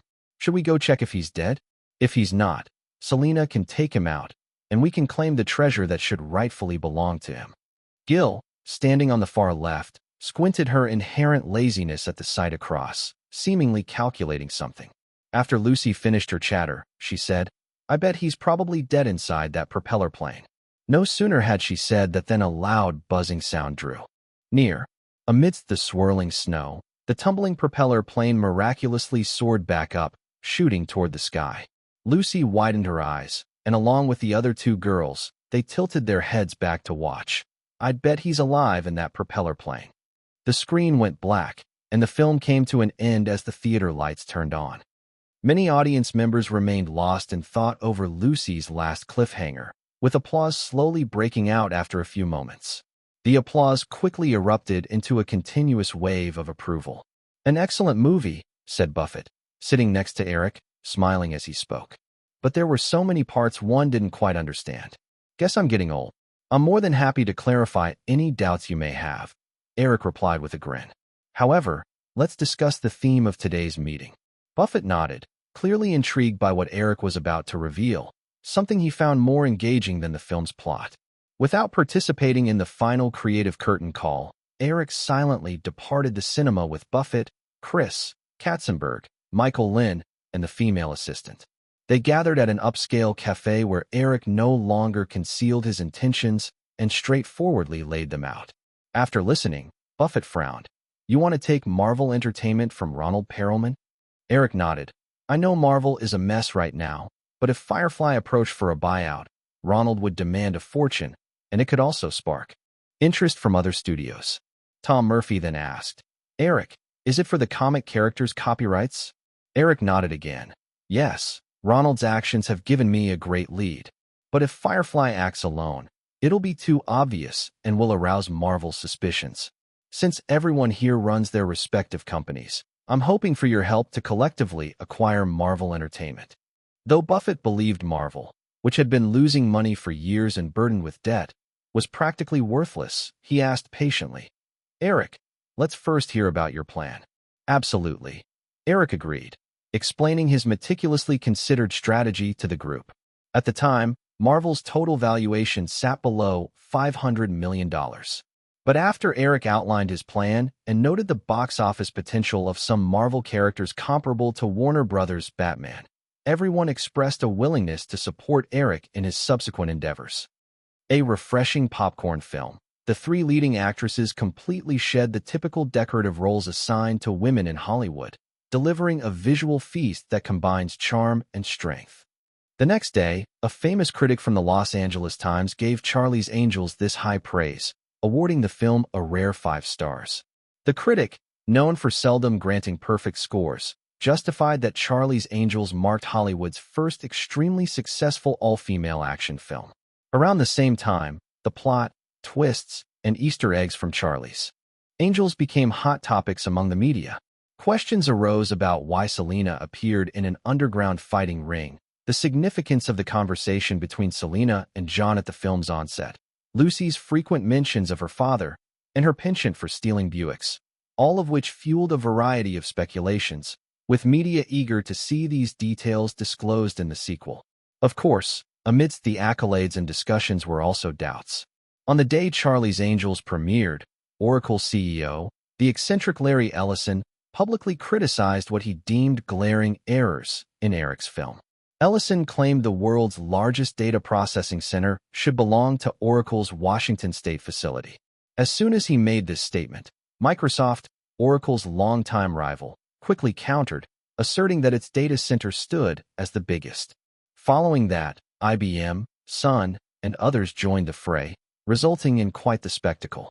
While several major tech companies argued over whose data center was the largest, in the following days, a well-known article titled The True Identity of Charlie stirred up yet another wave of discussion in Hollywood Reporter. Chapter 637, Charlie's True Identity. Charlie's Angels delivered a pink explosion of visual delight for movie fans, while also leaving us with a plethora of entertaining hidden details. We could see a character and world setup that was entirely different from the TV series. One could imagine that. This was an ambitious hint from the producers for a sequel, as fans of the 007 series eagerly discussed whether the black figure escaping in a propeller plane during the film's post-credit scene was to be the next James Bond. Gossip magazines debated whether Penelope Cruz's character, Lucien Baker, had an Oedipal complex. Meanwhile, geeky young folks pored over the film's last segment, analyzing the realistic yet complex exhaustive algorithm. Amidst this, many likely overlooked a very discreet detail. In the first 3 minutes of the film, Morgan Freeman's character, John, seemingly offhandedly told Lucien, "You have 30 minutes to drive the car to Malibu 10880, or I'll turn you and these photos over to the cops."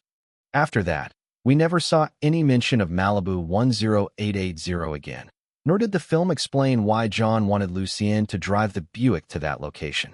Investigating further, it appeared there was no such address in Malibu. This abrupt dialogue initially seemed like a completely pointless redundancy. But is that really the case? Everyone knows that the plot of Charlie's Angels was meticulously constructed. The producers paid great attention to details. Even the program code typed by the genius girl Gil Monroe in the final scenes was reportedly written by Steve Mitnick, the chief technology officer of Yahoo. Thus, in the film's critical opening segment, a meaningless dialogue could not possibly occur. After extensive investigation by our magazine's reporters, we finally uncovered the true identity of Malibu 10880. Many readers might have already noticed the prominent photo of a shell-shaped villa in our illustrations and speculated about it. Indeed, the so-called Malibu 10880 refers to Eric Williams' luxurious private estate in Malibu. According to several insiders, while the actual occupant number of the estate is not 10880, Eric Williams has referred to it as 10,880 on multiple occasions. Moreover, we found the most straightforward evidence. A project document from the architectural design firm responsible for the estate labeled the Liberty City Villa Project with the code name 10880. For now, let's not delve into why Kate Beckinsale's character, Selena Gatler, immersed herself in the brutal underground fighting scenes or what kind of turmoil she and her former partner encountered. These behind-the-scenes stories will likely appear in either a prequel or spin-off. Back to the film. After the formation of the New Angel Trio, their first task was, of course, to meet with their elusive boss. Although this mysterious boss never revealed their true identity, according to this logic, John's instruction for Lucien to drive to the fictional 10,880 received an explanation. At the very least, in this film, the identity of the master of 10,880 undoubtedly hinted at the undercover boss of the detective agency, Charlie Townsend, who never appeared throughout the movie. Based on the real-world existence of 10,880, it's clear that Charlie Townsend was Eric Williams' persona in Charlie's Angels. Perhaps as the screenwriter for the film adaptation of Charlie's Angels, Eric Williams set up this little detail on a whim. But when we shift our focus to today's Hollywood, many would be surprised to find that the youthful boy who gained fame from Home Alone 6 years ago had now become an omnipresent figure in Hollywood, much like Charlie Townsend in Charlie's Angels. This influence was even more pronounced in this summer's film lineup. Starting from the end of May, all the films that had been released, Saving Private Ryan, True Lies, The Lion King, Charlie's Angels, achieved remarkable box office success, regardless of whether they were produced or released by Firefly Group. Each film bore traces of Eric Williams' personal touch. Upcoming summer blockbusters like Dumb and Dumber 2 and Men in Black were also works of Eric Williams. This new Hollywood mogul's influence extended across 4 out of the 7 major studio chains, including Firefly, MGM, Columbia, and Fox. Such overwhelming influence nearly surpassed that of any film tycoon in Hollywood's century-long history. Given that this miraculous young mogul was still under 25, one could speculate that someday, Eric Williams might unify Hollywood and become the true king of the industry. Eric placed the article that had been reprinted by several newspapers in just 2 days down on his desk and chuckled as he continued. Reading other materials. After a week in theaters, Charlie's Angels had comfortably grossed over $49 million. Although this figure couldn't compete with the opening weeks of previous films like The Mummy or Saving Private Ryan, the buzz surrounding this female action blockbuster far exceeded that of last month's hits. The reason for Charlie's Angels' lower ticket sales wasn't due to the summer rush ending or factors like screening frequency or film quality. Just like Buffett mentioned at the premiere about not understanding certain plot elements, the movie contained numerous high-tech components that might leave older audiences and children in the dark. Charlie's Angels thus failed to attract viewership from all age demographics. However, the same high-tech elements generated extraordinary appeal among viewers aged 14 to 28, creating an immense impact within that group. Moreover, due to its stellar reputation and massive buzz, Charlie's Angels managed to maintain box office revenue in its second week, unlike any film in the summer of 1994, where increases were absolutely unheard of. Box office forecasting agencies predicted that Charlie's Angels' second-week earnings might even exceed $50 million, making a total of over $100 million within 2 weeks nearly assured. Charlie's Angels also performed admirably in several overseas markets that screened simultaneously with North America, particularly in Japan, a country famous for its comic culture. The character of Selena, a cartoonish bandaged girl, incited a frenzy among Japanese manga enthusiasts, with the film's first week in Japan nearing North America's, reaching $46 million. Following this, the related merchandise of Charlie's Angels, including several action figures of Selena, faced consecutive sellouts within just a week. The once unknown Kate skyrocketed to become the most popular Western female star in Japan, leading to a flurry of collaborations and endorsement offers flooding into ICM. Thanks to the success of Charlie's Angels, MGM finally pulled itself back from the brink of bankruptcy. European investors anticipating substantial returns were equally jubilant. After the first-week box office results of Charlie's Angels were released, both sides eagerly contacted Eric to initiate preparations for a sequel. Simultaneously, two other companies completely unrelated to the film industry also unexpectedly benefited. After a week of release, due to the movie's powerful advertising effect, Yahoo's online mailbox users increased by 1.1 million within 7 days, most of whom were highly valuable new internet users. The daily traffic on Yahoo's portal site also experienced a significant uptrend in a short period. On July 1st, Yahoo officially launched its instant messaging software, YCR, which saw explosive growth spurred by Charlie's Angels. Within a week, this chic and avant-garde remote chatting software surpassed 10 million users. Despite thorough advance estimations and preparations, Yahoo still struggled with the massive data influx caused by the surge in YCR users, temporarily causing server outages on the evening of July 5th. Although they faced teasing from other high-tech giants competing for the title of the world's largest data processing center, user enthusiasm remained unfazed. The other benefiting company was undoubtedly Buick. The previously business-focused Buick sedans, which were not especially favored by the youth market, experienced a sales surge of more than double within the week following the release of Charlie's Angels. In addition to the repeated displays of the Buick LeSabre in the movie, sales for several other models from Buick also saw a significant increase. Thanks to the influence from Charlie's Angels, Buick not only opened doors to the young consumer market that had previously eluded them, but was also set to increase its car sales by at least 30% in the latter half of 1994. It's worth mentioning that because the film included the line, "Don't you think Buick's Tri-Shield logo is cool?" Buick was initially reluctant, but still managed to muster up a $5 million placement budget. After the movie's release, Buick's president promptly contacted MGM, which handled the film's distribution, expressing willingness to invest an additional $20 million for joint promotion, a kind of deal that previously only the 007 series could afford. Subsequently, Buick's competitors, including Ford, Chevrolet, and even Japanese brands like Toyota and Honda, hurriedly reached out to the production team, vying for exclusive product placement rights in the sequel of Charlie's Angels. The knock at the office door pulled Eric from his engrossed reading. Responding, the door gently opened, revealing his assistant in a professional outfit stepping inside.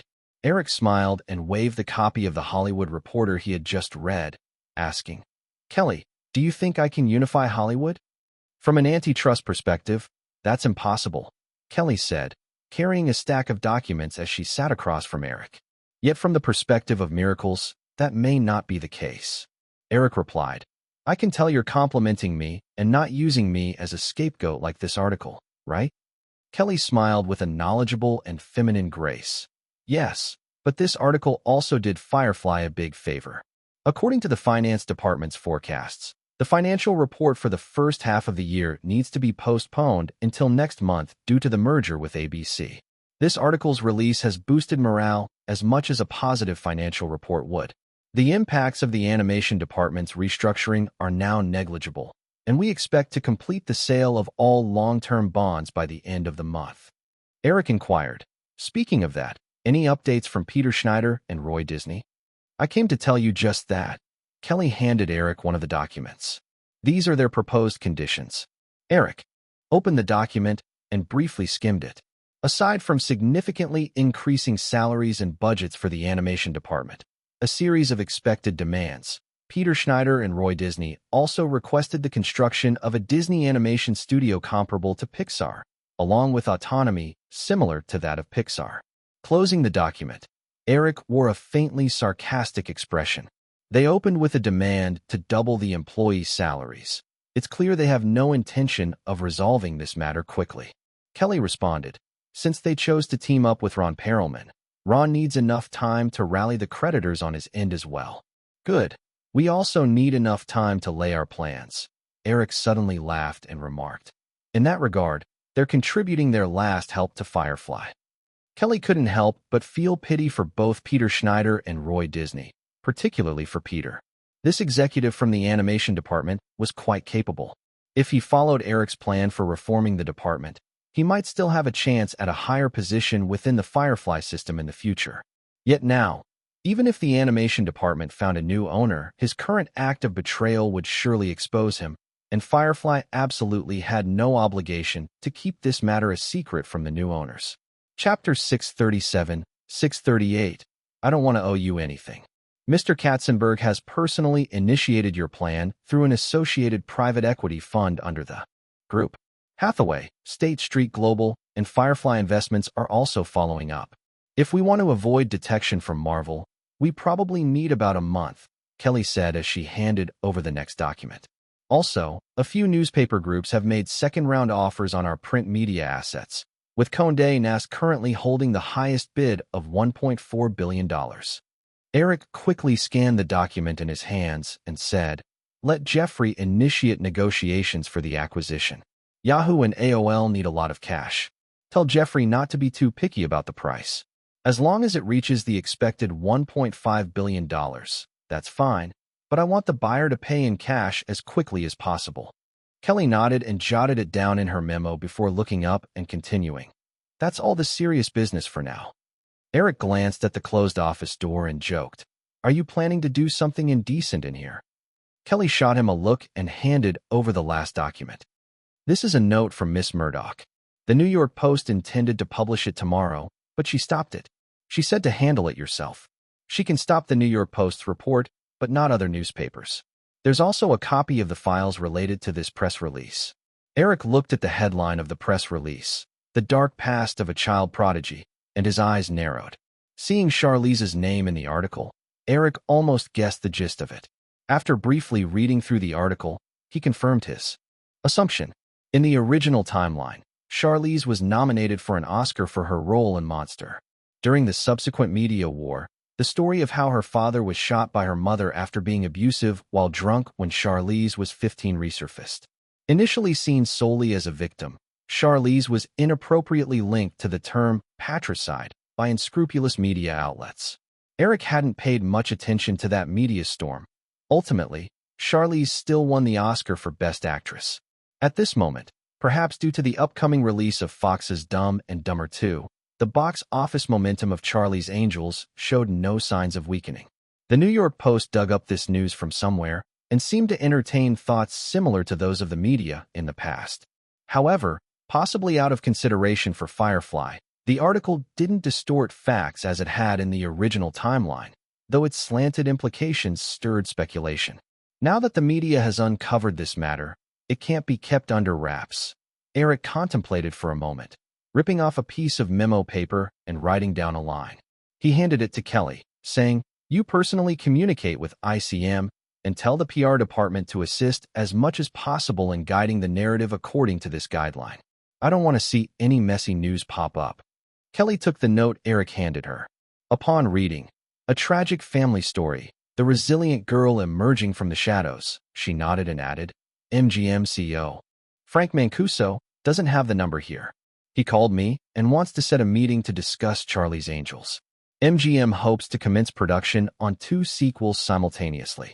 Let them talk to Jeffrey about those matters and sort everything out first. Eric started to say, then lifted his head to ask, are you facing some issues? Just as Kelly was about to speak, Eric suddenly realized, oh, it must be Penny and the others. Kelly nodded. The head of DreamWorks wants to sign Penelope and the others for the 2 sequels all at once, but Michelle Simons at ICM hasn't responded. Eric replied, I'll check in with them to see what they're thinking.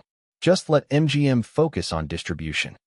In the following days, with the coordination of Firefly's PR department, ICM, and MGM, various media outlets began to run stories about Charlize's past as a teenager. However, most of the information painted Charlize entirely from the perspective of a victim, showing plentiful sympathy while effectively promoting her story of conquering Hollywood on her own. They sculpted the image of a girl triumphantly emerging from the shadows. The first impression effect on the general public was incredibly strong. Since they were fed this narrative first, any subsequent media attempts to smear Charlize would likely provoke widespread backlash. Meanwhile, originally underrecognized in Charlie's Angels, Charlize's popularity surged significantly, benefiting from the situation. In the second week of July, Fox's Dumb and Dumber 2 officially opened, but it suffered from the strong box office setback caused by the unstoppable momentum of The Lion King and Charlie's Angels.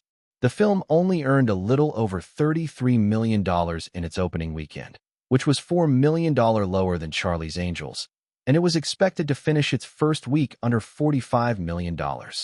However, compared with Charlie's Angels with a production cost of more than $80 million, the biggest cost of this vulgar comedy is only Jim Carrey's salary, and the total production budget is less than $40 million. Therefore, Fox is still very profitable with this film. After returning from Boston to Los Angeles at the end of May and navigating over a month of intense busyness, Eric reviewed most of the film projects that required his personal attention. His schedule gradually lightened. Besides focusing on the competition to acquire Marvel Entertainment, he also dedicated more time to preparing for the Victoria's Secret fashion show. In the Victoria's Secret studio, Eric had just sent off the head of the Firefly music department, who had brought in a stack of singer demo tapes. The three girls who had returned from their promotional tour in Europe and East Asia, along with Penelope's sister Monica, walked into his office. Penelope and Kate each held a set of elaborate angel wings. After greeting Eric, Penelope eagerly held the butterfly wing costume behind her and asked, "Eric, is this what they'll wear for the fashion show? It's so beautiful." Eric smiled as he watched the two girls trying on the angel wings. "You definitely took those from the rack by my office. Those are scrap pieces destined for disposal. The chosen angel wings are kept in a vault." Kate asked curiously, "If these are so pretty, the selected ones must be even more dazzling. Can we see them?" Eric shook his head. "I'll get you a few tickets for entry, but no one can see them until then." Kate stuck her tongue out at Eric, saying, "You're so stingy." Ignoring the comment, Eric glanced at Charlize, who had been notably quiet and appeared troubled since entering. He joked, "Charlie, are you planning to steal Kate's role in the sequel?" "No, of course not." Charlize quickly shook her head. Before Eric could continue speaking, Penelope seized the moment and chimed in. "Eric, you won't believe it. When we promoted in Tokyo, there was a guy who saw Kate and started crying, and he almost rushed the stage. It freaked us out." Kate dissatisfiedly pushed Penelope away, saying, "Why do you assume he was coming for me? Maybe he wanted to rush you." Penelope laughed. "Even though I couldn't understand his Japanese, I heard Selena loud and clear." Eric stated, "I saw it in the paper. Kate, you're now Japan's most popular Western star. How does that feel?" Kate waved her hand dismissively. "Not great. Those people always feel strange. That's due to cultural differences. Different countries and ethnicities perceive outsiders differently. Otherwise, we wouldn't have issues like racism," Eric briefly explained. "Enough of that. Someone asked me to check how you three feel about the sequel." The three girls exchanged glances, momentarily silent. Eric pointed at Penelope. "Penny, you go ahead." "Eric, we don't mind filming sequels, but we don't want to rush through them too quickly. If it's just one a year, we'll surely be typecast in those roles." Eric recalled that MGM hoped to include the two Charlie's Angels sequels in DreamWorks' 10-film production plan, which had been initially set to span 3 years. Understanding Penelope's point, he realized what she meant. After tapping his desk thoughtfully for a moment, Eric noticed the girls looking increasingly anxious, and he suddenly laughed. "Do you not have faith in me? Are you worried I'll sell you out?" Even though Eric was generally gentle, he often came across as strong when it involved movies. The three girls were genuinely concerned he might push them to film one each year. Hearing him say this eased Kate, who playfully replied, Who told you to have such a shady reputation? Eric laughed. Looks like I need to find a moment for you to remind me of all my bad deeds. Kate paused, attempting to recall, but after a moment, she couldn't remember anything and huffed defiantly. Eric remained patient and clarified. You're all probably overthinking it. Let's say 2 years between each film. Any film production plan in Hollywood isn't set in stone. Involving tens of millions, even hundreds of millions of dollars in investment, it's perfectly reasonable to be thorough in the production process, and various changes occurring during that time are normal. Even if the agreement initially set 10 films within 3 years, if they don't complete it for any reason, the remaining projects may either be dropped or postponed. Take Spielberg, for instance. He's still not finished with several film contracts with Universal, and some are reportedly from over a decade ago. Who knows? Maybe nobody will even mention those anymore. Penelope's eyes darted thoughtfully. What about our salaries? Your salaries aren't much concern for me, Eric chuckled. While Firefly holds a 30% stake in DreamWorks, the film production budget primarily comes from Europe. So just let Michelle negotiate for you guys. The higher, the better, but don't go too far. Be careful everyone doesn't walk away in a huff. Kate asked, what do you think is a reasonable asking price? Eric pondered for a moment and replied, for the 2 sequels, how about $12 million each? Let's not even mention percentage splits. Since there are 3 of you, an average of $18 million in salary per film is already exorbitant, and the production company still needs to invite other actors. Total actor expenses could reach $25 million. If you ask for too much, the production company can only cut the budget, which will harm the quality of the sequels and be detrimental to you guys. Eric stated this casually, but even Charlize, who had seemed contemplative until then, couldn't help but gasp. After all, their salaries from the first film were only around $200,000 to $300,000, and they had endured so much struggle. Now, out of the blue, their worth surged to millions, something they had never even imagined. After the shock wore off, Kate quickly thought of something else. Is $18 million too high? I heard Nicole Kidman can earn over $30 million for a film like The Mummy. The Mummy had been a massive hit in both the North American and overseas markets, and was expected to net Universal around $400 million in profits over the following years. Michael Eisner regained control of Universal after heart surgery due to the success of The Mummy, easily overpowering Michael Ovitz. However, the biggest personal gain from the film undoubtedly went to Nicole, whose 8% all-channel revenue share would net her no less than $30 million, making her the highest-paid actress in Hollywood, a position likely to remain uncontested for the next decade. Just like Jack Nicholson's exorbitant fee for Batman, Nicole getting that much was merely a coincidence. Universal likely regrets it now. Initially, they could have paid only $10 million to hire her, but they ended up paying 3 times that. Plus, if Nicole joins the next sequel, I bet she'll just have to take the standard salary. Penelope said, then, we'll negotiate based on what you've suggested. Eric nodded, glancing at the angel wings nearby. Those need to be worn with the right inner outfit to look good. There's a fitting room next to you. Go try them on and show me.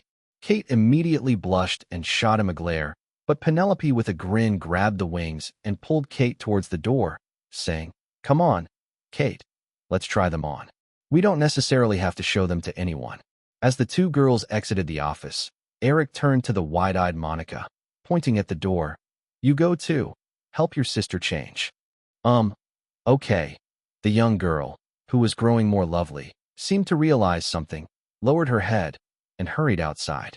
Once the office door closed, Eric asked Charlize, is something bothering you? No. Charlize shook her head, hesitating before adding, Michelle told me everything, and I saw your note. I just wanted to thank you. Oh. Eric nodded and joked. You know, I'm a capitalist. You've made me money, so of course, I've got your back. Charlize bit her lip, conflicted for a moment. I don't want to owe you anything. Eric laughed. While I'd love to grandly claim you owe me nothing, you know, all men have a bit of vanity. So what I really want to say is, if you feel you owe me anything, just keep owing me. The mere thought of a stunning woman feeling indebted to me satisfies me immensely. Charlize finally couldn't hold back and let out a laugh for the first time since entering the office. However, Her expression quickly shifted to a playful glare as she lightly reproached. Is this how you charm girls in private? Not necessarily. It depends on the person. For instance, you need a different approach. Making you feel I am letting go while holding you tightly. Eric smiled broadly and pointed outside, continuing his cheerful banter.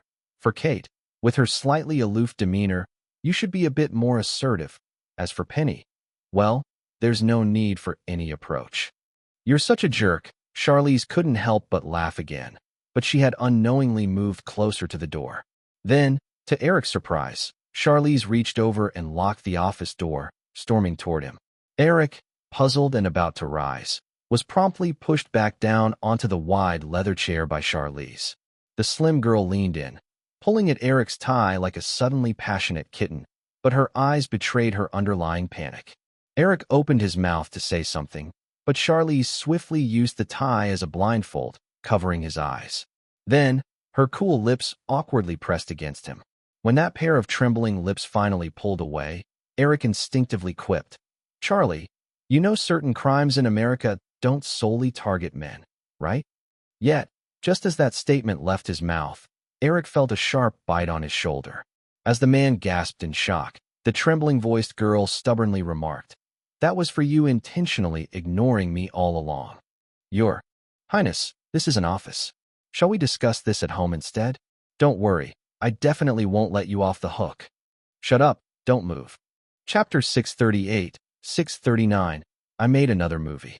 Charlize opened her eyes to find herself lying on the sofa, a blanket draped over her. The sky outside had clearly darkened. In the simple office, which was divided by partitions, only a desk lamp lit the space, while a figure behind the desk silently flipped through something. Recalling the wild events of the afternoon, Charlize stealthily pulled the blanket tighter, trying to cover her flushed face. "Awake!" Eric's sudden voice startled Charlize. After a moment, she quietly replied, "Yeah." Seeing the panic on Charlize's face as she hurriedly pulled the blanket over her head, Eric chuckled softly. Out of consideration, he refrained from mentioning the afternoon's antics and said, "It's almost 8 o'clock. If you plan to stay here overnight, we'll have to squeeze on the sofa." "I don't." Charlize instinctively tried to retort, but the words quickly changed to, "Did Kate and the others leave?" "They left a while ago," Eric replied, standing up to turn on the office lights. He walked over to Charlize and said, "Get up. I've made reservations at a restaurant. Let's go have dinner." The fluorescent light made Charlize squint reflexively. Looking at the figure of the man beside her stirred a wave of strong embarrassment within her. "You go out. I need to get dressed." "Sure thing, Your Highness," Eric teased with a smirk, placing Charlize's clothes on the coffee table beside the sofa before turning to leave the office. Charlize stared at the door for a moment before reaching out from under the blanket to grab her clothes.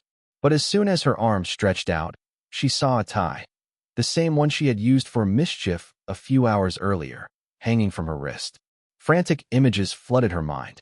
Charlize quickly pulled her arm back and swiftly untied the tie from her wrist.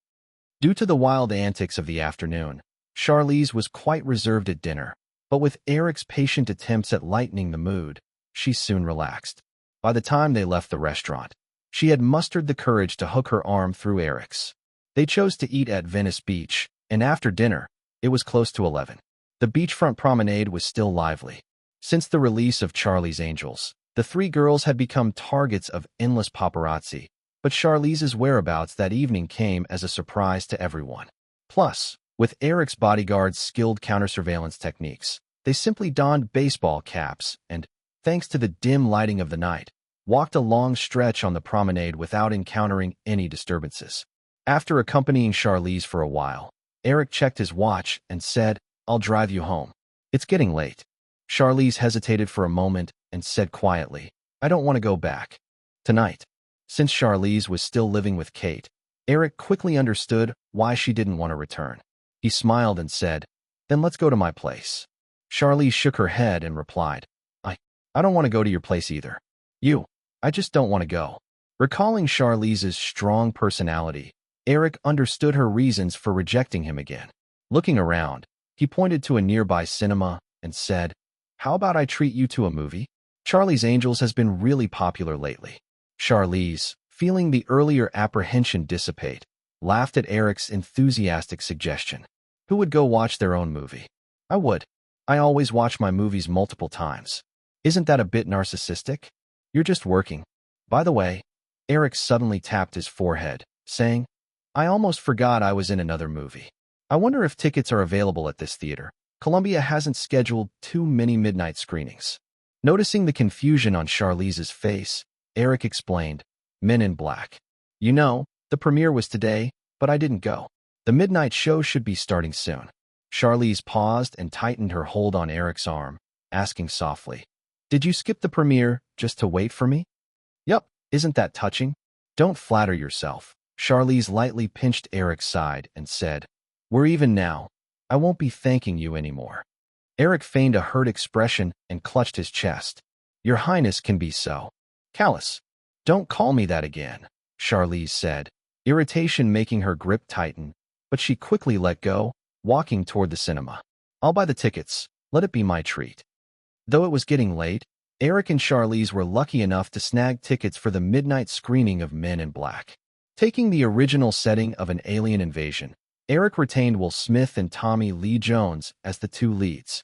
Additionally, he cast the long-absent Catherine Zeta-Jones in the prominent role of the female coroner, whose charm bore a striking resemblance to Linda Fiorentino in the original. Like everyone else in the theater, Charlize soon became immersed in the fascinating story and the characters' amusing performances. However, half an hour in, she remembered Eric's comment and asked, Didn't you say you were in this movie too? I still haven't seen you. With a teasing smile, Eric replied, You'll see me in 5 minutes. Charlize turned back to the screen, unable to get more from Eric. In the plot, Jay has his world turned upside down when he realizes extraterrestrials are everywhere. He spends the night on a bench by the Manhattan River, and although he doesn't find some little girl's innocent smile inspiring enough to spark a noble desire to defend the world, he ultimately decides to join the Men in Black. Soon, he is taken by Kay to their secret headquarters. Amid a sudden comedic chaos in the Men in Black headquarters lobby caused by a mysterious sphere, Kay leads Jay into the alien monitoring room. In the next moments, when the big screen lights up with images of monitored aliens, the entire theater burst into laughter. A smile crept across Charlize's face as she finally understood what Eric meant about also appearing in the film. Just like the original, the aliens being monitored on the big screen were all recognizable public figures to the American audience. Steven Spielberg, George Lucas, and of course, Eric was in there too. Moreover, Jay's earlier dialogue about his school teacher had been completely rewritten. On the screen, Kay said, All the people on the screen are aliens. In public, they act perfectly normal, but behind closed doors. Well, you probably already know. Jay stared at the big screen, dumbfounded, exclaiming, Oh my God. Kay responded, Unexpected, isn't it? No. It makes perfect sense. Jay pointed to one corner of the screen, deadpan, and said, I've never thought Eric Williams was human. Just look at the crazy things he's done over the years. Kay explained, Eric Williams is a Pandora alien. 6 years ago, his spacecraft crashed on Earth. To raise enough money to fix it, he's been directing movies using his ancestral talents. Jay exclaimed, The spaceship. I know. It must be in Malibu. I always thought that shell house looked like a spaceship. Kay nodded. Exactly 10880 Malibu. As soon as Kay's line fell, a wave of laughter erupted in the cinema. After all, because of a widely circulated article in The Hollywood Reporter, the number 10,880 had become ingrained in public consciousness. But the teasing didn't end there. As Kay continued his explanation, a surveillance close-up of Eric appeared on the big screen. Eric looked just like a normal person, but he sported 2 amusing light blue antennae. At that moment, the Pandora alien Eric was furiously holding a tax bill and bellowing at the other 2 agents. I have a green card. I'm a law-abiding citizen.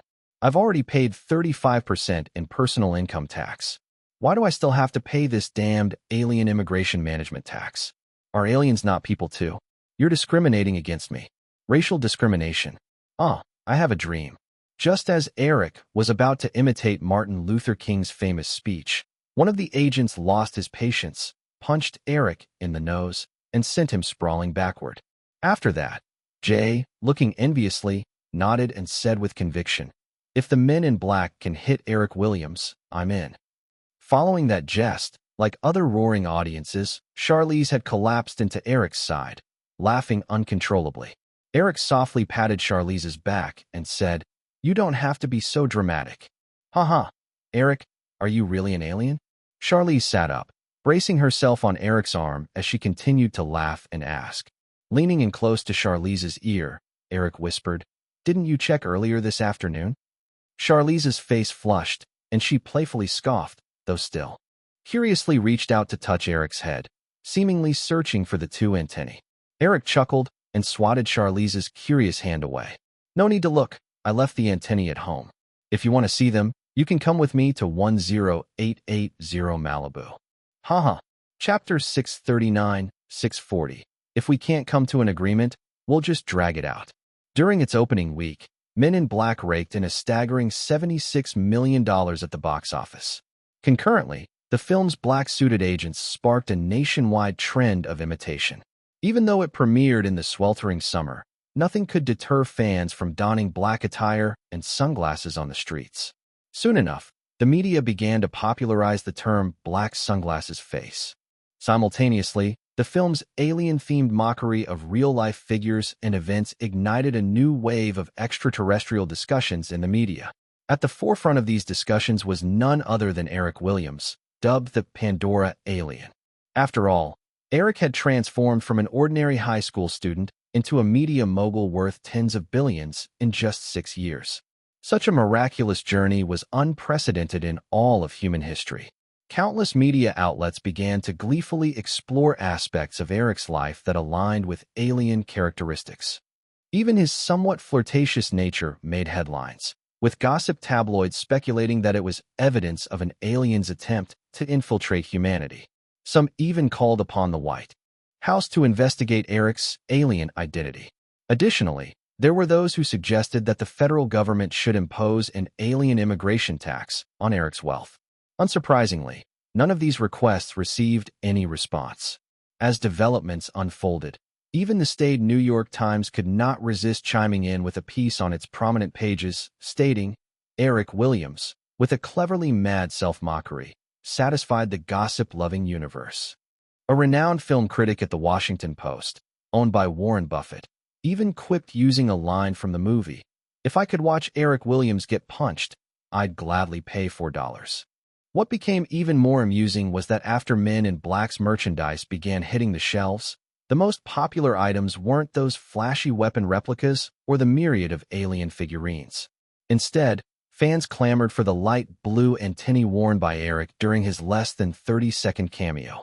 In addition to many fans purchasing them to collect or wear to parties, some parents even bought their kids a pair of these antennae in hopes that their children would turn out as talented as Eric. However, following the box office triumph of Men in Black, a slew of questions regarding a sequel arose. Sony Columbia Pictures had boosted its profile over the past 2 years despite being somewhat plagued by the mismanagement of Peter Guber, remaining in annual deficit. Initially, projects like Mr.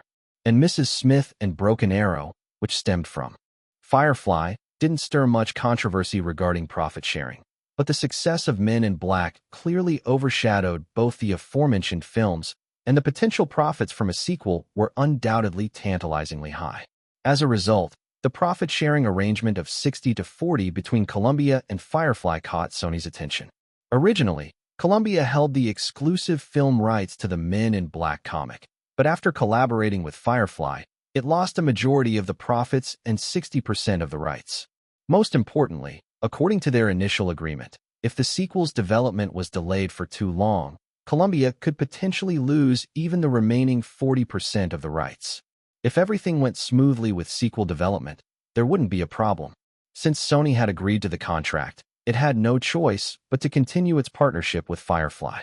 However, after the blockbuster success of Men in Black, directors, both lead actors, producers, and even the original comic company all jumped in, hoping for a piece of the sequel's profits. Firefly was certainly unwilling to compromise. If profit distributions didn't align, they could all just drag things out. Lawsuits didn't scare them. After all, Firefly had no shortage of popular movie projects. Their release schedule even extended 3 years out. However, Columbia could not afford to wait. After Sony acquired the company, it soon discovered it hadn't made a single dime in profit and that it wasn't even promoting its own home video format effectively. As the DVD era dawned, if Columbia continued to lose money, the studio would undeniably become increasingly irrelevant. Meanwhile, Sony gradually noticed something was amiss. However, the Japanese weren't in any hurry to sever ties with Firefly. They merely increased the pressure on Peter Guber, hoping he would fight to secure Columbia's rightful earnings. Peter Guber sensed that his time in this role was limited. He was well aware of just how deep Columbia was in trouble, and without ending their collaboration with Firefly, staying in this position was impossible. Nonetheless, with major releases like Jumanji and Mission Impossible coming in the latter half of the year, Guber, who had benefited greatly over the past few years, still hoped that after the release of those two films, he could cash in one last big bonus under their original agreement before leaving Columbia. Hence, in just a few days, Peter Guber nearly became a fixture around the upper echelons of Firefly, even approaching Eric, who had recently been hanging around the Victoria's Secret fashion show studio. Observing the bustling crowd around him, particularly the lithe, fitting models, Peter Guber stood alongside a workstation and couldn't help but chatter to Eric. "Eric, how about this? We can sign a side agreement that includes the Men in Black director and the 2 lead actors. They can only receive a bonus if the sequel reaches a certain profit threshold.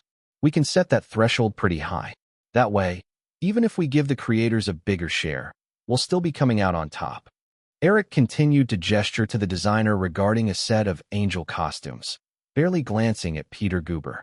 "Peter, you should know how salaries in Hollywood have skyrocketed. Sony may be more than willing to pay, but we Hollywood natives certainly have to think long-term, don't we?" Chapter 641, The Forward. "Eric, I'm well aware that star salaries can be inflated, but I recently heard that Firefly Group just greenlit James Cameron's new film Titanic, which has a production budget of $150 million. Since Firefly is willing to allocate such a hefty budget for a high-risk disaster movie, why won't they make some concessions for the Men in Black sequel? After all, even if we meet the creators' demands now, the final production budget likely won't exceed $150 million. Eric glanced at Peter Guber and said, "Peter, before we discuss Men in Black, do you know why I'm willing to let James go over budget time and again?" Peter shrugged. Eric didn't expect Peter to answer, so he continued, "Because I'm very sure that every dollar James spends is aimed at enhancing the film's quality, rather than simply inviting overpaid stars with big salaries." Peter attempted to counter, "But inviting stars is precisely about making the film more appealing at the box office, isn't it?" "Of course, I'm not denying that," Eric replied. "But oftentimes, it's just not worth it. Take the recent Beverly Hills Cop 3 and Wyatt Earp. Paramount and Warner spent huge budgets on lead salaries. Eddie Murphy and Kevin Costner both received over $15 million in fixed salaries and substantial profit-sharing agreements. Yet we saw what happened in the end." Peter said, "Eric, those were just flukes, and Miss Kidman's salary from The Mummy is even more shocking. Nicole completely forfeited a fixed salary in exchange for her profit-sharing agreement. If The Mummy didn't do well at the box office, she wouldn't get a dime," Eric stated. "And then there's James. Whenever his productions exceed budget, he voluntarily waives his directing fee to alleviate the company's financial burden. But those stars? They expect to get paid millions while also demanding higher profit shares. Despite reaping these benefits, they take on no risks for the film companies. Just like I mentioned regarding those two films, they resulted in massive losses for the studios, yet the 2 leads walked away with over $10 million. Other studios can pursue big-name stars with extravagant salaries. That's not my concern. But with Firefly and its associated companies, they shouldn't expect to get away with that kind of treatment." Seeing that Eric wouldn't budge on salary expenditures, Peter Guber conceded. "In that case, Eric, I think Firefly and Columbia need to renegotiate that copyright distribution agreement. The rights to Men in Black fully belong to Columbia, and under the conditions for sequel development, they will automatically revert to Firefly after 5 years. That agreement seems a bit unfair to Columbia. The initial agreement Eric had created was modeled after the Marvel character licensing deal, which allowed for a 5-year term with no sequels automatically reverting. After Peter Guber prompted him for clarification, Eric waved to the people nearby and leaned against the workbench with a smile, looking at Peter Guber. "Peter, we all know this was an unfair agreement from the start, and the Japanese know it too. And the private dealings we've engaged in are even less fair. But since the Japanese think they're trying to break into Hollywood, they should understand that tuition fees come with that." "But, Eric," Eric interrupted Peter Guber with a wave of his hand, still smiling. "I know Jeffrey Katzenberg tossed you out of his office yesterday. You likely think I'm a softer touch compared to Jeffrey. At least I wouldn't throw you out like he did. But being accommodating doesn't mean I'm easy to talk to. This matter is non-negotiable. Your reasons don't hold water either. Let's consider the rights for Jumanji, which will be released at the end of the year. Columbia has owned this copyright for years without taking any actions. Every studio has plenty of similar film rights languishing about. If it weren't for Firefly, it's likely these two projects wouldn't even be up for consideration today. Firefly has given them substantial commercial value. In relation to Sony, we should consider ourselves partners. The Japanese may not understand certain things, but we all know how much you've taken from Columbia over the years. So let's wrap this up. I think you should focus on cleaning up any evidence and avoid giving the Japanese a chance to point fingers." Peter Guber felt his face flush with Eric's blunt response, but couldn't think of any rebuttals. Noting the change in Peter Guber's expression, Eric didn't want to make him feel as uncomfortable as Katzenberg liked to do. After all, Peter had made a significant contribution to ensuring Firefly could successfully sign the unequal treaty with Columbia. After considering it, Eric said, "Here's the deal. I'll have Firefly move forward with some negotiation tactics, and I'll also publicly support your side in the media. At least for now, Sony wouldn't risk tossing you aside, given the potential fallout. I think you won't be at Columbia for much longer, right?" Peter Guber nodded excitedly. He wanted such assurances and honestly didn't care about the Japanese stake in the matter. With a verbal promise from Eric, Peter Guber dropped the earlier discussion. "Eric, many people will attend the Men in Black celebration party tonight. Why don't you come along?" Eric shook his head. "I have something very important to do tonight. I'll have to pass." Peter Guber left Firefly Studios satisfied, while Eric continued pondering the Men in Black situation. In the original timeline, Men in Black was one of the most troubled franchises relative to other popular Hollywood series, with a staggering 15-year gap between the three productions. No matter how the films performed, their critical reception and box office also regressed, while production budgets multiplied. Much like the Mission Impossible series, most of the profits for Men in Black were divided among stars like Will Smith and the creators, comparatively leaving Sony Pictures with only a tidy profit. This situation largely stemmed from the underperformance of Sony's film operations. For many years, it lagged behind as one of the lower-ranked studios. This disadvantage against A-list stars exacerbated Sony's position. Paramount could afford to tussle with Tom Cruise after Mission Impossible 3's box office failure, but Sony couldn't muster the leverage to make such threats. They had to rely on exorbitant salaries and strategies to lure in stars and projects. In the original timeline, the very first $20 million salary was offered from Sony Columbia to Jim Carrey. Unlike Sony Columbia, Firefly had no such worries. If they couldn't reach an agreement on Men in Black salaries, Eric would have preferred to shelve the project for an extended period. After all, he had plenty of higher-margin projects awaiting development, without needing to make concessions like Sony. Reflecting on all this, Eric anticipated the upcoming battle for Marvel. If he could secure getting Marvel's superhero copyrights before they became disorganized, Firefly could maintain a strong foothold in Hollywood for the next 20 years or even longer. Men in Black was the last film associated with Firefly Group to premiere during the summer blockbuster season of 1994. Following its release, the summer season had nearly passed, and while other major studios were still set to release several films in the remaining summer days, Firefly began tallying its impressive summer profits. By late July, Firefly's finance department presented the preliminary financial report for the first half of 1994. Despite a temporary disruption from the ABC merger, Firefly Group's revenues in the first half still reached $7.3 billion. However, due to costs from departmental restructuring and layoffs. The group's net profit margin dipped slightly to 9%, resulting in a total net profit of $657 million over 6 months. This number fell within internal expectations and even surpassed many Wall Street analysts' predictions. Additionally, after intense bidding and negotiations, the renowned North American media company Condé Nast eventually agreed to purchase the newspaper assets spun off from Firefly for $1.52 billion. By the time summer box office news and a slew of positive developments came through, Firefly sold $8 billion in bonds related to the acquisition of ABC on July 20th. Subsequently, various individuals, calculating their own interests, began to fidget within Firefly. First up, riding the wave of The Lion King's 5-week total of $215 million at the box office, Disney Animation's head, Peter Schneider, and Roy Disney, who had been biding their time, took the lead as forward scouts, confidently advocating for the long-suffering Disney Animation staff to secure their benefits. As the planning for Marvel Entertainment was nearing its final stages, and with Ron Perelman lurking in the background, Eric wanted to demonstrate his commitment to Disney's animation department. He personally engaged with Peter Schneider and Roy Disney to discuss conditions. Eric deliberately adopted a position that signaled he wasn't ready to discuss cutting the Disney hand-drawn animation department, while also signaling a reluctance to compromise too quickly, effectively communicating mixed signals to certain parties.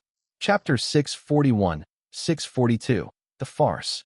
As August had just begun, Eric found himself feigning negotiations with Peter Schneider while the topic of Firefly closing its hand-drawn animation department, which had cooled off after a heated discussion at the end of June, suddenly reignited in fervent debate.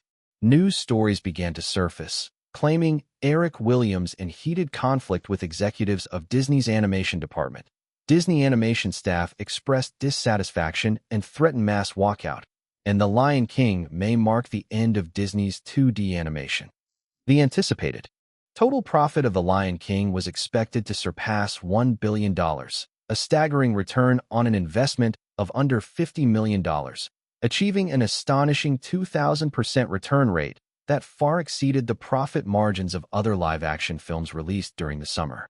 Consequently, if Firefly were a publicly traded company, even with several blockbuster films supporting the summer box office, the stock price would undoubtedly suffer a significant drop due to concerns over the potential fragmentation of Disney's animation department. Under this powerful media onslaught, all observers quickly grasped the notion that Firefly was on the verge of losing Disney's hand-drawn animation department. Institutions and media outlets closely monitoring the situation speculated on which other forces might be pressuring Firefly Group in this manner. To them, it appeared that Firefly would never easily relinquish Disney's animation department in the face of The Lion King's massive profits. Yet, at the same time, Disney's animation department couldn't possibly exert such broad media influence. After all, Disney Animation was a subsidiary of Firefly Group's subsidiary, and the media resources it originally commanded were mostly controlled by its parent company, making it impossible for them to stir such a tempest on their own.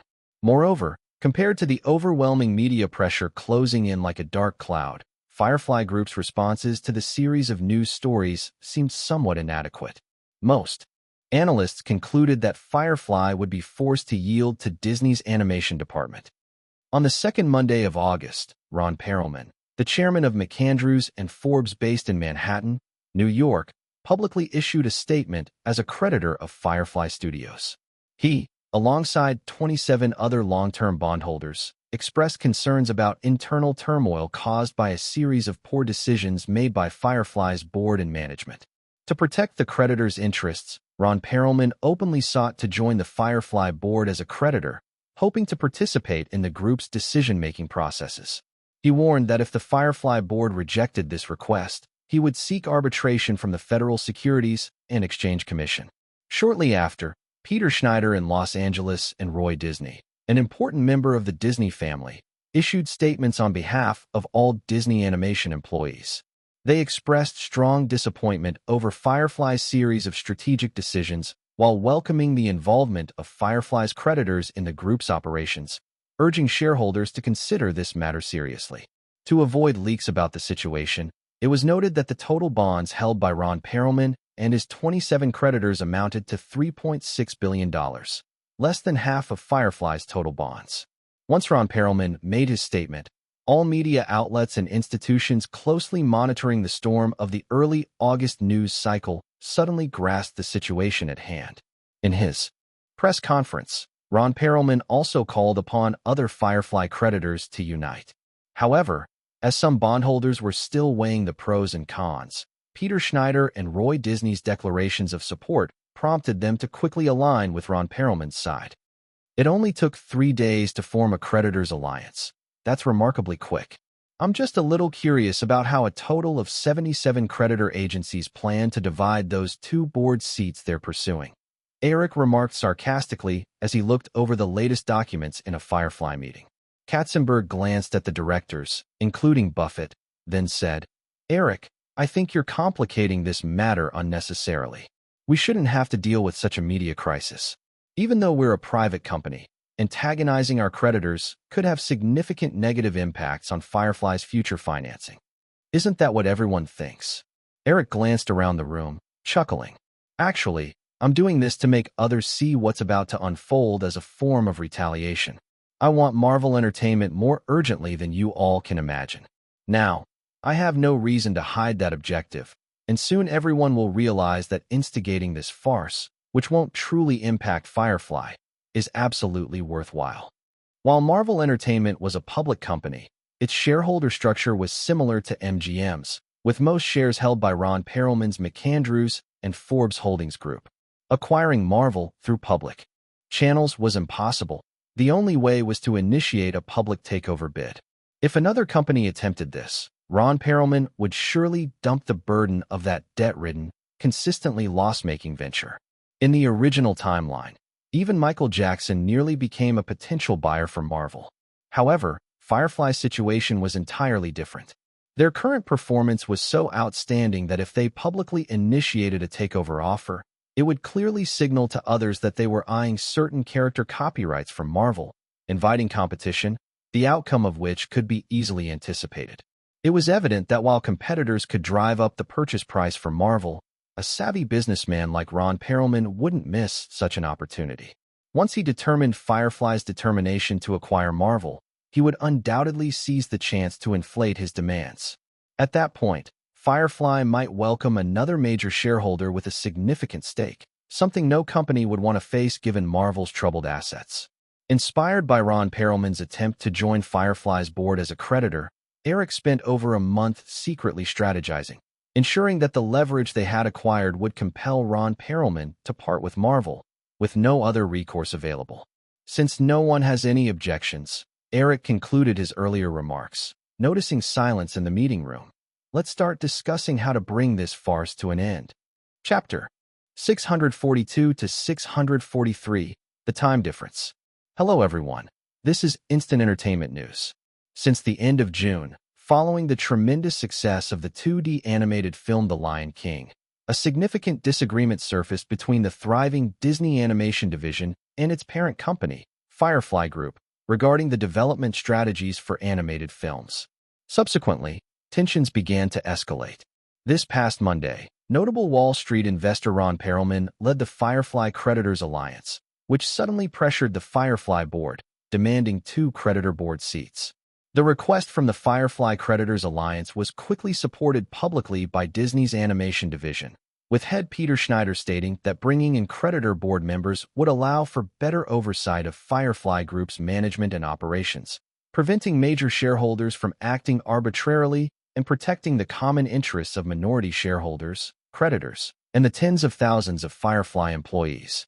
At a luxurious Beverly Hills mansion, a small cocktail party was taking place. Guests, including Ron Perelman, Roy Disney, and Peter Schneider, were shaking their champagne flutes enthusiastically as they watched a television set placed in the open air, seemingly waiting for something. On the screen, the host summarized the news and continued. After The Lion King broke the box office record for animated films in the U.S. last week, a Firefly spokesperson publicly announced that a grand celebration party for The Lion King would be held today at the Hollywood Sunset Tower Hotel. The industry widely speculated that this party might signify Firefly Group's beginning to compromise with Disney's animation division. However, this afternoon, employees of Disney's animation division issued a statement in the Los Angeles Times, declaring that in solidarity with the Firefly Creditors Alliance's request to join the Firefly board, all Disney animation employees would boycott the party. It is currently 7:15 p.m. Pacific Time. For the latest updates, let's go to our reporter on the ground in Hollywood's Sunset Boulevard. The feed switched to Los Angeles at dusk, where a reporter stood in front of the Sunset Tower Hotel with a microphone. Good evening, viewers. As we can see, the Sunset Tower Hotel, which should be bustling with activity, appears just as it usually does. 15 minutes ago, a spokesperson for Firefly announced the emergency cancellation of tonight's celebration party for the Lion King. However, prior to 7 p.m., vehicles carrying Firefly executives like Eric Williams and Jeffrey Katzenberg still appeared at the hotel parking lot. We speculate this indicates the executives were making a final appeal, but it seems those efforts have clearly failed. As of now, we have not seen any senior management or employees from Disney's animation division at the Sunset Tower. Watching the desolate hotel on the screen, Peter Schneider suddenly became worried that he might have gone too far. He was not concerned about offending Eric. He felt he could find another job even after leaving Firefly. Yet, the current situation didn't seem to benefit his interests much. Noticing the change in Peter's expression, Roy Disney patted him on the shoulder and said, "Peter, think about how Eric Williams has treated us over the last couple of years. Besides, once Ron and the others secure their 2 board seats, as long as Disney Animation continues to be profitable, we won't have to worry about anything." Still wearing a cheerful smile, similar to that of the laughing Buddha, Ron Perelman added, "Don't worry, Peter. Once we secure those 2 board seats, there will be 5 directors on the board who are not under Eric Williams' influence. We can then take advantage of this opportunity to build our own strength within Firefly. By then, even if Eric possesses outright controlling interest in Firefly, he won't dare make any reckless moves that could risk instability." Peter Schneider relaxed and nodded. Roy Disney then raised his champagne flute, saying, "So, in the spirit of our shared goal, I suggest we all raise a glass." Most of the attendees at the cocktail party were representatives of Firefly's creditors. Just as they were about to agree with Roy Disney, the television screen that had been playing the news suddenly changed. The image showed various media reporters who had been initially scattered around the Sunset Tower Hotel, now swarmed toward the hotel's front entrance as if pulled by a magnetic force. Among the reporters, Eric's figure quickly appeared in a somewhat shaky live shot from a television station. In the footage, Eric stood expressionless, protected by bodyguards. Once the reporters quieted down, Eric stared intently into the camera, seemingly gazing at certain people watching from their television sets. In a serious tone, he said, "In that case, tomorrow morning at 9 a.m., Firefly will hold a press conference, and I invite both the favored and the unfavored to attend." After tossing out this statement, Eric hurriedly entered his vehicle under the protection of his bodyguards. In front of the TV, the group that was about to toast for a celebration looked at each other in confusion. Even the shrewd Roy Disney felt a twinge of ominous premonition. As a member of the Disney family, which was crucial to Disney, Roy had interacted with Eric numerous times. He recalled Eric had always exhibited a calmness well beyond his years. But even the most composed individual could be impulsive, and if Eric were to decide to burn his bridges, it could spell disaster. Due to this anxiety, Roy Disney struggled to get a good night's rest. The next morning, he woke up early to turn on the television, patiently waiting until 9 o'clock when the news channel featured the scene from the Firefly Group's press conference hall. Currently, Firefly Group holds 17% of Marvel Entertainment's debt. As a significant creditor of Marvel, we have discovered that Marvel's operational losses for the first half of 1994 have already exceeded $24 million, and Marvel's stock price has continued to decline. With a total debt of $553 million, Marvel's stock valuation is insufficient to cover even $300 million, leading to severe insolvency. According to federal company law, we will file a lawsuit in the New York District Court while making this statement, requesting immediate involuntary bankruptcy protection for Marvel. At the same time, It has come to our attention that significant sums of debt financing intended for company development have been misappropriated by Marvel's parent company, McAndrews and Forbes Holdings Company. This serious violation of bond trading law directly caused Marvel to be on the brink of bankruptcy. Therefore, Firefly will file a lawsuit to ensure McAndrews and Forbes Holdings is held accountable for its illegal actions. Roy Disney listened patiently to the statement read by Katzenberg on TV. After worrying throughout the night, he felt a wave of relief wash over him. The statement made no mention of Disney's animation division, indicating that Firefly executives were not inclined toward a scorched earth approach. However, Roy Disney immediately questioned the intent behind this speech. He could tell that this was likely Firefly's retaliation against Ron Perelman's actions, but many details were unclear to him. He picked up the phone and dialed his personal lawyer. After his lawyer explained the situation, Roy began to understand the implications. According to U.S. corporate law, when a company faces severe insolvency and continued operational losses, creditors have the right to request involuntary bankruptcy protection. Bankruptcy protection differs from bankruptcy liquidation. It essentially gives creditors a buffer period to allow the debtor to propose a reorganization plan and repayment scheme. However, if such a plan fails, the company will face imminent liquidation. Firefly Group's request for Marvel's bankruptcy protection was driven, much like Ron Perelman's interests, to gain control of Marvel from a creditor's position. However, unlike Ron, Firefly's position was bolstered by Marvel's financial distress, thereby gaining potential support from federal courts. Once Firefly seized control of Marvel, the illegal misappropriation of Marvel's financing by McAndrews and Forbes Holdings would become a significant weapon against Ron Perelman. McAndrews and Forbes Holdings would not only face return requests for Marvel's financing, but also could incur massive fines from the SEC. This was the ultimate trump card. In a country with stringent financing regulations, the ramifications of illegally appropriating hundreds of millions in financing were far from the petty fines in the tens of thousands. If proven guilty, even a company valued in the hundreds of billions could face devastating penalties from the SEC. At this moment, in the same Beverly Hills mansion where the cocktail party had taken place, Ron Perelman, still in his pajamas, no longer exhibited his usual calm demeanor. His hand holding the microphone trembled, reflecting fear and anger. After Firefly Group issued the statement, several entities, including Berkshire Hathaway, State Street Global Advisors, and Firefly Investment Company, all released similar statements as creditors. These companies own nearly 90% of Marvel Entertainment's bonds.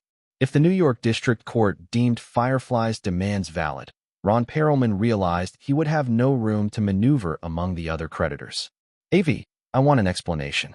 Why am I only hearing about this now? A 90% transfer of bond ownership. Shouldn't I have been notified ahead of time? Tell me why. After an angry outburst directed at Marvel CEO Avi Arad, Ron Perelman listened patiently to the latter's explanation before slamming the phone down onto the table.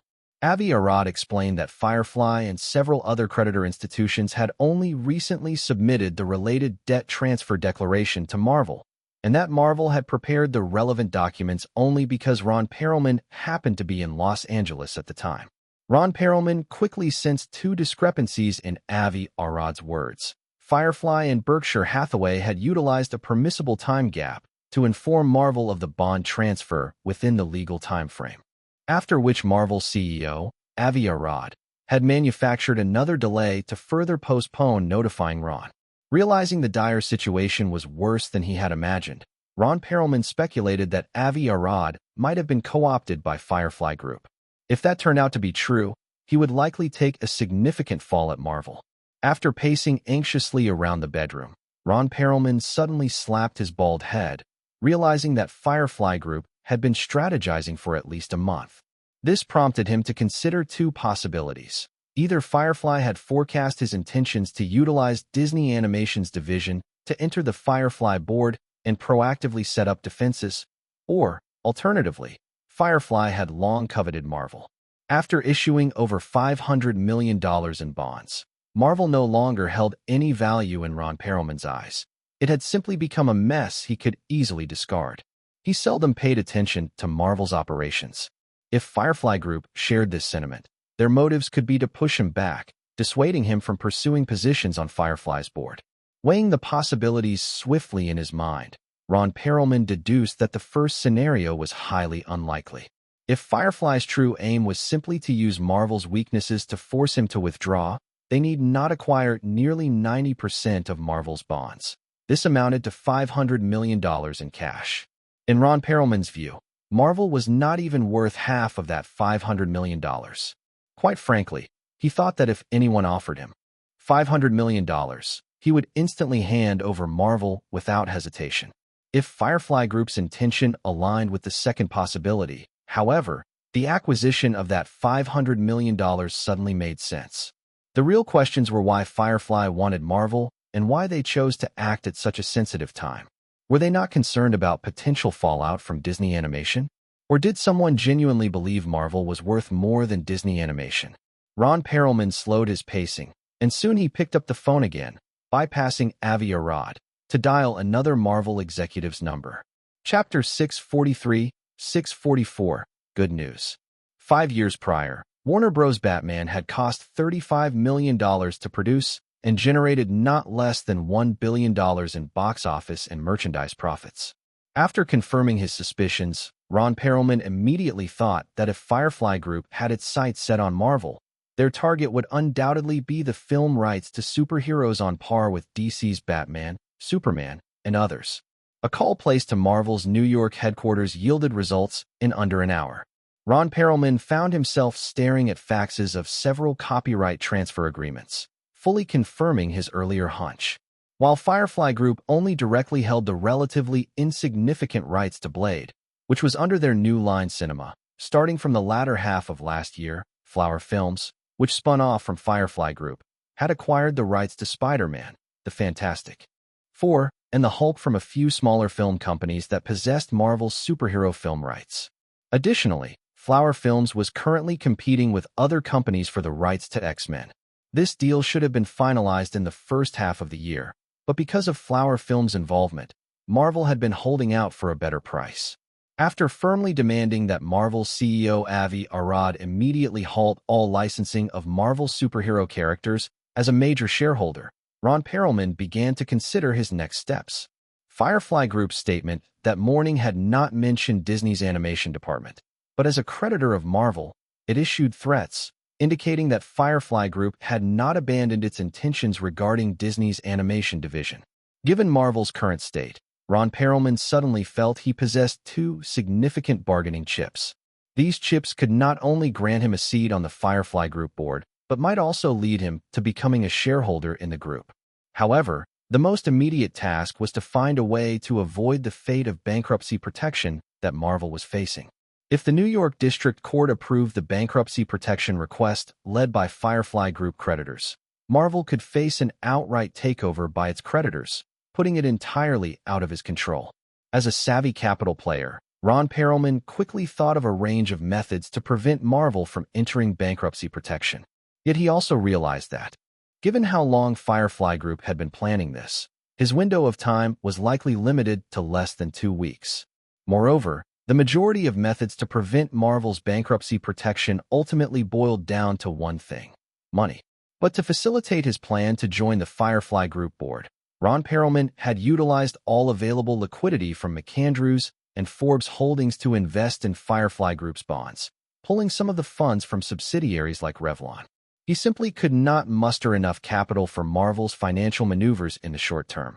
Now, his initial strategy had turned into a self-imposed trap. The only way out of this predicament was to find sufficient external support. Ron Perelman sifted through a directory of executives from the 7 major Hollywood studios, weighing his options. He eliminated closely connected companies like Columbia, Fox, and MGM from contention and called his assistant over, saying, "Get me appointments with Universal's CEO Michael Eisner, Time Warner's CEO Terry Semel, and Paramount CEO Sherry Lansing, as soon as possible." At Santa Monica Airport, Eric stood next to his vehicle, waving goodbye to a Gulfstream private jet as it took off down the runway and soared into the sky. On board the jet were Warren Buffett, Tom Murphy, and David West, along with Jeffrey Katzenberg and Firefly's chief legal officer Edward Lewis. They were all heading to New York, seeking to leverage their networks and influence to persuade the New York District Court to approve Marvel's bankruptcy protection application in the shortest possible time. After revealing their plans regarding Marvel in a retaliatory manner, Eric believed that Ron Perelman, with his sharp wit, would surely gauge Firefly's intentions toward Marvel. However, the leverage held by Firefly exceeded Ron Perelman's estimations. In addition to Marvel's CEO Avi Arad having already been co-opted by Firefly, the process of acquiring Marvel bonds had allowed Firefly to gather substantial evidence of Ron Perelman's illegal capital operations involving Marvel. Firefly even had detailed information on how much Ron Perelman had diverted from Marvel financing through McAndrews and Forbes Holdings. Marvel's current total of long-term bonds stood at $553 million, yet only $73 million had been allocated to its recent development. The remaining $470 million had flowed into McAndrews and Forbes Holdings accounts. Should they gain control of Marvel and obtain more detailed evidence, the cost Ron Perelman would have to pay to extricate himself from this crisis would far exceed the benefits he had derived from the $470 million. Watching the Gulfstream jet disappear into the distance, Eric turned to his assistant Kelly Haynes and asked, "What do you think Ron Perelman's next move will be?" "Of course, he will seek to preserve Marvel," Kelly replied as she joined Eric in the car. "The most straightforward way would be for the major shareholder to inject funds to boost Marvel's stock price. However, since Ron Perelman must have depleted his liquidity to buy Firefly's bonds, he also lacks the time to raise several $100 million on short notice. Since that approach won't work, I believe he will find a way to create a significant piece of good news to prevent Marvel from entering bankruptcy protection." "Good news, huh?" Eric said, reclining against the leather seat. Would Firefly wanting Marvel count as good news? Of course, but most people wouldn't see it that way. The media spin surrounding the recent incidents with Firefly has become a tangled mess, and unraveling everything before this settles isn't going to be easy. Eric relaxed and squinted, saying, "The more chaotic it gets, the more advantageous it is for us. I believe the upcoming news will add to the turbulence. When do you plan to confront the animation department?" With a confident smile, Eric replied, "Wait a bit longer. Since Ron Perelman needs good news, Disney Animation represents a crucial good news piece he will undoubtedly be able to use." Chapter 645, A Deal Too Costly. In an office at Universal Pictures headquarters, Michael Eisner set down the Variety magazine that featured Firefly's financial report for the first half of the year. He couldn't help but feel a mix of emotions. Although the net profit of Firefly Group was only a bit more than $600 million, which was less than half of the profit 2 years prior for both Firefly and ABC combined, it was still surprising to everyone. Typically, during the merger of two large companies, it was common for the new entity to experience a dip in performance due to the turmoil from integration and restructuring. However, Firefly had navigated this turbulent period quite smoothly. Michael Eisner had to admit that if he had been in that position, he would have had a hard time managing things better. After a successful coronary artery bypass surgery, Michael Eisner's health had returned to what it had been before, aside from needing to maintain a vegetarian diet. Thanks to the strong box office success of The Mummy, he easily resumed his position as CEO of Universal. However, he now faced a tricky problem. Michael Ovitz, whom he had personally brought in to serve as president of Universal in an attempt to appease the board before his surgery, was always trying to share power. Lost in thought about how to push Ovitz out of Universal, the office door chimed a few times, snapping Michael Eisner back to reality. He quickly focused his energy on the task at hand, knowing he needed to deal with this new visitor. A smiling, bald, plump man walked into the office, guided by his secretary. Michael Eisner greeted him warmly, standing up and extending his hand. "Mr. Perelman, it's great to see you." "Great to see you too, Mr. Eisner," Ron Perelman replied. After the secretary served 2 cups of coffee, Michael Eisner made some small talk with Ron Perelman before asking, "So, Mr. Perelman, what brings you here today?" Ron Perelman retrieved several copyright transfer agreements from his briefcase and handed them to Michael Eisner. "Before discussing this matter, I think it would be best for Mr. Eisner to take a look at these first." Michael Eisner briefly scanned the copies of the agreements and set them aside. So, you're saying Marvel wants help from Universal to avoid going into bankruptcy protection, right? Yes, I believe we can work together, Ron Perlman said. From these copyright transfer documents, it's clear that Firefly's actions towards Marvel aren't just retribution. They've had their eyes on Marvel for quite some time. With Eric Williams' eye for developing films, it also implies that the superhero rights under Marvel are worth far more than one might imagine. If Universal can help Marvel escape this crisis, we could become the strongest partners, collaboratively developing these superhero projects under Marvel in the future. Michael Eisner raised an eyebrow and asked, "So what does Universal need to do?" Ron Perlman paused for a moment, but quickly replied, "I just need Universal to present a high-priced offer to acquire Marvel, just as a show of good faith. Universal wouldn't need to put out any actual funds. As long as this positive news prevents Marvel from being forced into bankruptcy protection, I'll have enough time to handle things internally at Marvel." A sardonic smile crept across Michael Eisner's face. "And then Marvel will engage in deep collaboration with Universal, right?" Ron Perlman confidently responded, "Of course." Michael Eisner finally let his smile drop, bluntly stating, "Mr. Perlman, I'm fully aware of the predicament Marvel is in, and I'm also very clear about your character. So, we don't need to resort to these insignificant tactics. If you want help from Universal, that's fine, but I need to see tangible benefits." Ron Perlman's expression faltered slightly, but he quickly composed himself. "Mr. Eisner, what would it take for Universal to help Marvel then? If Marvel transfers the remaining popular superhero film rights they currently hold to Universal, I can agree to publicly support Marvel," Michael Eisner declared. "That's impossible," Ron Perlman instinctively exclaimed, but then quickly realized he had overstepped. He settled on a more controlled demeanor. "Mr. Eisner, that condition is a bit excessive. Marvel had already lost the rights to Spider-Man, the Fantastic Four, and the Hulk. Given Firefly's rough attitude, Ron Perlman guessed it would be extremely difficult for Marvel to regain those superhero rights. If they transferred the remaining valuable superhero rights to Universal, he couldn't imagine what value Marvel would retain. While Marvel always publicly claimed to own thousands of superheroes, this count included every character ever featured in the Marvel Comics universe, which was inflated. In reality, only a few dozen characters were well-known, and the well-known superheroes that sorted equivalently in popularity to DC's Batman and Superman were even fewer than 10. Ron Perlman recognized that Firefly was eyeing Marvel's valuable superhero potential. However, he believed that what Firefly truly desired were the characters with the same cinematic potential as Batman and Superman, not all of Marvel. If he met Michael Eisner's demands and accidentally transferred key superhero copyrights to Universal, he would completely lose that bargaining chip. Michael Eisner's thoughts mirrored Ron Perlman's in that he also didn't see Marvel as a treasure trove of adaptation potential. From the start, he had little desire to get involved in this messy situation. Although he was eager to snag some of Marvel's popular hero rights during this opportunity, Firefly's aggressive stance and Ron Perlman's shrewdness made it nearly impossible for Universal to come out ahead. Furthermore, Universal was already in negotiations with Nicole Kidman over the Mummy sequel. If he upset Firefly by meddling in this issue, Michael Eisner worried that Eric Williams might pull Nicole Kidman from the Mummy franchise altogether. If he jeopardized a profitable project for a goal with an unclear future, that would surely be a deal too costly.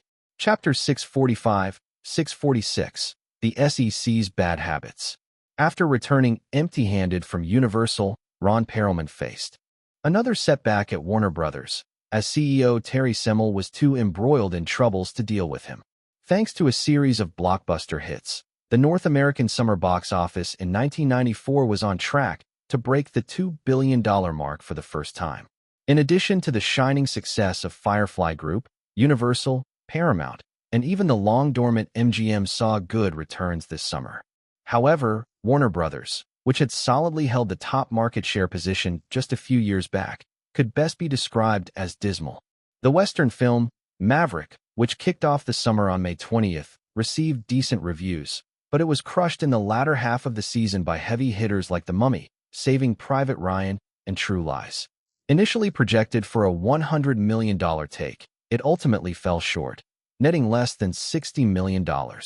The next major Western, Wyatt Earp, bombed even harder, wrapping up with only $25 million. Although the upcoming release of The Client in late July was expected to surpass $100 million, Warner's cumulative box office for the summer was still under $200 million. The market share was poised to dip below 20% for the first time, even below 10%, marking a significant decline over the last 5 years. Faced with such a steep decline, new CEO Terry Semel found himself immediately on the receiving end of queries from shareholders and the board. Competitors, who had lost to him in the race for the CEO position, were already beginning to stir. In light of the situation, despite Warner's capacity to steal Marvel from Firefly Group, Semel had to tread carefully, fearing he could not afford the millions in liabilities associated with the mess that Marvel had become. Soon after, Ron Perelman's request to meet with Paramount CEO Sherry Lansing went unanswered.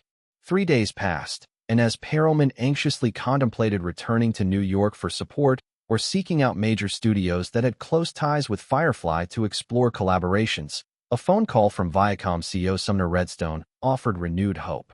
At Paramount's headquarters on Melrose Avenue in Hollywood, Perelman found himself in an office meeting with both Sumner Redstone and CEO Sherry Lansing. After pleasantries, they settled into the sofas in the meeting area.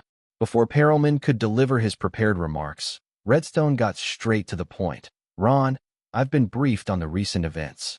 You want a seat on the board of Firefly Group as a creditor, but you're entangled due to Marvel's debts.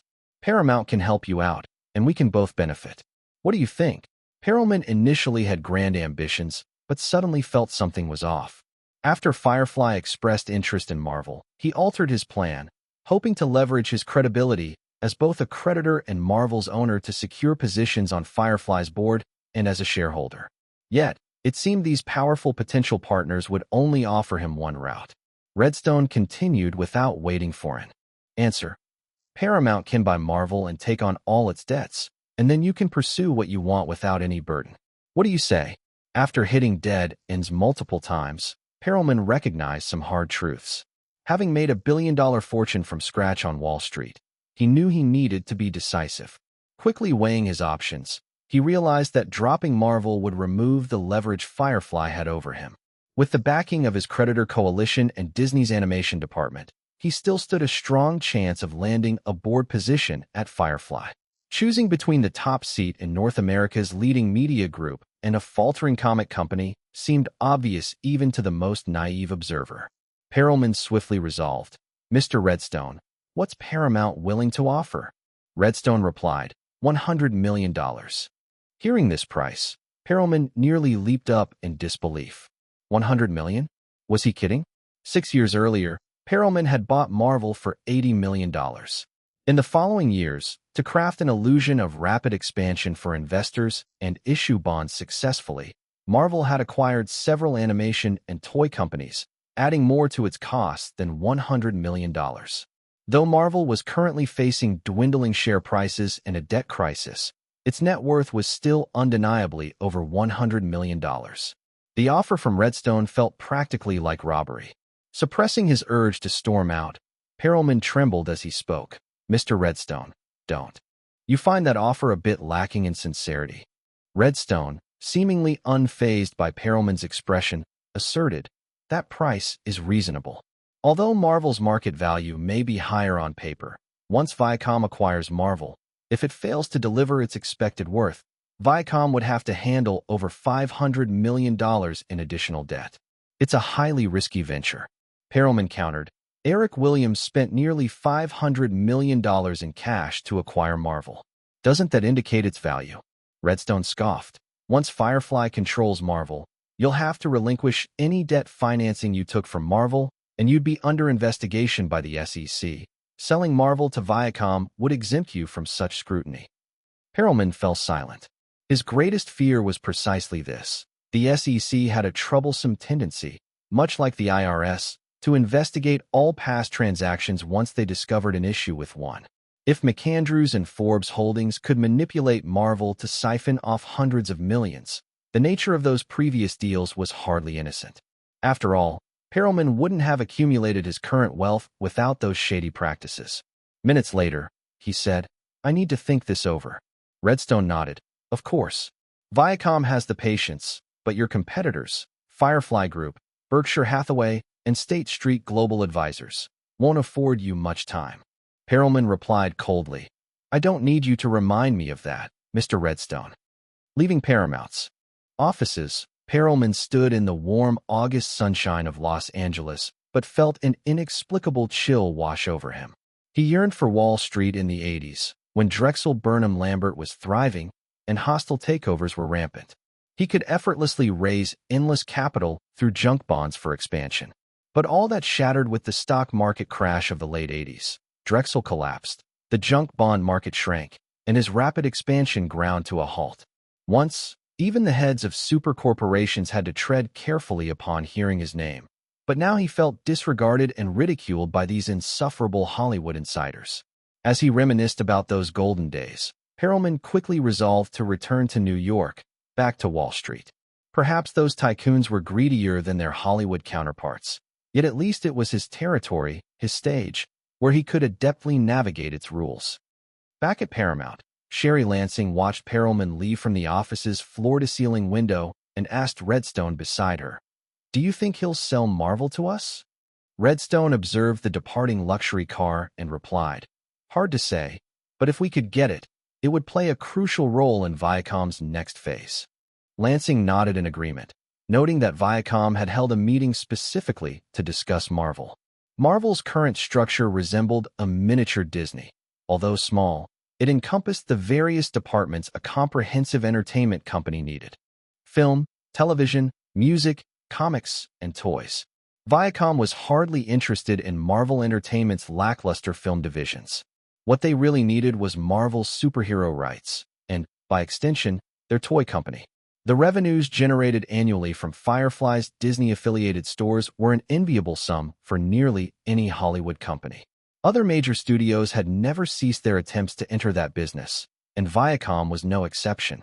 Since acquiring Blockbuster, Viacom executives had aimed to use Blockbuster's retail distribution system to expand Paramount's film merchandising. With the hardware set, Viacom soon found that Paramount had barely any quality films suitable for merchandising. The recent hits that had financially rewarded Firefly, like Jurassic Park and Toy Story, were non-existent in Paramount's catalog. Thus, when Marvel Entertainment was suddenly highlighted amid the discussions surrounding Firefly, Viacom executives recognized Marvel's potential. Marvel's popular comic book characters and its toy company could provide a wealth of content for Viacom's merchandising plans. Moreover, if they developed a series of films featuring Marvel's superheroes that could rival Warner Brothers' Batman, it would streamline Viacom's entire industry chain from films to toys. Redstone stood lost in thought for a moment and abruptly asked, "Sherry, do you have any idea what that young guy has been up to recently?" Lansing shook her head. "If it were me, I'd find a way to stabilize Disney's animation division and handle the pressure from creditors." Firefly just merged with ABC and still managed to report $657 million in net profits for the first half of the year.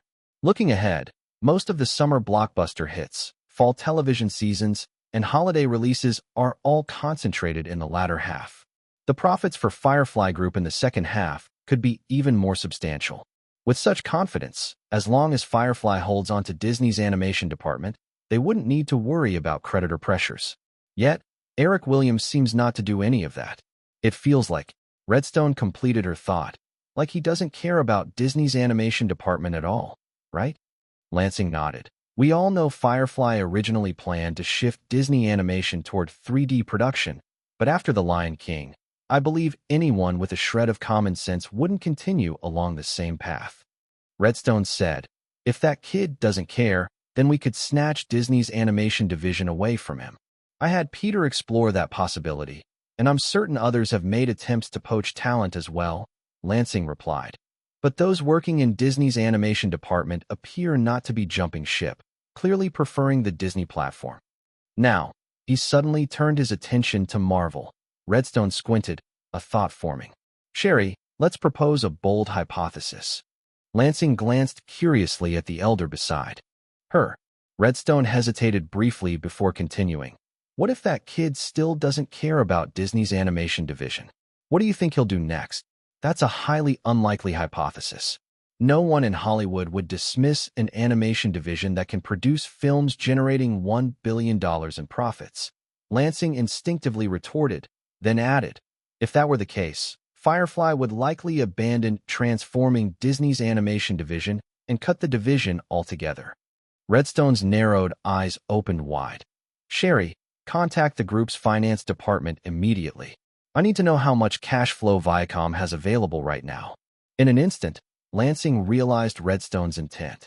If that improbable hypothesis turned true, no matter the reasons behind Firefly's decision to eliminate the Disney animation division, Viacom would have sufficient grounds to pursue it at all costs. A mature animation department would greatly enhance Viacom's merchandising plans, far exceeding any potential value from Marvel, which had yet to demonstrate any promise. Chapter 647, A New Boss. The evenings at Liberty City Manor always offered Eric a respite from the hustle and bustle of Hollywood. Whenever he had the chance, Eric would sit by the glass wall overlooking Liberty City during sunset, sometimes with a book or a document in hand. He would quietly gaze at the orange sun gradually sinking below the horizon until the city lights illuminated the night. Elizabeth once joked that Eric looked like the sinister villain hiding in the corner of a movie during those moments. Chris, who had studied a bit of psychology, suggested that Eric's behavior was a sign of insecurity. Rather than sitting on the oceanfront terrace of a spacious villa, he was behind thick glass, as if he were keeping the entire world at bay, afraid of disruption or harm. Of course, Elizabeth's comment was made in jest, while Chris's theory wasn't entirely accurate either. Aside from Eric himself, no one could analyze the mindset of a cross-timer. Only Eric knew it was a habit he had unconsciously formed, much like everyone's unique personal quirks. Setting aside his project plan, Eric looked up at the half-submerged sun, mentally organizing the plans for the next day, ensuring no details went unnoticed. In Hollywood, Ron Perlman's every move was under the keen eye of Firefly. All of Ron's interactions with Universal and other studios were already anticipated by Firefly. At this point, Marvel was merely an entertainment company. Few companies outside Hollywood showed interest in Marvel now that it had lost its potential for capital operations. With Firefly and others controlling 90% of Marvel's debt, Wall Street wasn't likely to touch this hot potato. That left only the major Hollywood studios as potential rivals for Firefly. Despite Ron Perlman's hasty return to New York indicating he had yet to reach any agreements with Universal, Warner Brothers, or Paramount, Eric still wanted to avoid any surprises. In the event that Ron were pressed too hard, he could end up accepting harsh terms from other studios. So Eric intended to dangle a fresher carrot to divert the eyes of Hollywood's major studios. As he organized the documents on the round table beside him, Eric was about to get up to tend to dinner when he heard the sound of hurried footsteps behind him.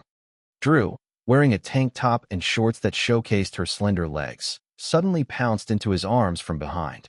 Eric smiled and gently pushed the rambunctious girl away, asking, "Weren't you supposed to be on the set of Night at the Museum for a few more days? What are you doing back early?" With a giggle, the girl rested her head on Eric's leg, saying, "I was worried you might leave me behind and take 10880 back to Pandora alone, so I hurried home." Eric pinched her cheek playfully and turned to greet the twins dragging a large suitcase behind them. This action drew a pout from the girl, who tugged at his shirt and playfully complained, "Eric, why are you home alone?" Eric captured her restless little hand, responding, "I was planning to spend the evening with a girl named Silence, but you interrupted my plans." Silence. The girl paused but quickly understood what Eric meant by silence, and with a mischievous grin, she wrapped her arms around his neck, saying, "Now that you have little Drew, you don't need Silence anymore. If I'm not enough, there's Natasha and Natasha. Oh, and I brought you a gift." As Eric watched her excitedly run to open the suitcase and pull out a light blue antenna that had been a hidden Men in Black, he shook his head with a smile. "How unoriginal. You didn't just pick that up at the Disney store on the way back, did you?" "Of course not," she insisted, forcing the blue antenna onto his head. "I bought it at the Disney store in New York, just for you." "Well, at least it wasn't from the Malibu Disney store." Eric smirked internally, watching Drew pull out a pink antenna and enthusiastically come over to ask the twins to take their picture together. After patiently allowing her to have her fun, Eric finally took off the silly antennas and asked, after being in New York for so long, "Did you visit Kevin and Elia on Long Island?" "Of course. I even read bedtime stories to Elia for several days." Eric chuckled. "Let me guess, it was another horror story, right? You shouldn't scare her so much." "No way." Drew giggled, moving to direct the twins to bring her luggage into her bedroom. Her eyes landed on a few records on the round table, and she curiously picked one up. "What's this?" Eric glanced at the record in her hands and nodded toward the record player nearby. "That's the BGM I prepared for the Victoria's Secret fashion show. Try it out. I bet you'll love it." Drew placed the record on the player. As the brief intro ended, a powerful female voice filled the room. "Oh, you broke my heart." That was just the opening line, but the song's commanding energy quickly became evident. "Wow, I love this song," the girl exclaimed as she squeezed next to Eric. When the rebellious tune came to an end, she laughed. "Eric, this song isn't from one of your ex-girlfriends, is it?" As for Eric's ex-girlfriend, it could only be Jennifer Aniston. Thinking of the girl he hadn't seen in a while, he felt a twinge of nostalgia. Years had passed, and the distance between them had only grown. It seemed they might never return to how things once were. Drew surely sensed this, which was why she freely mentioned Aniston in front of him. He playfully tapped her forehead and said, "I wrote it myself. Is that not allowed?" She chuckled a few times, wisely avoiding pursuing that topic, and asked, "What's the title of the song?" "Guess."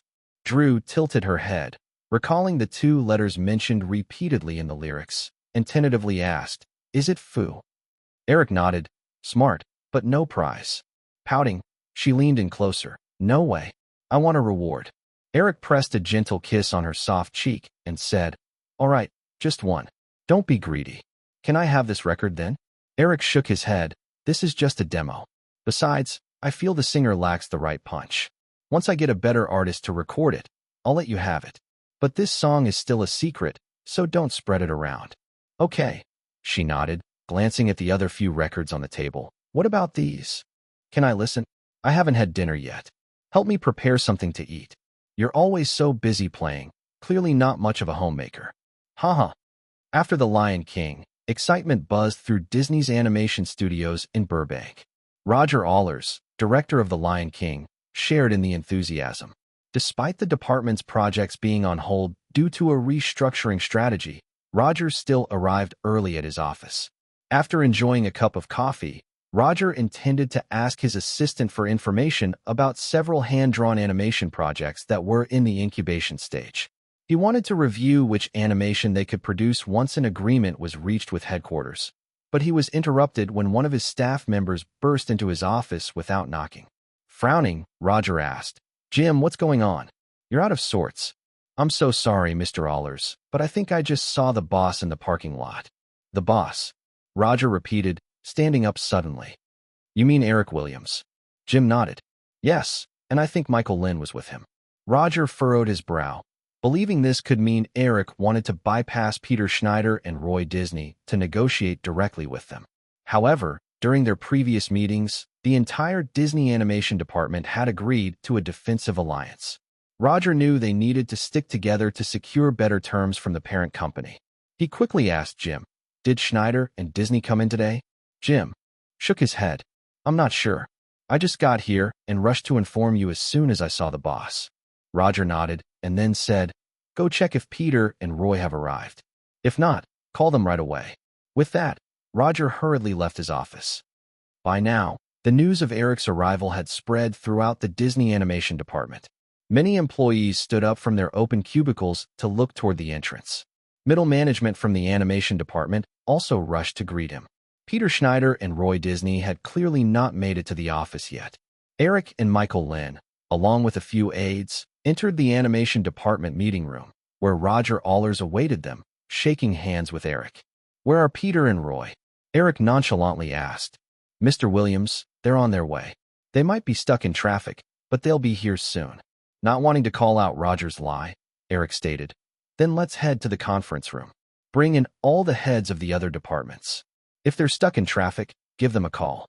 An hour later, Peter Schneider and Roy Disney, who had rushed from home worried Eric would circumvent them and speak directly with the employees, arrived at the animation department meeting room covered in sweat.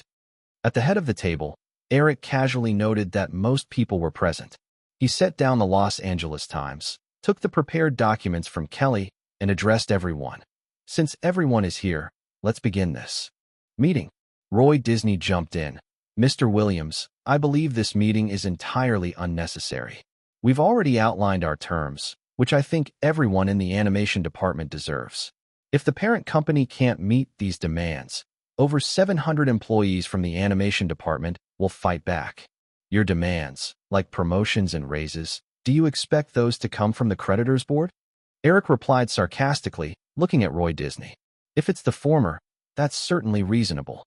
But if it's the latter, do you know what having someone like Ron Perelman on the company board could lead to?" Eric's increasingly sharp tone caused discomfort among all the managers in the meeting room, creating a sense of unease. Before Roy Disney could respond, Eric continued, "You surely know the precedent set by both Revlon and Marvel. The ill-fated acquisition of Revlon by Ron Perelman in the 80s saw that once thriving cosmetics company torn apart, and now few can even recall what it was. Furthermore, after Ron took over Marvel, it went from a company that once surpassed DC to a mere tool of capital operations. The departure of Marvel's 7 main artists 2 years ago over dissatisfaction with Ron's mismanagement left Marvel in a colossal mess, burdened with a debt of $553 million. Yet you want to usher this corporate parasite who only devours a company's substance into the Firefly board? Beyond satisfying selfish interests, I can't see your intentions." Eric's voice grew louder, and he lifted his coffee cup almost impulsively, feeling an urge to throw it. But catching sight of a panicked employee at the far end of the conference table with eyes shut in fear, he hesitated and returned the cup to the table. Taking a moment to calm down, Eric opened the documents in front of him and said, "Given how far we've come, maybe it's better to part on good terms. Let's discuss the idea of bringing in a new boss for the animation department." Although Eric's earlier remarks stirred a feeling of guilt among the animation department managers, his final statement caused everyone to instinctively question whether they had misheard him, including Peter Schneider and Roy Disney. Over a dozen management personnel exchanged glances, all realizing they hadn't misheard. Eric had genuinely said those words. However, a singular thought simultaneously surged in everyone's minds. How is that even possible?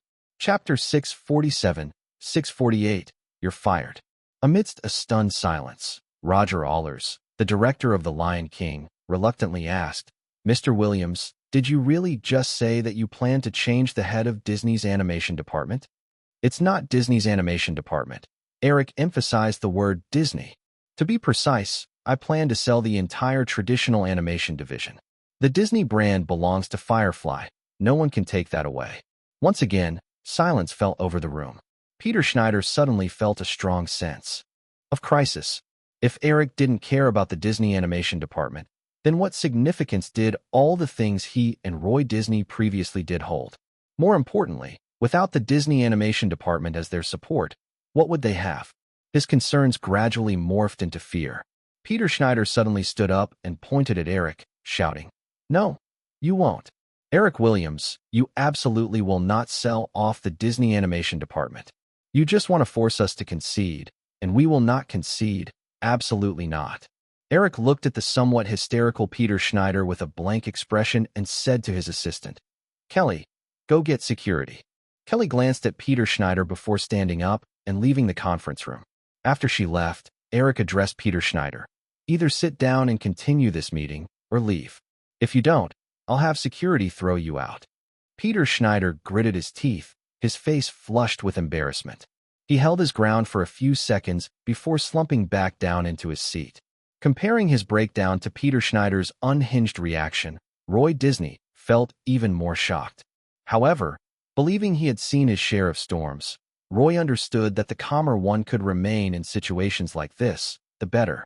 He also thought Eric might just be trying to intimidate the animation department into submission. After a moment of thought, Roy Disney asked, "Mr. Williams, do you think Disney can still be called Disney without the animation department?" Eric sighed. After this long, these people still hadn't grasped his intentions. Disney will always have an animation department. It just won't be producing animated films in a hand-drawn format anymore. Plus, Disney will maintain cartoon studios in Canada, Australia, and a few other places to continue providing animated television content for Disney Channel. However, Disney's animated films will fully transition to 3D digital production. When Roy Disney heard Eric calmly outline his plans, he felt a tightness in his chest, though he maintained a composed demeanor as he gestured to the dozen or so people in the conference room and said, "So, you intend to entirely package and sell us over 700 people from the traditional animation department? Huh? Even if you genuinely do not plan to keep the hand-drawn animation department, do you think we would readily let you sell us off like bargaining chips?" Roy Disney's words immediately served as a shot of adrenaline to the dejected crowd. All the leaders from the animation department looked intently at Eric, as if any misstep from him would prompt them to resign and turn the animation department into a worthless shell. Hand-drawn animation vastly differed from computer animation. Creating computer-animated films required not only skilled digital animators, but also the technology, software tools, and technical support that came with many patents, making it a tough transition for digital animators. On the other hand, hand-drawn animation was a less technically demanding industry. An animator could jump into production after just a few years of training, and even if they left the original company, they could pursue their careers seamlessly. Eric certainly understood this. Looking at the dozens of eyes fixed on him, he smiled and ran his fingers over a folder on the table, saying, "You all don't need to test each other anymore." The decision to eliminate Disney's hand-drawn animation department has already received approval from Warren Buffett, Tom Murphy, and David West, 3 directors outside of Firefly's system. Therefore, this resolution won't be overturned. A wave of unease rippled through the conference room again. However, ultimately no one was angry enough to storm out. Even Peter Schneider, who had just been infuriated, merely gaped at Eric in disbelief. Eric patiently waited for everyone to quiet down before continuing. "Now, let me discuss the downsides of your voluntary resignations. You all could leave, turning the animation department into a worthless shell, which wouldn't harm Firefly at all. But then, let's make the best possible assumption. You find a new employer that fully agrees with the generous terms you propose to Firefly, with an average monthly salary exceeding $10,000 and shiny new office spaces. That negotiation would take at least 6 months. After those 6 months, you'd need to start everything from scratch, setting up a new animation production department and drafting development plans, which will take another 6 months. Then, project planning. Everyone knows how long that can take and how uncertain it is. Perhaps it'll be 2 years before your first animated project is underway, and production will take at least another 2 years. By that time, your new animation department's first film may not arrive until 4 years later. Don't doubt it. If you have a good memory, you should remember that it took Michael Eisner 5 years to revive the animation department into releasing The Little Mermaid. I even helped you shorten the timeline by a year.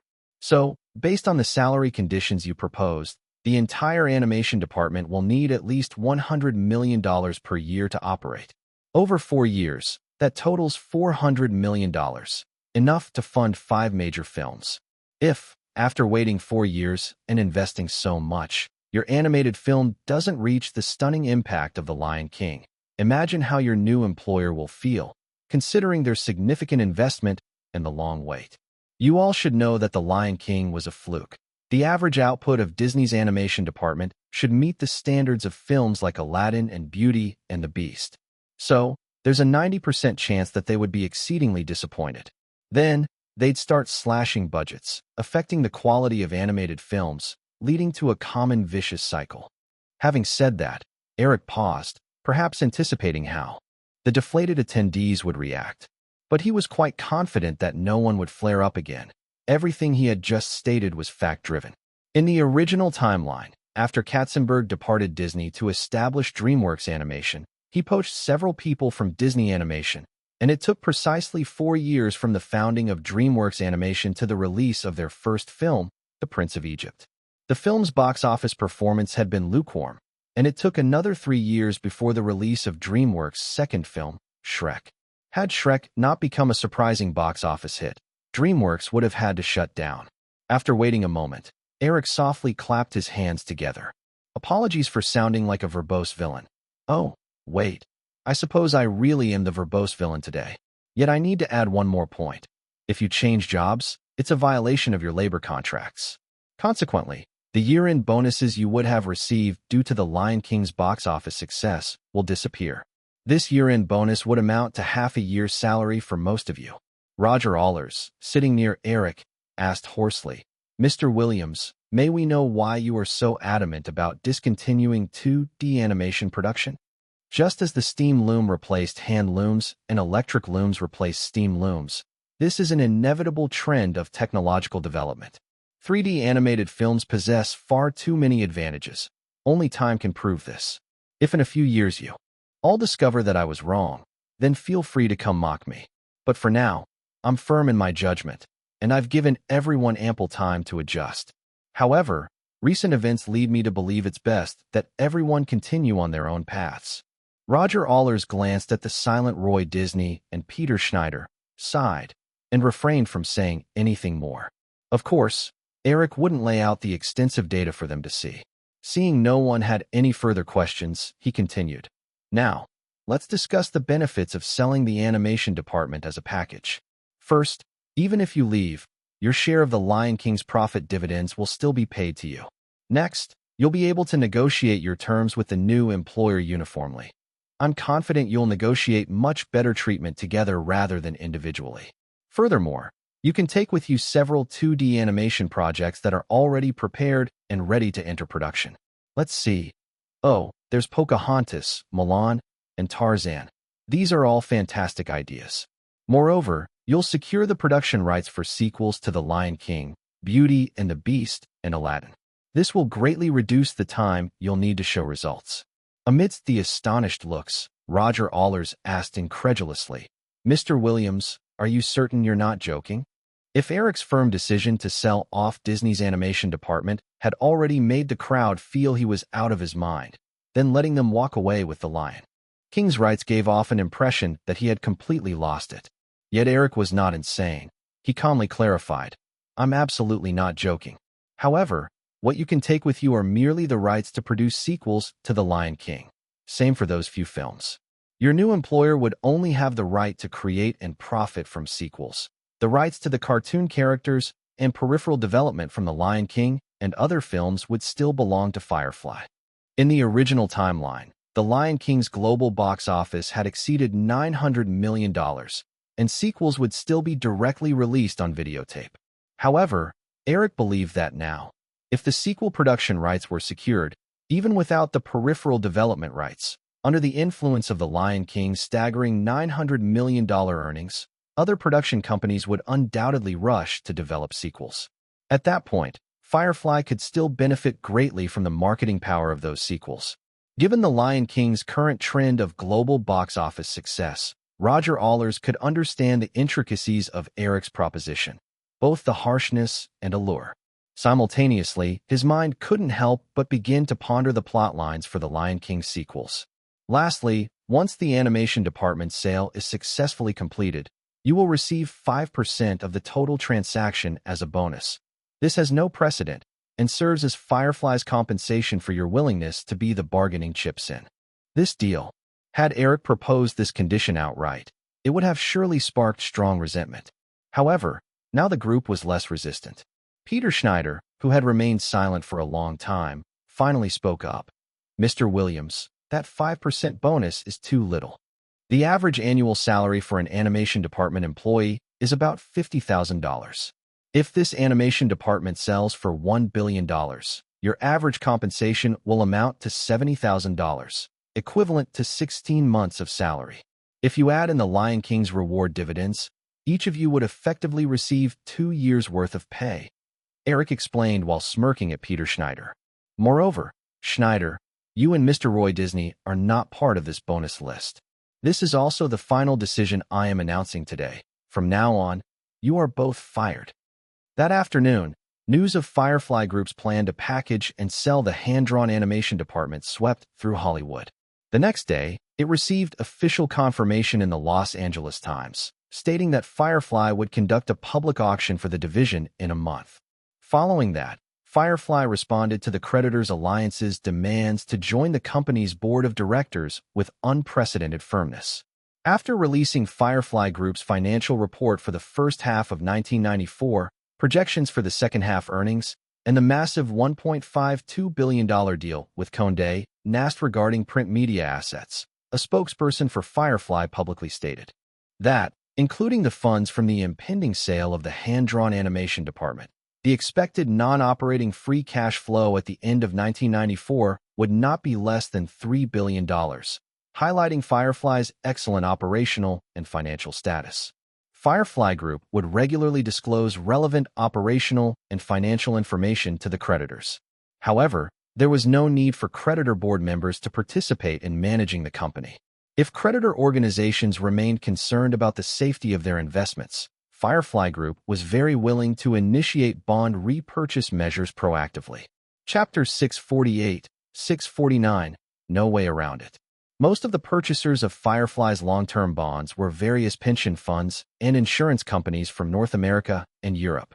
These investment institutions primarily focused on maximizing the security of their funds, which made them prominent investors in U.S. Treasury bonds that often offered annual interest rates below 3%. Although rating agencies assigned a 2A rating to Firefly's long-term bonds, slightly lower than the highest 3A rating for U.S. Treasury bonds, a series of financial data released by Firefly, especially the impending influx of $3 billion in free cash flow, encouraged many industry analysts to express that the safety of Firefly's bond investments was nearly on par with U.S. Treasury bonds. To add to this, Firefly's long-term bonds offered almost double the annual interest rate of 5.5% compared to U.S. Treasury bonds.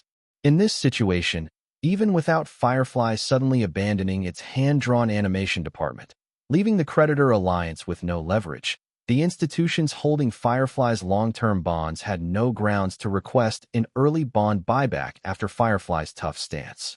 That move would effectively mean cutting off their own financial lifeline.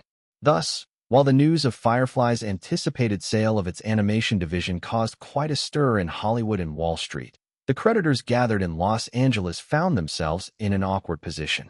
As the advocate for the creditor alliance, Ron Perelman returned to New York only to find all his focus consumed by the Marvel situation. Although he knew how to navigate the capital markets with skill, he quickly became overwhelmed in the face of absolute power. Warren Buffett, Tom Murphy, and David West all had extensive networks and influence in New York, and then there was Katzenberg, a native Manhattanite. He had been part of then-mayor candidate John Lindsay's campaign team at the young age of 19. A few years later, he had worked as a financial officer to assist Lindsay in his presidential bid. Although that attempt had failed, such a political history was hard for ordinary folks to compete with. Even after years in the media sector, Katzenberg was still seen as a semi-local powerhouse in New York, not to mention he was now poised to become the next CEO of the largest media group in America, which only enhanced his influence. Under significant pressure from various forces, the efficiency of the New York local court was astonishingly high. Ron Perelman, returning to New York, did not even have the chance to take action before facing a barrage of investigations from law enforcement agencies. Upon hearing the news of Firefly's decision to sell its animation division, a feeling of dread washed over Ron Perelman. He immediately called Summer Redstone to agree with the terms proposed by Viacom. Perelman sensed that agreeing to Viacom's deal would allow him to swiftly extricate himself from the Marvel maelstrom while securing $100 million in funds. Conversely, if he failed to nail down the deal, he could find himself in serious trouble with Firefly. However, the sudden turn of events still caught Ron Perelman off guard. The whole of Hollywood was salivating over the fresh cabbage represented by Firefly's animation division, and Viacom was far more eager to snag this cabbage than other major companies. At this time, Summer Redstone would not risk angering Eric for Marvel's rotten apple. Consequently, despite multiple attempts, Ron Perelman could not get a hold of Redstone himself. At that moment, Malibu's Liberty City estate was hosting a business party. 2 days had passed since Firefly issued a series of announcements and statements. Although Firefly could have completely ignored the stranded creditors in Los Angeles, Doing so, while satisfying, would not align with Firefly's long-term interests. Even as a private company, Firefly could not entirely detach from the capital markets, especially considering Eric was developing various industries outside of Firefly. The pension funds and insurance companies spanning across every state in the U.S. and throughout Europe were precisely the primary investors in capital markets. Therefore, Eric quickly extended an invitation to all creditor representatives to participate in the party at Liberty City under the pretext of face-to-face communication to resolve differences. By this point, actual communication was hardly needed. Guests at the party no longer brought up the creditor alliance at all. Anyone could clearly see that Firefly was offering them a way out. Initially worried about facing Eric's haughty demeanor, the creditor representatives arrived at the estate to find that the owner of Firefly Group was not just mature and composed like most of his peers, but was also accommodating and engaging. This relaxed everyone greatly. During the subsequent discussions, they gradually forgot Eric's age and unconsciously began to surround him, eagerly discussing various economic and political current events. If we pay close attention, we can notice a brand new information technology industry is rising. While academia has referred to the advancement of cutting-edge technologies like new energy, information technology, space technology, and biotechnology as the third industrial revolution, the truth is that the only industry close to ordinary people's lives is information technology. We all know that the sectors that can be widely popular among the general populace will generate the highest economic value. So in the next 10 or even 20 years, mobile communications, personal computers, application software, and the internet will emerge as the most valuable investment targets, Eric stated confidently, red wine glass in hand, while surrounded by a group of creditor representatives who were also high-level fund managers. One fund manager dressed in a black suit asked, "Eric, I know you've also invested in high-tech companies like Cisco, Yahoo, and AOL outside of Hollywood, but don't you think the risks in high-tech investments are too great?" If I remember correctly, one of the investment philosophies of Firefly's other shareholder, Mr. Warren Buffett, is to avoid high-tech industries as much as possible. I wouldn't dare to comment on Warren's investment philosophy, as that could get me buried by his supporters, Eric replied, eliciting a chuckle from the room. However, in other times, investing in high-tech industries can indeed be very risky. But now it's different. We are on the brink of an overall industry boom. The field of information technology is vast and covers nearly every aspect of our lives. The semiconductor industry drives personal computers and mobile communications, both of which propel the growth of application software, mobile phones, and the internet, all of which together create a massive range of industrial clusters. In this rising trend, investing in high-tech is very secure. I can say with confidence that the North American market, and even the global market, will see a new long-term bull market driven by the developments in the tech sector over the next few years. Another astute fund manager asked, "Eric, do you think there will be a bubble in this?" Of course, every bull market signifies a stock market bubble, and this upcoming industrial explosion will surely mean an even larger bubble, Eric said, his eyes carrying a knowing glint as he surveyed the crowd with a subtle smile. In a frenzied stock market, even if you hadn't heard my words today, I believe you would still jump in without hesitation. However, whether or not one can restrain their greed to successfully escape in the end, that depends on everyone's luck.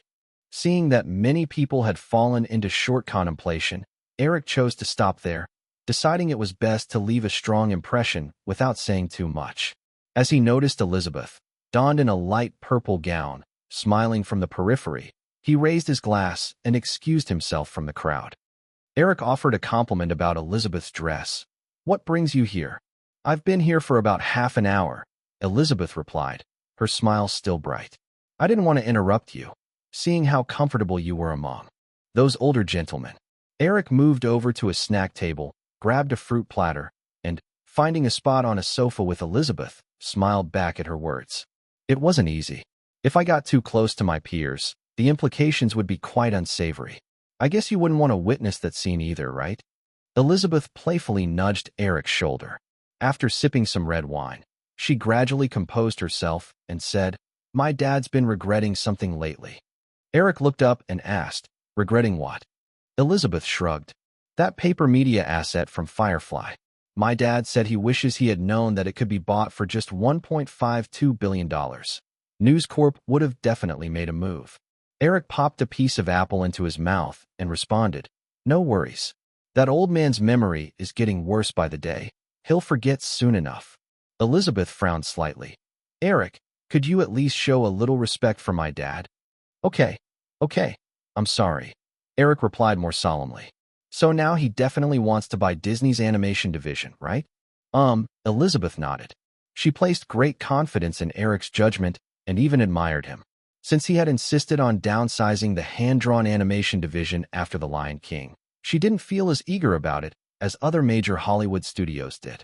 However, her dad's opinion was far from aligned with hers.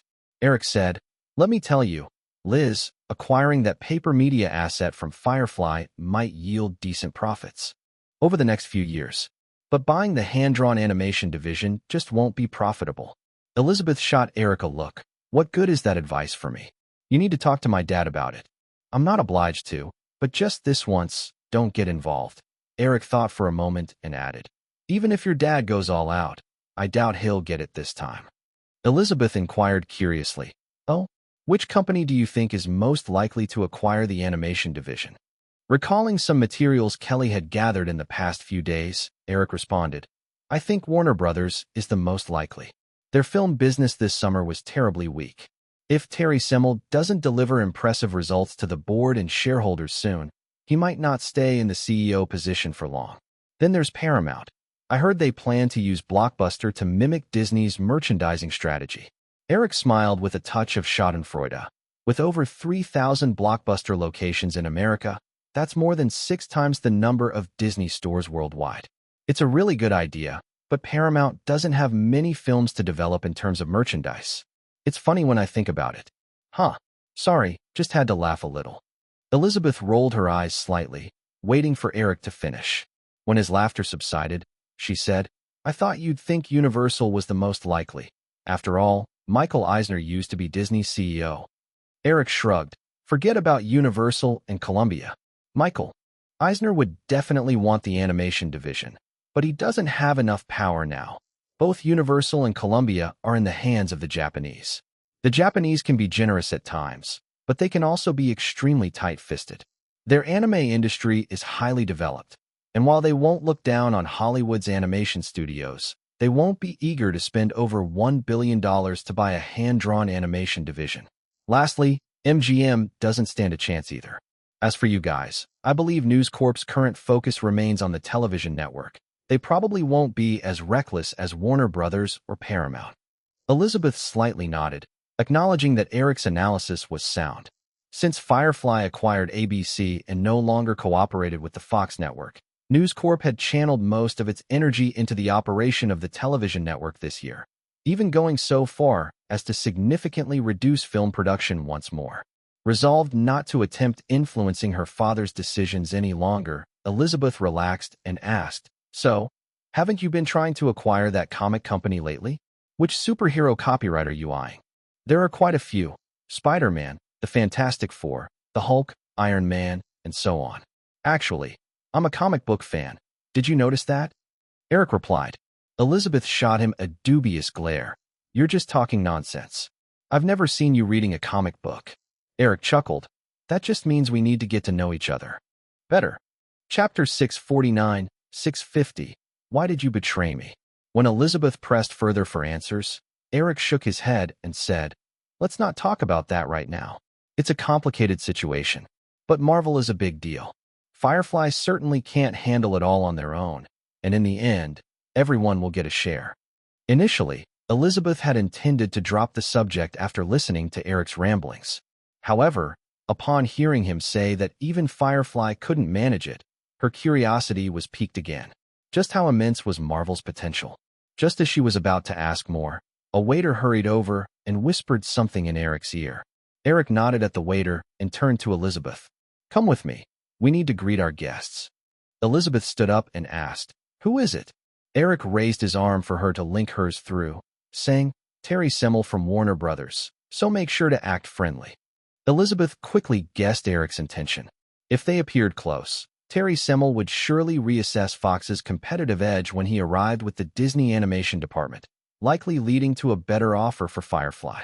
"Wow, you're using me," Elizabeth half-heartedly complained, but still leaned closer to Eric as they went out to greet the guest. Terry Semel had gray hair and wore rimless glasses, giving him a scholarly and sophisticated demeanor. Although just over 50, he had been with Warner for nearly 20 years and was one of Steve Ross's key successors. However, ever since Steve Ross's passing and with Terry's ascension to CEO of Time Warner through intense internal competition, life hadn't been easy for him. Broadly speaking, after Firefly's acquisition of ABC, Warner had been knocked off its long-held pedestal in the media industry. On a smaller scale, during this blockbuster summer filled with box office records, Time Warner's film division was going through a downturn, hitting rock bottom in years. This had resulted in immense pressure on Terry Semel, as he faced immense scrutiny from various sectors on an almost daily basis. When he heard that Firefly was about to sell the Disney animation department, Terry Semel immediately recognized it as a golden opportunity to pull himself out of his current predicament. The starting bid of $1 billion offered by Firefly was nothing compared to Time Warner's multi-billion-dollar valuation. Yet, if he could secure the animation production division, it would allow Time Warner to burst into an untapped market it had never managed to penetrate successfully. This was major news for him personally. As Terry stepped out of his car and saw Eric approaching, he was about to greet him but noticed Elizabeth beside Eric. In recent years, Murdoch's remarkable daughter had made significant strides in Hollywood. Terry Semel had vaguely heard about the close relationship between Elizabeth and Eric. But as Eric's status rose, so did the media's wariness to cover his personal life, leaving Terry unsure of what their relationship truly was. Seeing Elizabeth affectionately link arms with Eric, Terry's eyes narrowed. If Eric and Elizabeth were romantically involved, that could throw a wrench into Warner's bid for the Disney animation department. After all, Fox definitely wouldn't let this opportunity slip by. Noticing the change in Terry Semel's expression, Eric smiled and extended his hand. "Mr. Semel, welcome to Liberty City." Terry Semel quickly tucked away his thoughts and responded warmly to Eric while greeting Elizabeth too. The three of them then headed inside the villa. "Eric, can we talk privately?" After mingling with the guests in the hall, Terry leaned in and quietly spoke to Eric. Eric understood that Terry simply wanted to secure the animation department before the public auction and might even attempt to negotiate on the rights for films like The Lion King. Ultimately, though, the animation department was Firefly's private asset, and the terms of sale hinged entirely on Eric's discretion. However, the animation department was merely bait to draw attention from Hollywood, and he had no intention of getting tangled up with the other big players until he secured Marvel. Just as he was looking for a reason to decline Terry Semel, he received news that Paramount CEO Sherry Lansing had also arrived. "Sorry, Mr. Semel. I need to go greet someone. Perhaps we can reschedule?" Eric apologized and left the villa with Elizabeth. Once more, in the cutthroat world of business, there were no eternal enemies. Although the tensions stemming from their previous competition with Disney meant that Summer Redstone didn't show up personally, he still sent Sherry Lansing, the Paramount CEO, to this particularly sensitive party for many attendees. After Sherry Lansing, many other significant figures from Hollywood began to arrive. With everyone holding their own agendas, nobody managed to engage Eric directly. Even though the party hadn't invited the press, the competitive atmosphere quickly made headlines the next day. Subsequently, Eric had someone publish the list of assets related to the upcoming auction of the animation department on Yahoo, which sparked another round of debate. The media focused on the seemingly low $1 billion starting bid. After all, just one film, The Lion King, would likely bring Firefly no less than $1 billion in net profit over the next few years. Selling the Disney animation department to fend off outside capital, Eric Williams has undoubtedly made a crazy, reckless, and foolish decision. Although the box office value of the Disney animation division accounts for a very small portion of the overall revenue stream of Firefly Group, it's crucial to remember that Disney's theme parks, retail stores, and licensing businesses all rely on the animation's pulling power. The success of The Lion King further illustrates the infinite economic potential of Disney animation. It's hard to imagine what will happen to the Disney brand after losing its animation department. While we may not know precisely what Eric Williams intended in selling the Disney Animation division, the $1 billion auction price underscores Firefly Group's acumen.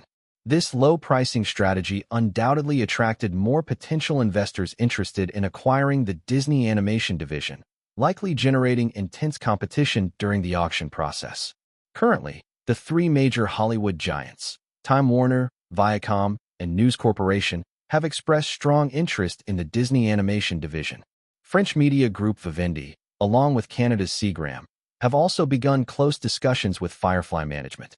According to analysts from First Boston Bank, the final auction price for the Disney Animation division could exceed $2 billion, more than double Firefly's initial offer. Roy Disney, nephew of Walt Disney, passionately criticized Eric Williams for recklessly undermining the Disney spirit, claiming that the loss of the Disney Animation division would also signal the demise of Walt Disney's vision. Walt's daughter, Diane Disney Miller, expressed her extreme disappointment with Firefly Group's decision in an interview with the Los Angeles Times. Eric Williams's business acumen in film and television has been proven countless times, so I believe everyone has ample reason to be concerned about the other matter occurring alongside Firefly's sale of the animation division. That is, why Firefly is making such a significant move to reclaim Marvel Entertainment from investor Ron Perelman. Although most media outlets speculate this is Firefly Group's retaliation against Ron Perelman, given Eric Williams's impressive commercial performance over the past few years, I find it hard to believe this young Hollywood mogul would be so impulsive as to spend hundreds of millions of dollars in retribution against his rival. Moreover, it's clear that this entire affair has been meticulously planned, with legendary investor Warren Buffett even involved. This evidence suggests it's anything but revenge. Perhaps, Eric Williams sees Marvel Entertainment as more valuable than the Disney Animation division that created The Lion King. If that's truly the case, any audacious investor willing to pounce on Marvel at this moment would undoubtedly find unexpected rewards. Ron Perelman sat silently in his luxury car, flipping through a thick stack of today's newspapers. Amidst the chatter about Firefly's impending sale of its animation division, he finally found mention of Marvel, and an article in the Manhattan Morning News echoed his recent speculations about Marvel's predicament. However, Ron Perelman felt no thrill in finding a kindred spirit. Just 2 days earlier, the New York District Court had swiftly granted the forced bankruptcy protection petition filed by Marvel's creditors with astonishing efficiency. Subsequently, with the cooperation of Marvel's CEO Avi Arad, Marvel's creditors, led by Katzenberg, had quickly taken control of Marvel's board. The luxury car slowly stopped outside Marvel's headquarters on 50th Street in Midtown Manhattan. After getting out, Ron Perelman, accompanied by his assistant, walked into Marvel's office building. It was just work hours, and a few Marvel employees were waiting for the elevator in the corner of the lobby. Upon seeing Ron Perelman enter, they immediately halted their whispering and tiptoed around him, heading for the safety staircase.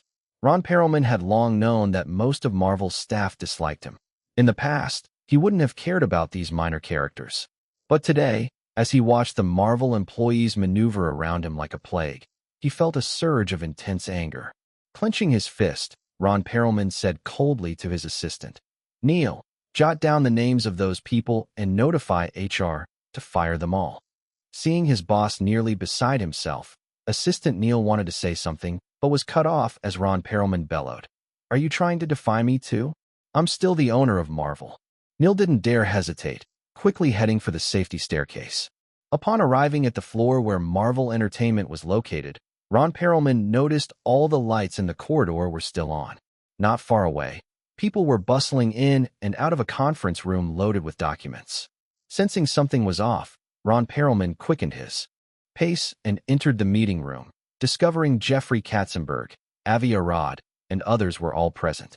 It was clear from the various reports and financial data being reviewed that they were either lawyers or accountants. Katzenberg, with faint dark circles under his eyes, looked up from a pile of files when a colleague pointed out Ron Perelman's arrival. For a moment, he looked at his watch in surprise. "It's already 9 o'clock.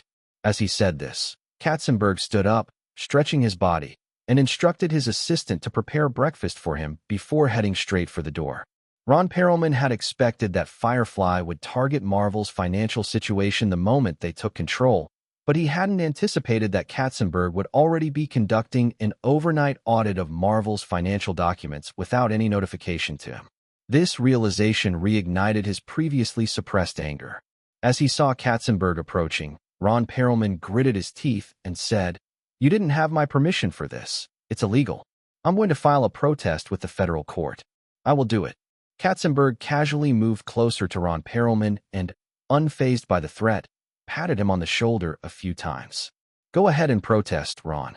But before that, I think we need to have a serious discussion, like about that $470 million matter." After dropping this line, Katzenberg left the meeting room, sending a chill through Ron Perelman. The casual figure Katzenberg threw out was precisely the amount underlying the debt financing Marvel, which could mean that in just one night, Firefly had seized a substantial amount of information. Little did he know, Firefly had already roughly gathered these figures before commencing their attack on Marvel. Without sufficient evidence, the New York District Court wouldn't have granted Marvel's creditors the bankruptcy protection request so swiftly. What Katzenberg was doing was merely looking for precise proof within Marvel's internal documents. Unable to lash out at Katzenberg, Ron Perelman reluctantly redirected his ire at Marvel's CEO Avi Arad. "Avi, why did you betray me? Don't forget, I supported you getting the CEO position at Marvel." Chapter 651, Not for Long. "Ron, I'm a professional manager, not a capital player." Avi Arad pointed to the outdated office supplies in the conference room. "Look at what you've done over the years. You've just mindlessly squeezed the remaining value out of Marvel. Many people have left in the past few years. The company has no vitality, and it's saddled with massive debts. If this continues, Marvel is going to die. I'm just trying to save this company. Isn't that right?" Ron Perelman showed some embarrassment on his face, but he quickly snapped back. "But you shouldn't betray me. If you had any objections, you could have discussed them with me." Hearing Ron Perelman say this, Avi Arad nearly laughed out loud. "Ron, do you really not remember how many times I practically begged you to discuss things?" Not sure if he was hurt or embarrassed, Ron Perelman felt a rush of blood to his head and nearly stammered as he emphasized once again, "Ew. Don't forget, I am the owner of this company. Not for long." Avi Arad suddenly lost interest in talking to Ron Perelman and coldly dropped the line, walking out of the conference room. More than half an hour later, Jeffrey Katzenberg, Avi Arad, Ron Perelman, and their respective lawyers gathered in another meeting room at Marvel. Seemingly unaware of how Ron Perelman had rallied his spirits after collecting his emotions, Katzenberg opened a thick stack of documents he had pieced together the previous night, getting straight to the point. "Ron, you have two choices now. First, settle privately. McAndrews and Forbes Holdings would pay a sum to buy out all Marvel's circulating shares at the current stock price, and then implement a 100% debt-to-equity swap, handing Marvel over to us. Personally, I think this is the best way to solve the current situation." Hearing Ron Perelman's cold snort, Katzenberg remained unfazed and continued in a cold, formulaic tone. "Then there is the second option. We will apply to the SEC to investigate McAndrews and Forbes Holdings' encroachment on Marvel's debt financing. Although such an investigation and the subsequent lawsuit would take a long time, no matter how long it drags on, in any case where the evidence is conclusive, you will still have to return all the encroached debt financing to Marvel, and you will face hefty fines from the SEC. I assure you, without $1 billion, don't even think about settling this lawsuit. Spend that $1 billion, and you will be close to bankruptcy." A middle-aged man sitting next to Ron Perelman spoke up. "Mr. Katzenberg, can I take this as you are trying to intimidate my client?" Katzenberg glanced at Ron Perelman's lawyer and replied with a smirk, "You should know, I'm in the film business. So don't use lines common in movies and such settings. It'll just make you look unprofessional." The middle-aged man, obviously having the thick-skin characteristic of lawyers, didn't mind Katzenberg's sarcasm and insisted, "Mr. Katzenberg, you didn't answer my question." Katzenberg shrugged. "I'm not intimidating your client. I'm merely stating a basic fact and the determination of Firefly Group." Ron Perelman stopped his private lawyer from saying anything more and said to Katzenberg, "Jeffrey, I'm not choosing either of those options. Don't forget, Marvel's bankruptcy protection period is 1 month. As long as I can come up with a reasonable solution within a month, Marvel is still mine, and nobody can take it away. That's right, it's 1 month, Katzenberg said disdainfully. But you really can't come up with any method to bring Marvel back to life. Because the current Marvel is utterly a shell. Aside from the toy division, which can barely operate. Marvel Films? Just a shell. Marvel Television? A shell. The music department? A shell. Even the core, the comic book division, is no different from a shell now that all 7 lead writers responsible for major hits like X-Men and Fantastic Four left 2 years ago. Mr. Perelman, tell me, how do you plan to bring Marvel back to life? Ron Perelman shouted back at Katzenberg without hesitation. Don't think I don't know. The Firefly Group doesn't care about any of that. What you really want is just the superhero rights under Marvel. I'm telling you, you absolutely won't succeed. I would rather sell Marvel for $1 to any third party than give it to Firefly. Katzenberg, who had a notoriously short temper, raised his voice as well. But you currently don't have the authority to sell Marvel for $1 to any third party because a federal court wouldn't allow you to make such a move that would harm the interests of creditors. Even if you want to sell, you can only sell to Firefly. Don't even think about it. I've always been the one to take things from others. Nobody can take what's mine. Do you think it's still the 80s? Go take a look downtown. Drexel Burnham is long gone. It's simply not there anymore. The already unfriendly meeting quickly escalated into a heated argument. Just as it looked like both sides might resort to violence, the onlookers, including Avi Arad, snapped back to reality and quickly separated Katzenberg and Ron Perelman. After wreaking havoc in the office, Ron Perelman finally calmed down, leaving the Marvel headquarters with his lawyer and assistant without a word. In Los Angeles, Eric Williams learned about the outbreak of conflict from Avi Arad's worried call. However, he wasn't too concerned.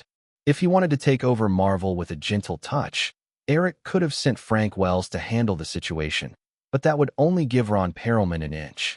Katzenberg's strong and volatile personality was just the right match to keep Ron Perelman's greed in check.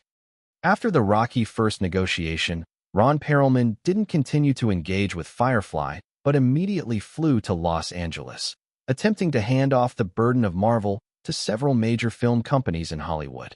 However, as the focus was all on Disney's animation division, nobody in Hollywood paid any attention to Ron Perelman. Even Michael Eisner, who realized he couldn't count on Panasonic's support to purchase the animation division, had no intention of taking action, as he sadly understood the Japanese wouldn't support Universal due to the conflict between Marvel and Firefly. Subsequently, Ron Perelman refused to give up and tried to probe various companies interested in the entertainment industry.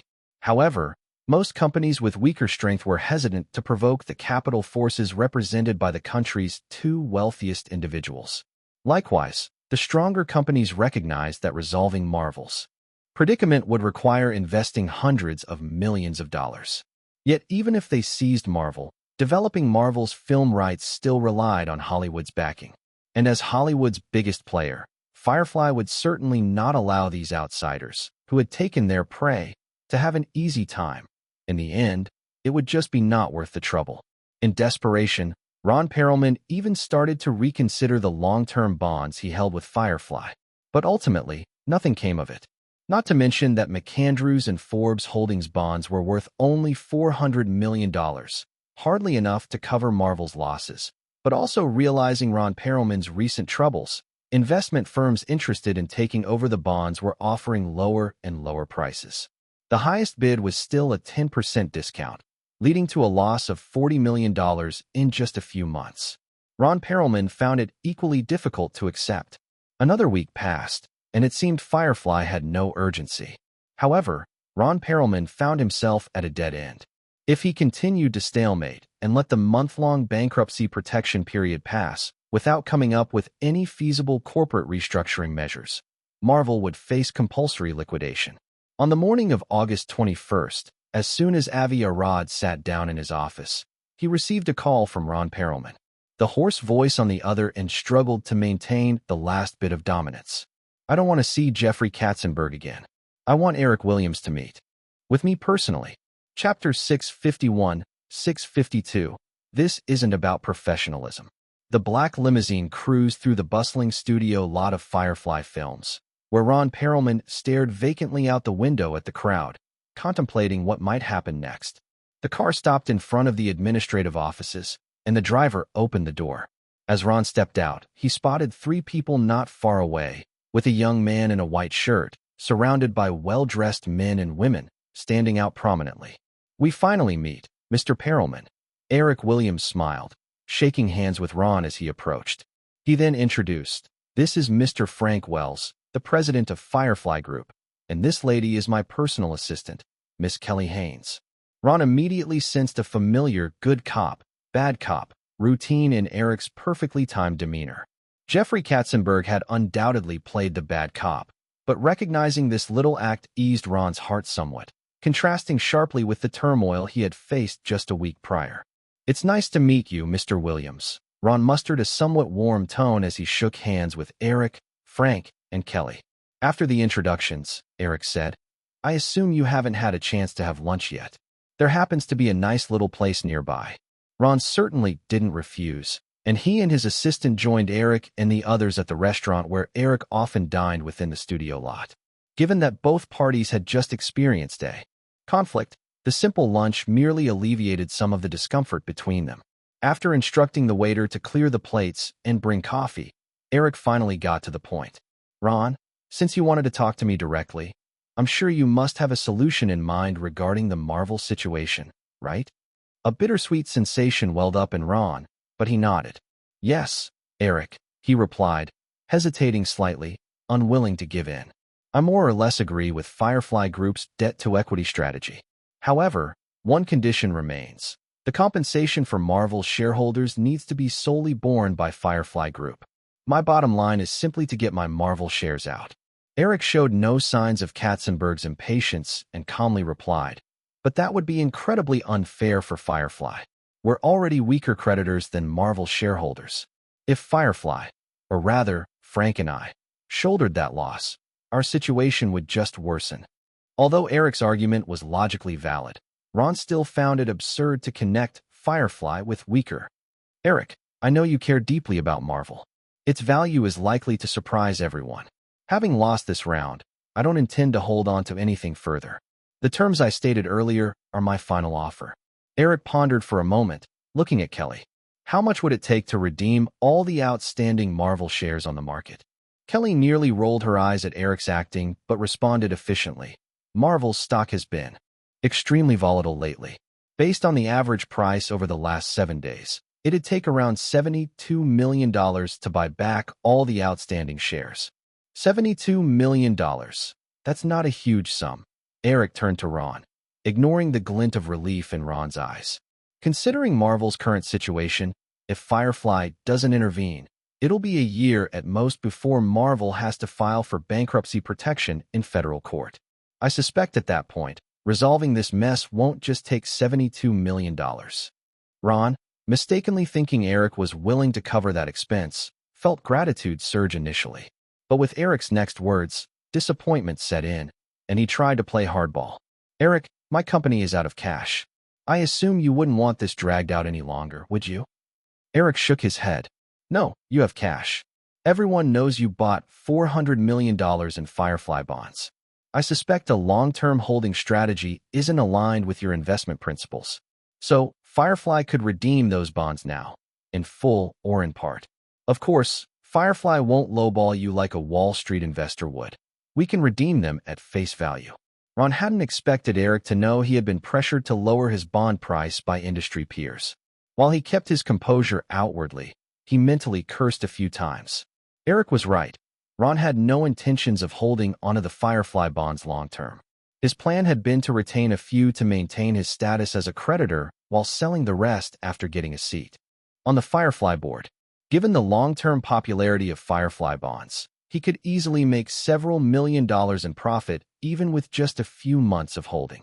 Even if he couldn't sell immediately, the $400 million in bonds still provided a stable annual interest dividend of $22 million. Eric's seemingly generous redemption option would still cost him at least a few $1,000,000. Noticing Ron's internal struggle, Eric didn't rush him. Seemingly recalling something, he whispered to Frank Wells by his side. At that moment, Ron truly felt torn. He realized that he was cornered into accepting the first solution that Katzenberg had proposed over a week ago. The only difference was that Eric's approach was much gentler, without a trace of Katzenberg's aggressive demeanor. But what could this mean? If it meant earning a hefty sum, Ron wouldn't mind greeting the person he despised most with a friendly face. After Eric finished talking with Frank, he turned back to Ron, and Ron knew he had no other option left. Eric, only $72 million. If Marvel's stock price goes up after that, I won't spend another dime. Eric nodded, not worrying about those small details anymore. He trusted that Ron wouldn't be foolish enough to drag this out, responding, "No problem." After a moment of thought, Ron added, "I also hope Firefly can assign someone else to handle this matter." "That's exactly why I brought Frank along," Eric said with a smile, gesturing to Frank Wells beside him. "From here on out, Frank will be fully responsible for this matter. You two can have your discussion now. I have work to attend to. Excuse me." After saying goodbye to Frank Wells and Ron Perelman, Eric walked away with Kelly toward the Victoria's Secret photography studio. He noticed his female assistant casting him curious looks and said, "If you want to say something, just say it." "Nothing. I just think your approach to handling this situation is entirely that of a seasoned middle-aged person." "Wait, that's not quite right." Kelly shook her head. "You've always been like this. It's strange. I rarely see you energetic and impetuous." Eric glanced around, moved a bit closer to his assistant, and quietly said, "How about pulling a late-night shift tonight? You can see my energetic side firsthand." Kelly blushed and pushed Eric away. "I promised Nina I'd have dinner with her. Why don't you go charm some of those young models in the studio? They'd surely be delighted." Eric shook his head. "I usually don't get involved with my leading ladies." Seeing the disdainful glances from Kelly, Eric awkwardly added, "At least not while shooting a movie." "That's true. Didn't expect you to be so professional," Kelly teased with a laugh. "This isn't about professionalism," Eric countered, shaking his head. "You know, I can be a pretty considerate guy. If my leading lady slept next to me last night and then performed poorly on set the next day, it'd be tough for me to criticize her without holding back. That kind of pent-up frustration is genuinely uncomfortable." Kelly shot a playful glare at Eric and said in a mockingly affectionate tone, "All right, I take back what I said earlier. You're just a little thug with violent tendencies." Chapter 652, 653, For the Sake of Secrecy. Time moved into September. The North American summer box office wrapped up perfectly with a total of $2.17 billion. Of course, this perfection was mostly relative to most Hollywood studios. For Warner Brothers, the summer season had not been nearly as satisfactory. As the holidays passed, the four major public television networks and numerous cable channels kicked off a new year of fall programs, sparking fierce competition for television ratings. Various new shows and sequels from American networks began to premiere starting at the end of August. The ABC network, recently acquired by Firefly Group, undoubtedly garnered the most attention. Before the merger, ABC had already started to dominate the television market. Once the programs launched by ABC matched the popularity of Firefly Films movies, it would mean the market share of the other major networks would continue to be compressed. Furthermore, ABC's heavily promoted programs showed no intention of hiding their ambition to dominate the TV market like they did in Hollywood. On Monday, ABC aired its long-running sports show Monday Night Football, which enjoyed stable ratings. Starting Tuesday, ABC rolled out 3 primetime shows over the following 3 days: Survivor, ER, and Friends. Although Friends had just been reclaimed from Fox, the flagship comedy had maintained an average viewership of over 20 million for its first 5 seasons, dominating the ratings for comedy programs for 5 consecutive years. After regaining the airing rights for Friends, Firefly's television department quickly announced that Eric would personally get involved in scriptwriting for Season 6, adding more celebrity guest appearances. Although many industry insiders knew these were mere promotional gimmicks, Eric found it challenging to intervene in a show whose timeline and storyline had already developed for 5 years. He would mostly just be credited as a writer, while the star guest appearances seemed somewhat more plausible. However, for Friends fans, this kind of hype was remarkably effective. Just as the promotional campaign for Season 6 began, it sparked heated discussions, and entertainment media predicted that the show's ratings could hit new highs. At the same time, ABC promoted the reality show Survivor and the medical drama with the same intensity as Friends. Although neither program's writing or production had much to do with Eric, no one in the industry seemed to doubt his ability to pick a winner. In fact, after ABC launched Survivor, a reality show that its original writer had struggled to pitch to other networks, an executive in NBC's programming department was fired for missing out on Survivor. While internal power struggles played a role, this incident sufficed to illustrate Firefly's growing influence in the television landscape. Outside of ABC, after Ron Perelman reached a compromise, Firefly successfully acquired the entirety of Marvel Entertainment. While the industry closely watched which superhero Eric would choose to develop into a film, he made no moves in that direction.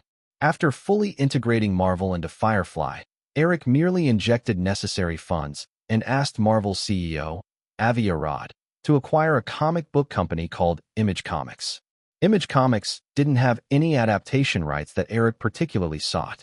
The reason for acquiring this small-scale comic venture was largely to rectify Ron Perelman's mistakes. In 1992, unhappy with Perelman, 7 popular writers responsible for major Marvel series like Spider-Man and X-Men left to form Image Comics. Consequently, the quality of Marvel's comics plummeted. Come 1993, Perelman began issuing substantial junk bonds under Marvel's name, which burdened the company with hundreds of millions of dollars of debt, ultimately leading it toward insolvency. Although Eric was primarily interested in the superhero rights Marvel held, as long as Marvel separated from its capital operations and stabilized, they could still generate impressive revenue despite a shrinking comic industry. Before special effects technology further developed, Eric did not plan to usher Hollywood into the superhero movie era. Thus, the best option before that was to make Marvel self-sustainable. To achieve this, Eric facilitated the transfer of popular comic adaptation rights developed by Firefly over the past few years to Marvel. After announcing this plan, the once dwindling Marvel instantly found its way back into comic fans' radar, with the recently released movie based on Charlie's Angels being labeled one of the most anticipated adaptation projects in years. Of course, although publicly Firefly announced no plans for superhero movies, behind the scenes, Eric had already begun working on the Marvel Cinematic Universe project. By acquiring superhero rights before Marvel began extensively selling them off, the rights were not yet scattered about. Most of the remaining rights, which had quietly been gathered under Flower Films by Drew, could slowly be reclaimed by Firefly in the coming years. Thus, the newly structured Marvel Cinematic Universe was far grander than its original timeline. When Katzenberg and other core Firefly executives first saw the extensive Marvel film plan tree chart that spanned nearly 100 films from 2000 to 2030 in Eric's office at the Liberty City estate, they could only display their astonished expressions. Frank Wells, who had already celebrated his 60th birthday, joked wistfully that he would likely never see this plan completed. Meanwhile, in September, Michael Lynn, whose contract had been delayed for several months, announced his resignation. Katzenberg was officially named the CEO of Firefly Group. This transition did not stir any waves, nor did it lead to internal power struggles like those seen at Warner Brothers. Everything unfolded smoothly. After stepping in as CEO, Katzenberg faced his first task of securing a good price for the hand-drawn animation department that had been spun off from Disney, while simultaneously re-establishing a fully digital Disney animation department. He did not intend to directly merge Pixar into this new Disney animation division. The Pixar studio, located in the San Francisco Bay, maintained a unique corporate culture and creative vision. Forcing a merger would disrupt Pixar's intrinsic rhythm. However, the new Disney animation division would receive comprehensive technical support from Pixar. Moreover, given the lengthy production timeline for animated films, Pixar and the future Disney animation would not compete against each other, but instead provide Firefly with ample 3D animated content. What's more, maintaining a healthy competition among different departments was an excellent way to spark creativity. Aside from all these developments, Eric invested considerable energy into producing the annual Victoria's Secret fashion show, which was now entering its rehearsal stage. The media frequently criticized and mocked Eric for not staying on task with the show. Following the initial promotions for the event, an NBC financial program even did the math, suggesting that if he used the time spent on the fashion show to make a film, even a movie that only achieved half the box office of Jurassic Park could still yield more than $300 million in profit for him personally and for Firefly. Nonetheless, the fashion show, which was supposed to cost around $20 million, might receive high ratings due to Eric's fame. Though recouping that $20 million investment still seemed quite unlikely, and profitability was even more remote. However, Eric had never thought of leveraging the fashion show for profit. While NBC's calculation sparked considerable debate, many found its reasoning dubious, including Eric himself, who merely shrugged it off with a laugh. Since news of the fashion show broke, Eric and the Victoria's Secret brand frequently appeared in the media, greatly boosting the company's revenue, which had increased by 30% over the past 3 months compared to the previous year. Eric was confident that following intense media coverage surrounding the fashion show, an increase in revenue of 100% for Victoria's Secret wasn't out of the question. As it stood, Victoria's Secret only held around 10% of the market share, while in the original timeline, the brand boasted over 40%. The annual fashion show, which Victoria's Secret held consistently every year, played a significant role in that marketing success. The substantial profit margin from a 40% market share was undoubtedly incomparable to the earnings from a single film. Simultaneously, Eric planned to fuse the fashion show with Yahoo's portal and launch the largest internet marketing campaign in history, further increasing traffic and brand recognition for Yahoo. This strategy promised immeasurable benefits for Yahoo, which was preparing for an IPO strategy the following year. At Firefly Studios, a business SUV parked outside the Victoria's Secret photography studio, Tina Brown packed away a document she had repeatedly reviewed during the ride into her briefcase and glanced outside. Turning to the 2 girls sitting anxiously beside her in the passenger seat, she said, "Caroline, Melanie, we have arrived. Let's get out." Caroline shot a glance outside at the massive studio. Looking at Tina Brown's briefcase, she politely offered, "Ms. Brown, let me help you with that." Tina Brown chuckled and shook her head. Perhaps it was the distinctly British ladylike demeanor of the girl that endeared her to Tina. "Caroline, you're soon to be Mr. Williams' assistant. I can't have you carrying my things." Upon hearing Tina Brown's affectionate mention of Eric, Caroline felt her face flush. She stammered, "I don't even know if I'll be good enough for that job." The 3 girls exited the car, where Kelly was already waiting at the entrance. After greeting Tina Brown, Kelly's gaze immediately fell upon the petite, doll-like Caroline. "You must be Caroline. I'm Kelly Haynes." "Hello, Miss Haynes." Caroline knew Kelly was set to be her boss, but seeing the poised, intelligent Kelly in person made the young girl feel unwarrantedly inferior. Kelly smiled and nodded, greeting Melanie before leading the 3 of them into the studio. The design work for the angel costumes was already complete, and the studio had been transformed once again, with a large runway constructed measuring over 10 meters long and 5 meters wide at the center. Having been the editor of Vogue, Tina Brown's eyes widened in surprise upon seeing the runway. Traditional runways typically only measured a little over a meter in width. Eric's unconventional runway would surely spark controversy in the future. However, Tina Brown felt no resistance. Instead, she sensitively recognized that this runway would undoubtedly become a talking point for the Victoria's Secret show. In contrast to Tina Brown's thoughts, Melanie, who was following closely behind Kelly and Tina, kept stealing glances at Kelly's graceful figure. After a moment, she gently tugged on Caroline's arm to draw her slightly away from the 2 older women. She leaned closer to Caroline's ear and whispered with a grin, "Caroline, I'd bet money that guy has a relationship with his female assistant. I've heard Kelly Haynes has been divorced for years, but she doesn't look like someone who hasn't had a man around for long." Caroline blushed and lightly swatted Melanie. "You don't say things like that to me. I don't want to hear it. Besides, it's rude to gossip about others." Melanie exaggeratedly sighed, rolling her eyes at Caroline's shy demeanor. Kelly led the 3 girls near the runway, where enthusiastic rock music played.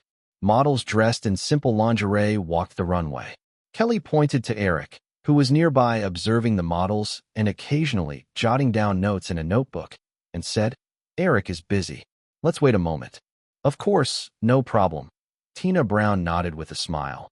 but her gaze remained fixated on a youthful girl on the runway, whose not-so-tall stature was complemented by impressively graceful strutting. After a moment of deliberation, as if realizing something, she asked Kelly, "This seems to be a rock song. Why are there no lyrics?" Kelly explained, "The 6 themes for the Victoria's Secret show have all been personally created by Eric, so for the sake of secrecy, we'll only use the instrumental track during the rehearsal phase." Melanie, startled by the revelation, echoed, "Ms. Haynes, are you saying that all 6 songs were personally written by Mr. Williams?" "Yes," Kelly nodded with pride. Tina Brown, along with the others, had heard Eric's stunning rock single, New Divide, and with Kelly's confirmation, they no longer doubted. They were left once again in awe. What else could this guy do? Chapter 653, 654, Stay Positive. After waiting patiently for nearly an hour, Tina Brown practically memorized the lyrics of the same recurring rock song before the rehearsal on. The runway finally came to a stop. Kelly glanced over at the situation not far away and led 3 people over there. As they got closer, Kelly immediately regretted bringing Tina and the others early, because Eric was nitpicking without restraint. The total song length is 3 minutes and 40 seconds, meaning each of you has a 17-second interval for your entrance, and the total time on the runway is 30 seconds. I'm not expecting you to be 100% accurate, but the time difference cannot exceed 5 seconds. At least 5 of you just now didn't meet this requirement. And Cindy, Paulina, Tyra, you 3 need to avoid crossing paths too much. Lessen your steps a bit. I know crossing has the best flat effect, but it just doesn't look good on television. Plus, at the fast pace of the first BGM, you guys could very easily trip. If that happens, the theme will definitely be re-recorded because of your mistakes. But I absolutely wouldn't mind airing your fall on ABC. Eric went on for over 5 minutes, turning an amazing group of perfect bodies into quail. He finally stopped and instinctively reached out his hand. Kelly rolled her eyes and handed him a bottle of water. Only then did Eric notice that Tina Brown, Caroline, and Melanie behind him looked a little unnatural. With a neutral expression, he gave them a wait a moment sign. After drinking a few sips of water, he addressed the models, saying, "Okay, let's call it a morning for now. Diane, Cindy, and Tyra, you 3 go change your outfits, and we'll have lunch together afterward." The models, visibly relieved, quickly scattered like birds. Eric turned and warmly hugged Tina Brown. "Tina, have you been waiting long?" Tina Brown shook her head with a smile. "Not at all. It's just the way you work is truly impressive." Eric shrugged. "You know my age. If I don't act a bit strict, it's hard to get these beautiful people to behave." Tina Brown understood another reason behind Eric's strictness, but she simply smiled and left it at that. Eric then hugged Melanie Gleason again before turning to little Caroline, joking, "Caroline, you seem to have grown a little taller since I last saw you a few months ago." Caroline's cheeks turned red as she shuffled her toes on the floor, feeling shy about admitting she was wearing little heels today. But before she knew it, Eric picked her up and lifted her like a child for a moment. He only held her for a second before letting her stand back on the ground, smiling. "You seem a bit lighter." Caroline wasn't opposed to Eric's embrace, but when she felt about 50 pairs of eyes on her, she blushed and didn't know how to respond. She instinctively replied to Eric's jab, "No, still 96 pounds. As laughter erupted around her, Caroline realized her response was probably quite terrible. 96 pounds is just right.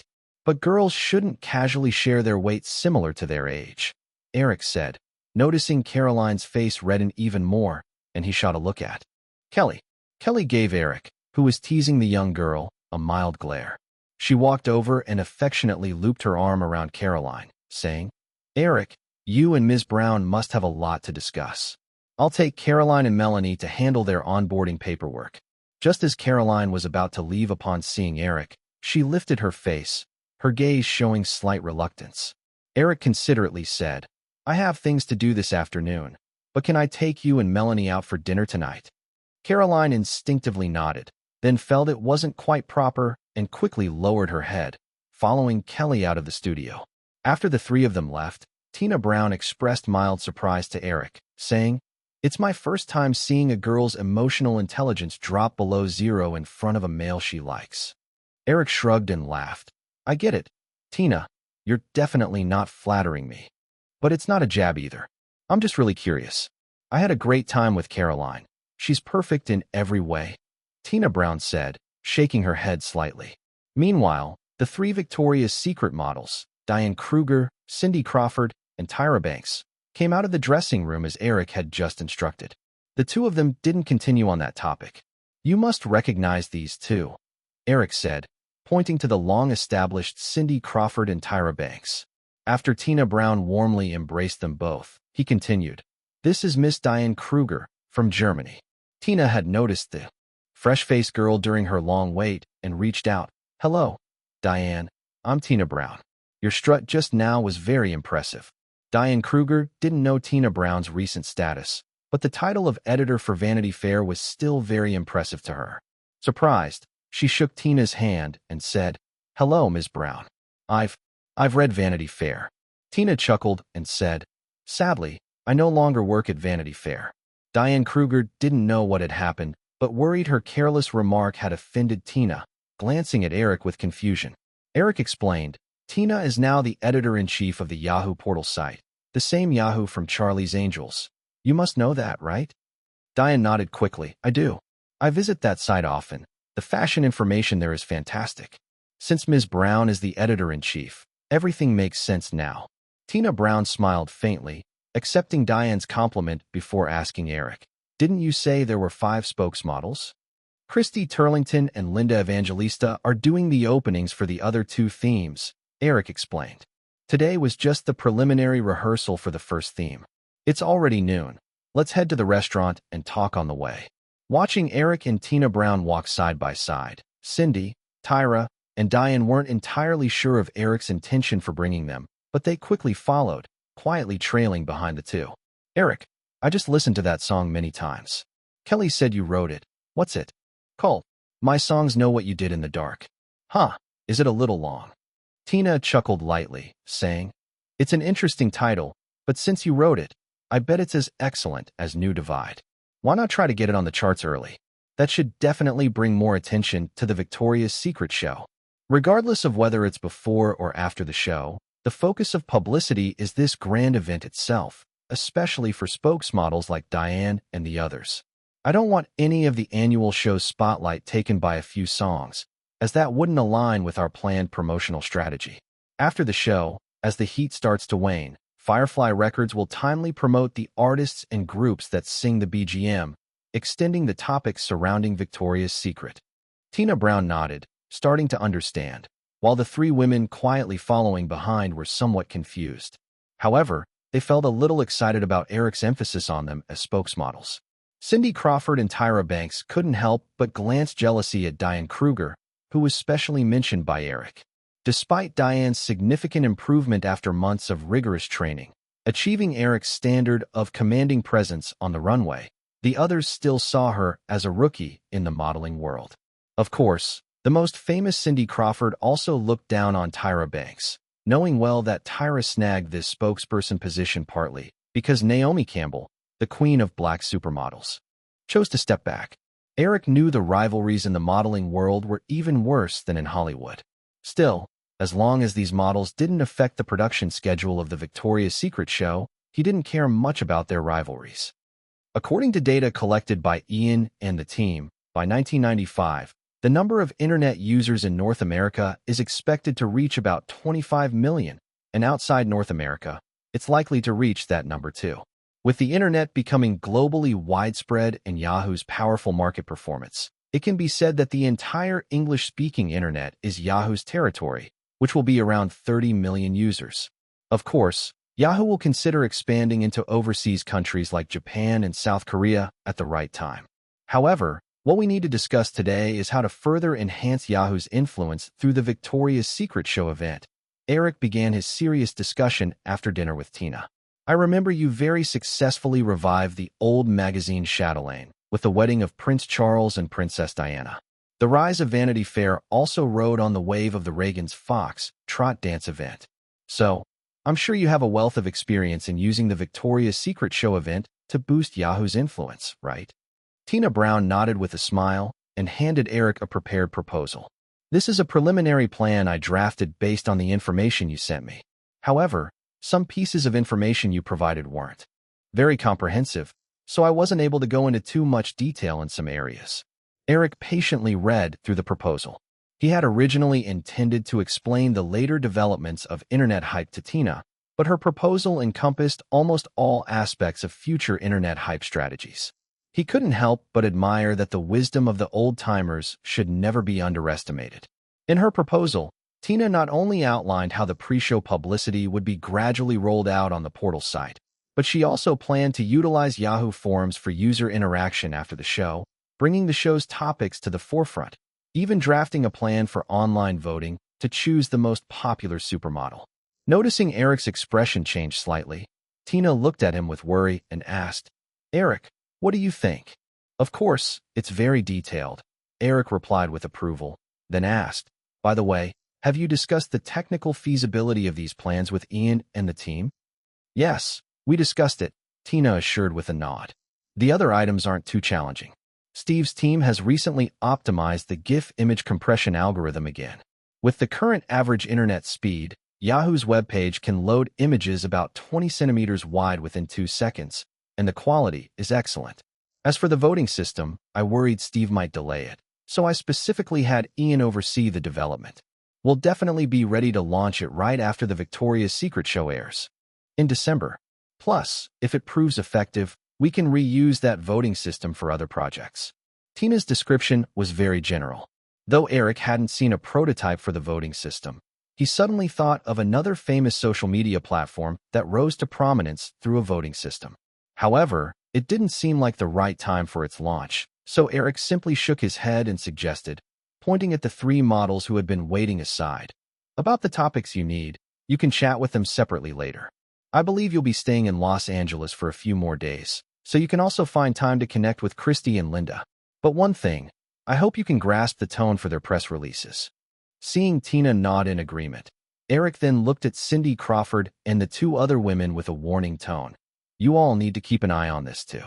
I don't care how your personal lives are, but I absolutely don't want to see any nonsense about you all splashed across the tabloids before the Victoria's Secret show airs. Of course, I won't interfere with your normal dating." Even without Eric's reminder, most of the models, who had their eyes on hooking up with some big shot, wouldn't be spreading any embarrassing news. Cindy Crawford and Tyra Banks nodded in agreement, while Diane Kruger hesitated a bit before also nodding obediently. Chapter 654, 655, A Return to Reason.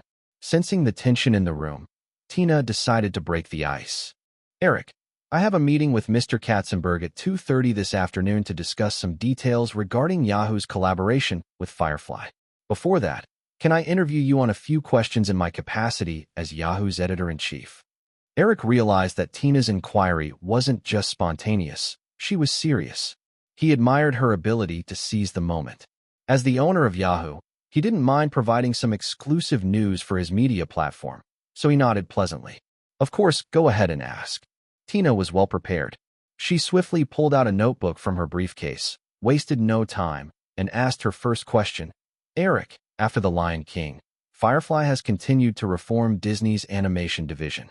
Beyond the reasons that have already been announced, does Firefly have any deeper strategic considerations?" Eric hadn't expected Tina's first question to be so spot on. The industry had been buzzing with speculation about the real reasons behind Firefly's decision to sell their hand-drawn animation department, with countless insider analyses, but no one hitting the nail on the head. Having been a media queen for years, Tina had a keen sense for these trending issues, which wasn't surprising at all. Eric replied honestly, "Yes, but that involves confidential information about Firefly Group, so I can't discuss it." Tina smiled and marked an X next to her first question, then thought for a moment before changing it to a question mark. She looked up and asked, "In that case, Eric, can Yahoo invite professional analysts to write a commentary based on your answer?" After a beat, she added, "I mean, after the animation department is auctioned off." "Sure."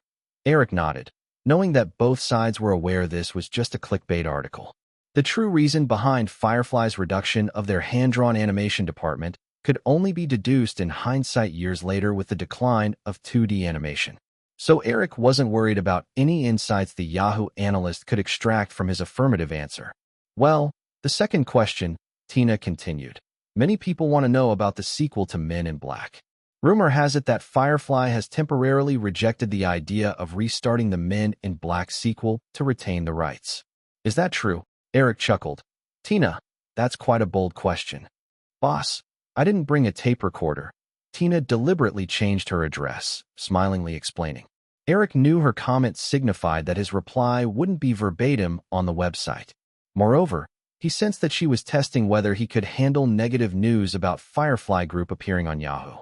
As a broad-spectrum media platform, Yahoo's credibility would falter if all news about Firefly was positive. The true insider story is this. Eric pondered for a moment before saying. After the success of the first Men in Black film, the actors including Will Smith and Tommy Lee Jones, along with the directors and producers, demanded significant increases in salaries and profit sharing. If Firefly and Columbia acquiesced, we'd have to pay the main creators a total of $35 million in fixed salaries and a 30% profit share, bringing the sequel's production costs to $120 million. Factoring in substantial distribution and marketing expenses, total project costs could approach $200 million.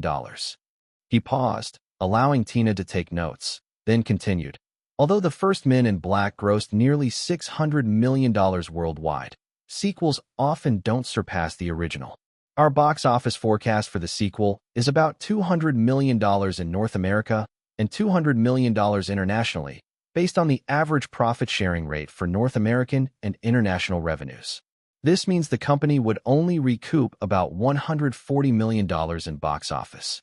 Eric explained that typically, Hollywood box office revenue amounted to one-third of total income, meaning that Firefly and Columbia could expect to recover about $280 million from home video and merchandise sales over the following years. Not to mention the lengthy time involved. After tapping into all potential profit points, the total earnings from the sequel would be $220 million, of which 30% would go to the creators, amounting to $66 million.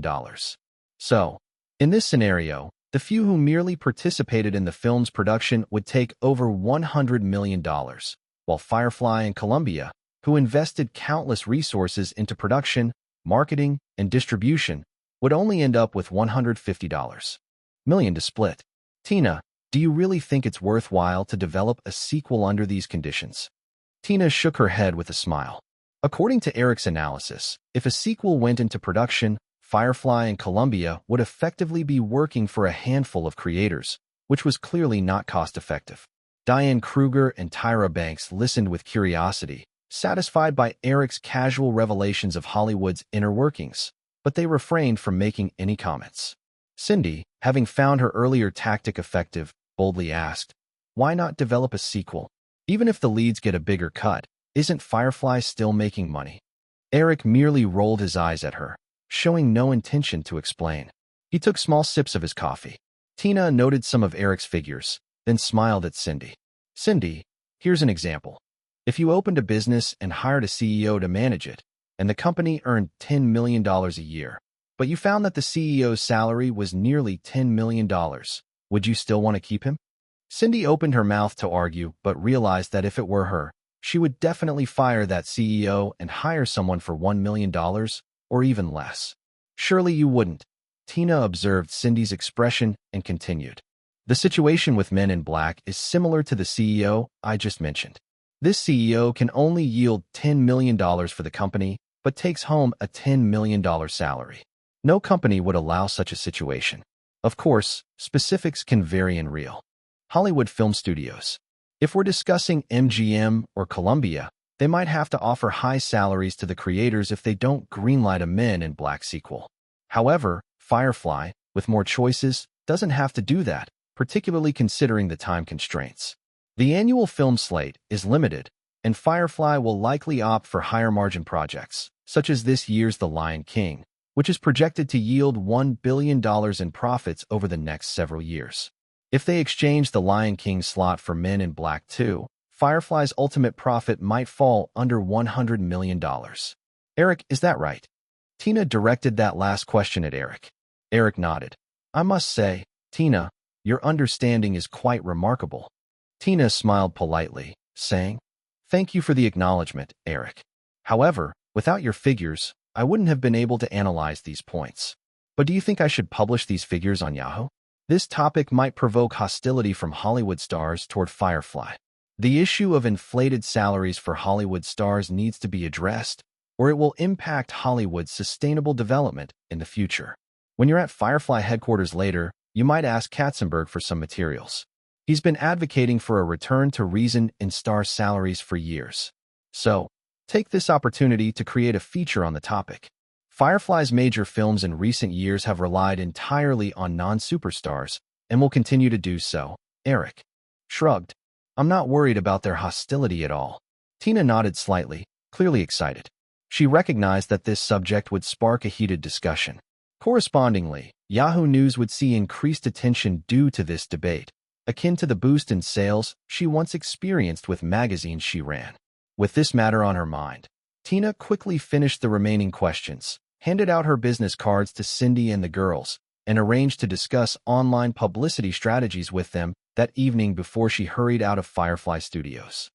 Though Tina was in Los Angeles, the next day, the discussion regarding inflated Hollywood star salaries hit Yahoo's homepage, using the delayed production of the Men in Black sequel as a springboard. The topic section extensively addressed the reasons behind the surge in star salaries and the various impacts it had on Hollywood over recent years through multiple highly specialized articles. Since Michael Ovitz's establishment of CAA, debates regarding inflated Hollywood star salaries had never ceased. But with Firefly's vigorous support and Tina's astute maneuvering, this topic's popularity far surpassed any previous instances. Yahoo's related articles were quickly republished by over 300 newspapers and media outlets across North America and Europe within just a few days. Subsequently, the big four movie studios, Firefly, Fox, Columbia, and MGM, quickly released statements indicating they would gradually adjust their production strategies to address the issue of excessive actor salaries. While Warner, Paramount, and Universal were not part of the Firefly Alliance, they soon issued similar statements underlining shared interests. The united statement from the 7 studios sent shockwaves through the industry. The American Actors Union immediately protested, stating that if the 7 studios were to cut actor salaries, they would resist through a work stoppage. Some stirred-up actors began to show signs of restlessness, seemingly ready to initiate an immediate vacation. In the face of this situation, Yahoo News swiftly published a rebuttal article asserting that the cost-cutting strategies of the 7 studios targeted only a small number of stars with inflated salaries and did not apply to the majority of regular actors. The Actors Union evidently was controlled by a select group seeking to mislead the public through such confusion. After Hollywood had just experienced a bountiful summer box office, no one wished to see a work stoppage emerge. Firefly and several other major studios quickly clarified that they would not reduce the wages of ordinary actors. Moreover, with the overall expansion of Hollywood's film industry, the incomes of regular actors would not decrease. In fact, they were expected to rise gradually. Thus, the ordinary actor class was pacified, while the superstars perched atop Hollywood's pyramid began to express their dissatisfaction. Chapter 655, 656. Aspirations should be bigger. In 1994, the membership of the Screen Actors Guild, SAG, in the United States had already surpassed 120,000. Among these members, over 99% earned annual incomes comparable to the working class. Only the top 1% at the very pinnacle could enjoy the glamorous Hollywood lifestyle, reaping substantial rewards while also holding a significant portion of the power in Hollywood. When the major film studios publicly announced that they would cut the salaries of top stars, these elite actors quickly formed an alliance through the SAG and several prominent agencies. Almost on the same day that the studios issued their statement, a group of top stars including Harrison Ford, Arnold Schwarzenegger, Tom Cruise, Mel Gibson, and Bruce Willis, who each commanded over $10 million in salaries, immediately severed ties with all film projects being negotiated with the studios. Some representatives of these stars even threatened to withdraw from promotional duties for films that had already been completed. The news sent shockwaves throughout Hollywood once again. In recent years, CG effects films with less dependence on superstars had begun to rise, but films still accounted for more than half of Hollywood's box office revenues, which relied heavily on these A-list stars. The unified decision of these frontline stars to walk away was comparable in its impact to the effects of a strike. The first studio to feel the effects of the stars' strike was undoubtedly Warner Brothers, which had maintained a star-driven strategy since the era of Steve Ross. Having just endured a dismal summer box office, CEO Terry Semel was navigating his days with extreme caution. However, with Warner in talks with Robert De Niro, Kevin Costner, Arnold Schwarzenegger, and others for projects like Heat, Waterworld, and Eraser now put on hold, Semel faced renewed criticism from shareholders and competitors. Universal, Paramount, and Fox also saw many of their projects hit hard by this event. The situation for production companies was drastically different from that of the stars. Even if top stars didn't film for a year or two, their previous salary earnings still allowed them to live comfortably. However, studios could not simply pause for a year or two. Without a steady stream of hit films, they would quickly face severe issues like drastic revenue declines and cash flow problems. When some executives from the studios, caught in a dilemma, turned their attention to Firefly Group, they found that Firefly's film companies had mostly remained unaffected. Firefly Group's two films set to release by year-end, Face/Off and Runaway Bride, were already nearly complete.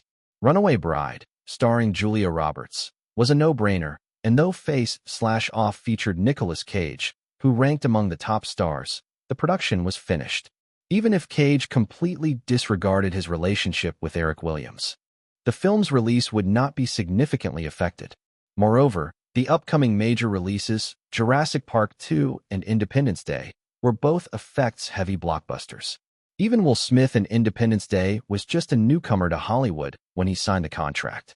The other 3D animated film Toy Story 2 does not require anyone to act, so there is no saying that it was affected. Additionally, projects like The Matrix and Titanic that Firefly was in the preparation stage for were still heavily based on CG effects. While Firefly had worked with some A-list stars, given the caliber of previous casts, they seemed unconcerned about film quality and box office performance even without star involvement. Upon realizing this, the executives at other major studios envied Firefly's strategy of not being tied down by superstar constraints. A thought crossed their minds. Could they have been led astray by Eric Williams? After all, why would he stir up trouble while remaining entirely unaffected himself? Conspiracy theories were often easily embraced, and as thoughts circulated about Eric digging a pit for them, the urge to continue resisting faded. Within a week of the standoff, Warner's Terry Semel, under mounting pressure, made the first concession. At a press conference, he publicly stated that Warner had always maintained a cooperative relationship with Hollywood stars and would continue to uphold mutually beneficial collaboration. Although Semel did not directly announced that Warner would not cut star salaries, no one was naive enough to misunderstand the implications of his statement. The stars understood the strategy of giving a stick and then a sweet date. Following Warner's initial concession, negotiations for projects like Heat, Waterworld, and Eraser were promptly restarted, with confirmations of major film deals announced almost the very next day. With Warner's concession, other studios including Universal, Paramount, and even Fox and Columbia quietly followed suit in making compromises. Only Firefly Group remained silent. At the Liberty City estate, newly bathed Nicole, draped in a light pink silk robe, stepped into the bedroom, her delicate bare feet gliding across the cool floor as she jumped onto the bed. "I really don't understand why you don't like having carpets in the bedroom. It's so comfortable to step on," Nicole chirped, pecking Eric affectionately on the cheek as he leaned back against the bed, reading documents. Without looking up, Eric replied, "Carpets cost money." Nicole rolled her eyes and suddenly laughed. "Are you still upset that your plan didn't work out? You're overthinking it. I never had high hopes, so there's no question of feeling disappointed." Nicole studied Eric's face for a few seconds, then declared confidently, "You can't say you're not disappointed. I can see it." Eric chuckled and handed Nicole a document he had just read. "Here, take a look." Out of curiosity, she accepted it and saw the dense data charts, promptly losing interest. She tossed it back to Eric, saying, "Just tell me what it is. I can't understand this." "This is internal statistical data from Yahoo. Due to the industry's intense curiosity regarding Yahoo's operational status, if you took this document out and offered it for $100,000, there would be people fighting over it. Nicole feigned surprise, covering her mouth. Wow, that's impressive. Eric glanced at Nicole's alluring sight as her robe slipped from her shoulder and said, "At your height, pretending to be a little girl isn't cute at all." Nicole pouted playfully at Eric and pulled her robe up, chiding him. "You really lack romance. Have you lost interest in me after spending so much time with those beautiful models?" "Wait, I'll definitely make it up to you." Eric grinned mischievously. "But since you came here to pry into my thoughts, I should satisfy your curiosity first, right?" Nicole felt her cheeks flush and confessed, "I'm not interested in these things, really. But Tom Hanks and the others wanted to know exactly what you were thinking, so they asked me to inquire. My thoughts have mostly been shared on Yahoo News. Ultimately, it's just this, to bring Hollywood star salaries back to a reasonable level, that's all." Curious, Nicole tilted her head and asked, "So what do you think a reasonable salary level would be?" Eric pondered for a moment and said, "Star salaries shouldn't exceed 20% of a film's profits. That seems reasonable. When I say bringing back to reason, I don't mean just cutting salaries. I want stars to share risks with production companies. Just like when I advised you to take a stake in The Mummy instead of just receiving a salary. Although you could earn over $30 million now, it's still reasonable because Universal will profit $400 million from the project, and you're only taking 8%. In contrast, last summer, Schwarzenegger and Stallone received $17 million each for their action films. But those films lost tens of millions, which is completely unreasonable. Your idea seems hard to achieve. There are so many risks in film investment. Before a film releases, no one knows if it will succeed or fail, and very few A-list stars are willing to take the risk for a share in case the movie fails," Nicole said. "That's why," Eric shrugged. "I never had high expectations. I just need to control Firefly's budget." Nicole countered, "But you've offended all the A-list stars in Hollywood now. Even Tom Hanks and Nicolas Cage, who are close to Firefly, probably have some issues with you. Since you knew it wouldn't work, why do it?" Eric held up the document he had just given to Nicole and said, "Because of this incident, Yahoo's daily average visits have approached 10 million in the last week. Although they'll decrease later, I believe that after the operations surrounding the Victoria's Secret fashion show at year-end, Yahoo's daily hits will stay above 10 million next year. Do you know what that means?"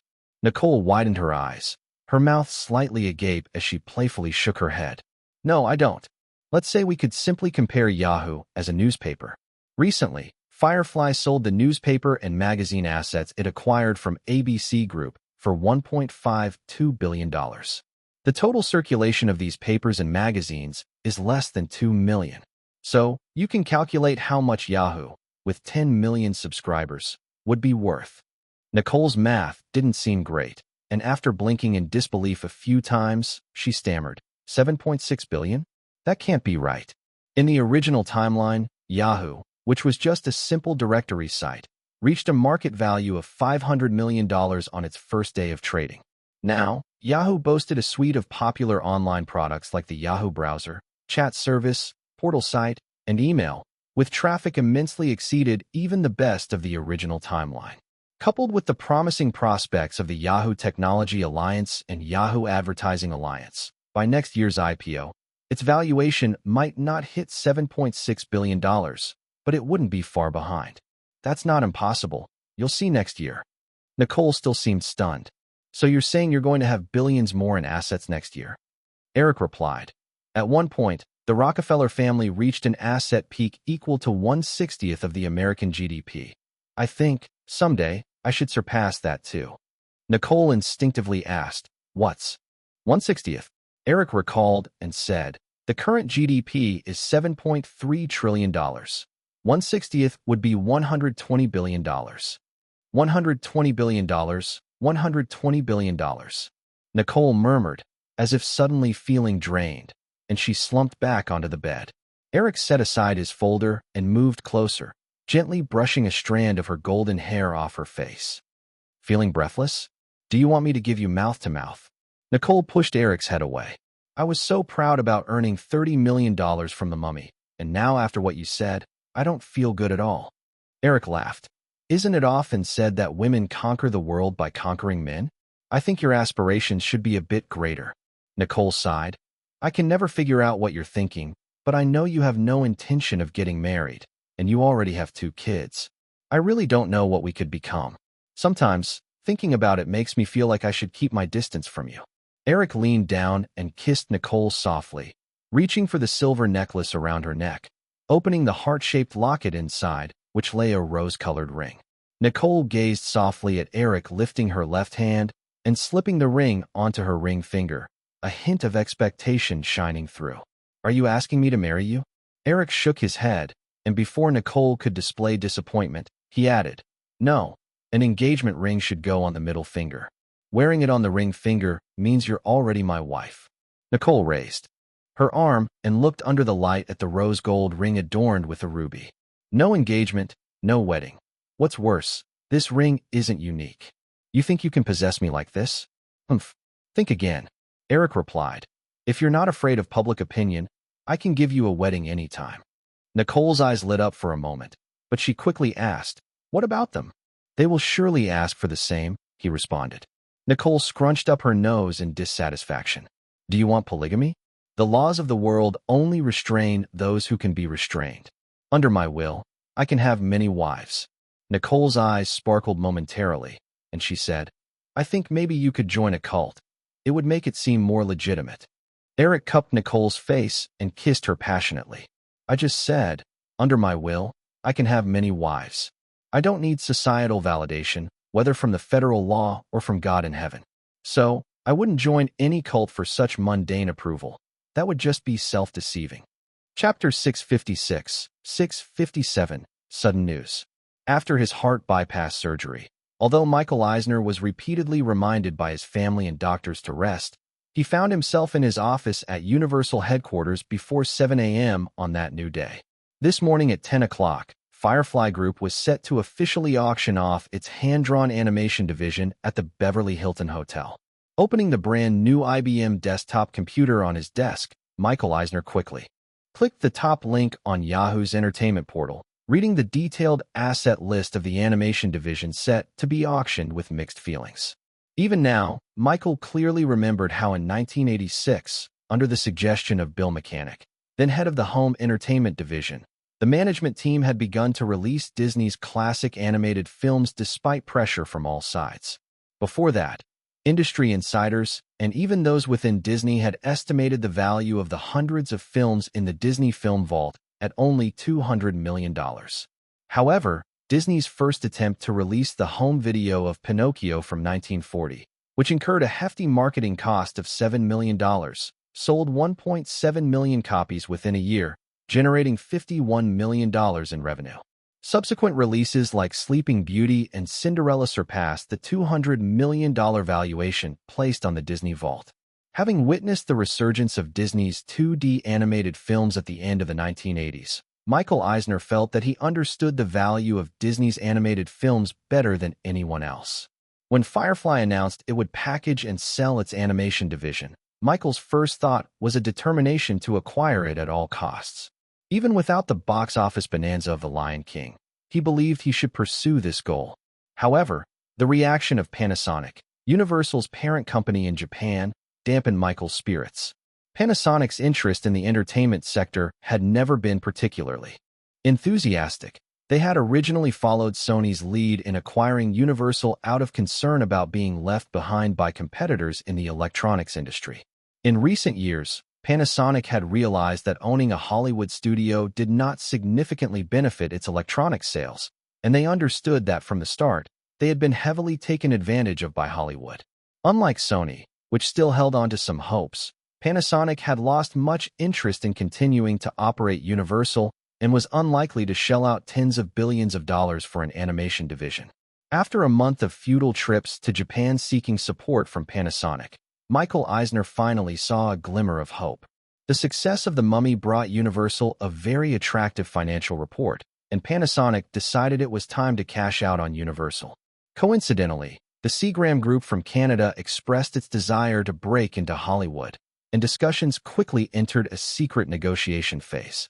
As the captain of Universal, Michael Eisner was naturally part of those negotiations. During this process, he recognized the keen interest that Seagram CEO Edgar Bronfman had in the media sector and seized the opportunity to persuade Bronfman to acquire Disney's animation division before finalizing the deal for Universal. Encouraged by the success of The Lion King, Bronfman agreed without much hesitation. As time passed, Michael was pulled from his thoughts by a knock at the door from his secretary. "Mr. Eisner, Mr. Bronfman has arrived." Michael stood up, adjusted his suit, and greeted the tall, bespectacled man with a beard who walked in. After exchanging warm greetings, Michael said, "So, Edgar, let's head out now." Edgar Bronfman hesitated slightly, replying, "Michael, shouldn't we wait for Mr. Ovitz?" Michael shook his head slightly, explaining, "Edgar, if you're sure about acquiring Universal, perhaps we should set aside some time to discuss Michael's situation in detail. But today, let's focus on the Disney animation division." From Michael's expression, Edgar realized that the recent rumors regarding Michael Eisner's rift with his longtime friend Michael Ovitz were indeed true.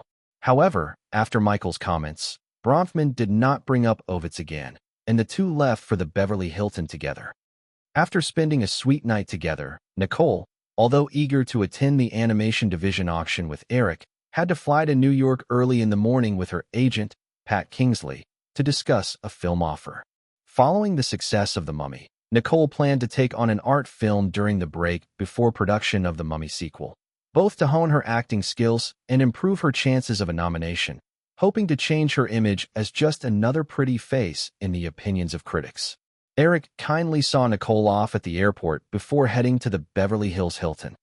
Upon getting out of the car in the parking lot, Eric spotted Kelly approaching him with a blue folder. He said, "I'm really sorry, Kelly, something came up." Kelly noticed the faint scent of cologne on Eric, and, though her expression didn't change, she couldn't help but remark, "You don't have to apologize to me. You're my boss." Eric was surprised to see this typically sharp and capable assistant showing a hint of jealousy. He moved a step closer to comfort her by wrapping an arm around her waist when a black Cadillac pulled into the parking lot, ruining the moment. Startled by Eric's move, Kelly took a step back, ready to protest, when several people stepped out of the Cadillac and walked toward Eric. "Eric, long time no see," Michael Eisner said as he approached, shaking Eric's hand. He introduced the middle-aged man beside him. "This is Edgar Bronfman, CEO of the Canadian Seagram Group." Eric, already familiar with the auction participants, responded warmly, "Hello, Mr. Bronfman." "Mr. Williams, great to meet you," Edgar Bronfman said with a smile, although he felt a bit strange referring to this young man, 20 years his junior, as Mr. Williams.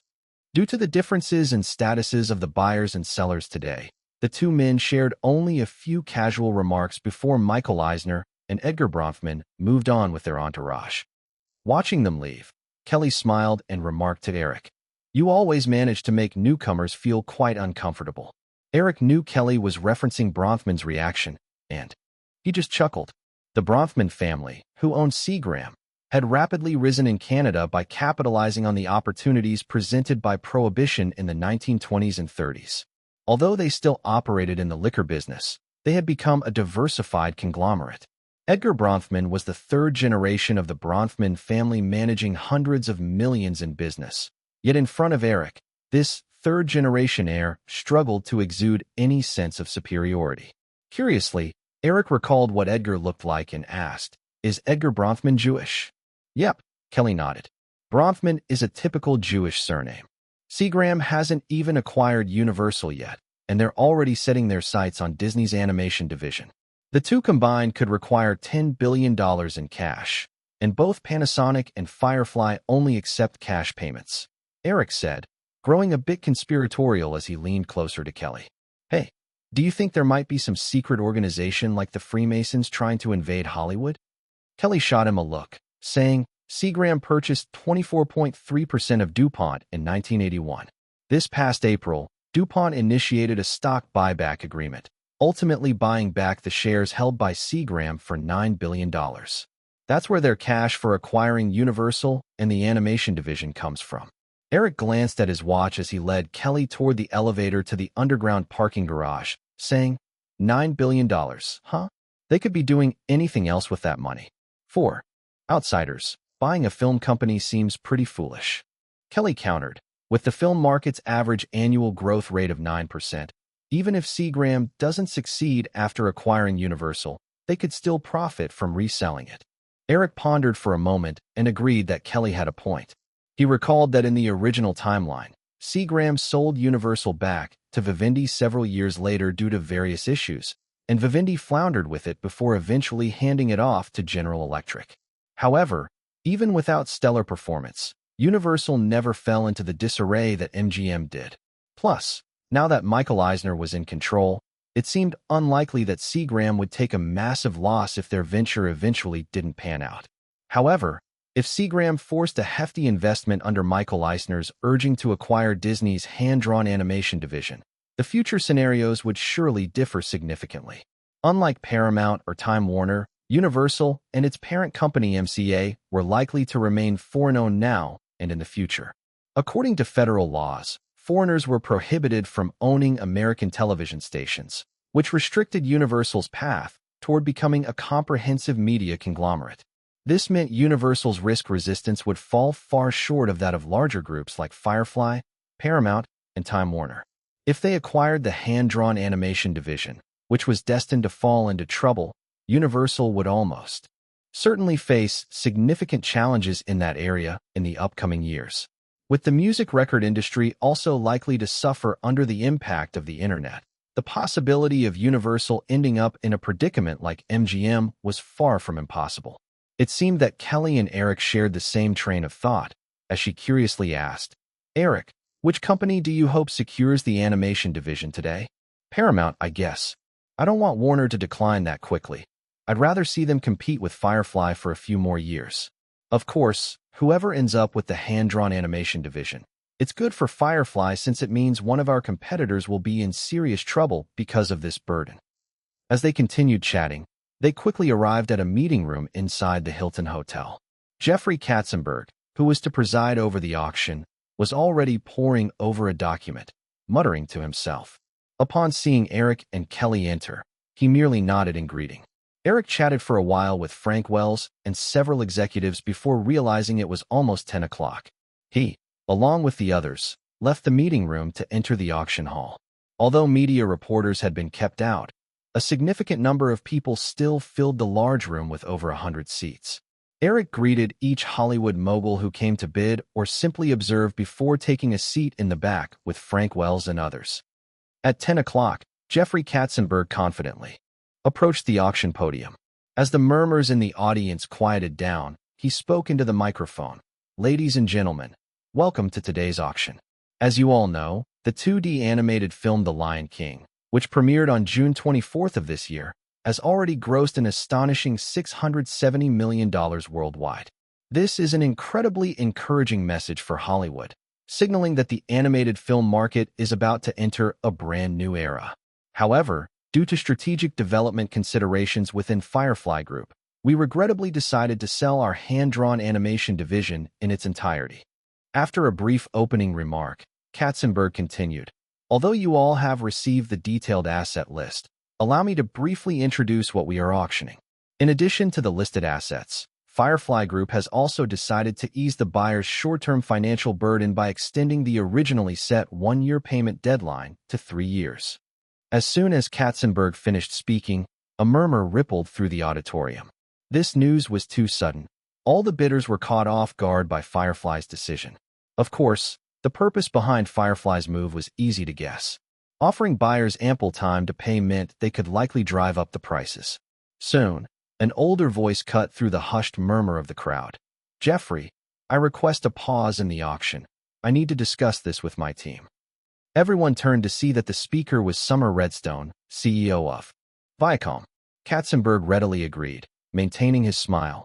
"Of course, Mr. Redstone. The bidding will be delayed by half an hour.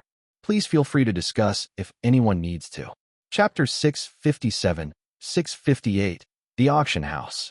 Eric sat at the back row of the auction hall, quietly observing the major company teams as they positioned themselves for the auction. Suddenly, it was announced that the payment period for purchasing the animation division was extended. This decision came after careful consideration by the upper management of Firefly Group. Initially, to ensure that no Hollywood forces interfered during the acquisition of Marvel, Eric had held the animation division as a golden asset for more than a month.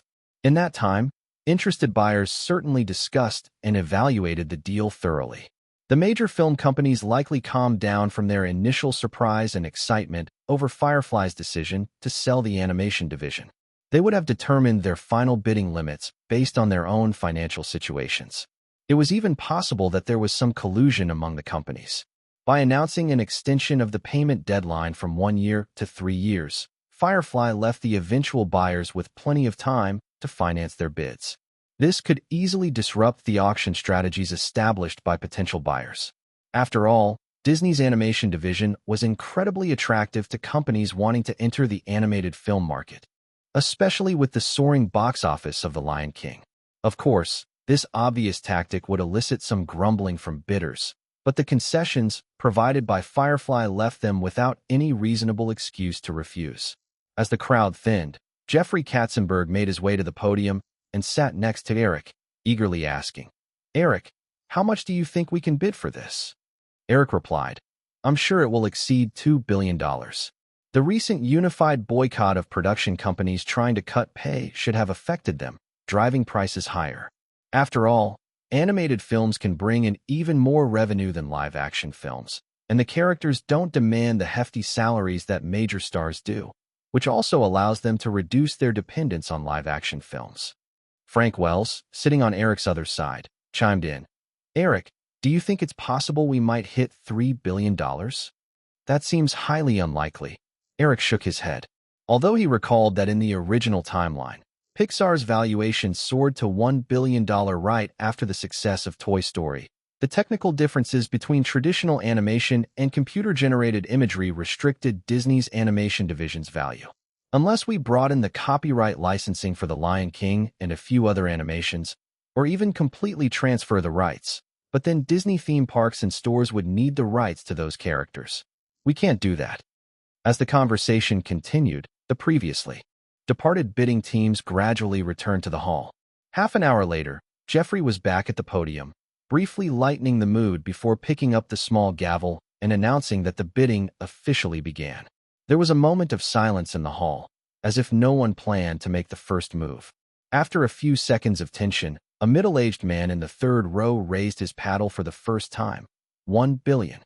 Eric looked over to see that it was MGM President John Glickman. He chuckled to himself, knowing that MGM was merely participating for show.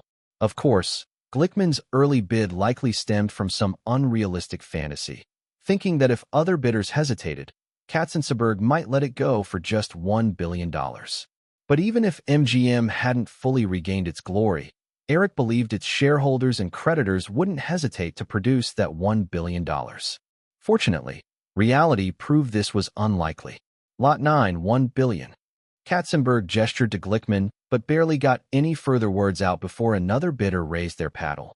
$1 billion, $10 million. The minimum raise for this auction was $10 million. Although the second bidder had cautiously upped the ante by just $10 million, the competitive atmosphere intensified quickly and the auction prices began to soar. $1.3 billion, $1.5 billion, $1.7 billion, $1.9 billion. Less than 10 minutes into the auction, when Summer Redstone personally called out an offer of $1.9 billion, half the potential buyers in the auction hall had already been eliminated. Only Paramount, Fox, Warner Brothers, and the soon-to-be acquirer, Seagram Group, remained active. After uncertainty arose around the bid of $1.9 billion, Fox President Joe Roth raised his paddle. $2 billion. Lot 4, from 20th Century Fox, at $2 billion. Katzenberg's voice rose again from the podium, full of persuasion. I must mention that just The Lion King can bring in a net profit of $1 billion for any movie company. Thus, the $2 billion represents merely the net profit of 2 films like The Lion King. I believe that Disney's outstanding team, built up over half a century, will produce a second, third, or even more Lion Kings in no time. Now, $2 billion, going once. As Eric listened to Katzenberg's elaborate pitch, he looked towards the Fox team.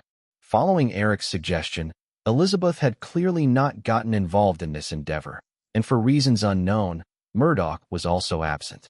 The only representative from Fox at the auction was President Joe Roth. Interestingly, in the original timeline, Home Alone was produced by Roth and released by Fox, and he was supposed to leverage that film's remarkable box office success to land a high-paying job at Disney. In the original timeline, he temporarily served as president of Disney following Frank Wells' untimely death before Michael Ovitz took over. However, in this timeline, thanks to Eric's presence, Roth had managed to maintain a collaborative relationship with Fox and had secured the position of president of 20th Century Fox after Barry Diller left the company, while Rupert Murdoch took on the role of CEO himself.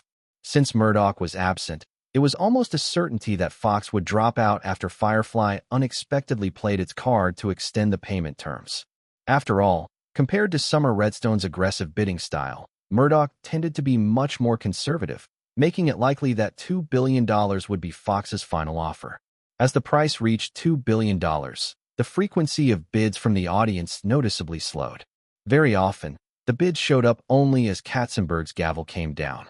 After a few more rounds of bidding, following Fox's exit, Seagram CEO Edgar Bronfman also opted out at the $2.2 billion mark, leaving only two competitors, Paramount and Warner Brothers. This outcome had not escaped Eric's expectation. Acquiring Universal was Seagram's top priority. If they secured Disney's animation division at such a high price before finalizing the purchase of Universal, it would weaken Seagram's position. If they ended up overpaying for the animation division and that caused them to lose Universal, Bronfman would certainly be left in a difficult situation. In the hall, Time Warner CEO Terry Semel called out a bid of $2.33 billion, but Eric could tell that, compared to the still eager Summer Redstone, Semel was not as assured. It seems. The outcome is pretty clear, Frank Wells whispered to Eric. Eric nodded slightly, listening as Summer Redstone quickly followed up with his own bid. Compared to Summer, Terry Semel faces too many constraints. Time Warner can only have someone like Steve Ross truly at the helm, and the current factional situation within Time Warner was largely created by him. Unless another widely accepted manager emerges, it's unlikely that the company will stabilize for a long while. Having worked for Time Warner for many years, Frank Wells greatly agreed with this sentiment, but then shook his head slightly, saying, "The type of universally accepted manager you're referring to is just too unlikely to appear. Right now, the leaders of major factions within Time Warner, like Warner Communications, Turner Broadcasting, Time Incorporated, and Warner Brothers Entertainment, are all very powerful within their departments. They wouldn't accept a brand new manager easily, let alone relinquishing their positions to let someone else take the helm. Only a dominant figure like Steve Ross, who built Time Warner, could command their obedience, but tragically, Ross passed too soon. Steve Ross, similar in age to Warren Buffett, Summer Redstone, and Rupert Murdoch, had just crossed into his 60s. Compared to the older executives still alive and kicking 2 decades later, it did seem that media mogul Steve Ross had, indeed, left the stage a bit too early. Eric glanced at Semel, who seemed to hesitate again. After hearing Summer Redstone's bid, "If I were a Time Warner shareholder, since we can't seem to unite, I would prefer to split the company up. Otherwise, this prolonged internal strife would only lead to the decline of Time Warner's overall strength." In his memory, Time Warner eventually did embark on a path of constantly splitting its businesses. However, the timing of that decision was clearly too late. By the time it was acquired by AT&T, Time Warner's market value, once comparable to Disney's, had fallen to around $50 billion, while Disney's market valuation even approached $300 billion during that period. Frank Wells lamented, "Everyone thinks a bigger group is better, and finding peace at Time Warner isn't easy. However, having them part ways also isn't straightforward. Eric, if Firefly becomes too bloated in the future, would you consider splitting the group?" Eric smiled and pointed at Katzenberg on stage. "Aren't I doing just that now?" Frank Wells nodded in realization. "I completely overlooked that." As the two chatted quietly, the auction entered its final phase. Eric clearly heard Semel, almost trembling, call out a bid of $2.41 billion. He turned his gaze towards Semmel's back. Eric's focus on Semel hadn't shifted when Summer Redstone raised his paddle again with powerful conviction, shouting, $2.5 billion. Clearly, Semmel's shoulders sagged. Katzenberg, on stage, again made a few persuasive remarks. After counting 3 times, Semmel still showed no intention to raise his paddle, leading him to bring down his small gavel. With a sharp sound, Katzenberg announced, "Congratulations to Mr. Summer Redstone. Paramount Pictures will acquire Disney Animation." As the applause gradually grew, everyone in the hall rose. Many approached Summer Redstone and his team. Eric walked over with Frank Wells and others, enthusiastically offering his congratulations. The formal signing would take place after Paramount confirmed the detailed contracts and asset lists for the animation division. So following a brief press conference, Firefly hosted all the auction participants at a Hilton hotel banquet. After mingling with champagne in hand, Eric and Katzenberg moved to a quieter corner. "The final price exceeded our expectations by at least $300 million, Katzenberg said, still beaming with excitement. It seems that the payment extension strategy really worked. From Semmel's reaction here, it appears Time Warner's original bid ceiling was around $2.2 billion. Past that point, Semmel's demeanor noticeably changed. And while Summers' response remained unchanged, my guess is his initial base bid was also around $2.2 billion. Let's not dwell on that, Eric replied, smiling. How's the new Disney Animation division coming along? I haven't seen any relevant documents in the past few days.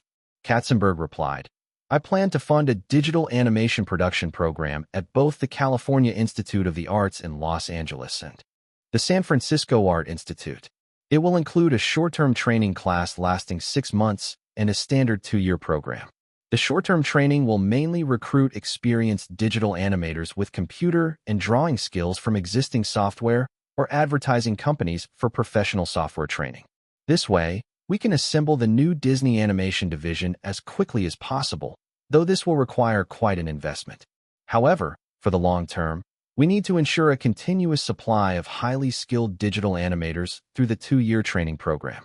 I'm currently having the strategic planning department draft a budget, and you should see the report by the end of the month. Chapter 658, 659, Brief Respite in Expansion. The news that Disney's animation division had been successfully auctioned off for a staggering $2.5 billion reignited a flurry of media coverage.